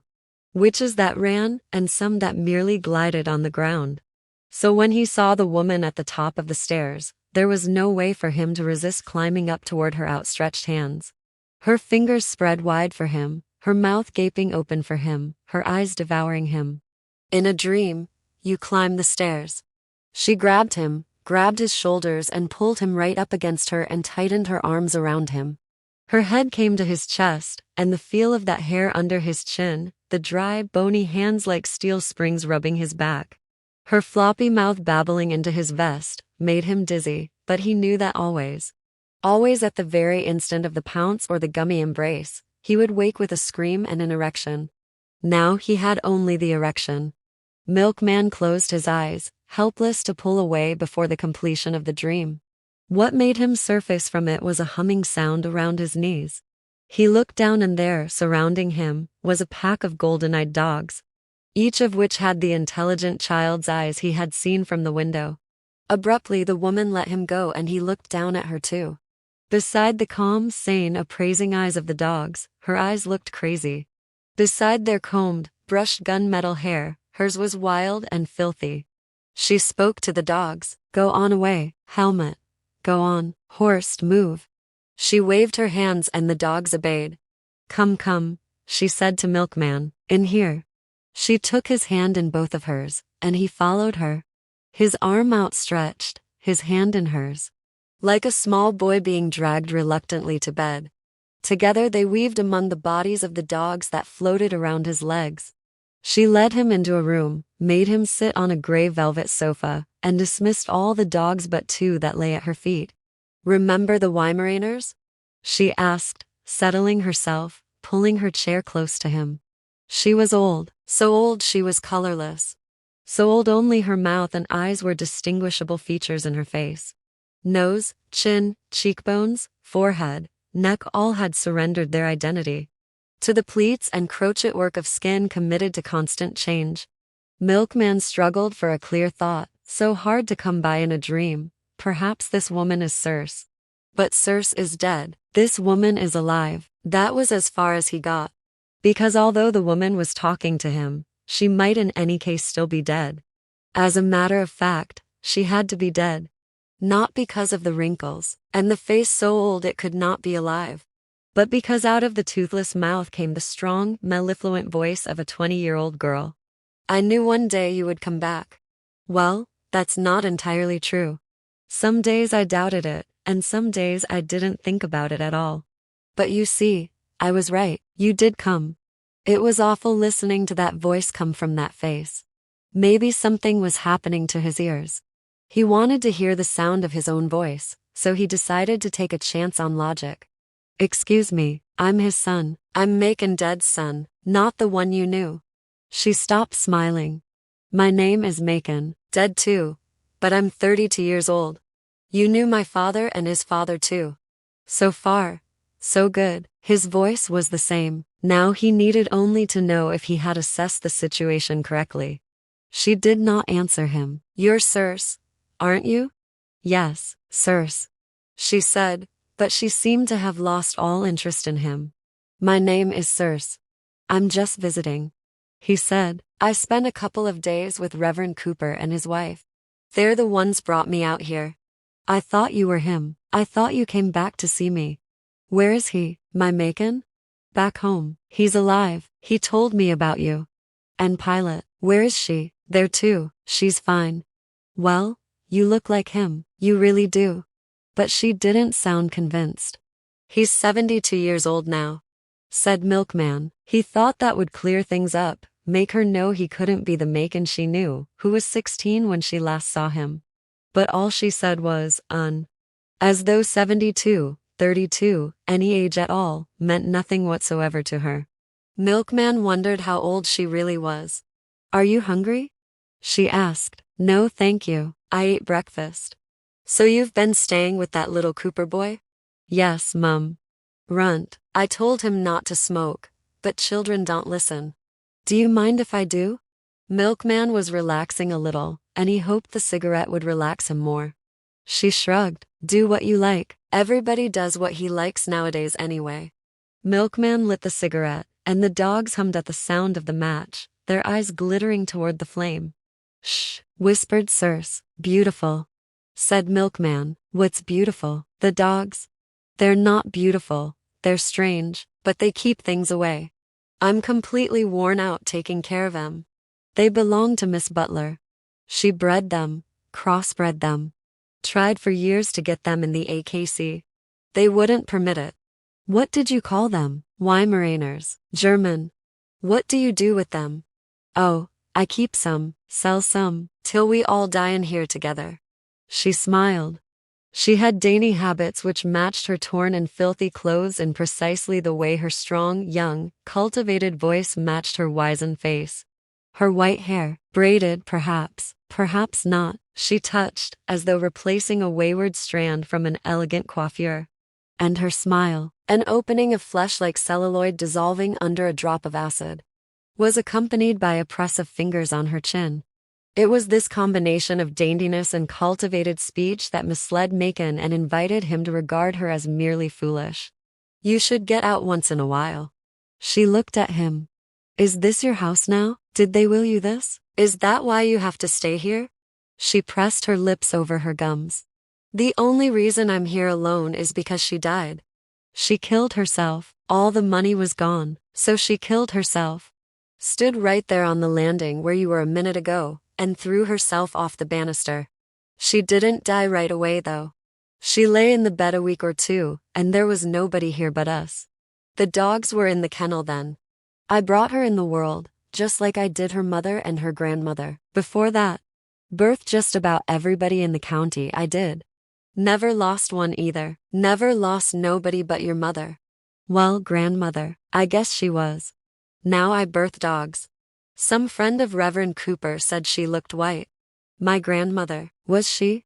No, mixed, Indian mostly, a good-looking woman, but fierce, for the young woman I knew her as. Crazy about her husband too, over crazy. You know what I mean? Some women love to hard. She watched over him like a pheasant hen. Nervous, nervous love. Milkman thought about this mixed woman's great-granddaughter, Hagar, and said, yes. I know what you mean. But a good woman. I cried like a baby when I lost her. Like a baby, poor Sing. What? He wondered if she lisped. I cried like a baby when I. No, I mean, what did you call her? Sing. Her name was Sing. Sing? Sing dead. Where'd she get a name like that? Where'd you get a name like yours? White people name Negroes like racehorses. I suppose so. Daddy told me how they got their name. What did he tell you? Milkman told her the story about the drunken Yankee. Well, he didn't have to keep the name. She made him keep that name.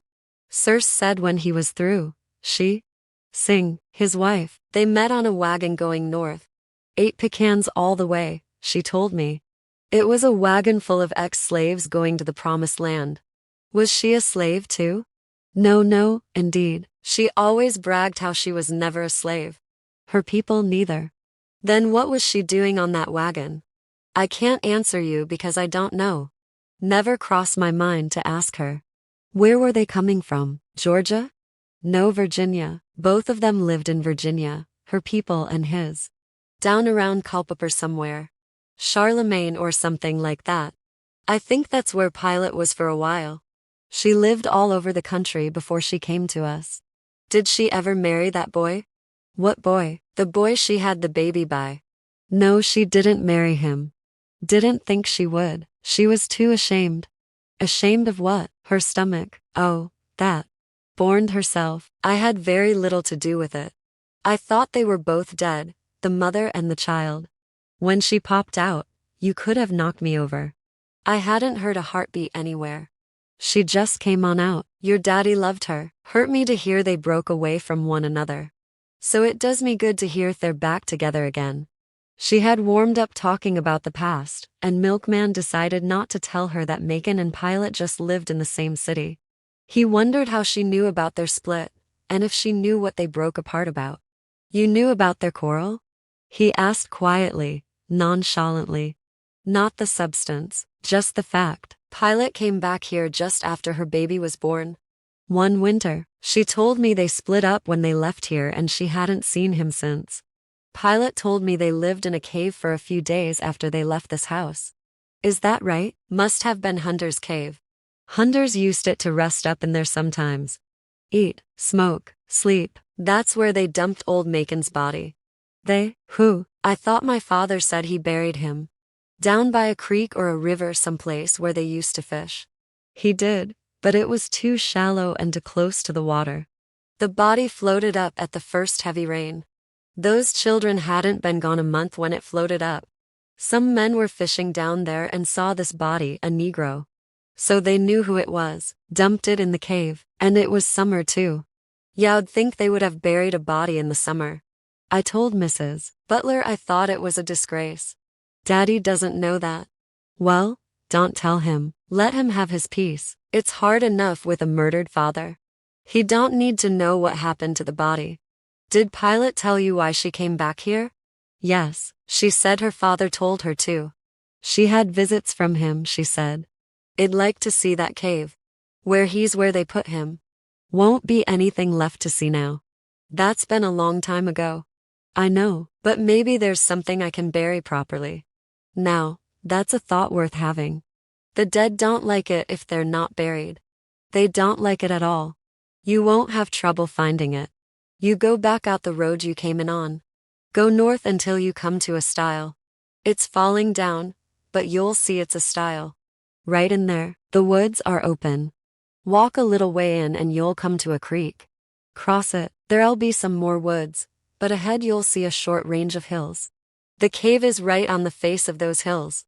You can't miss it, it's the only one there. Tell your daddy you buried him properly, in a graveyard. Maybe with a headstone, a nice headstone. I hope they find me soon enough and somebody'll take pity on me. She looked at the dogs. Hope they find me soon, and don't let me lay in here too long. Milkman swallowed as her thought touched his mind. People come to see you, don't they? Dog buyers. They come every now and then. They'll find me, I guess. Reverend Cooperthy think you're dead. Splendid. I don't like those Negroes in town. Dog people come and the man that delivers the dog food once a week. They come, they'll find me, I just hope it's soon. He loosened his collar and lit another cigarette. Here in this dim room, he sat with the woman who had helped deliver his father and Pilate. Who had risked her job, her life, maybe, to hide them both after their father was killed. Emptied their slop jars, brought them food at night and pans of water to wash. Had even sneaked off to the village to have the girl Pilate's name and snuff box made into an earring. Then healed the ear when it got infected. And after all these years, was thrilled to see what she believed was one of them. Healer, deliverer, in another world she would have been the head nurse at Mercy. Instead, she tended Weimaraners and had just one selfish wish, that when she died, somebody would find her before the dogs ate her. You should leave this place. Sell the damn dogs, it'll help you. You need money? How much? Milkman felt a flood of pity and thought gratitude made her smile at him. But her voice was cold. You think I don't know how to walk when I want to walk? Put your money back in your pocket. Rebuffed from his fine feelings, Milkman matched her cold tone. You loved those white folks that much? Love? She asked. Love? Well, what are you taking care of their dogs for? Do you know why she killed herself? She couldn't stand to see the place go to ruin. She couldn't live without servants and money and what it could buy.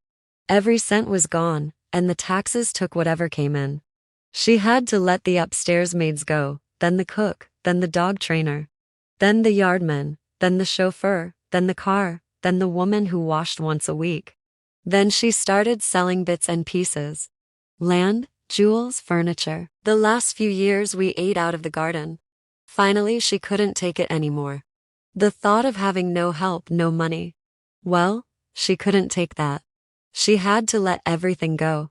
But she didn't let you go. Milkman had no trouble letting his words snarl. No. She didn't let me go. She killed herself. And you, still loyal. You don't listen to people. Your ear is on your head, but it's not connected to your brain. I said she killed herself rather than do the work I'd been doing all my life. Circe stood up, and the dogs too. Do you hear me? She saw the work I did all her days and died. You hear me? Died rather than live like me. Now, what do you suppose she thought I was? If the way I lived and the work I did was so hateful to her, she killed herself to keep from having to do it. And you think I stay on here because I loved her, then you have about as much sense as a fart. The dogs were humming, and she touched their heads. One stood on either side of her. They loved this place, loved it, brought pink veined marble from across the sea for it, and hired men in Italy to do the chandelier that I had to climb a ladder and clean with white muslin once every 2 months. They loved it, stole for it, lied for it, killed for it. But I'm the one left, me and the dogs, and I will never clean it again. Never, nothing, not a speck of dust, not a grain of dirt, will I move. Everything in this world they lived for will crumble and rot. The chandelier already fell down and smashed itself to pieces. It's down there in the ballroom now. All in pieces, something gnawed through the cords. Huh, and I want to see it all go, make sure it does go, and that nobody fixes it up. I brought the dogs in to make sure. They keep strangers out too. Folks tried to get in here to steal things after she died. I set the dogs on them, then I just brought them all right in here with me. You ought to see what they did to her bedroom. Her walls didn't have wallpaper. No silk brocade that took some Belgian women 6 years to make. She loved it, oh, how much she loved it. Took 30 Weimaraners one day to rip it off the walls. If I thought the stink wouldn't strangle you, it'd show it to you. She looked at the walls around her. This is the last room. I wish you'd let me help you, he said after a while. You have. You came in here and pretended it didn't stink and told me about Macon and my sweet little Pilate. Are you sure? Never surer. They both stood and walked down the hall. Mind how you step, there's no light. Dogs came from everywhere, humming. Time for their feeding, she said. Milkman started down the stairs. Halfway down, he turned and looked up at her. You said his wife made him keep the name. Did you ever know his real name? Jake, I believe. Jake what? She shrugged, a Shirley Temple, little girl helpless shrug. Jake was all she told me. Thanks. He called back, louder than he needed to, but he wanted his gratitude to cut through the stink that was flooding back over the humming of the dogs. But the humming and the smell followed him all the way back down the tunnel to the macadam road. When he got there, it was 10:30. Another hour and a half before nephew would be back. Milkman paced the shoulder of the road, making plans. When should he return? Should he try to rent a car or borrow the preacher's? Had nephew got his suitcase? What equipment would he need? Flashlight and what else? What story should be in his mind in case he was discovered?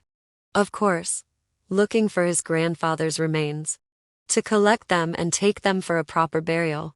He paced further, and then began to stroll in the direction nephew would be coming from. After a few minutes, he wondered if he was going the right way. He started back, but just then saw the ends of 2 or 3 wooden planks sticking out of the brush. Maybe this was the style Circe had described to him. Not exactly a style, but the remains of one. Circe had not left that house in years, he thought. Any style she knew of would have to be in disrepair now. And if her directions were accurate, he might make it there and back before 12. At least he would be able to check it out in the daylight. Gingerly, he parted the brush and walked a little way into the woods. He didn't see even a trace of a track. But as he kept on a bit, he heard water and followed the sound, which seemed to be just ahead of the next line of trees. He was deceived. He walked for 15 minutes before he came to it. Cross it, Shed said, and he thought there would be a bridge of some sort.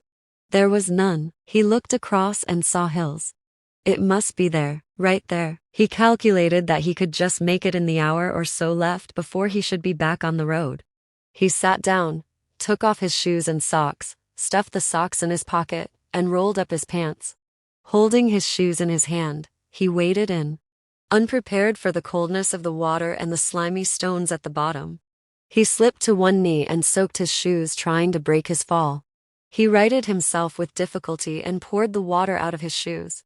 Since he was already wet, There was no point in turning back. He waded on out. After half a minute, the creek bed dropped 6 inches and he fell again. Only now he went completely under, and got a glimpse of small, silvery, translucent fish as his head went down. Snorting water, he cursed the creek, which was too shallow to swim and too rocky to walk. He should have pulled a stick to check depth before he put his foot down, but his excitement had been too great. He went on, feeling with his toes for firm footing before he put his weight down. It was slow moving. The water was about 2 or 3 feet deep and some 12 yards wide. If he hadn't been so eager, maybe he could have found a narrower part to cross. Thoughts of what he should have done instead of just plunging in, fruitless as they were, irritated him so that they kept him moving until he made it to the other side. He threw his shoes on the dry ground and hoisted himself up and out on the bank. Breathless, he reached for his cigarettes and found them soaked. He lay back on the grass and let the high sunshine warm him. He opened his mouth so the clear air could bathe his tongue. After a while he sat up and put on the wet socks and shoes. He looked at his watch to check the time. It ticked, but the face was splintered, and the minute hand was bent. Better move, he thought, and struck out for the hills which, deceptive as the sound of the creek, were much farther away than they seemed. He had no idea that simply walking through trees, bushes, on untrammeled ground, could be so hard.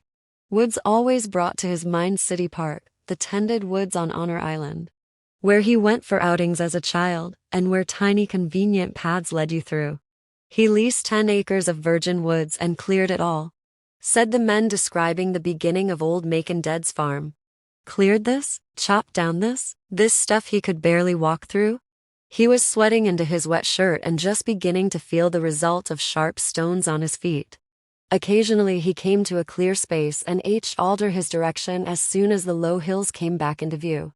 Finally, flat ground gave way to a gentle upward slope of bushes, saplings, and rock. He walked along its edge, looking for an opening. As he moved southward, the skirts of the hills were rockier and the saplings fewer. Then he saw, some 15 to 20 feet above him, a black hole in the rock which he could get to by a difficult, but not dangerous climb, made more difficult by the thin, smooth soles of his shoes. He wiped sweat from his forehead on his coat sleeve, slipped off the narrow black tie that hung open around his collar and put it in his pocket. The salt taste was back in his mouth, and he was so agitated by what he hoped he would find there, he had to put his hands on warm stone to dry them. He thought of the pitiful, hungry eyes of the old men, their eagerness for some word of defiant success accomplished by the son of Macon Dead, and of the white men who strutted through the orchards and ate the Georgia peaches after they shot his grandfather's head off. Milkman took a deep breath and began to negotiate the rocks. As soon as he put his foot on the first stone, he smelled money, although it was not a smell at all. It was like candy and sex and soft twinkling lights, like piano music with a few strings in the background. H noticed it before when he waited under the pines near Pilate's house. More, when the moon lit up the green sack that hung like a kept promise from her ceiling. And most, when he tumbled lightly to the floor, sack in hand. Las Vegas and buried treasure. Numbers dealers and Wells Fargo wagons. Racetrack, pay windows and spewing oil wells. Craps, flushes, and sweepstakes tickets. Auctions, bank vaults, and heroin deals. It caused paralysis, trembling dry throats, and sweaty palms. Urgency, and the feeling that they had been mastered or were on your side. Quiet men stood up and threw a queen down on the table hard enough to break her neck. Women sucked their bottom lips and put little red discs down in numbered squares. Lifeguards, as students, had cash registers and speculated on how far away the door was. To win, there was nothing like it in the world.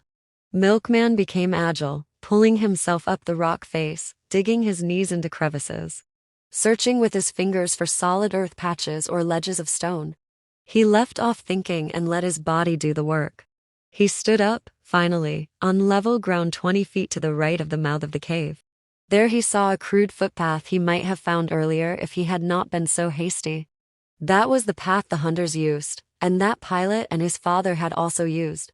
None of them tore their clothes as he had, climbing 20 feet of steep rock. He entered the cave and was blinded by the absence of light. He stepped back out and re-entered, cupping his eyes. After a while, he could distinguish the ground from the wall of the cave. There was the ledge of rock where they'd slept, much larger than he had pictured, and worn places on the floor where fires had once burned, and several boulders standing around the entrance. One with a kind of V-shaped crown. But where were the bones? Circe said they dumped him in here. Farther back, probably, back where the shallow pit was.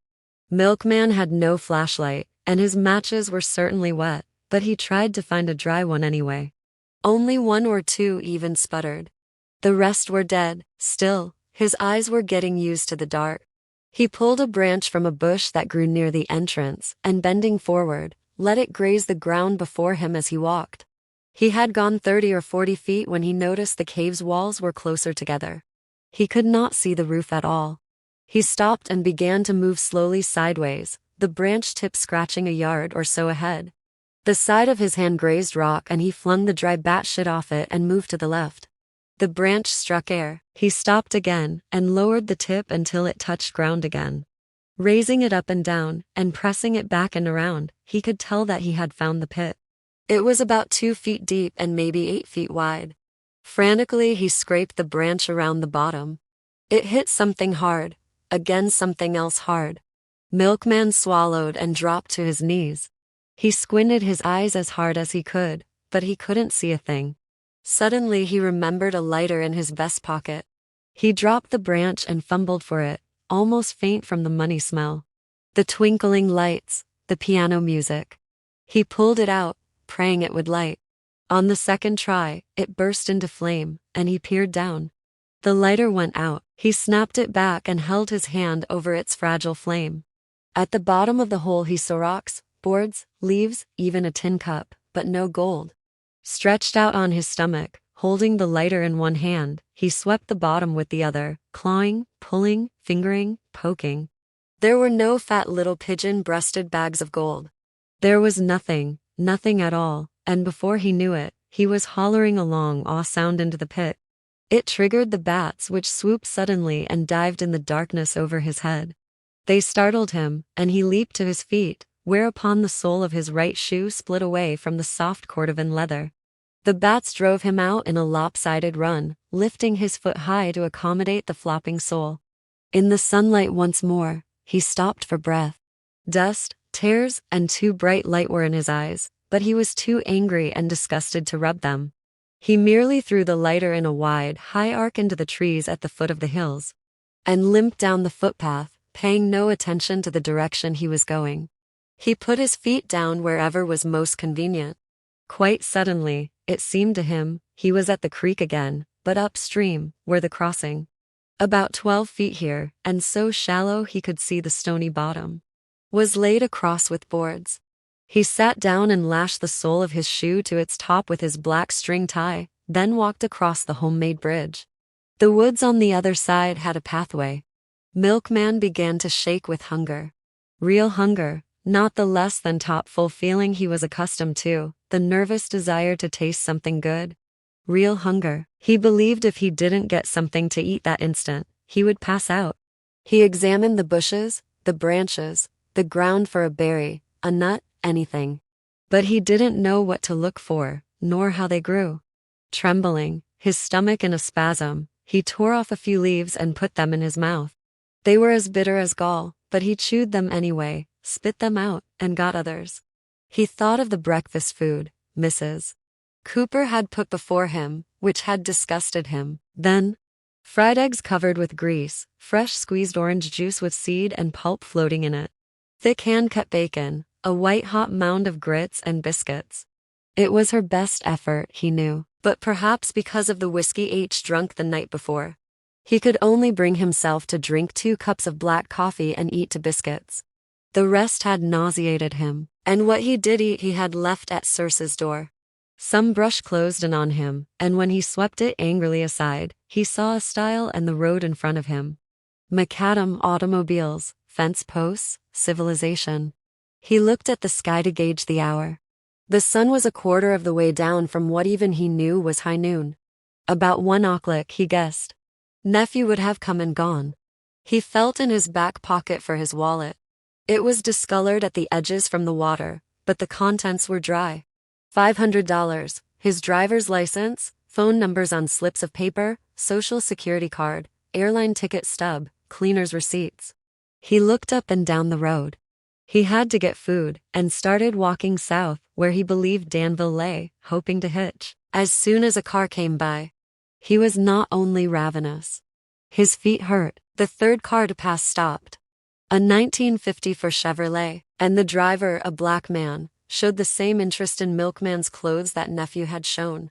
He seemed not to notice or care about the rip at the knee or under the arm, the tied shoe, the leaves in Milkman's hair, or the dirt all over the suit. Where you headed, partner? Danville, as close as I can get. Hop on and then, little out my way. I cut over to Buford, but it'll get you closer than you was. 'Preciate it, answered Milkman. He loved the car seat, loved it, and sank his weary back into its nylon and sighed. Good cut of suit, the man said. I guess you ain't from hereabouts. No, Michigan. Sure enough, had a aunt move out there. Flint, you know Flint? Yeah, I know Flint. Milkman's feet were singing, the tender skin of the ball, louder than the heels. He dared not spread his toes, lest the singing never stop. What kind of place is it, Flint? Jive, no place y'd want to go to. Thought so, name sounds good, but I thought it'd be like that. Milkman had noticed a 6-bottle carton of Coca-Cola on the back seat when he got in the car. It was on his mind. Could I buy one of those Coca-Colas from you? I'm kinda thirsty. It's warm, said the man. Long as it's wet, help yourself. Milkman reached around and pulled a bottle out of its case. Got a bottle opener? The man took the bottle from him and put its head in his mouth and slowly pried the top off. Foam shot all over his chin and his lap before Milkman could take it from him. Hot. The man laughed and wiped himself with a navy and white handkerchief. Milkman gulped the Coke, foam and all, in 3 or 4 seconds. Like another? He did. But he said no, just a cigarette. Don't smoke, said the man. Oh, said Milkman, and struggled against and lost to a long belch. Bus station's right around the bend there. They were just outside Danville. You can make it easy. I really do, thank you. Milkman opened the door. What do I owe you, for the Coke and all? The man was smiling, but his face changed now. My name's Garnett, Fred Garnett. I ain't got much, but I can afford a Coke and a lift now and then. I didn't meany. But Mr. Garnett had reached over and closed the door. Milkman could see him shaking his head as he drove off. Milkman's feet hurt him so, he could have cried, but he made it to the diner or bus station and looked for the man behind the counter. He wasn't there, but a woman offered to help. There followed a long discussion, in which he discovered that the bag was not there, the man was not there. She didn't know if a colored boy had picked it up or not, they didn't have a check room, and she was mighty sorry, but he could look at the station masters, if the boy didn't have it, and was there anything else she could do? Hamburgers. He said, give me some hamburgers and a cup of coffee. Yes, sir. How many? 6. He said, but his stomach cramped on the 4th, and bent him double with a pain that lasted off and on all the way to Roanoke. But before he left, he telephoned Reverend Cooper. His wife answered, and told him that her husband was still at the freight yard, and he could catch him there if he hurried. Milkman thanked her and hung up. Walking like a pimp in delicate shoes, he managed to get to the yard, which was fairly close to the bus station. He entered the gate and asked the first man he saw if Reverend Cooper was still there. Coop? The man said, I think he went on over to the station house. See it, right over there. Milkman followed his finger and hobbled over the gravel and TIs to the station house. It was empty save for an old man dragging a crate. Excuse me. Milkman said, is Coop still here? Just left. If you run, you can catch him. The man said. He wiped the sweat of exertion from his forehead. Milkman thought about running anywhere on his tender feet and said, oh well. I'll try to catch him another time. He turned to go. Say, said the man, if you ain't gonna try to catch him, could you give me a hand with this? He pointed down to the huge crate at his feet. Too tired to say no or explain, Milkman nodded. The two of them grunted and groaned over the box, and finally got it up on a dolly, where they could push it to the weighing platform. Milkman slumped over the crate and caught his breath, barely able to nod to the old man's thank yous. Then he went out of the station into the street. He was tired now, really tired. He didn't want to see Reverend Cooper and his success-starved friends again. And he certainly didn't want to explain anything to his father or guitar just yet. So he hobbled back to the bus station and asked for the next bus leaving that was going south. It had to be south, and it had to be Virginia. Because now he thought he knew how to find out what had happened to the gold. Full of hamburgers, sore of foot, sick to his stomach, but at least sitting down. He couldn't even feel the disappointment that lay in the pit in the cave. He slept heavily for several hours on the bus, woke and daydreamed, napped a little more, woke again at a rest stop and ate a bowl of pea soup. He went into a drugstore and replaced the shaving equipment and toilet articles H left at Reverend Cooper's. And decided to wait and get his shoe fixed. It was sealed with chewing gum now, his suit mended, and a new shirt in Virginia. The Greyhound bus made a sound like the hum of the Weimaraners as it sped down the road. And Milkman shivered a little, the way he had when Circe glanced at them, sitting in the last room, wondering if she would outlive them. But there were over 30 of them and reproducing all the time. The low hills in the distance were no longer scenery to him. They were real places that could split your $30 shoes. More than anything in the world, H wanted it to be there, for row upon row of those little bags to turn their fat pigeon chests up to his hands. He thought he wanted it in the name of Macon Deads, Georgia Peaches, in the name of Circe and her golden-eyed dogs. And especially in the name of Reverend Cooper and his old-timey friends, who began to die before their facial hair was out, when they saw what happened to a black man like them. Ignorant as a hammer, and broke as a convict. Who had made it anyway? He also thought he wanted it in the name of guitar. To erase what looked like doubt in his face when Milkman left, the I know you gonna fuck up. Look, there wasn't any gold, but now he knew that all the fine reasons for wanting it didn't mean a thing. The fact was, he wanted the gold because it was gold and he wanted to own it. Free, as he had sat chomping the hamburgers in the bus station, imagining what going home would be like now. Not only to have to say there was no gold, but also to know he was trapped there. His mind had begun to function clearly. Circe said that Macon and Singh had boarded that wagon in Virginia, where they both came from. She also said Macon's body rose up from the ground at the first heavy rain. And that the butlers or somebody dumped it in the hunter's cave one summer night. One summer night, and it was a body, a corpse when they hauled it away, because they recognized him as a Negro. Yet Pilate said it was winter when she was there, and there were only bones. She said she went to see Circe and visited the cave for years later, in the snow, and took the white man's bones. Why didn't she see her father's bones? There should have been 2 skeletons. Did she step over one and collect the other? Surely Circe had told her the same thing she told him. That her father's body was in the cave. Did Pilate tell Circe that they had killed a man in there? Probably not, since Circe didn't mention it. Pilate said she took the white man's bones and didn't even look for the gold. But she lied. She had not mentioned the second skeleton because it wasn't there when she got to the cave. She didn't come back for years later. Or if she did, it was her second trip.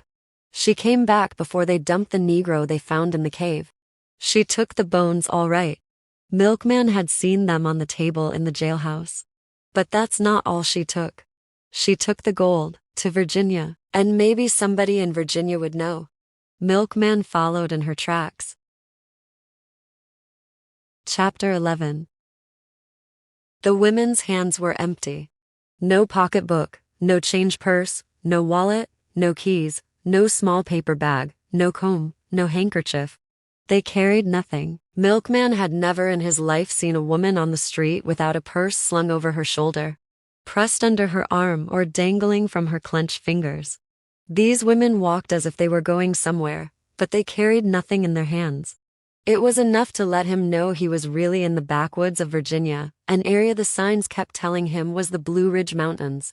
Danville, with its diner or bus station and its post office on the main street, was a thriving metropolis compared to this no-name hamlet. A place so small, nothing financed by state funds or private enterprise reared a brick there. In Roanoke, Petersburg, Culpeper H. asked for a town named Charlemagne. Nobody knew. The coast, some said. Tidewater. A valley town, said others. He ended up at an AAA office, and after a while they discovered it and its correct name, Shalimar. How do I get there? Well, you can't walk it, that's for sure. Buses go there? Trains? No, well, not very near. There is one bus, but it just goes to. He ended up buying a $50 car for $75 out of a young man's yard.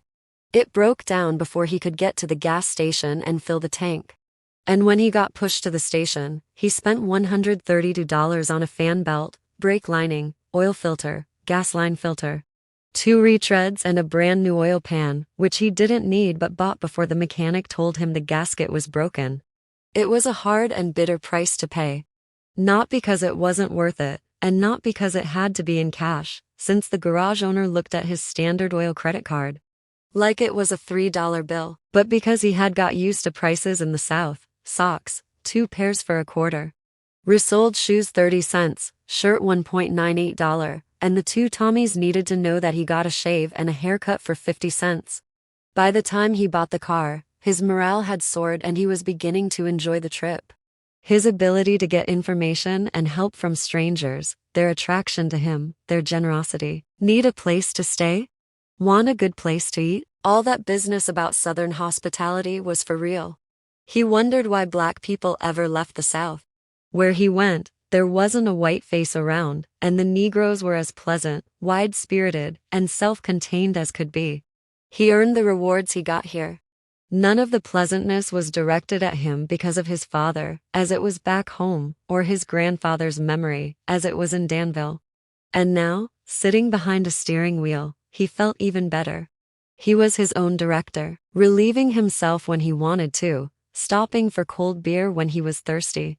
And even in a $75 car, the sense of power was strong. H had to pay close attention to signs and landmarks, because Shalimar was not on the Texaco map. He had. And the AAA office couldn't give a non-member a charted course. Just the map and some general information. Even at that, watching as carefully as he could, he wouldn't have known he had arrived. If the fan belt hadn't broken again right in front of Solomon's General Store, which turned out to be the heart and soul of Shalimar, Virginia. He headed for the store, nodding at the 4 men sitting outside on the porch, and sidestepping the white hens that were strolling about. 3 more men were inside, in addition to the man behind the counter, who he assumed was Mr. Solomon himself. Milkman asked him for a cold bottle of red cap, please. No beer for sale on Sunday.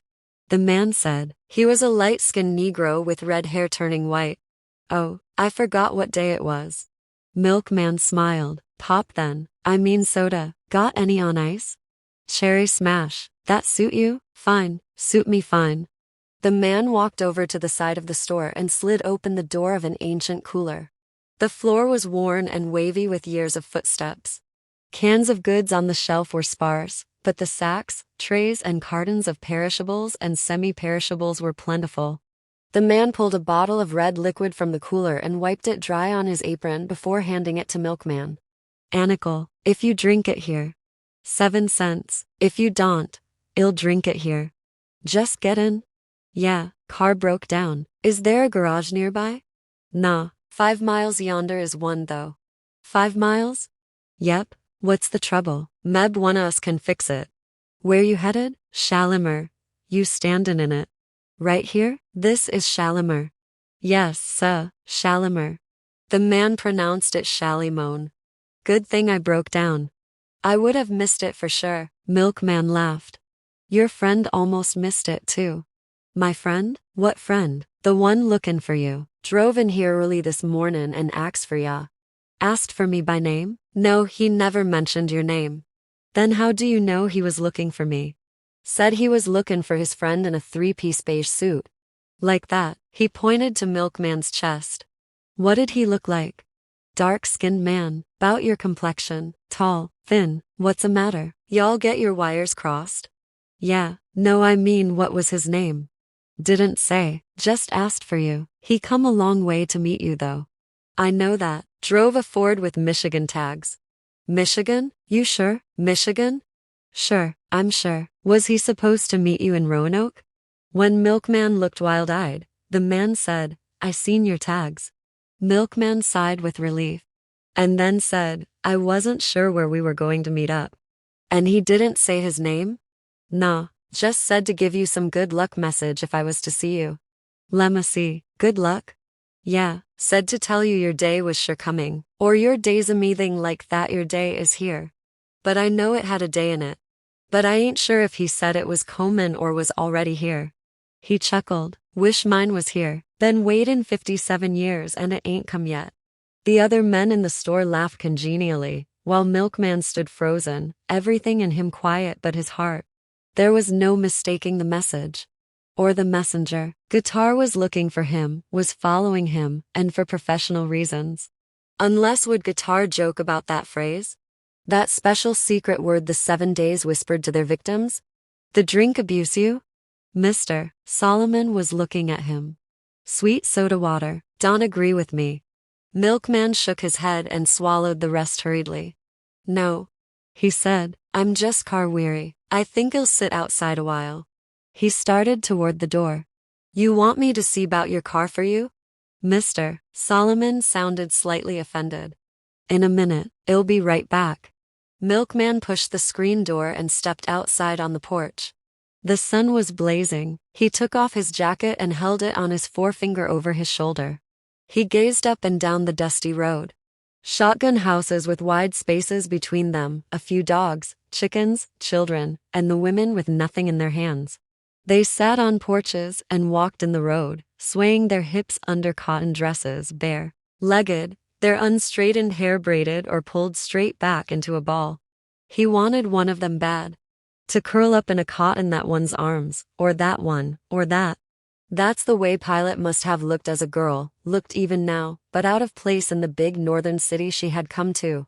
Wide, sleepy eyes that tilted up at the corners, high cheekbones, full lips blacker than their skin, berry-stained, and long necks. There must be a lot of intermarriage in this place, he thought. All the women looked alike, and except for some light-skinned, red-headed men like Mr. Solomon, the men looked very much like the women. Visitors to Shalimar must be rare, and new blood that settled here non-existent. Milkman stepped off the porch, scattering the hens, and walked down the road. Toward a clump of trees near a building that looked like a church or clubhouse of some sort. Children were playing behind the trees. Spreading his jacket on the burnt grass, he sat down and lit a cigarette. Guitar was here, had asked for him, but why was he afraid? They were friends, close friends. So close, he had told him all about the 7 days. There was no trust heavier than that. Milkman was a confidant, almost an accomplice. So why was he afraid? It was senseless. Guitar must have left that particular message. So Milkman could know who was looking for him without his giving his name. Something must have happened back home. Guitar must be running, from the police, maybe, and decided to run toward his friend. The only one other than the days who would know what it was all about, and whom he could trust. Guitar needed to find Milkman and he needed help. That was it. But if Guitar knew Milkman was headed for Shalimar, he must have found that out in Roanoke, or Culpeper. Or maybe even in Danville. And if he knew that, why didn't he wait? Where was he now? Trouble. Guitar was in trouble. Behind him the children were singing a kind of Ring Around the Rosie, or Little Sally Walker game. Milkman turned to watch. About 8 or 9 boys and girls were standing in a circle. A boy in the middle, his arms outstretched, turned around like an airplane, while the others sang some meaningless rhyme. Jay, the only son of Solomon. Come booba yell, come booba tambi, whirl about and touch the sun. Come booba yell, come booba tambi. They went on with several verses, the boy in the middle doing his imitation of an airplane. The climax of the game was a rapid shouting of nonsense words accompanied by more rapid twirling. Solomon Rai Bailey Shoe. Yerba Medina Hamlet 2. Until the last line. 21 children the last one J. At which point the boy crashed to earth and the others screamed. Milkman watched the children. H never played like that as a child.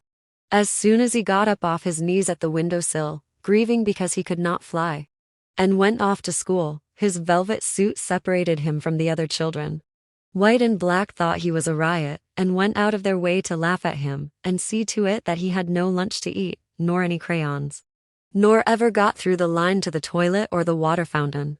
His mother finally surrendered to his begging for corduroy knickers or straights, which helped a little.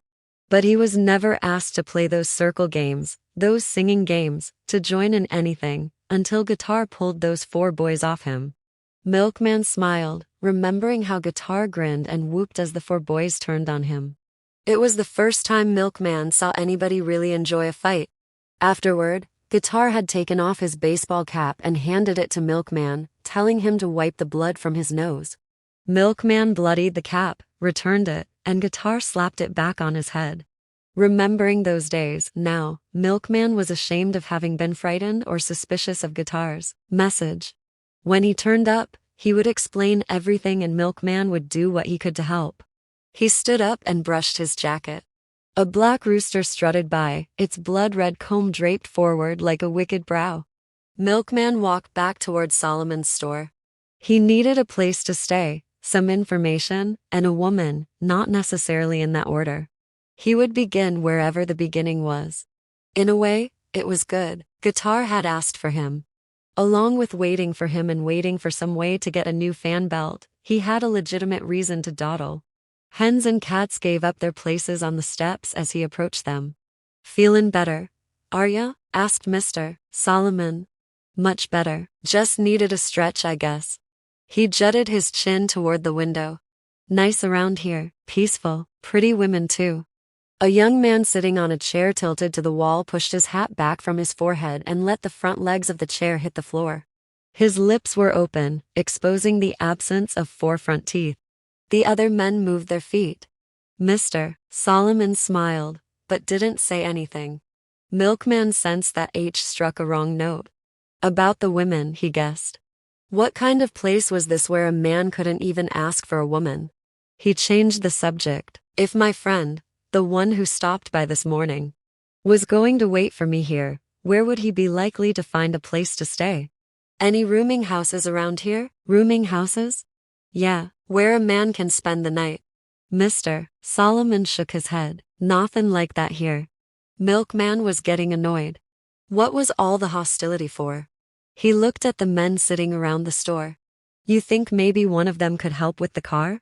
he asked Mr. Solomon. "Maybe get another belt somewhere?" Mr. Solomon kept his eyes on the counter. "Guess I could ask them." His voice was soft. He spoke as if he was embarrassed about something. There was none of the earlier chattiness H been full of when Milkman arrived. "If they can't find one, let me know right away. I may have to buy another car to get back home." Every one of the faces of the men turned to look at him, and Milkman knew he had said something else wrong, although he didn't know what. He only knew that they behaved as if they'd been insulted. In fact, they had been. They looked with hatred at the city Negro who could buy a car. As if it were a bottle of whiskey, because the one he had was broken. And what's more, who had said so in front of them. He hadn't bothered to say his name, nor ask theirs, had called them. And would certainly despise their days, which should have been spent harvesting their own crops. Instead of waiting around the general store hoping a truck would come. Looking for mill hands or tobacco pickers in the flatlands that belonged to somebody else. His manner, his clothes were reminders that they had no crops of their own and no land to speak of either. Just vegetable gardens, which the women took care of, and chickens and pigs that the children took care of. He was telling them that they weren't men, that they relied on women and children for their food. And that the lint and tobacco in their pants pockets where dollar bills should have been, was the measure. That thin shoes and suits with vests and smooth hands were the measure. That eyes that had seen big cities and the inside of airplanes were the measure. They had seen him watching their women and rubbing his fly as he stood on the steps. They had also seen him lock his car as soon as he got out of it in a place where there couldn't be more than 2 keys 25 miles around. He hadn't found them fit enough or good enough to want to know their names, and believed himself too good to tell them his. They looked at his skin and saw it was as black as theirs, but they knew he had the heart. Of the white men who came to pick them up in the trucks when they needed anonymous, faceless laborers. Now one of them spoke to the Negro with the Virginia license and the northern accent. Big money up north, eh? Some, Milkman answered. Some, I hear. Tell everybody up north got big money. Lot of people up north got nothing. Milkman made his voice pleasant, but he knew something was developing. That's hard to believe. Why would anybody want to stay there if they ain't no big money? The sights, I guess. Another man answered the first. The sights and the women. You kiddin', said the first man, in mock dismay. You mean to tell me pussy different up north? Nah, said the second, pussy the same everywhere. Smell like the ocean, taste like the sea. Can't be, said a third, got to be different. Maybe the pricks is different. The first man spoke again. Reckon? Asked the second man. So I hear tell. Said the first man. How different? Asked the second man. We little, said the first man. We little. Nah, said the second man. So they tell me, that's why they pants so tight. That true? The first man looked at Milkman for an answer. I wouldn't know, said Milkman. I never spent much time smacking my lips over another man's dick. Everybody smiled, including Milkman. It was about to begin. What about his asshole? Ever smack your lips over that? Once, said Milkman, when a little young nigger made me mad and I had to jam a Coke bottle up his ass. What did you use a bottle for? Your cock wouldn't fill it? It did, after I took the Coke bottle out. Filled his mouth too. Prefer mouth, do you? If it's big enough, and ugly enough, and belongs to an ignorant motherfucker who is about to get the livin' shit whipped out of him. The knife glittered. Milkman laughed. I ain't seen one of those since I was 14. Where I come from, boys play with knives. If they scared they gonna lose, that is. The first man smiled. That's me, motherfucker. Scared to death I'm gonna lose. Milkman did the best he could with a broken bottle, but his face got slit, so did his left hand, and so did his pretty beige suit. And he probably would have had his throat cut if two women hadn't come running and screaming, Saul. Saul. The store was full of people by then, and the women couldn't get through. The men tried to shush them, but they kept on screaming and provided enough lull for Mr. Solomon to interrupt the fight. All right, that's enough of that. Shut your mouth, Solomon. Get them women out of here. Stick him, Saul. Stick that cocksucker. But Saul had a jagged cut over his eye, and the blood pouring from it made it hard to see. It was difficult, but not impossible for Mr. Solomon to pull him away. He left cursing Milkman, but his fervor was gone. Milkman backed up against the counter, waiting to see if anybody else was going to jump him.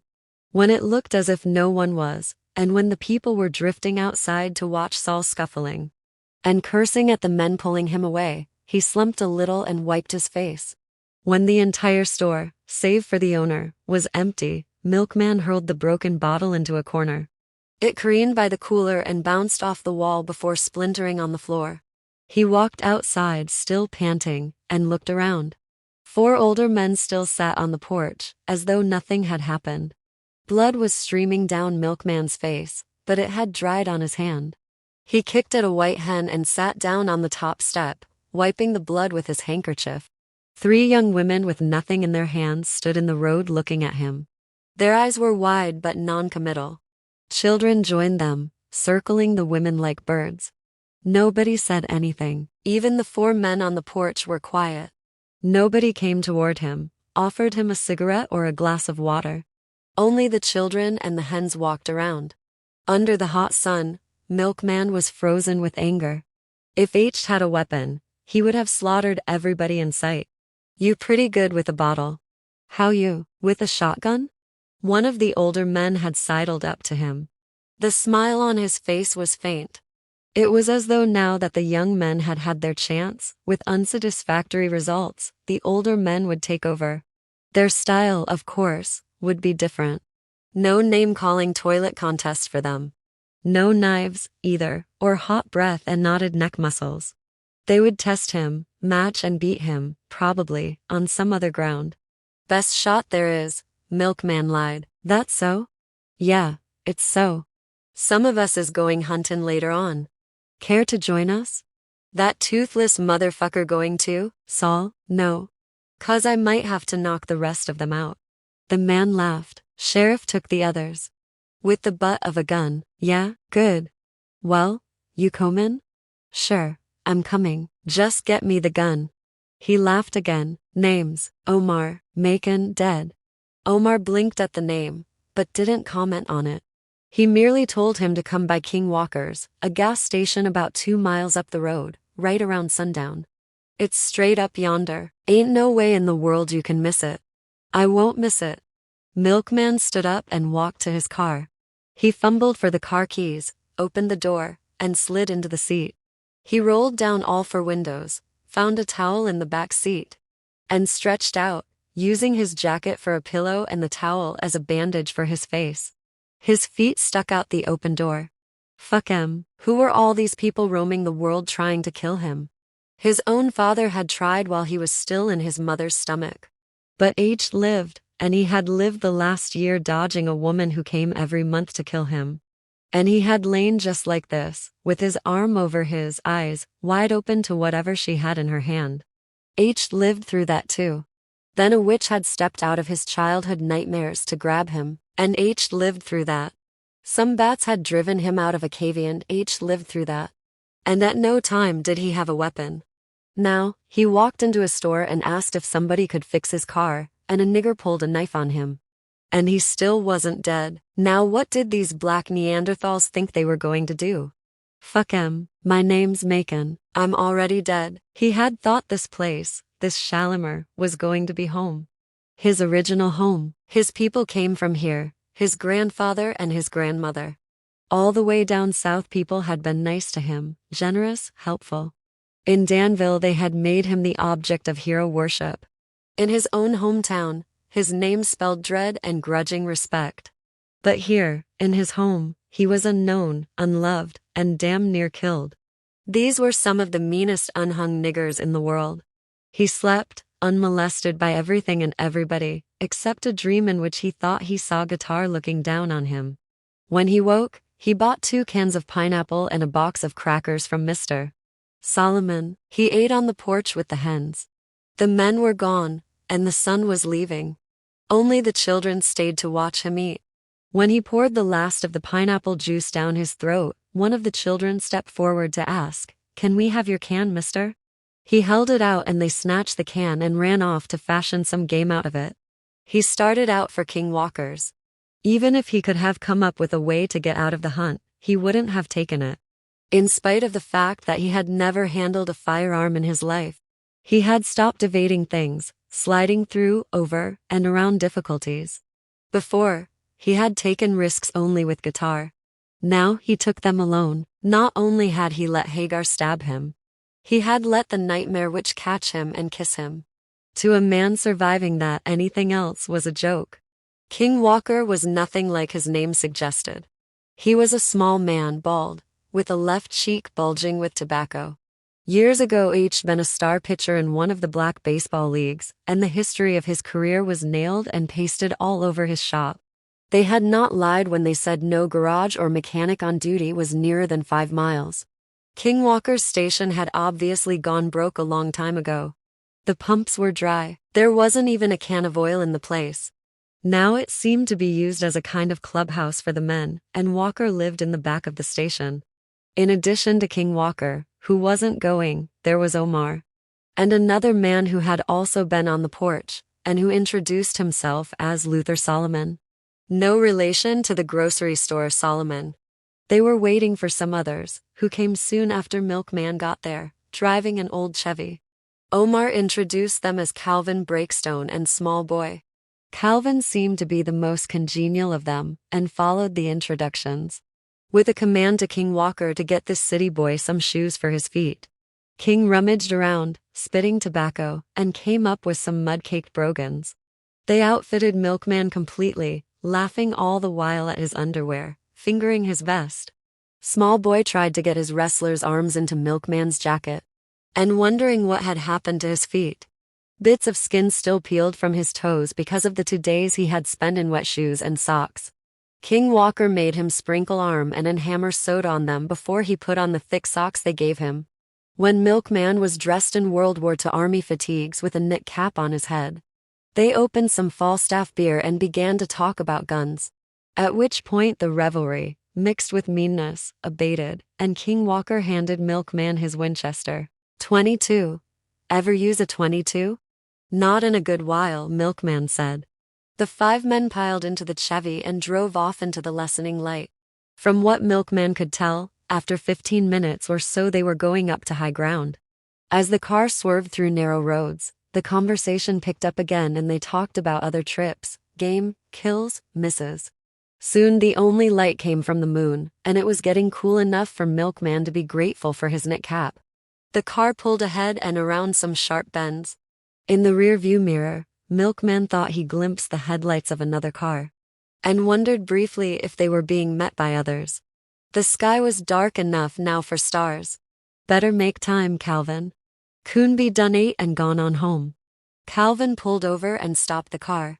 Let him rip, he said, and handed the car keys to small boy, who walked around to the back and unlocked the trunk.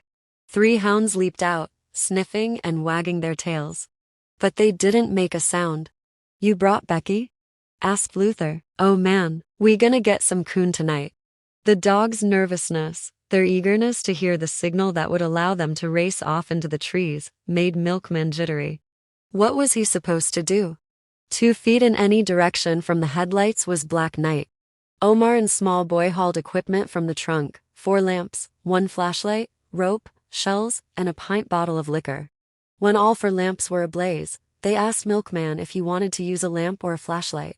He hesitated, and Calvin said, he can run with me. Give him the torch. Milkman put it in his back pocket. Take that change out your pocket, said Calvin. Makes too much noise. Milkman did as he was told and took King's shotgun, a piece of rope, and a deep swig from the bottle they were passing around. The dogs padded about, silent, panting, almost faint with excitement. But still they made no sound. Calvin and Omar both loaded their double-gauge shotguns with 22 shells in one barrel and buckshot in the other. Small boy clapped his hands once, and the 3 hounds sped screaming into the night. The men didn't take off after them at once, as Milkman had supposed they would. Instead, they stood quietly and listened for a while. Small boy laughed lightly, shaking his head. Becky's leadin'. Let's go, Calvin. You and Macon go off to the right. Well, head this away, and circle over by the gulch. Don't shoot no bears now. Shoot him if I see him, said Calvin, as he and Milkman moved away. As they left the Chevy, the car that Milkman had noticed sped past them. Obviously, there were no others in the hunting party. Calvin was ahead, the burning lamp swinging low from his hand. Milkman flicked on his flashlight. Better save it, said Calvin. You don't need it now. They plodded on in a direction that may have been toward the screaming dogs, but Milkman couldn't tell. Any bears out here? He asked in what he hoped was an interested but not anxious voice. Just us, and we got the guns. Calvin laughed and was suddenly swallowed up by the dark, only the low swinging lamp marking his path. Milkman watched the lamp until he realized that focusing on it kept him from seeing anything else. If he was to grow accustomed to the dark, he would have to look at what it was possible to see. A long moan sailed up through the trees somewhere to the left of where they were. It sounded like a woman's voice, sobbing, and mingling with the dogs' yelps and the men's shouts. A few minutes later, the distant screaming of the dogs and the calls of the 3 men stopped. There was only the soughing wind and his and Calvin's footsteps. It took Milkman a while to figure out how to pick up his feet and miss the roots and stones, to distinguish a tree from a shadow, to keep his head down and away from the branches that swept back from Calvin's hand into his face. They were walking upland. Every now and then Calvin stopped, threw his lamplight on a tree, and examined it closely from about 3 feet off the ground to up as far as his arm could go. Other times he lowered the lamp over the ground and, squatting down on his haunches, peered into the dirt. Each time he seemed to be whispering. Whatever he discovered, he kept to himself, and Milkman didn't ask him. All he wanted to do was keep up, be ready to shoot whatever the game was when it appeared. and look out for an attempt any of them might make on his life. Within an hour after arriving in Shalimar, a young man had tried to kill him in public. What these older men under cover of night were capable of, he could only guess. He heard the sound of the sobbing woman again and asked Calvin, "What the hell is that?"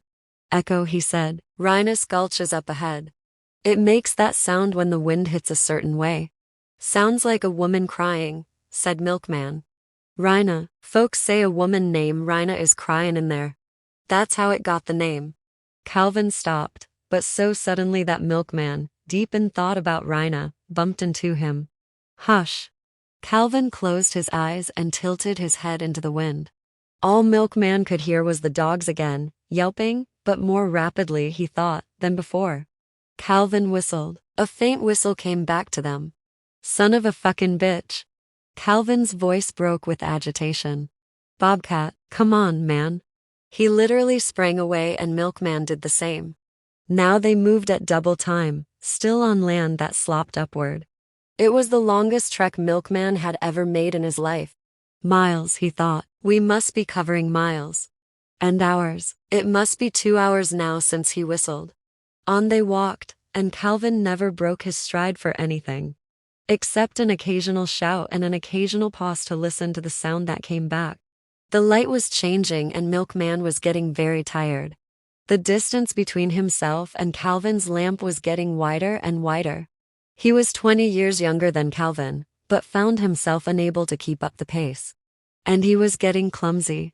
Stepping over big stones rather than around them, dragging his feet and catching them in humped roots. And now that Calvin was not directly in front, he had to push the branches away from his face himself. The doubling down and under branches and pushing things out of his way were as exhausting as the walk. His breath was coming in shorter and shorter gasps, and he wanted to sit down more than anything in the world. He believed they were circling now, for it seemed to him that this was the third time he had seen that double-humped rock in the distance. Should they be circling? He wondered. Then he thought he remembered hearing that certain prey circled when it was being stalked. Did Bobcat? He didn't even know what a bobcat looked like. At last he surrendered to his fatigue and made the mistake of sitting down instead of slowing down, for when he got up again, the rest had given his feet an opportunity to hurt him, and the pain in his short leg was so great he began to limp and hobble. Soon it wasn't possible for him to walk longer than 5 minutes at a time without pausing to lean against a sweet gum tree. Calvin was a pinpoint of light, bobbing ahead in and out of the trees. Finally, Milkman could take no more. He had to rest. At the next tree, he sank down to the ground and put his head back on its bark. Let them laugh if they wanted to. He would not move until his heart left from under his chin and went back down into his chest where it belonged. He spread his legs, pulled the flashlight out of his hip pocket, and put his Winchester down near his right leg. At rest now, he could feel the blood pulsing in his temple and the cut on his face.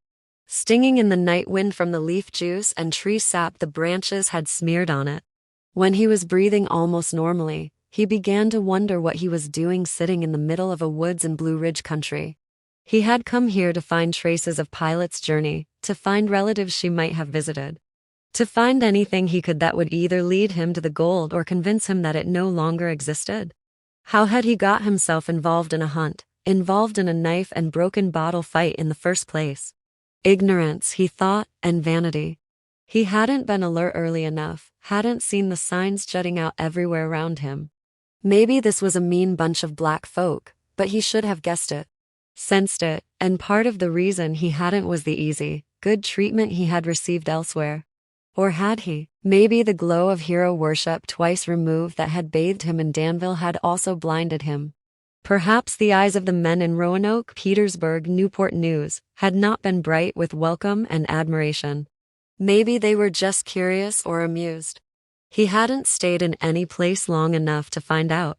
A meal here, gas there. The one real contact was the buying of the car. And the seller needing a buyer would naturally be friendly under those circumstances. The same thing held when H had to have those elaborate repairs. What kind of savages were these people? Suspicious, hot-tempered, eager to find fault and despise any outsider. Touchy, devious, jealous, traitorous, and evil. He had done nothing to deserve their contempt. Nothing to deserve the explosive hostility that engulfed him when he said he might have to buy a car. Why didn't they respond the way the man in Roanoke did when he bought the car? Because in Roanoke he did not have a car. Here he had one and wanted another, and perhaps it was that upset them. Furthermore, he hadn't even suggested that he would trade the old one in. He had hinted that he would abandon the broken one and just get another. But so what? What business was it of theirs what he did with his money? He didn't deserve. It sounded old. Deserve. Old and tired and beaten to death. Deserve. Now it seemed to him that he was always saying or thinking that he didn't deserve some bad luck or some bad treatment from others. H told Guitar that he didn't deserve his family's dependence, hatred, or whatever. That he didn't even deserve to hear all the misery and mutual accusations his parents unloaded on him. Nor did he deserve Hagar's vengeance. But why shouldn't his parents tell him their personal problems? If not him, then who? And if a stranger could try to kill him? Surely Hagar, who knew him, and whom H thrown away like a wad of chewing gum after the flavor was gone. She had a right to try to kill him too. Apparently he thought he deserved only to be loved. From a distance though, and given what he wanted. And in return he would what? Pleasant? Generous? Maybe all he was really saying was, I am not responsible for your pain. Share your happiness with me, but not your unhappiness. They were troublesome thoughts, but they wouldn't go away. Under the moon on the ground alone, with not even the sound of baying dogs to remind him that he was with other people, his self. The cocoon that was personality gave way. He could barely see his own hand, and couldn't see his feet. He was only his breath, coming slower now, and his thoughts. The rest of him had disappeared. So the thoughts came, unobstructed by other people, by things, even by the sight of himself. There was nothing here to help him. Not his money, his car, his father's reputation, his suit or his shoes. In fact, they hampered him. Except for his broken watch, and his wallet with about $200, all he had started out with on his journey was gone. His suitcase with the scotch, the shirts, and the space for bags of gold. His snap-brim hat, his tie, his shirt, his three-piece suit, his socks, and his shoes. His watch and his $200 would be of no help out here, where all a man had was what he was born with, or had learned to use. And endurance, eyes, ears, nose, taste, touch. And some other sense that he knew he did not have, an ability to separate out. Of all the things there were to sense, the one that life itself might depend on. What did Calvin see on the bark? On the ground? What was he saying? What did he hear that made him know something unexpected had happened, some 2 miles, perhaps more, away, and that something was a different kind of prey, a bobcat? He could still hear them. The way they had sounded the last few hours. Signaling one another. What were they saying? Wait up. Over here? Little by little it fell into place. The dogs, the men, none was just hollering, just signaling location or pace. The men and the dogs were talking to each other. In distinctive voices, they were saying distinctive, complicated things. That long yeah sound was followed by a specific kind of howl from one of the dogs. The low houm that sounded like a string bass imitating a bassoon meant something the dogs understood and executed. And the dogs spoke to the men, single-shot barks, evenly spaced and widely spaced. One every 3 or 4 minutes, that might go on for 20 minutes. A sort of radar that indicated to the men where they were and what they saw and what they wanted to do about it. And the men agreed, or told them to change direction or to come back.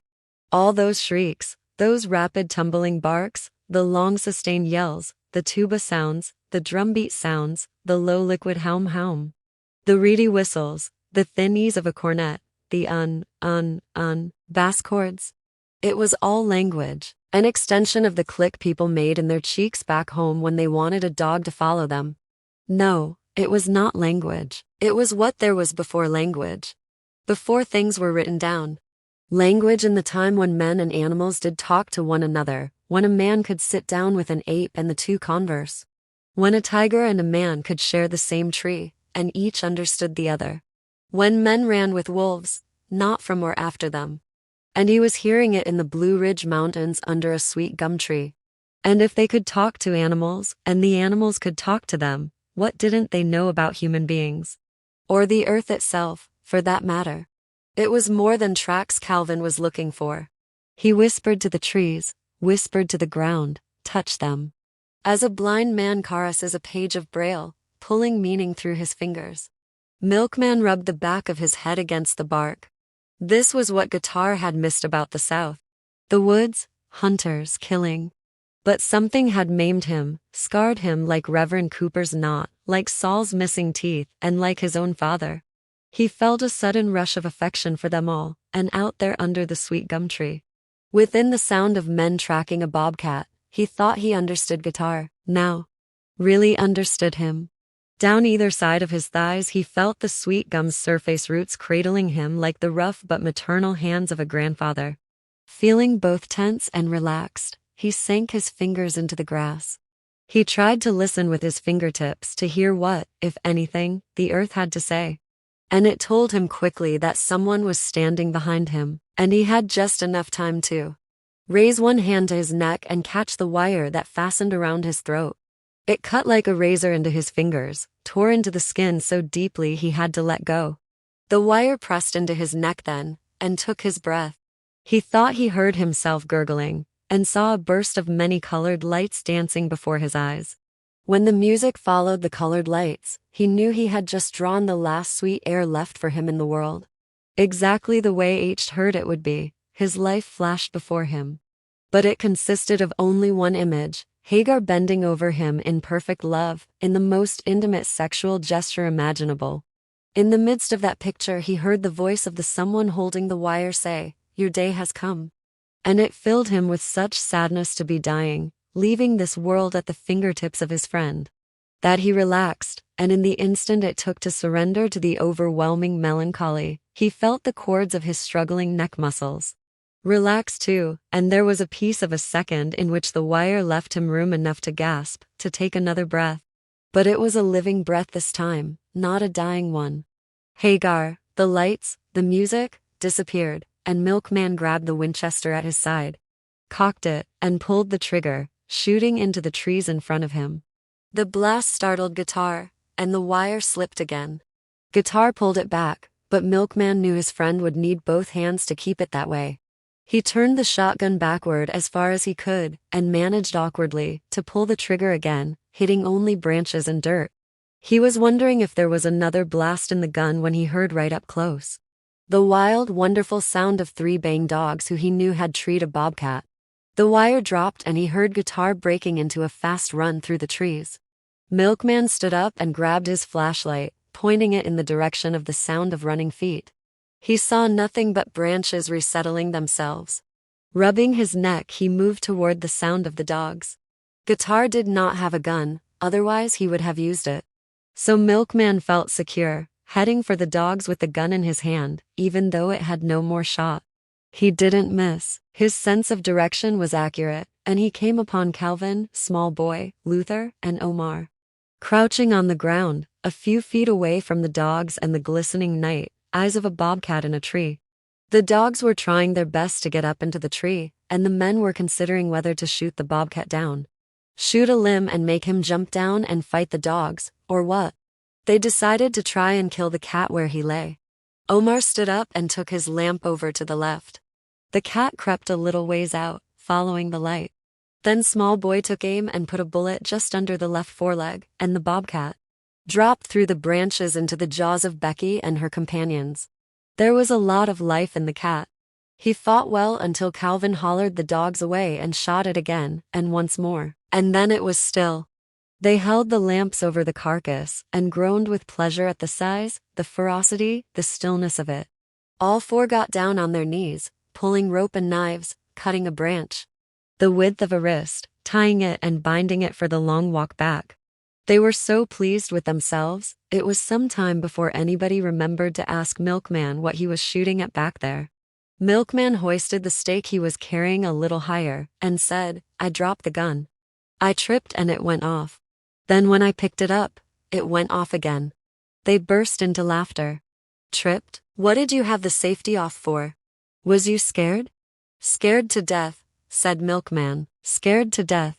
They hooted and laughed all the way back to the car, teasing Milkman, egging him on to tell more about how scared he was. And he told them, laughing too, hard, loud, and long. Really laughing, and he found himself exhilarated by simply walking the earth. Walking it like he belonged on it. Like his legs were stalks, tree trunks, a part of his body that extended down, down, down into the rock and soil, and were comfortable there. On the earth and on the place where he walked. And he did not limp. They met Dawn in King Walker's gas station for a rehash of the night they had spent. Milkman was the butt of their humor, but it was good-humored humor, quite unlike the laughter the trip had begun with. Lucky to be alive, Cat wasn't the problem. This here nigger was the problem. Blastin' away at us while we got a mean cat gettin' ready to chew us and the dogs up, both. Shootin' all through the woods. Could have blown his own head off. Don't you city boys know how to handle yourself? You country niggers got it all over us. Milkman answered. Omar and Small Boy slapped him on the shoulders. Calvin hollered to Luther, go get Vernal. Tell her to get breakfast ready. Soon's we skin this cat, we come in there with appetite, and she better be ready to meet it. Milkman went with them to the back of the station, where, on a small cemented area covered by a corrugated tin roof, the dead bobcat lay. Milkman's neck had swollen, so it was difficult for him to lower his chin without pain. Omar sliced through the rope that bound the bobcat's feet. He and Calvin turned it over on its back. The legs fell open, such thin, delicate ankles. Everybody wants a black man's life. Calvin held the forefeet open and up, while Omar pierced the curling hair at the point where the sternum lay. Then he sliced all the way down to the genitals. His knife pointed upward for a cleaner, neater incision. Not his dead life, I mean his living life. When he reached the genitals, he cut them off, but left the scrotum intact. It's the condition, our condition is in. Omar cut around the legs and the neck. Then he pulled the hide off. What good is a man's life if he can't even choose what to die for? The transparent underskin tore like gossamer under his fingers. Everybody wants the life of a black man. Now Small Boy knelt down and slit the flesh from the scrotum to the jaw. Fair is one more thing I've given up. Luther came back and while the others rested, carved out the rectal tube with the deft motions of a man coring an apple. I hope I never have to ask myself that question. Luther reached into the paunch and lifted the entrails. He dug under the rib cage to the diaphragm and carefully cut around it until it was free. It is about love. What else but love? Can I love what I criticize? Then he grabbed the windpipe and the gullet, eased them back, and severed them with one stroke of his little knife. It is about love. What else? They turned to Milkman. You want the heart? They asked him. Quickly, before any thought could paralyze him, Milkman plunged both hands into the ribcage. Don't get the lungs now, get the heart. What else? He found it and pulled. The heart fell away from the chest as easily as yolk slips out of its shell. What else? What else? What else? Now Luther went back into the stomach cavity and yanked the entrails out altogether. They sucked up like a vacuum through the hole that was made at the rectum. He slipped the entrails into a paper bag, while the others began cleaning up, hosing down, salting, packing, straightening. And then they turned the cat over to let the blood drain down on its own hide. What are you going to do with it? Asked Milkman. Eat him. Apicock soared away and lit on the hood of a blue Buick. Milkman looked at the bobcat's head. The tongue lay in its mouth as harmless as a sandwich. Only the eyes held the menace of the night. Hungry as he was, he couldn't eat much of Vernal's breakfast, so he pushed the scrambled eggs. Hominy, fried apples around in the plate, gulped coffee and talked a lot. And somehow, he had to get around to the purpose of his visit to Shalimar. You know, my grandfather came from somewhere near here. My grandmother too. Did? From around here? What's their name? I don't know her maiden name, but her first name was Singh. Any of you ever know anybody with a name like that? They shook their heads. Singh? No, never heard of nobody named that. I had an aunt live down this way too. Name of Pilate, Pilate dead. Ever hear of her? Huh, sound like a newspaper headline. Pilate dead. She do any flying? No Pilate, Pilate. Pilate. That spell Pilate, small boy said. Nah, nigger, not no Pilate. Pilate like in the Bible, dummy. He don't read the Bible. He don't read nothin'. He can't read nothin'. They teased small boy until Vernal interrupted them. You all hush. You say sing? She asked Milkman. Yeah, sing. I believe that was the name of a girl my gran used to play with. I remember the name 'cause it sounded so pretty. Gran used to talk about her all the time. Seemed like her folks didn't like her to play with the colored children from over this way. So her and my gran used to sneak off and go fishin' and berry pickin'. You know what I mean? She'd have to meet her in secret. Vernal eyed Milkman carefully. This sing girl was light-skinned, with straight black hair. That's her. Milkman said. She was mixed or Indian, one. Vernal nodded. Indian, one of old Hetty's children. Hetty was all right, but she didn't like her girl playin' with colorids. She was a bird. A what? A bird. Belonged to the bird family, over by the ridge. Near Solomon's Leap. Oh yeah? Said one of the men. One of Susan Bird's people? That's right, one of them. They never was too crazy 'bout colored folks. Susan either. Do they still live there? Asked Milkman. Susan do, right behind the ridge. Only house back in there with a brick front. She by herself now. All the others moved out so they could pass. Can I walk it? He asked. Most folks could, I reckon, said Omar, but after last night I don't recommend it for you. He laughed. Can you drive a car through? Part of the way you can. But the road is narrow and messy. Back up in there, said Vernal. Horse maybe, but not no car. I'll make it. Might take me a week, but I'll make it, said Milkman. Just don't carry no guns. Calvin cooled his coffee in his saucer.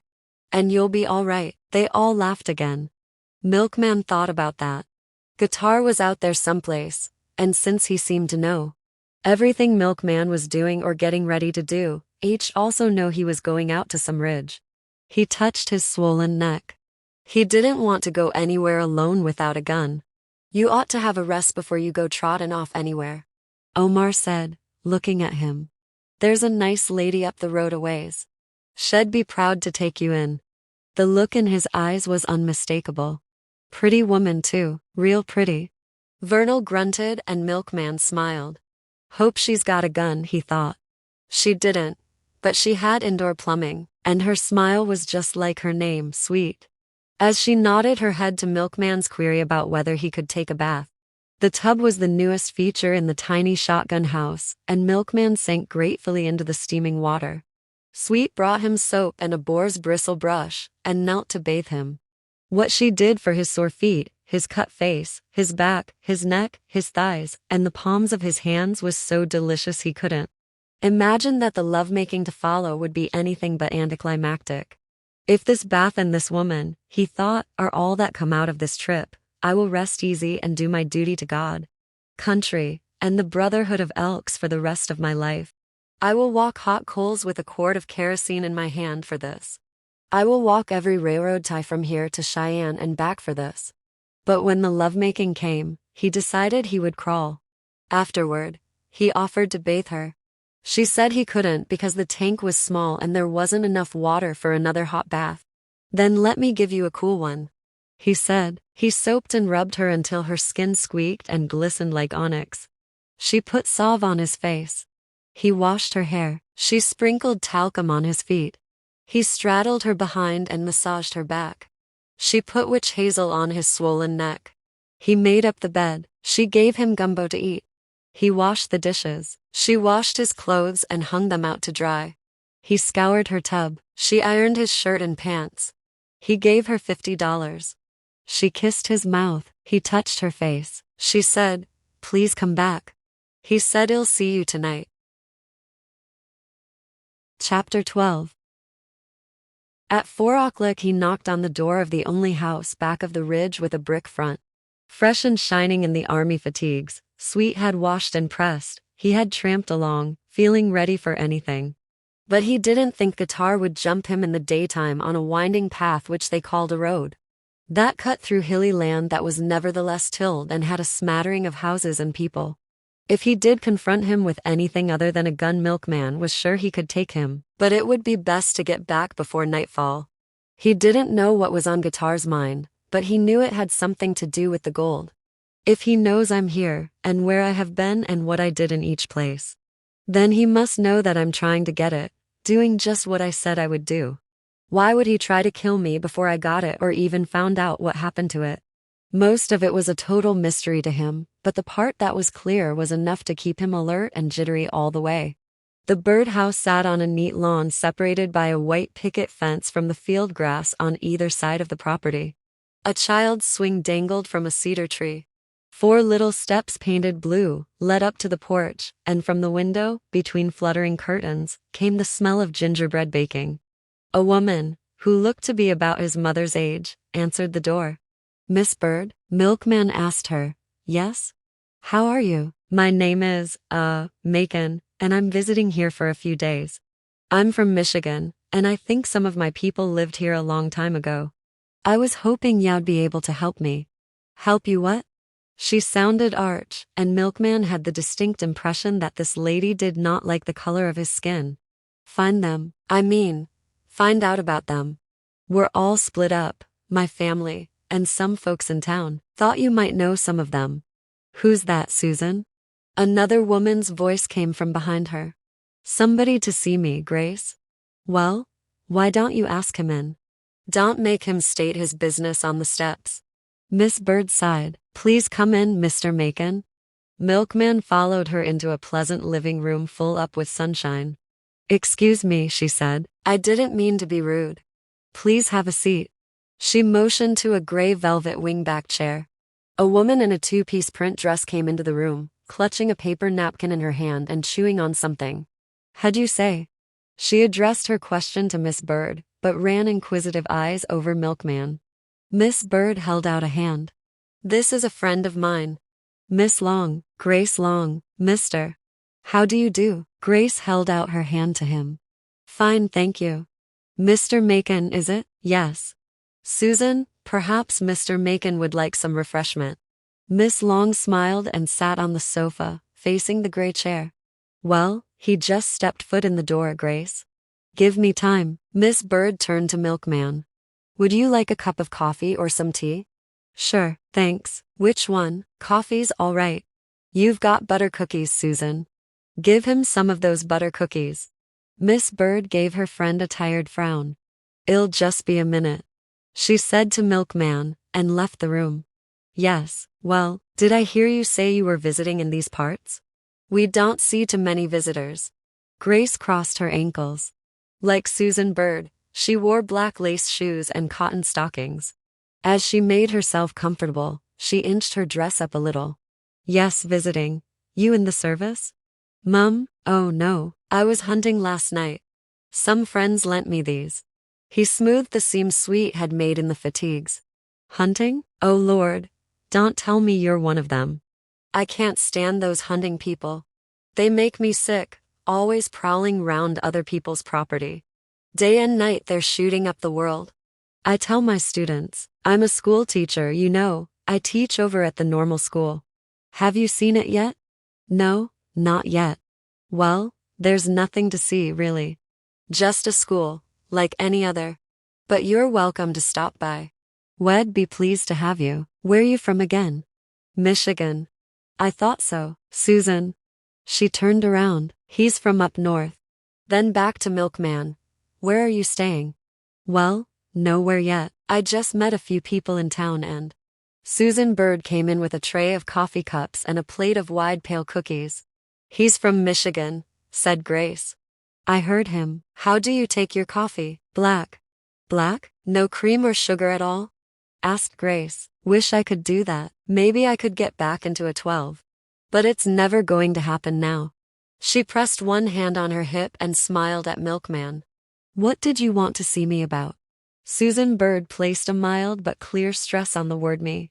"I'm trying to locate anybody who might have known my grandmother. Her name was Singh." Grace clapped her hands to her mouth and gave a little squeal. "Relatives. You all are relatives." Milkman put his cup down. "Well, it'll be." Grace's eyes were lit and dancing. You've come to the right place, said Susan, but I doubt if I can help you any. What are you talking about, Susan? Your mother was named Singh, wasn't she? No, she wasn't, Grace, and if you let me finish a sentence, you might learn something you don't know too. I thought you said, my mother's name was Mary. Mary, Mary. Well, excuse me. Susan turned to Milkman. My father, Kroll Bird, had a sister named Singh. That must be her, my grandmother, Singh. Did she marry a man named? I knew there was somebody in your family named Singh. She didn't marry anybody that I know of. Susan interrupted them both. Oh, this is really something. A stranger walks right into your house and he's your own, what? Cousin? I hate to say it, but this is a small world. Isn't it? You have got to visit my class, Mr. Macon. Milkman joined Susan Bird in ignoring Grace Long. Where did she live? He asked her. The last time my father saw her, she was on a wagon headed from Massachusetts to a private school up there. Quaker school. Your people? Quakers? You never told me that. See, Mr. Macon, what your friends hide from you. I bet she'd hide you too. And she never married? Milkman couldn't take the time to acknowledge Grace's attentions. Not anybody we heard of. After she went to that Quaker school, they lost track of her. I believe they tried to locate her, mostly because my grandmother. Her name was Hetty. She was so torn up about it. I always believed the same thing my father believed, that she didn't want to be found after she left that school. You know darn well she didn't, said Grace. She probably started passing like the rest of them, that's what. She leaned toward Milkman. There used to be a lot of that. Not so much nowadays, but there used to be a lot of them. Did it? If they could. She shot a glance at Susan. Like your cousins, Susan. They're passing now, Lilla, John. I know John is, and he knows I know he is. Everybody knows that, Grace. Mr. Macon doesn't know it. I saw John on the street in Mayville. Mr. Macon doesn't need to know it. He's not even interested. How do you know he's not? Because he said the woman he's looking for was his grandmother. And if she's his grandmother, she'd be too dark too. Susan Bird hesitated. Well, too dark to pass, wouldn't she? She flushed a little. Milkman ignored the question. And you say she lived in Massachusetts, right? Yes, Boston. I see. It looked like a dead end, so he decided to follow another line. Did you ever know or hear of a woman around here named Pilate? Pilate? No, never. Have you, Grace? Grace shook her head. No, and I've been here most of my life. I've been here all of mine, said Susan. Both my parents were born here, and so was I. Never been farther away than St. Phillips County. I have people in South Carolina, but I've never even been to visit them. That's because they're passing too. Just like John, you couldn't visit them if you wanted to. Grace leaned over the plate of cookies and selected one.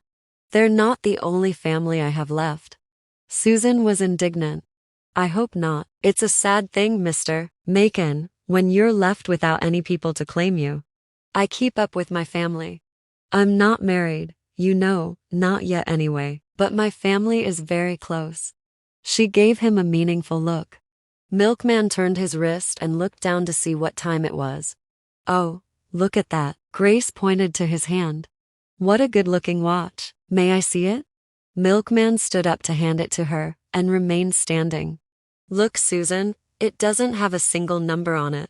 Just dots. Now, how can anybody figure out what time it is from those dots? Susan rose too. You ever been down here before, Mr. Macon? No, this is my first visit. Well, I hope it won't be your last. How long will you be here? Oh, I think I'll get on back tonight or tomorrow at the latest. He looked out the window. The sun was dropping. That soon? Asked Grace. Why don't you give him something to take with him, Susan? Would you like to take some butter cookies with you, Mr. Macon? No, thank you. You'll be happy to have them later. The woman was wearing him down. He smiled though, and said, if you like. I'll fix a little package for you. Okay, Susan? She fled from the room. Susan managed a small smile. Wish you could stay and visit with us a while. Her words were as mechanical as her smile. "So do I," he said, "but well, maybe you'll be back." "That'd be nice. Sorry, I couldn't be of any help to you." "You have been, have I?" "Oh, sure. You have to know what's wrong before you can find what's right." She smiled a genuine smile. Then, "It's important to you, is it, to find your people?" Milkman thought about it. "No, not really. I was just passing through, and it was just an idea. It's not important." Grace returned with a little parcel wrapped in white paper napkins. "Here you are," she said. "You'll appreciate this later on." Thank you both. Nice meeting you." "And you." He left the house feeling tired and off-center. "I'll spend one more night here and then leave," he thought. "The car should be fixed by now. There's nothing here to know. No gold or any traces of it." Pilate lived in Virginia, but not in this part of the state. Nobody at all has heard of her. And the Singh that lived here went to Boston, not Danville, Pennsylvania, and passed for white. His grandmother would have been too dark to pass. She had actually blushed, as though she'd discovered something shameful about him. He was both angry and amused, and wondered what Omar and Sweet and Vernal thought of Miss Susan Bird. He was curious about these people. He didn't feel close to them, but he did feel connected, as though there was some chord or pulse or information they shared. Back home he had never felt that way, as though he belonged to any place or anybody. H always considered himself the outsider in his family, only vaguely involved with his friends. And except for guitar, there was no one whose opinion of himself he cared about. Once long ago, he had cared what Pilate and Hagar thought of him. But having conquered Hagar, and having disregarded Pilate enough to steal from her, all that was gone. But there was something he felt now. Here in Shalimar, and earlier in Danville. That reminded him of how he used to feel in Pilate's house. Sitting in Susan Bird's living room, lying with Sweet, eating with those men at Vernal's table, he didn't have to get over, to turn on, or up, or even out. And there was something more. It wasn't true what H said to Susan Bird, that it wasn't important to find his people. Ever since Danville, his interest in his own people, not just the ones he met, had been growing. Macon dead, also known as Jake somebody. Singh, who were they? And what were they like? The man who sat for 5 nights on a fence with a gun waiting. Who named his baby girl Pilate, who tore a farm out of a wilderness. The man who ate pecans on a wagon going north. Did he have brothers or sisters whom he left behind? Who was his mother, his father? And his wife, was she the Boston Singh? If so, what was she doing on a wagon? Why would she go off to a northern private school on a wagon? Not a carriage or a train, but a wagon. Full of ex-slaves. Maybe she never got to Boston. Maybe she didn't pass. She could have changed her mind about school and run off with the boy she ate pecans with. And whoever she was, why did she want her husband to keep that awful name? To wipe out the past? What past? Slavery? She was never a slave. His slave past? And why didn't his own father, and Pilate, know any of their own relatives? Wasn't there any family to notify when the father died? Macon didn't ever try to get to Virginia. Pilate headed straight for it. Milkman opened the parcel Grace had fixed for him, and took out a cookie. A little piece of paper fluttered to the ground. He picked it up and read, Grace Long, 40, Route 2, 3 houses down from the normal school. He smiled. That's why it took her so long to wrap up for cookies. He bit into one of them and sauntered along, crumpling the napkins and Grace's invitation into a wad. The questions about his family still knocked around in his head like billiard balls. If his grandfather, this Jake, was born in the same place his wife was, in Shalimar, why did he tell the Yankee he was born in Macon, thereby providing him with the raw material for the misnaming? And if he and his wife were born in the same place, why did Pilate and his father and Circe all say they met on that wagon? And why did the ghost tell Pilate to sing? Milkman chuckled to himself.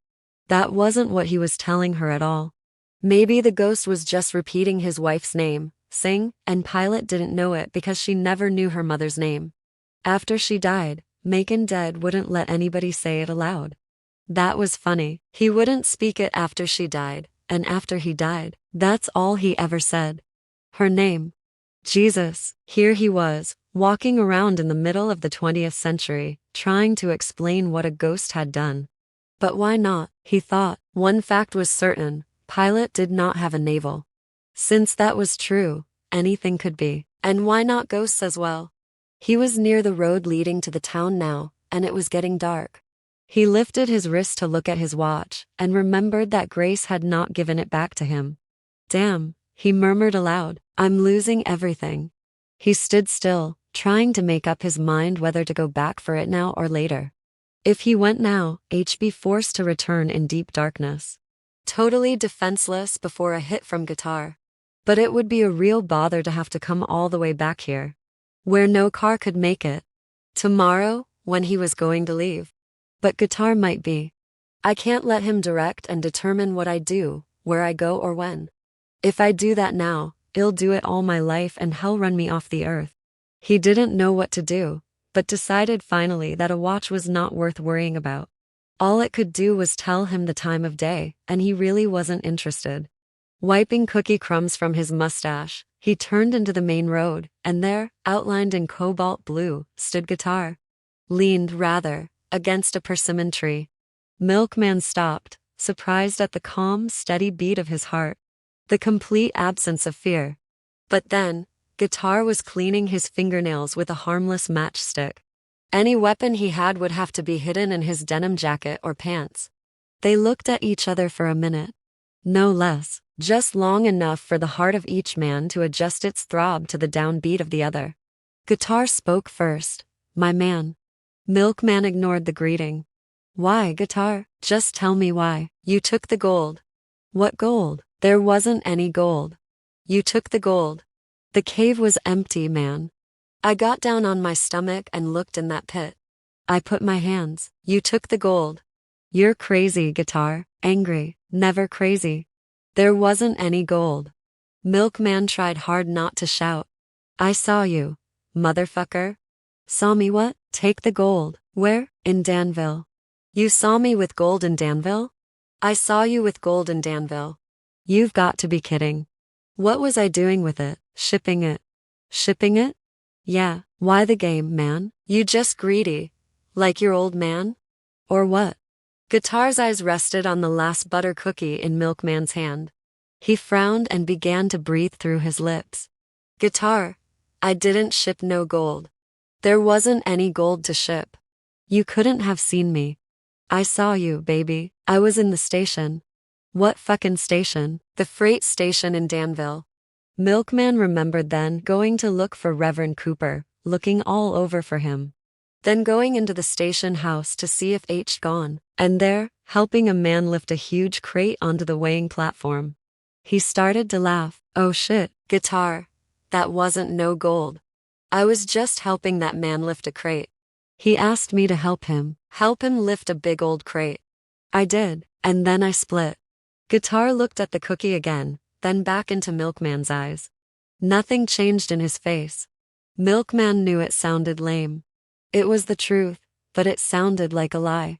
A weak lie too. He also knew that in all his life, Guitar had never seen Milkman give anybody a hand, especially a stranger.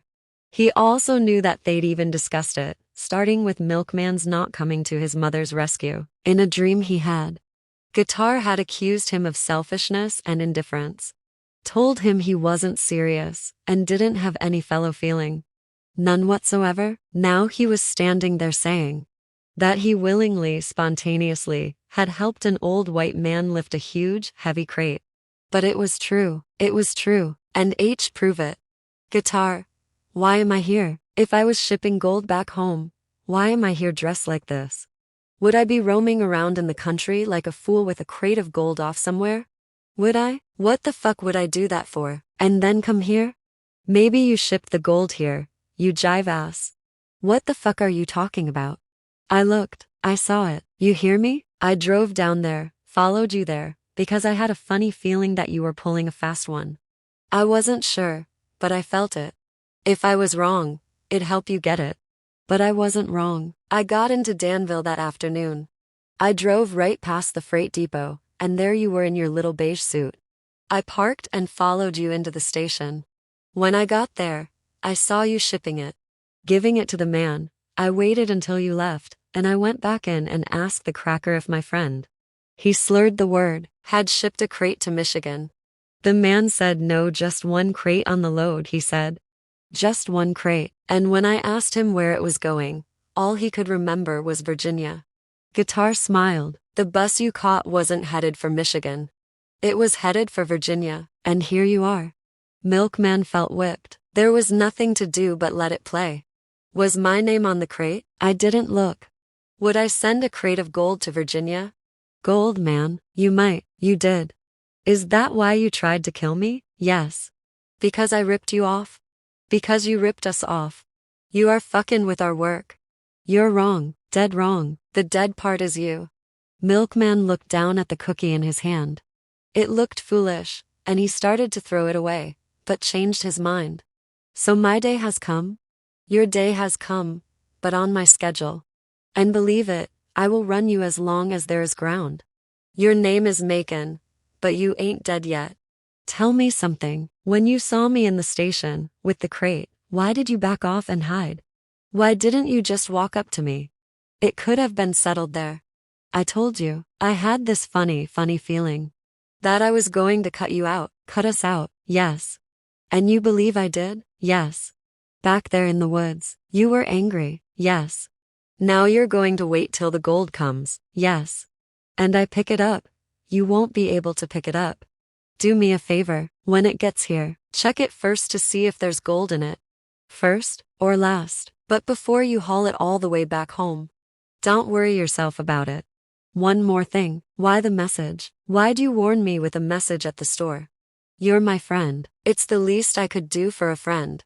My man, I want to thank you. You're welcome, baby. Milkman slipped into Sweet's bed and slept the night in her perfect arms. It was a warm, dreamy sleep, all about flying, about sailing high over the earth. But not with arms stretched out like airplane wings, nor shot forward like Superman in a horizontal dive. But floating, cruising in the relaxed position of a man lying on a couch reading a newspaper. Part of his flight was over the dark sea, but it didn't frighten him because he knew he could not fall. He was alone in the sky, but somebody was applauding him, watching him and applauding. He couldn't see who it was. When he awoke the next morning and set about seeing to the repair of his car, he couldn't shake the dream, and didn't really want to. In Solomon's store he found Omar and Solomon shaking sacks of okra into peck baskets, and he still felt the sense of lightness and power that flying had given him. Got a belt for your car, said Omar. Ain't new, but it ought to fit. Hey, that's good, thanks Omar. You leavin' us right away? Yeah, I have to get on back. You see that bird woman all right? Yeah, I saw her. She help you any? Omar wiped the okra fuzz from his hands onto his trousers. No, not much. Well, King Walker say he be down this morning and put the belt on. You probably ought to get a good checkup on that car once you get on the road. I plan to. Sweet, give you any breakfast? Asked Solomon. She tried, but I wanted to get over here early to see about the car. What about a cup of coffee? There's a full pot in back. No thanks, I think I'll walk around a little till he comes. It was 6:30 in the morning, and the town was bustling as though it were high noon. Life and business began early in the South, so the coolest part of the day could be taken advantage of. People had already eaten, women had already washed clothes and were spreading them on bushes. And in a few days, when the school in the next town opened, children at this hour would already be walking, running over the roads and fields to class. Now they were sauntering about, doing chores, teasing cats, throwing bread to stray chickens, and some of them were playing their endless round games. Milkman could hear them singing, and wandered off toward them and the huge cedar that reared up over their heads. Again their sweet voices reminded him of the gap in his own childhood, as he leaned against the cedar to watch them. The boy in the middle of the circle, it seemed always to be a boy, spun around with his eyes closed and his arms stretched out, pointing. Round and round he went, until the song ended with a shout, and he stopped, his finger pointing at a child Milkman could not see. Then they all dropped to their knees, and he was surprised to hear them begin another song at this point, one he had heard off and on all his life. That old blues song Pilate sang all the time, "Oh Sugarman, don't leave me here." Except the children sang, "Solomon, don't leave me here." Milkman smiled, remembering Pilate. Hundreds of miles away, he was homesick for her house, for the very people he had been hell-bent to leave. His mother's quiet, crooked, apologetic smile. Her hopeless helplessness in the kitchen. The best years of her life, from age 20 to 40, had been celibate. And aside from the consummation that began his own life, the rest of her life had been the same. He hadn't thought much of it when she'd told him, but now it seemed to him that such sexual deprivation would affect her.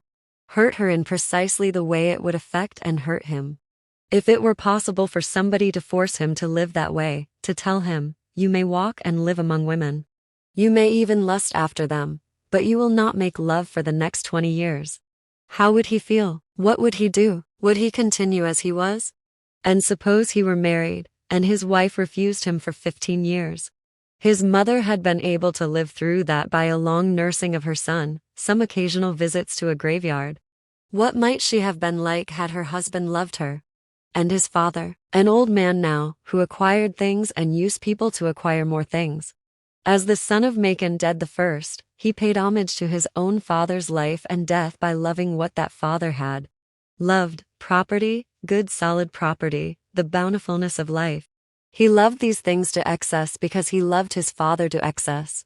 Owning, building, acquiring, that was his life, his future, his present, and all the history he knew. That he distorted life, bent it, for the sake of gain, was a measure of his loss at his father's death.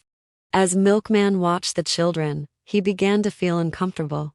Hating his parents, his sisters, seemed silly, now.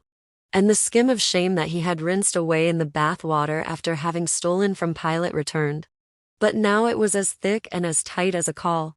How could he have broken into that Husethi, only one he knew that achieved comfort without one article of comfort in it? No soft, worn-down chair, not a cushion or a pillow. No light switch, no water running free and clear after a turn of a tap handle. No napkins, no tablecloth. No fluted plates or flowered cups, no circle of blue flame burning in a stove-eye. But peace was there, energy, singing, and now his own remembrances. His mind turned to Hagar and how he had treated her at the end. Why did he never sit her down and talk to her? Honestly, and what ugly thing was it he said to her the last time she tried to kill him? And God, how hollow her eyes had looked. He was never frightened of her. He never actually believed that she would succeed in killing him, or that she really wanted to. Her weapons, the complete lack of cunning or intelligence, even of conviction, in her attacks were enough to drain away any fear. Oh, she could have accidentally hurt him, but he could have stopped her in any number of ways. But he hadn't wanted to. He had used her love, her craziness. And most of all, he had used her skulking, bitter vengeance. It made him a star, a celebrity in the blood bank. It told men and other women that he was one bad dude, that he had the power to drive a woman out of her mind, to destroy her. And not because she hated him, or because he had done some unforgivable thing to her, but because he had fucked her and she was driven wild by the absence of his magnificent joint. His hog's gut, Lena had called it. Even the last time he used her. Used her imminent arrival and feeble attempt at murder as an exercise of his will against hers. An ultimatum to the universe. Die, Hagar, die. Either this bitch dies or I do. And she stood there like a puppet strung up by a puppet master who had gone off to some other hobby. Oh Solomon, don't leave me here. The children were starting the round again. Milkman rubbed the back of his neck. Suddenly he was tired, although the morning was still new. He pushed himself away from the cedar and sank to his haunches. Jay, the only son of Solomon, come, Boobayal, come. Everybody in this town is named Solomon, he thought warily. Solomon's General Store, Luther Solomon no relation, Solomon's Leap, and now the children were singing Solomon don't leave me. Instead of Sugarman. Even the name of the town sounded like Solomon, Shalimar, which Mr. Solomon and everybody else pronounced Shalimon. Milkman's scalp began to tingle. Jay, the only son of Solomon? Was that Jake the only son of Solomon? Jake, he strained to hear the children. That was one of the people he was looking for. A man named Jake who lived in Shalimar, as did his wife, Sing. He sat up and waited for the children to begin the verse again. Come booba yell, come booba tambi. It sounded like, and didn't make sense. But another line, Black Lady fell down on the ground, was clear enough. There was another string of nonsense words, then through her body all around. Now the child in the center began whirling, spinning to lyrics sung in a different, faster tempo. Solomon Reiner, Belali Shalut. Solomon again, and Reiner. Reina, why did the second name sound so familiar? Solomon and Reina, the woods, the hunt, Solomon's Leap and Reina's Gulch, places they went to or passed by. That night they shot the bobcat. The gulch was where he heard that noise that sounded like a woman crying, which Calvin said came from Reina's Gulch. That there was an echo there that folks said was a woman named Reina. Crying, you could hear her when the wind was right. But what was the rest? Balala Shaludia bor bob. If Solomon and Reina were names of people, the others might be also. The verse ended in another clear line. 21 children, the last one, Jake. And it was at the shout of Jake, who was also apparently the only son of Solomon, that the twirling boy stopped. Now Milkman understood that if the child's finger pointed at nobody missed, they started up again. But if it pointed directly to another child, that was when they fell to their knees and sang Pilate's song. Milkman took out his wallet and pulled from it his airplane ticket stub, but he had no pencil to write with, and his pen was in his suit. He would just have to listen and memorize it. He closed his eyes and concentrated, while the children, inexhaustible in their willingness to repeat a rhythmic, rhyming action game, performed the round over and over again. And Milkman memorized all of what they sang. Jake, the only son of Solomon. Come booba yell, come booba tambi. Whirled about and touched the sun. Come conka yell, come conka tambi. Left that baby in a white man's house. Come booba yell, come booba tambi. Hetty took him to a red man's house. Come conka yell, come conka tambi. Black Lady fell down on the ground. Come booba yell, booba tambi threw her body all around. Come conka yell, come conka tambi. Solomon and Reina Balali Shalut Yoruba, Medina Muhammad too. Nestor Kalina Saraka Cake. 21 children, the last one, Jake. Oh Solomon, don't leave me here, cotton balls to choke me. Oh Solomon, don't leave me here, Bukra's arms to yoke me. Solomon done fly, Solomon done gone. Solomon cut across the sky, Solomon gone home. He almost shouted when he heard, Hetty took him to a red man's house. Hetty was Susan Bird's grandmother on her father's side, and therefore Sing's mother too. And red man's house must be a reference to the Birds as Indians. Of course, Sing was an Indian or part Indian, and her name was Singbird, or more likely, Singbird. No, Singing Bird, that must have been her name originally.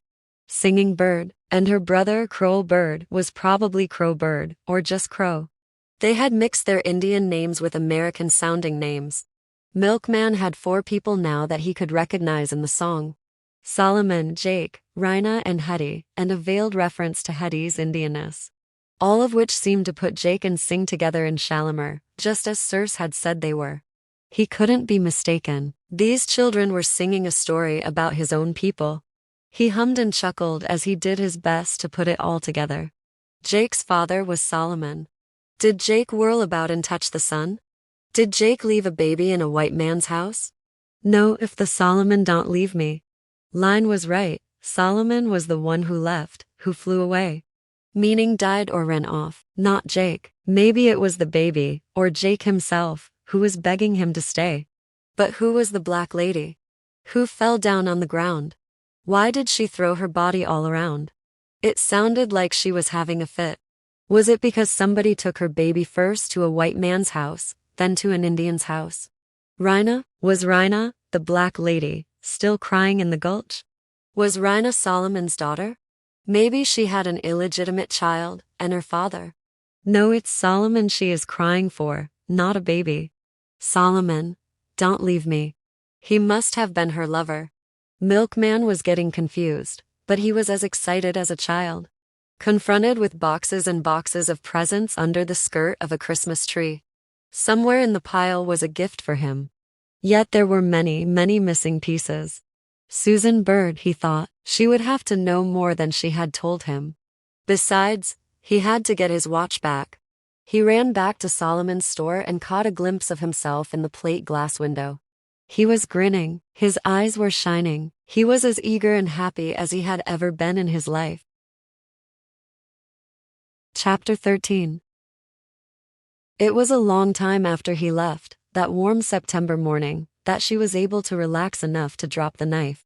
When it clattered to the linoleum, she brought her arms down, oh, so slowly, and cradled her breasts as though they were two mangoes thumbed over in the marketplace, and pushed aside. She stood that way in the little rented room with the sunshine pouring in, until Guitar came home. He could not get her to speak or move, so he picked her up in his arms and carried her downstairs. He sat her on the bottom step while he went to borrow a car to drive her home. Terrible as he thought the whole business was, and repelled as he was by mindlessness in love, he could not keep the deep wave of sorrow from engulfing him as he looked at this really rather pretty woman sitting straight as a pole, holding her breasts, and staring in front of her out of hollow eyes. The engine of the old car each borrowed, roared, but spoke softly to her. You think because he doesn't love you that you are worthless. You think because he doesn't want you anymore that he is right, that his judgment and opinion of you are correct. If he throws you out, then you are garbage. You think he belongs to you because you want to belong to him. Hagar, don't. It's a bad word, belong, especially when you put it with somebody you love. Love shouldn't be like that. Did you ever see the way the clouds love a mountain? They circle all around it. Sometimes you can't even see the mountain, for the clouds. But you know what? You go up top and what do you see? His head. The clouds never cover the head. His head pokes through, because the clouds let him. They don't wrap him up. They let him keep his head up high, free, with nothing to hide him or bind him. Hear me, Hagar? He spoke to her as he would to a very young child. You can't own a human being. You can't lose what you don't own. Suppose you did own him, could you really love somebody who was absolutely nobody without you? You really want somebody like that? Somebody who falls apart when you walk out the door? You don't, do you? And neither does he. You're turning over your whole life to him. Your whole life, girl, and if it means so little to you that you can just give it away, hand it to him, then why should it mean any more to him? He can't value you more than you value yourself. He stopped. She did not move or give any sign that she had heard him. Pretty woman, he thought. Pretty little black-skinned woman, who wanted to kill for love, die for love. The pride, the conceit of these doormat women amazed him. They were always women who had been spoiled children, whose whims had been taken seriously by adults and who grew up to be the stingiest, greediest people on earth, and out of their stinginess grew their stingy little love that ate everything in sight. They could not believe or accept the fact that they were unloved. They believed that the world itself was off balance when it appeared as though they were not loved. Why did they think they were so lovable? Why did they think their brand of love was better than, or even as good as, anybody else's? But they did, and they loved their love so much they would kill anybody who got in its way. He looked at her again. Pretty, pretty little black girl. Pretty little black-skinned girl. What had Pilate done to her? Hadn't anybody told her the things she ought to know? He thought of his two sisters, grown women now, who could deal, and the litany of their growing up. Where's your daddy? Your mama know you out here in the street? Put something on your head. You gonna catch your death a cold. Ain't you hot? Ain't you cold? Ain't you scared you gonna get wet? Uncross your legs, pull up your socks. I thought you was going to the junior choir. Your slip is showin', your hem is out. Come back in here and iron that collar. Hush your mouth, comb your head. Get up from there and make that bed. Put on the meat, take out the trash. Vaseline, get rid of that ash. Neither Pilate nor Reba knew that Hagar was not like them. Not strong enough, like Pilate, nor simple enough, like Reba, to make up her life as they had. She needed what most colored girls needed, a chorus of mamas. Grandmammas, aunts, cousins, sisters, neighbors, Sunday school teachers, best girlfriends. And what all to give her the strength life demanded of her. And the humor with which to live it. Still, he thought, to have the object of your love, worthy or not, despise you, or leave you. You know what, Hagar? Everything I ever loved in my life left me. My father died when I was 4. That was the first leaving I knew and the hardest. Then my mother. There were 4 of us, and she just couldn't cut it. When my father died, she ran away, just ran away. My aunt took care of us until my grandmother could get there. Then my grandmother took care of us. Then Uncle Billy came. They're both close to dead now. So it was hard for me to latch onto a woman. Because I thought if I loved anything, it would die. But I did latch on, once, but I guess once is all you can manage. Guitar thought about it and said, but I never wanted to kill her. Him, yeah, but not her. He smiled, but Hagar wasn't looking, wasn't even listening. And when he led her out of the car into Reba's arms, her eyes were still empty. All they knew to do was love her, and since she would not speak, they brought things to please her. For the first time in life, Reba tried to win things. And also for the first time, couldn't. Except for a portable television set, which they couldn't connect because they had no electricity, Reba won nothing. No raffle ticket, no bingo, no policy slip, no clearinghouse number. No magazine sweepstakes, nor any unpierced carnival balloon succumbed to her magic. It wore her down. Puzzled and luckless, she dragged herself home, clutching stalks of anything that blossomed along the edges of lots and other people's gardens. These she presented to her daughter, who sat in a chair by the window or lay in bed fingering her hair. They cooked special things for her. Searched for gifts that they hoped would break the spell. Nothing helped. Pilate's lips were still and Reba's eyes full of panic. They brought her lipstick and chocolate milk, a pink nylon sweater and a fuchsia bed jacket. Reba even investigated the mysteries of making jello, both red and green. Hagar didn't even look at it. One day Pilate sat down on Hagar's bed and held a compact before her granddaughter's face. It was trimmed in a gold-like metal and had a pink plastic lid. Look, baby, see here? Pilate turned it all around to show it off and pressed in the catch. The lid sprang open, and Hagar saw a tiny part of her face reflected in the mirror. She took the compact then, and stared into the mirror for a long while. No wonder. She said at last, look at that, no wonder, no wonder. Pilate was thrilled at the sound of Hagar's voice. It's yours, baby, she said. Ain't it pretty? No wonder, said Hagar. No wonder what? Asked Pilate. Look at how I look. I look awful. No wonder he didn't want me. I look terrible. Her voice was calm and reasonable, as though the last few days hadn't been lived through at all. I need to get up from here and fix myself up. No wonder. Hagar threw back the bed cover and stood up. Oh, I smell too. Mama, heat me some water. I need a bath, a long one. We got any bath salts left? Oh Lord, my head, look at that. She peered into the compact mirror again.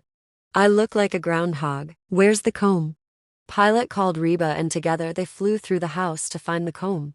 But when they found it, Hagar couldn't get the teeth through her roped and matted hair. Wash it, said Reba. Wash it, and well comb it while it's wet. I need shampoo then, real shampoo. I can't use Mama's soap. I'll go get some. Reba was trembling a little. What kind? Oh, any kind. And get some hair oil, Reba. Posner's and Sumio, never mind. Just that, Mama, have you seen oh my God? No wonder, no wonder. Pilate pulled a piece of string from Hagar's bedspread and put it in her mouth. I'll heat up the water, she said. When Reba got back, she washed Hagar's hair, brushed it, and combed it gently. Just make me to braids, Reba. I'm going to have to go to the beauty shop today, oh, and I need something to wear. Hagar stood at the door of the little cardboard closet, running her hands over the shoulders of dresses. Everything's a mess in here, Ames's, all wrinkled. Water's hot. Where you want the tub? Bring it in here. You think you should be taking a bath so soon?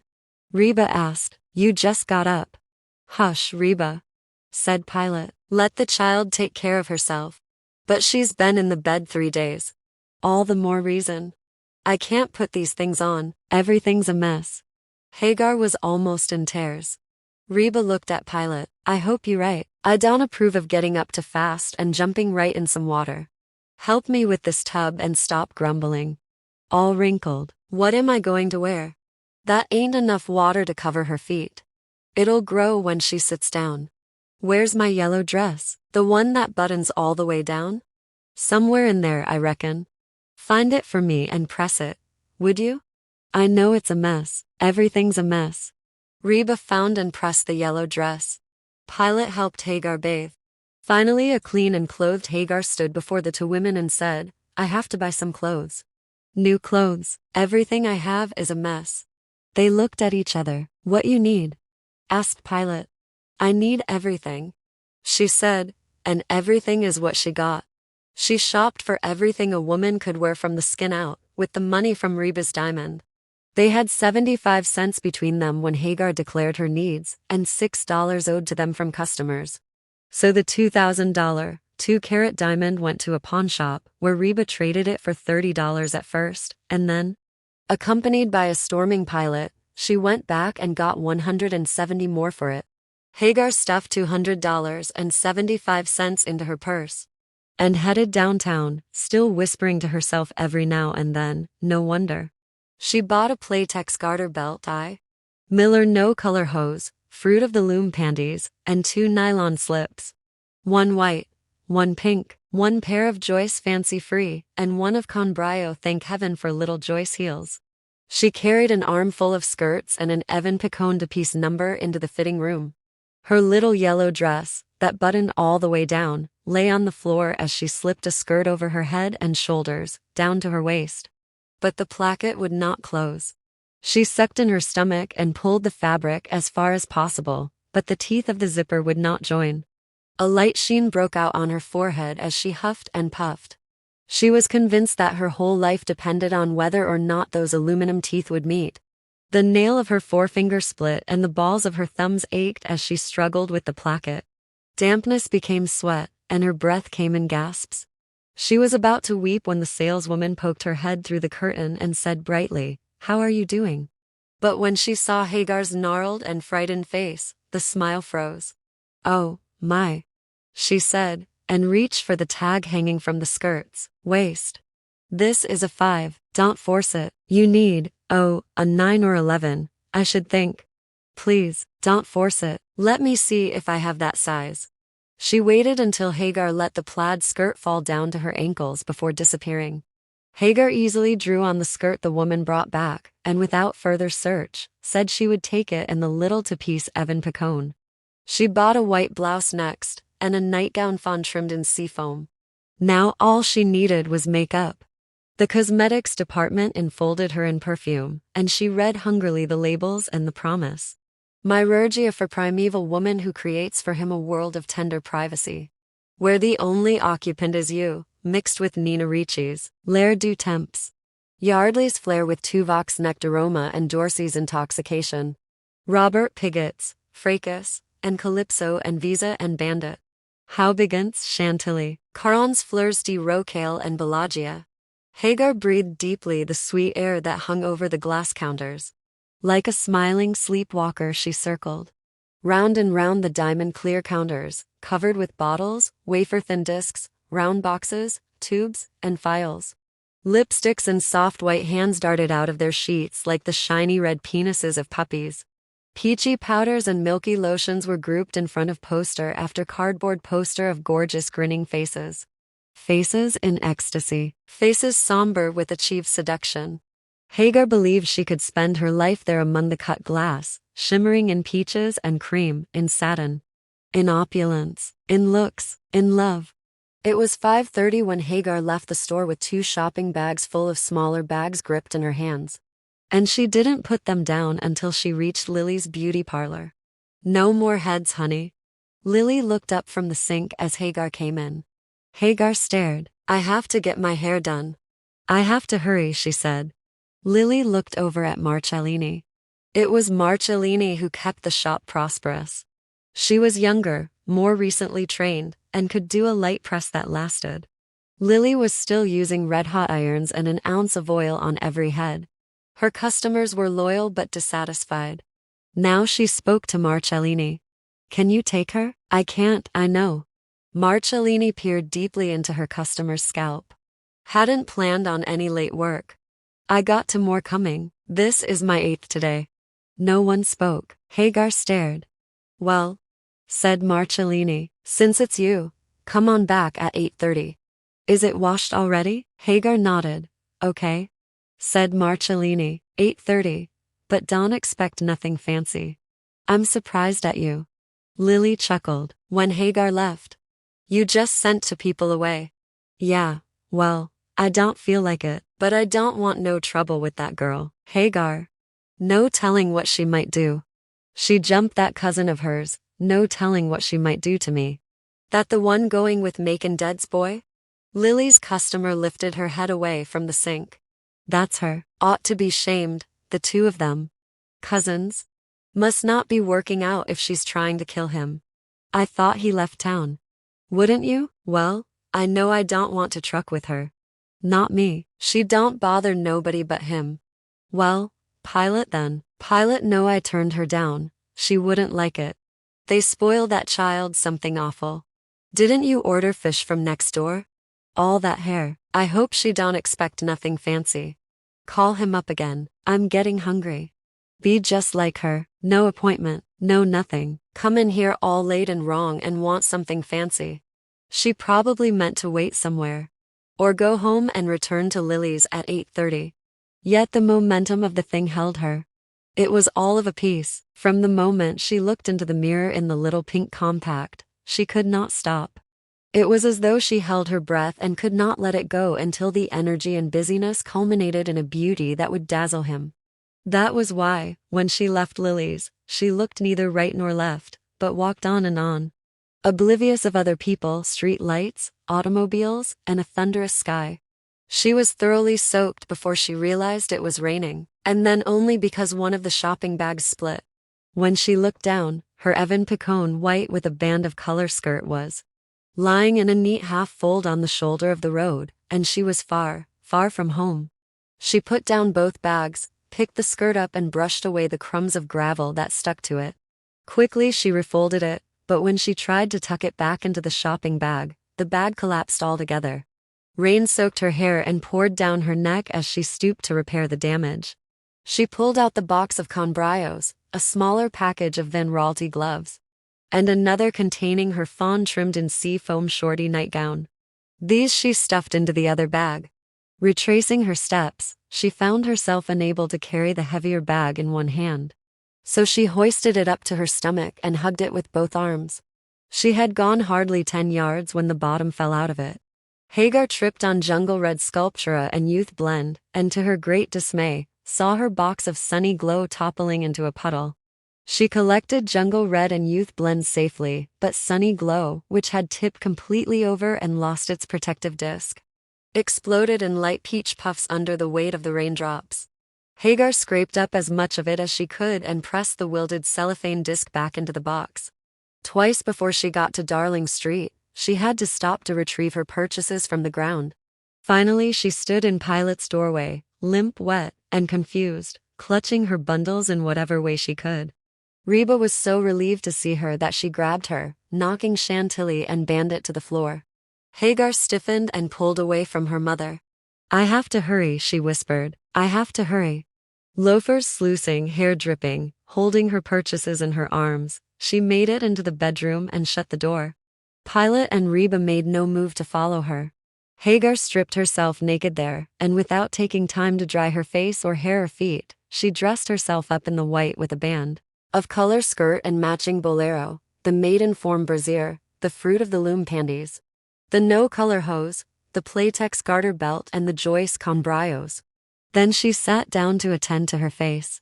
She drew charcoal gray for the young round eye through her brows, after which she rubbed Mango Tango on her cheeks. Then she patted Sunny Glow all over her face. Mango Tango disappeared under it and she had to put it on again. She pushed out her lips and spread Jungle Red over them. She put Baby Clear Sky Light to outwit the daylight on her eyelids and touched Bandit to her throat, earlobes and wrists. Finally she poured a little Youth Blend into her palm and smoothed it over her face. At last she opened the door and presented herself to Pilate and Reba. And it was in their eyes that she saw what she had not seen before in the mirror: the wet, ripped hose, the soiled white dress, the sticky, lumpy face powder, the streaked rouge, and the wild wet shoals of hair. All this she saw in their eyes, and the sight filled her own with water warmer and much older than the rain. Water that lasted for hours, until the fever came, and then it stopped. The fever dried her eyes up as well as her mouth. She lay in her little Goldilocks choice bed, her eyes sand dry and as quiet as glass. Pilate and Reba, seated beside the bed, bent over her like to Devi trees beaten forward by a wind always blowing from the same direction. Like the trees, they offered her all they had: love, murmurs, and a protective shade. Mama, Hagar floated up into an even higher fever. Why don't he like my hair? Who, baby, who don't like your hair? Milkman. Milkman does too like your hair, said Reba. No, he don't, but I can't figure out why. Why? He never liked my hair. Of course, he likes it. How can he not like it? Asked Pilate. He likes silky hair. Hagar was murmuring so low they had to bend down to hear her. Silky hair, Milkman? He don't like hair like mine. Hush, Hagar. Silky hair the color of a penny. Don't talk, baby. Curly, wavy, silky hair. He don't like mine. Pilate put her hand on Hagar's head and trailed her fingers through her granddaughter's soft, damp wool. How can he not love your hair? It's the same hair that grows out of his own armpits. The same hair that crawls up out his crotch on up his stomach. All over his chest, the very same. It grows out of his nose, over his lips, and if he ever lost his razor, it would grow all over his face. It's all over his head, Hagar. It's his hair too. He got to love it. He don't love it at all. He hates it. No, he don't. He don't know what he loves. But he'll come around, honey, one of these days. How can he love himself and hate your hair? He loves silky hair. Hush, Hagar. Penny-colored hair, please, honey. And lemon-colored skin. Shh. And gray-blue eyes. Hush now. Hush. And thin nose. Hush, girl. Hush. He's never going to like my hair. Hush, hush, hush, girl. Hush. The neighbors took up a collection because Pilate and Reba had spent everything getting Hagar the things needed to fix herself up. It didn't amount to much though, and it was touch and go whether she'd have a decent funeral. Until Ruth walked down to Sonny's shop and stared at Macon without blinking. He reached into his cash drawer and pulled out two $20 bills and put them down on the desk. Ruth didn't stretch out her hand to pick them up or even shift her feet. Macon hesitated, then wheeled around in his chair and began fiddling with the combination to his safe. Ruth waited. Macon dipped into the safe 3 separate times before Ruth unclasped her hands and reached for the money. Thank you, she said, and marched off to Linden Chapel Funeral Home to make the fastest arrangements possible. 2 days later, halfway through the service, it seemed as though Ruth was going to be the lone member of the bereaved family. There, a female quartet from Linden Baptist Church had already sung Abide With Me. The wife of the mortician had read the condolence cards, and the minister had launched into his naked, "Came ye into this life, and naked shall ye depart?" sermon, which he had always believed suitable for the death of a young woman. And the weanos in the vestibule who came to pay their respects to Pilate's girl, but who dared not enter, had begun to sob when the door swung open, and Pilate burst in, shouting, "Mercy!" as though it were a command. A young man stood up and moved toward her. She flung out her right arm and almost knocked him down. "I want mercy," she shouted, and began walking toward the coffin, shaking her head from side to side, as though somebody had asked her a question and her answer was no. Halfway up the aisle she stopped, lifted a finger, and pointed. Then slowly, although her breathing was fast and shallow, she lowered her hand to her side. It was strange, the languorous, limp hand coming to rest at her side, while her breathing was coming so quick and fast. "Mercy," she said again, but she whispered it now. The mortician scurried toward her and touched her elbow. She moved away from him and went right up to the bier. She tilted her head and looked down. Her earring grazed her shoulder. Out of the total blackness of her clothes, it blazed like a star. The mortician tried to approach her again and moved closer. But when he saw her inky, berry black lips, her cloudy, rainy eyes, the wonderful brass box hanging from her ear, he stepped back and looked at the floor. Mercy? Now she was asking a question. Mercy? It was not enough. The word needed a bottom, a frame. She straightened up, held her head high, and transformed the plea into a note. In a clear bluebell voice she sang it out. The one word held so long it became a sentence. And before the last syllable had died in the corners of the room, she was answered in a sweet soprano. I hear you. The people turned around. Reba had entered and was singing too. Pilate neither acknowledged her entrance nor missed a beat. She simply repeated the word mercy. And Reba replied, the daughter standing at the back of the chapel, the mother up front, they sang. In the nighttime, mercy. In the darkness, mercy. In the morning, mercy. At my bedside, mercy. On my knees now, mercy, mercy, mercy, mercy. They stopped at the same time in a high silence. Pilate reached out her hand and placed 3 fingers on the edge of the coffin. Now she addressed her words to the woman bordered in gray satin who lay before her. Softly, privately, she sang to Hagar the very same reassurance she had promised her when she was a little girl. Who's been botherin' my sweet sugar lumpkin? Who's been botherin' my baby? Who's been botherin' my sweet sugar lumpkin? Who's been botherin' my baby girl? Somebody's been botherin' my sweet sugar lumpkin. Somebody's been botherin' my baby. Somebody's been botherin' my sweet sugar lumpkin. Somebody's been botherin' my baby girl. I'll find who's botherin' my sweet sugar lumpkin. I'll find who's botherin' my baby. I'll find who's botherin' my sweet sugar lumpkin. I'll find who's botherin' my baby girl. My baby girl. The 3 words were still pumping in her throat as she turned away from the coffin. Looking about at the faces of the people seated in the pews, she fastened on the first pair of eyes that were directed toward her. She nodded at the face and said, my baby girl. She looked for another pair of eyes, and told him also, my baby girl. Moving back down the aisle, she told, each face turned toward her, the same piece of news. My baby girl, that's my baby girl, my baby girl, my baby girl, my baby girl. Conversationally she spoke, identifying Hagar, selecting her away from everybody else in the world who had died. First she spoke to the ones who had the courage to look at her, shake their heads, and say, Amen. Then she spoke to those whose nerve failed them, whose glance would climb no higher than the long black fingers at her side. Toward them especially she leaned a little, telling in 3 words the full story of the stumped life in the coffin behind her. My baby girl. Words tossed like stones into a silent canyon. Suddenly, like an elephant who has just found his anger, and lifts his trunk. Over the heads of the little men who want his teeth, or his hide, or his flesh, or his amazing strength. Pilate trumpeted for the sky itself to hear, and she was loved. It startled one of the sympathetic wenos in the vestibule, and he dropped his bottle, spurting emerald glass and jungle red wine everywhere. Chapter 14. Perhaps it was because the sun had hit the rim of the horizon, but Susan Bird's house looked different.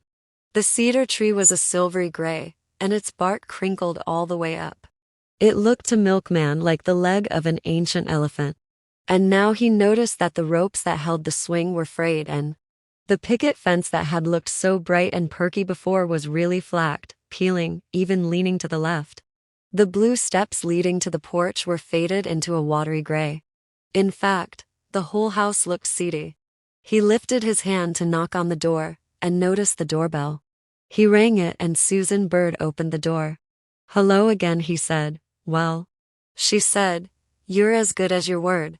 I'd like to talk to you some more, if you don't mind. About sing, may I come in? Of course. She stood back from the door, and the odor of another batch of gingerbread wafted out. Again they sat in the living room. He in the gray wing-back chair, she on the sofa. This time, Miss Long was nowhere in sight.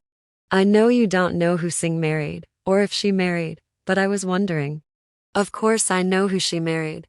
That is, if they did marry. She married Jake, that black boy her mother took care of. Milkman felt dizzy. Everybody kept changing right in front of him. But yesterday you said nobody heard from her after she left. Nobody did, but they knew who she left with. Jake, Jake, black as coal. Where did they live? Boston? I don't know where they ended up. North, I guess. We never heard. I thought you said she went to a private school in Boston. She dismissed the whole notion with a wave of her hand. I just said that in front of her, Grace. She talks so much, you know. Carries tales all over the county.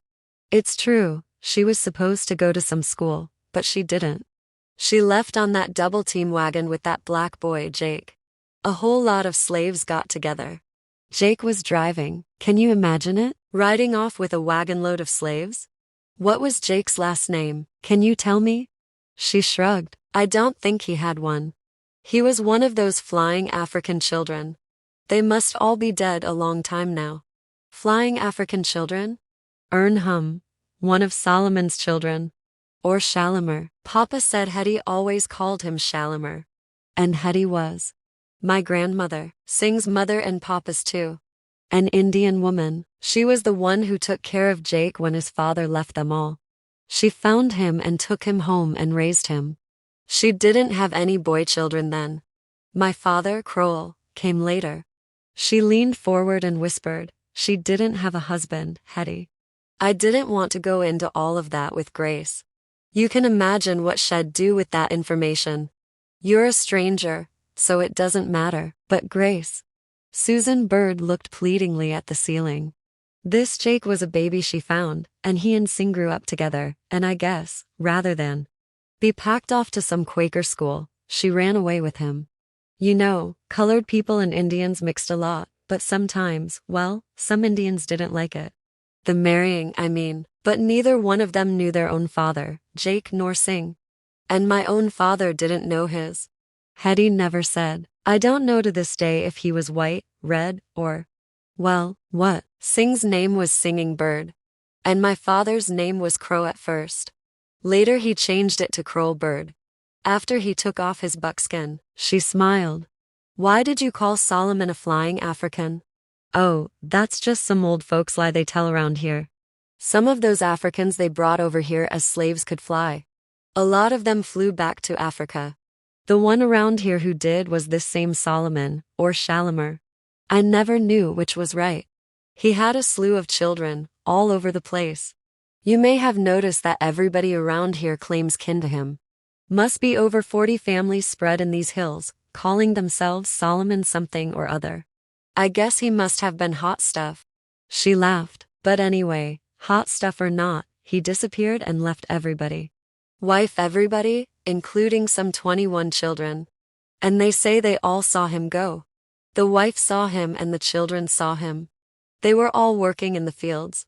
They used to try to grow cotton here. Can you imagine? In these hills? But cotton was king then. Everybody grew it until the land went bad. It was cotton even when I was a girl. Well, back to this. Jake boy. He was supposed to be one of Solomon's original 21. All boys, and all of them with the same mother. Jake was the baby. The baby and the wife were right next to him when he flew off. When you say flew off you mean he ran away, don't you? Escaped? No, I mean flew. Oh, it's just foolishness, you know. But according to the story, he wasn't running away. He was flying. He flew, you know, like a bird. Just stood up in the fields one day, ran up some hill. Spun around a couple of times, and was lifted up in the air. Went right on back to wherever it was he came from. There's a big double-headed rock over the valley named for him. It liked to killed the woman, the wife. I guess you could say wife. Anyway, she's supposed to have screamed out loud for days. And there's a ravine near here they call Rhinus Gulch, and sometimes you can hear this funny sound by it that the wind makes. People say it's the wife, Solomon's wife, crying. Her name was Rhina. They say she screamed and screamed, lost her mind completely. You don't hear about women like that anymore, but there used to be more. The kind of woman who couldn't live without a particular man. And when the man left, they lost their minds, or died or something. Love, I guess, but I always thought it was trying to take care of children by themselves, you know what I mean? She talked on and on, while Milkman sat back and listened to gossip, stories, legends, speculations. His mind was ahead of hers, behind hers, with hers, and bit by bit. With what she said, what he knew, and what he guessed, he put it all together. Singh had said she was going to a Quaker school, but she joined Jake on his wagon full of ex-slaves heading for Boston or somewhere. They must have dropped their passengers all along the way. And then Jake, at the reins, took a wrong turn because he couldn't read, and they ended up in Pennsylvania. But there's a children's game they play around here. And in the game they sing Jake, the only son of Solomon. Only. He looked at her, hoping she wouldn't mind the interruption. Well, they're wrong. He wasn't the only son. There were 20 others.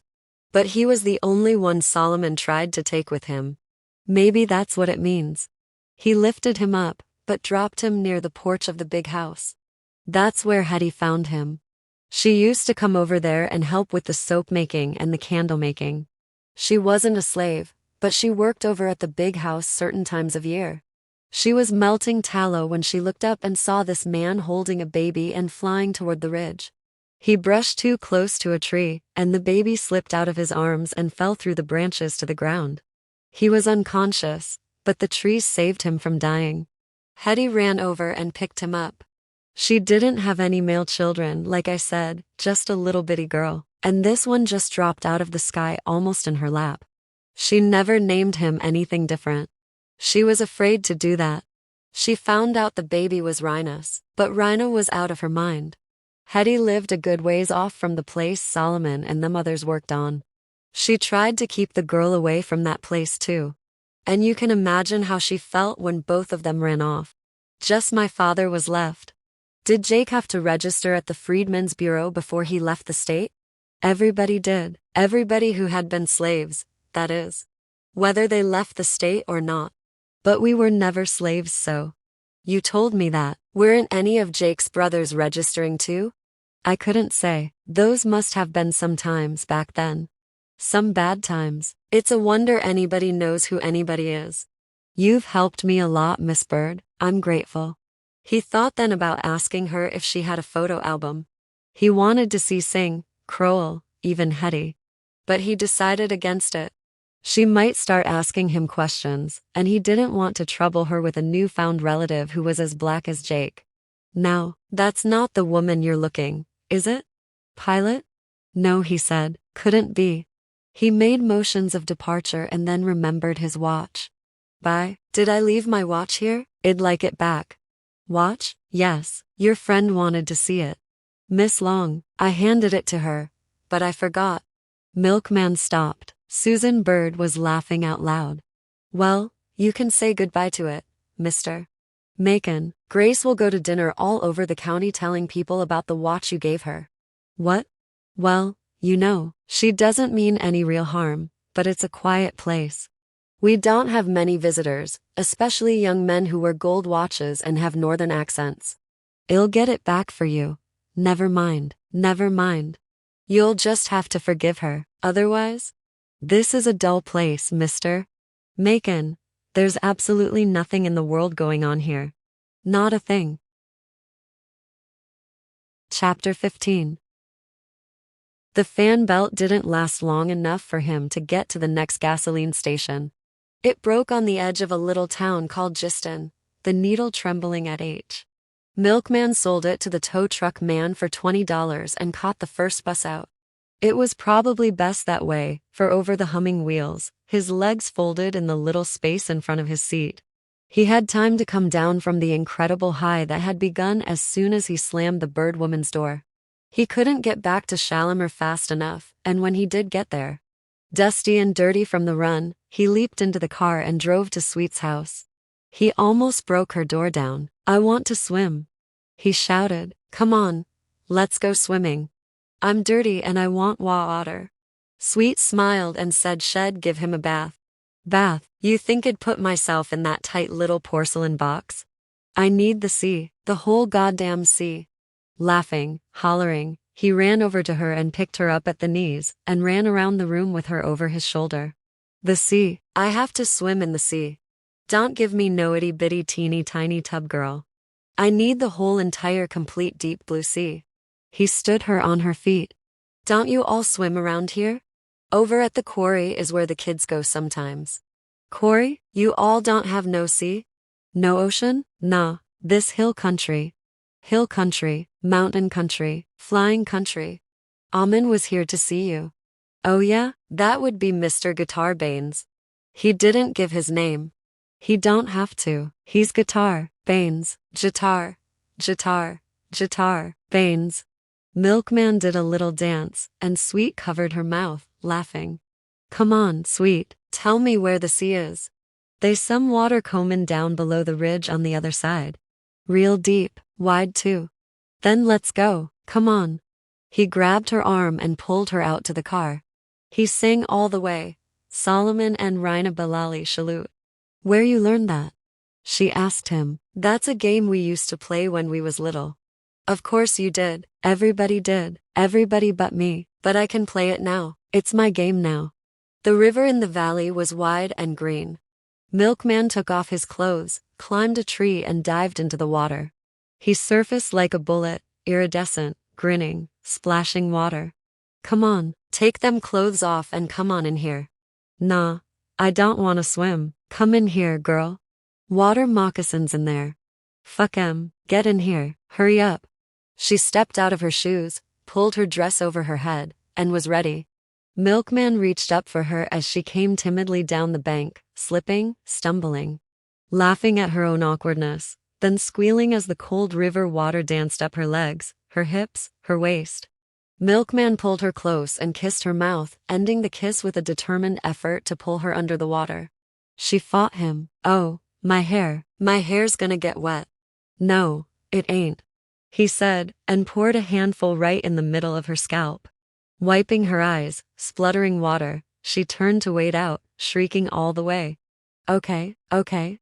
He bellowed, leave me in here by myself. I don't care, I'll play with the water moccasins. And he began to whoop and dive and splash and turn.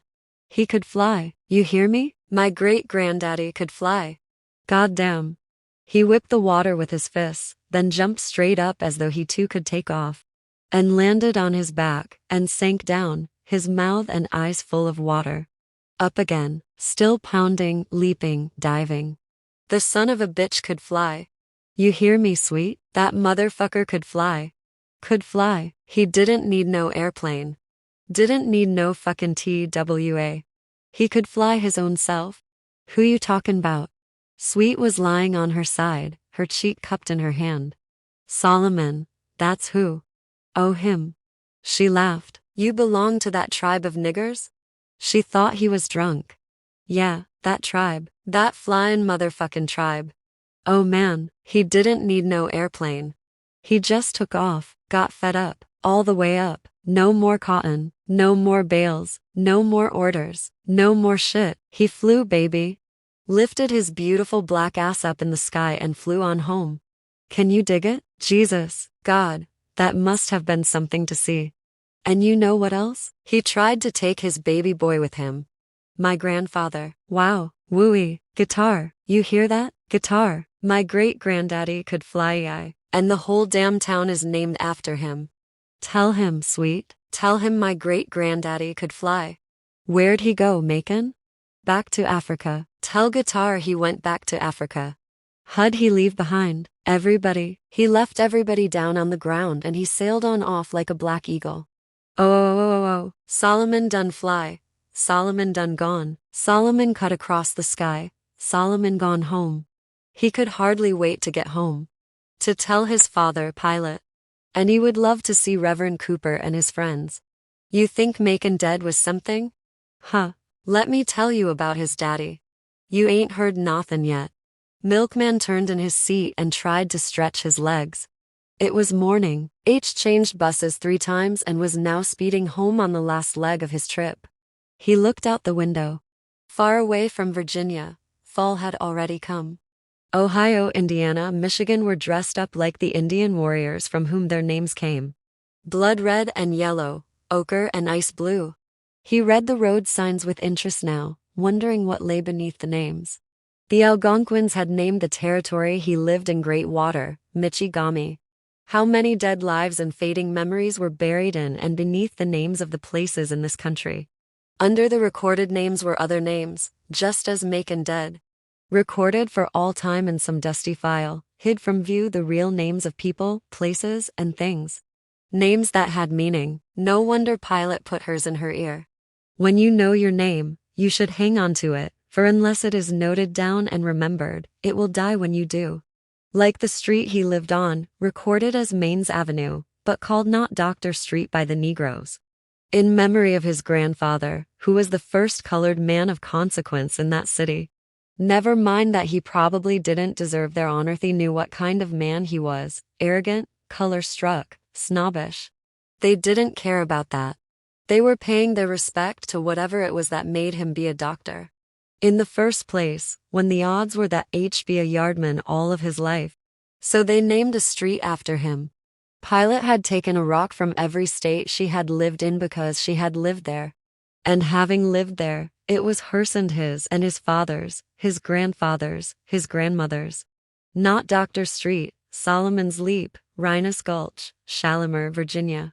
He closed his eyes and thought of the black men in Shalimar, Roanoke, Petersburg, Newport News, Danville. In the blood bank, on Darling Street, in the pool halls, the barber shops. Their names they got from yearnings, gestures, flaws, events, mistakes, weaknesses. Names that bore witness. Macon dead, Sing, Bird, Crowell, Bird. Pilate, Reba, Hagar, Magdalene, 1 Corinthians, Milkman, Guitar, Railroad, Tommy, Hospital, Tommy. Empire State he just stood around and swayed, Small Boy, Sweet, Circe, Moon, Nero, Humpty Dumpty, Blue Boy, Scandinavia, Quack, Quack, Jericho, Spoonbread, Iceman, Dough Belly, Rocky River, Grey Eye, Cock-a-doodle-doo, Cool Breeze, Muddy Waters, Pine Top, Jelly Roll. Fats, Lead Belly, Bo Diddley, Cat Iron, Peg Leg, Sun, Short Stuff, Smoky Babe, Funny Papa, Bucka, Pink, Bull Moose, B, T-Bone, Black Ace, Lemon, Washboard, Gatemouth, Clenhead. Tampa Red, Juke Boy, Shine, Staggerly, Jim the Devil, Fuck Up, and Dat Nigger. Angling out from these thoughts of names was one more. The one that whispered in the spinning wheels of the bus, Guitar is biding his time. Guitar is biding his time.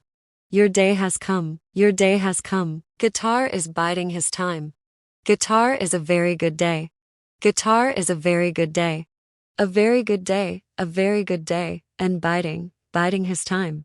In the $75 car, and here on the big Greyhound, Milkman felt safe. But there were days and days ahead. Maybe if Guitar was back in the city now, among familiar surroundings, Milkman could defuse him. And certainly, in time, he would discover his foolishness. There was no gold, and although things would never be the same between them, at least the manhunt would be over. Even as he phrased the thought in his mind, Milkman knew it was not so. Either Guitar's disappointment with the gold that was not there was so deep it had deranged him, or his work had done it, or maybe he simply allowed himself to feel about Milkman what he had always felt about Macon dead and the honor crowd. In any case, he had snatched the first straw, limp and wet as it was, to prove to himself the need to kill Milkman. The Sunday school girls deserved better than to be avenged by that hawk-headed, raven-skinned Sunday man, who included in his blood sweep 4 innocent white girls and 1 innocent black man. Perhaps that's what all human relationships boiled down to. Would you save my life? Or would you take it? Everybody wants a black man's life. Yeah, and black men were not excluded. With 2 exceptions, everybody he was close to seemed to prefer him out of this life. And the 2 exceptions were both women, both black, both old. From the beginning, his mother and Pilate had fought for his life, and he had never so much as made either of them a cup of tea. Would you save my life or would you take it? Guitar was exceptional. To both questions he could answer yes. Should I go home first, or go to Pilate's first? Out in the street, late at night, with autumn air blowing cold off the lake, he tried to make up his mind. He was so eager for the sight of Pilate's face when he told her what he knew, he decided to see her first. H'd have a long time at his own house. He took a taxi to Darling Street, paid the driver, and bounded up the stairs. He pushed the door open and saw her standing over a tub of water, rinsing out the green bottles she used for her wine. "Pilate," he shouted, "have I got stuff to tell you?" She turned around. Milkman opened his arms wide so he could hold all of her in a warm embrace. "Come here, sweetheart," he said, grinning. She came and broke a wet green bottle over his head. When he came to, he was lying on his side in the cellar. He opened one eye and considered the option of not coming to for a little while more. For a long time now he knew that anything could appear to be something else, and probably was. Nothing could be taken for granted. Women who loved you tried to cut your throat, while women who didn't even know your name scrubbed your back. Witches could sound like Katharine Hepburn, and your best friend could try to strangle you. Smack in the middle of an orchid there might be a blob of jello, and inside a Mickey Mouse doll, a fixed and radiant star. So he lay on the cool, damp floor of the cellar and tried to figure out what he was doing there. What did Pilate knock him out for? About the theft of her sack of bones? No, she'd come to his rescue immediately. What could it be? What else could he have done that would turn her against him? Then he knew. Hagar. Something had happened to Hagar. Where was she? Had she run off? Was she sick? Or Hagar was dead? The cords of his neck tightened. How? In Guitar's room, did she? What difference did it make? He had hurt her, left her, and now she was dead. He was certain of it. He had left her. While he dreamed of flying, Hagar was dying. Sweet's silvery voice came back to him. What'd he leave behind? He left Rhina behind and 20 children. 21, since he dropped the one he tried to take with him. And Rhina had thrown herself all over the ground, lost her mind, and was still crying in a ditch. Who looked after those 20 children? Jesus Christ. He left 21 children. Guitar and the Days chose never to have children. Shalimar left his, but it was the children who sang about it and kept the story of his leaving alive. Milkman rolled his head back and forth on the cellar floor. It was his fault, and Pilate knew it. She had thrown him in the cellar. What, he wondered, did she plan to do with him? Then he knew that too, knew what Pilate's version of punishment was when somebody took another person's life. Hagar, something of Hagar's must be nearby. Pilate would put him someplace near something that remained of the life he had taken, so he could have it. She would abide by this commandment from her father herself, and make him do it too. You just can't fly on off and leave a body. Suddenly Milkman began to laugh. Curled up like a polished sausage, a rope cutting his wrists, he laughed. Pilate. He called. Pilate, that's not what he meant. Pilate, he didn't mean that. He wasn't talking about the man in the cave. Pilate, he was talking about himself. His own father flew away. He was the body, you shouldn't fly off and leave. Pilate, come here, let me tell you what your father said. Pilate, he didn't even tell you to sing, Pilate. He was calling for his wife. Your mother. Pilate, get me out of here. Light exploded in his face. The cellar door opened over his head. Pilate's feet appeared on the stone steps, and paused. Pilate, said Milkman softly, now, that's not what he meant. I know what he meant. Come, let me tell you. And Pilate, those bones. They're not that white man's bones. He probably didn't even die. I went there, I saw. He wasn't there and the gold wasn't there either. Somebody found it, and found him too. They must have, Pilate, long before you got there. But Pilate. She descended a few steps. Pilate? She came all the way down, and he looked in her eyes and at her still mouth. Pilate, your father's body floated up out of the grave you all dug for him. 1 month later, it floated up. The butlers, somebody, put his body in the cave. Wolves didn't drag the white man to the front of the cave and prop him on a rock. That was your father you found. You've been carrying your father's bones. All this time. Papa? She whispered. Yes, and Pilate, you have to bury him. He wants you to bury him. Back where he belongs, on Solomon's Leap. Papa? She asked again. Milkman did not speak. He watched her long fingers travel up her dress, to rest like the wing of a starling on her face. I've been carrying Papa? Pilate moved toward Milkman, stopped and looked at him for a while. Then her eyes turned to a rickety wooden table that stood against the stone wall of the cellar. It wasn't a part of the room so dark he had not even seen it. She walked over to the table and lifted from it a green and white shoe box, its cover held down with a rubber band. Joyce. It said on the box, "Thank heaven for little Joyce heels.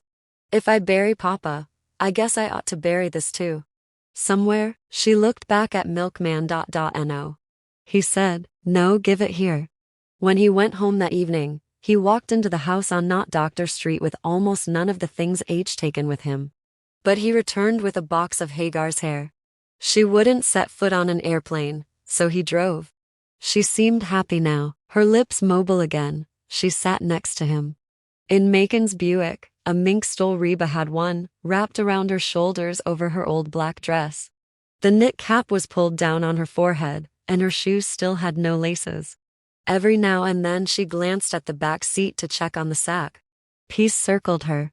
Milkman felt it too. His return to Not Doctor Street was not the triumph H hoped it would be, but there was relief in his mother's crooked smile. And Lena, though unforgiving as ever, was civil to him, since Corinthians had moved to a small house in Southside, which she shared with Porter. The 7 days, Milkman guessed, would be looking for a new recruit, as they had to when Robert Smith jumped off the roof of Mercy. But there were long rambling talks with his father, who could not hear it enough. The boys who remembered him in Danville. His mother's running off with his father. The story about his father and his grandfather. He wasn't a bit interested in the flying part, but he liked the story and the fact that places were named for his people. Milkman softened his description of Circe, saying simply that she was alive and taking care of the dogs. "I ought maybe to take me a trip down there," said Macon. "Virginia?" Milkman asked him. "Danville. I ought to go by and see some of those boys before these legs stop moving. Let Freddie pick up the rents, maybe." It was nice. No reconciliation took place between Pilate and Macon, although he seemed pleased to know that they were going to bury their father in Virginia, and relations between Ruth and Macon were the same and would always be. Just as the consequences of Milkman's own stupidity would remain, and regret would always outweigh the things he was proud of having done. Hagar was dead, and he had not loved her one bit. And Guitar was somewhere. In Shalimar there was general merriment at his quick return, and Pilate blended into the population like a stick of butter in a churn. They stayed with Omar's family, and on the second and last evening, Milkman and Pilate walked up the road to the path that led to Solomon's Leap. It was the higher of 2 outcroppings of rock. Both flat-headed, both looking over a deep valley. Pilate carried the sack, Milkman a small shovel. It was a long way to the top, but neither stopped for breath. At the very top, on the plateau, the trees that could stand the wind at that height were few. They looked a long time for an area of earth among the rock faces large enough for the interment. When they found one, Pilate squatted down and opened the sack, while Milkman dug. A deep sigh escaped from the sack, and the wind turned chill. Ginger, a spicy sugared ginger smell, enveloped them. Pilate laid the bones carefully into the small grave. Milkman heaped dirt over them and packed it down with the back of his shovel. "Should we put a rock or a cross on it?" Milkman asked. Pilate shook her head. She reached up and yanked her earring from her ear, splitting the lobe. Then she made a little hole with her fingers and placed in it, "Sing Snuffbox," with the single word Jake ever wrote. She stood up then, and it seemed to Milkman that he heard the shot after she fell. He dropped to his knees and cradled her lolling head in the crook of his arm, barking at her. You hurt, Pilate?" She laughed softly, and he knew right away that she was reminded of the day he first met her and said the most stupid thing there was to say. The twilight had thickened, and all around them it was getting dark. Milkman moved his hand over her chest and stomach, trying to find the place where she might be hit. "Pilate, you okay?" He couldn't make out her eyes. His hand under her head was sweating like a fountain. "Pilate?" She sighed. "Watch Reba for me. And then, I wish it 'a knowed more people. I would have loved 'em all. If it 'a knowed more, I would 'a loved more." Milkman bent low to see her face, and saw darkness staining his hand. Not sweat, but blood oozing from her neck down into his cupped hand. He pressed his fingers against the skin as if to force the life back in her, back into the place it was escaping from. But that only made it flow faster. Frantically, he thought of tourniquets and could even hear the rip of cloth he should have been tearing. He shifted his weight and was about to lay her down, the better to wrap her wound, when she spoke again. "Sing," she said, "sing a little something for me." Milkman knew no songs, and had no singing voice that anybody would want to hear, but he couldn't ignore the urgency in her voice. Speaking the words without the least bit of a tune, he sang for the lady. "Sugar girl, don't leave me here, cotton balls to choke me, or sugar girl, don't leave me here, buckra's arms to yoke me." The blood was not pulsing out any longer, and there was something black and bubbly in her mouth. Yet when she moved her head a little to gaze at something behind his shoulder, it took a while for him to realize that she was dead. And when he did, he could not stop the worn old words from coming, louder and louder, as though sheer volume would wake her. He woke only the birds, who shuddered off into the air. Milkman laid her head down on the rock. Two of the birds circled round them. One dived into the new grave and scooped something shiny in its beak before it flew away. Now he knew why he loved her so. Without ever leaving the ground, she could fly. "There must be another one like you," he whispered to her. "There's got to be at least one more woman like you." Even as he knelt over her, he knew there wouldn't be another mistake. That the minute he stood up, Guitar would try to blow his head off. He stood up. "Guitar," he shouted. "Tar, tar, tar," said the hills. "Over here, brother man, can you see me?" Milkman cupped his mouth with one hand and waved the other over his head. "Here I am, am, said the rocks. "You want me, huh? You want my life?" "Life, life, life, life." Squatting on the edge of the other flat-headed rock, with only the night to cover him, Guitar smiled over the barrel of his rifle. "My man," he murmured to himself, "my main man." He put the rifle on the ground and stood up. Milkman stopped waving and narrowed his eyes. He could just make out Guitar's head and shoulders in the dark. "You want my life?" Milkman was not shouting now. "You need it? Here." Without wiping away the tears, taking a deep breath, or even bending his knees, he leaped, as fleet and bright as a lodestar. He wheeled toward Guitar, and it did not matter which one of them would give up his ghost in the killing arms of his brother. For now he knew what Shalimar knew. If you surrendered to the air, you could ride it.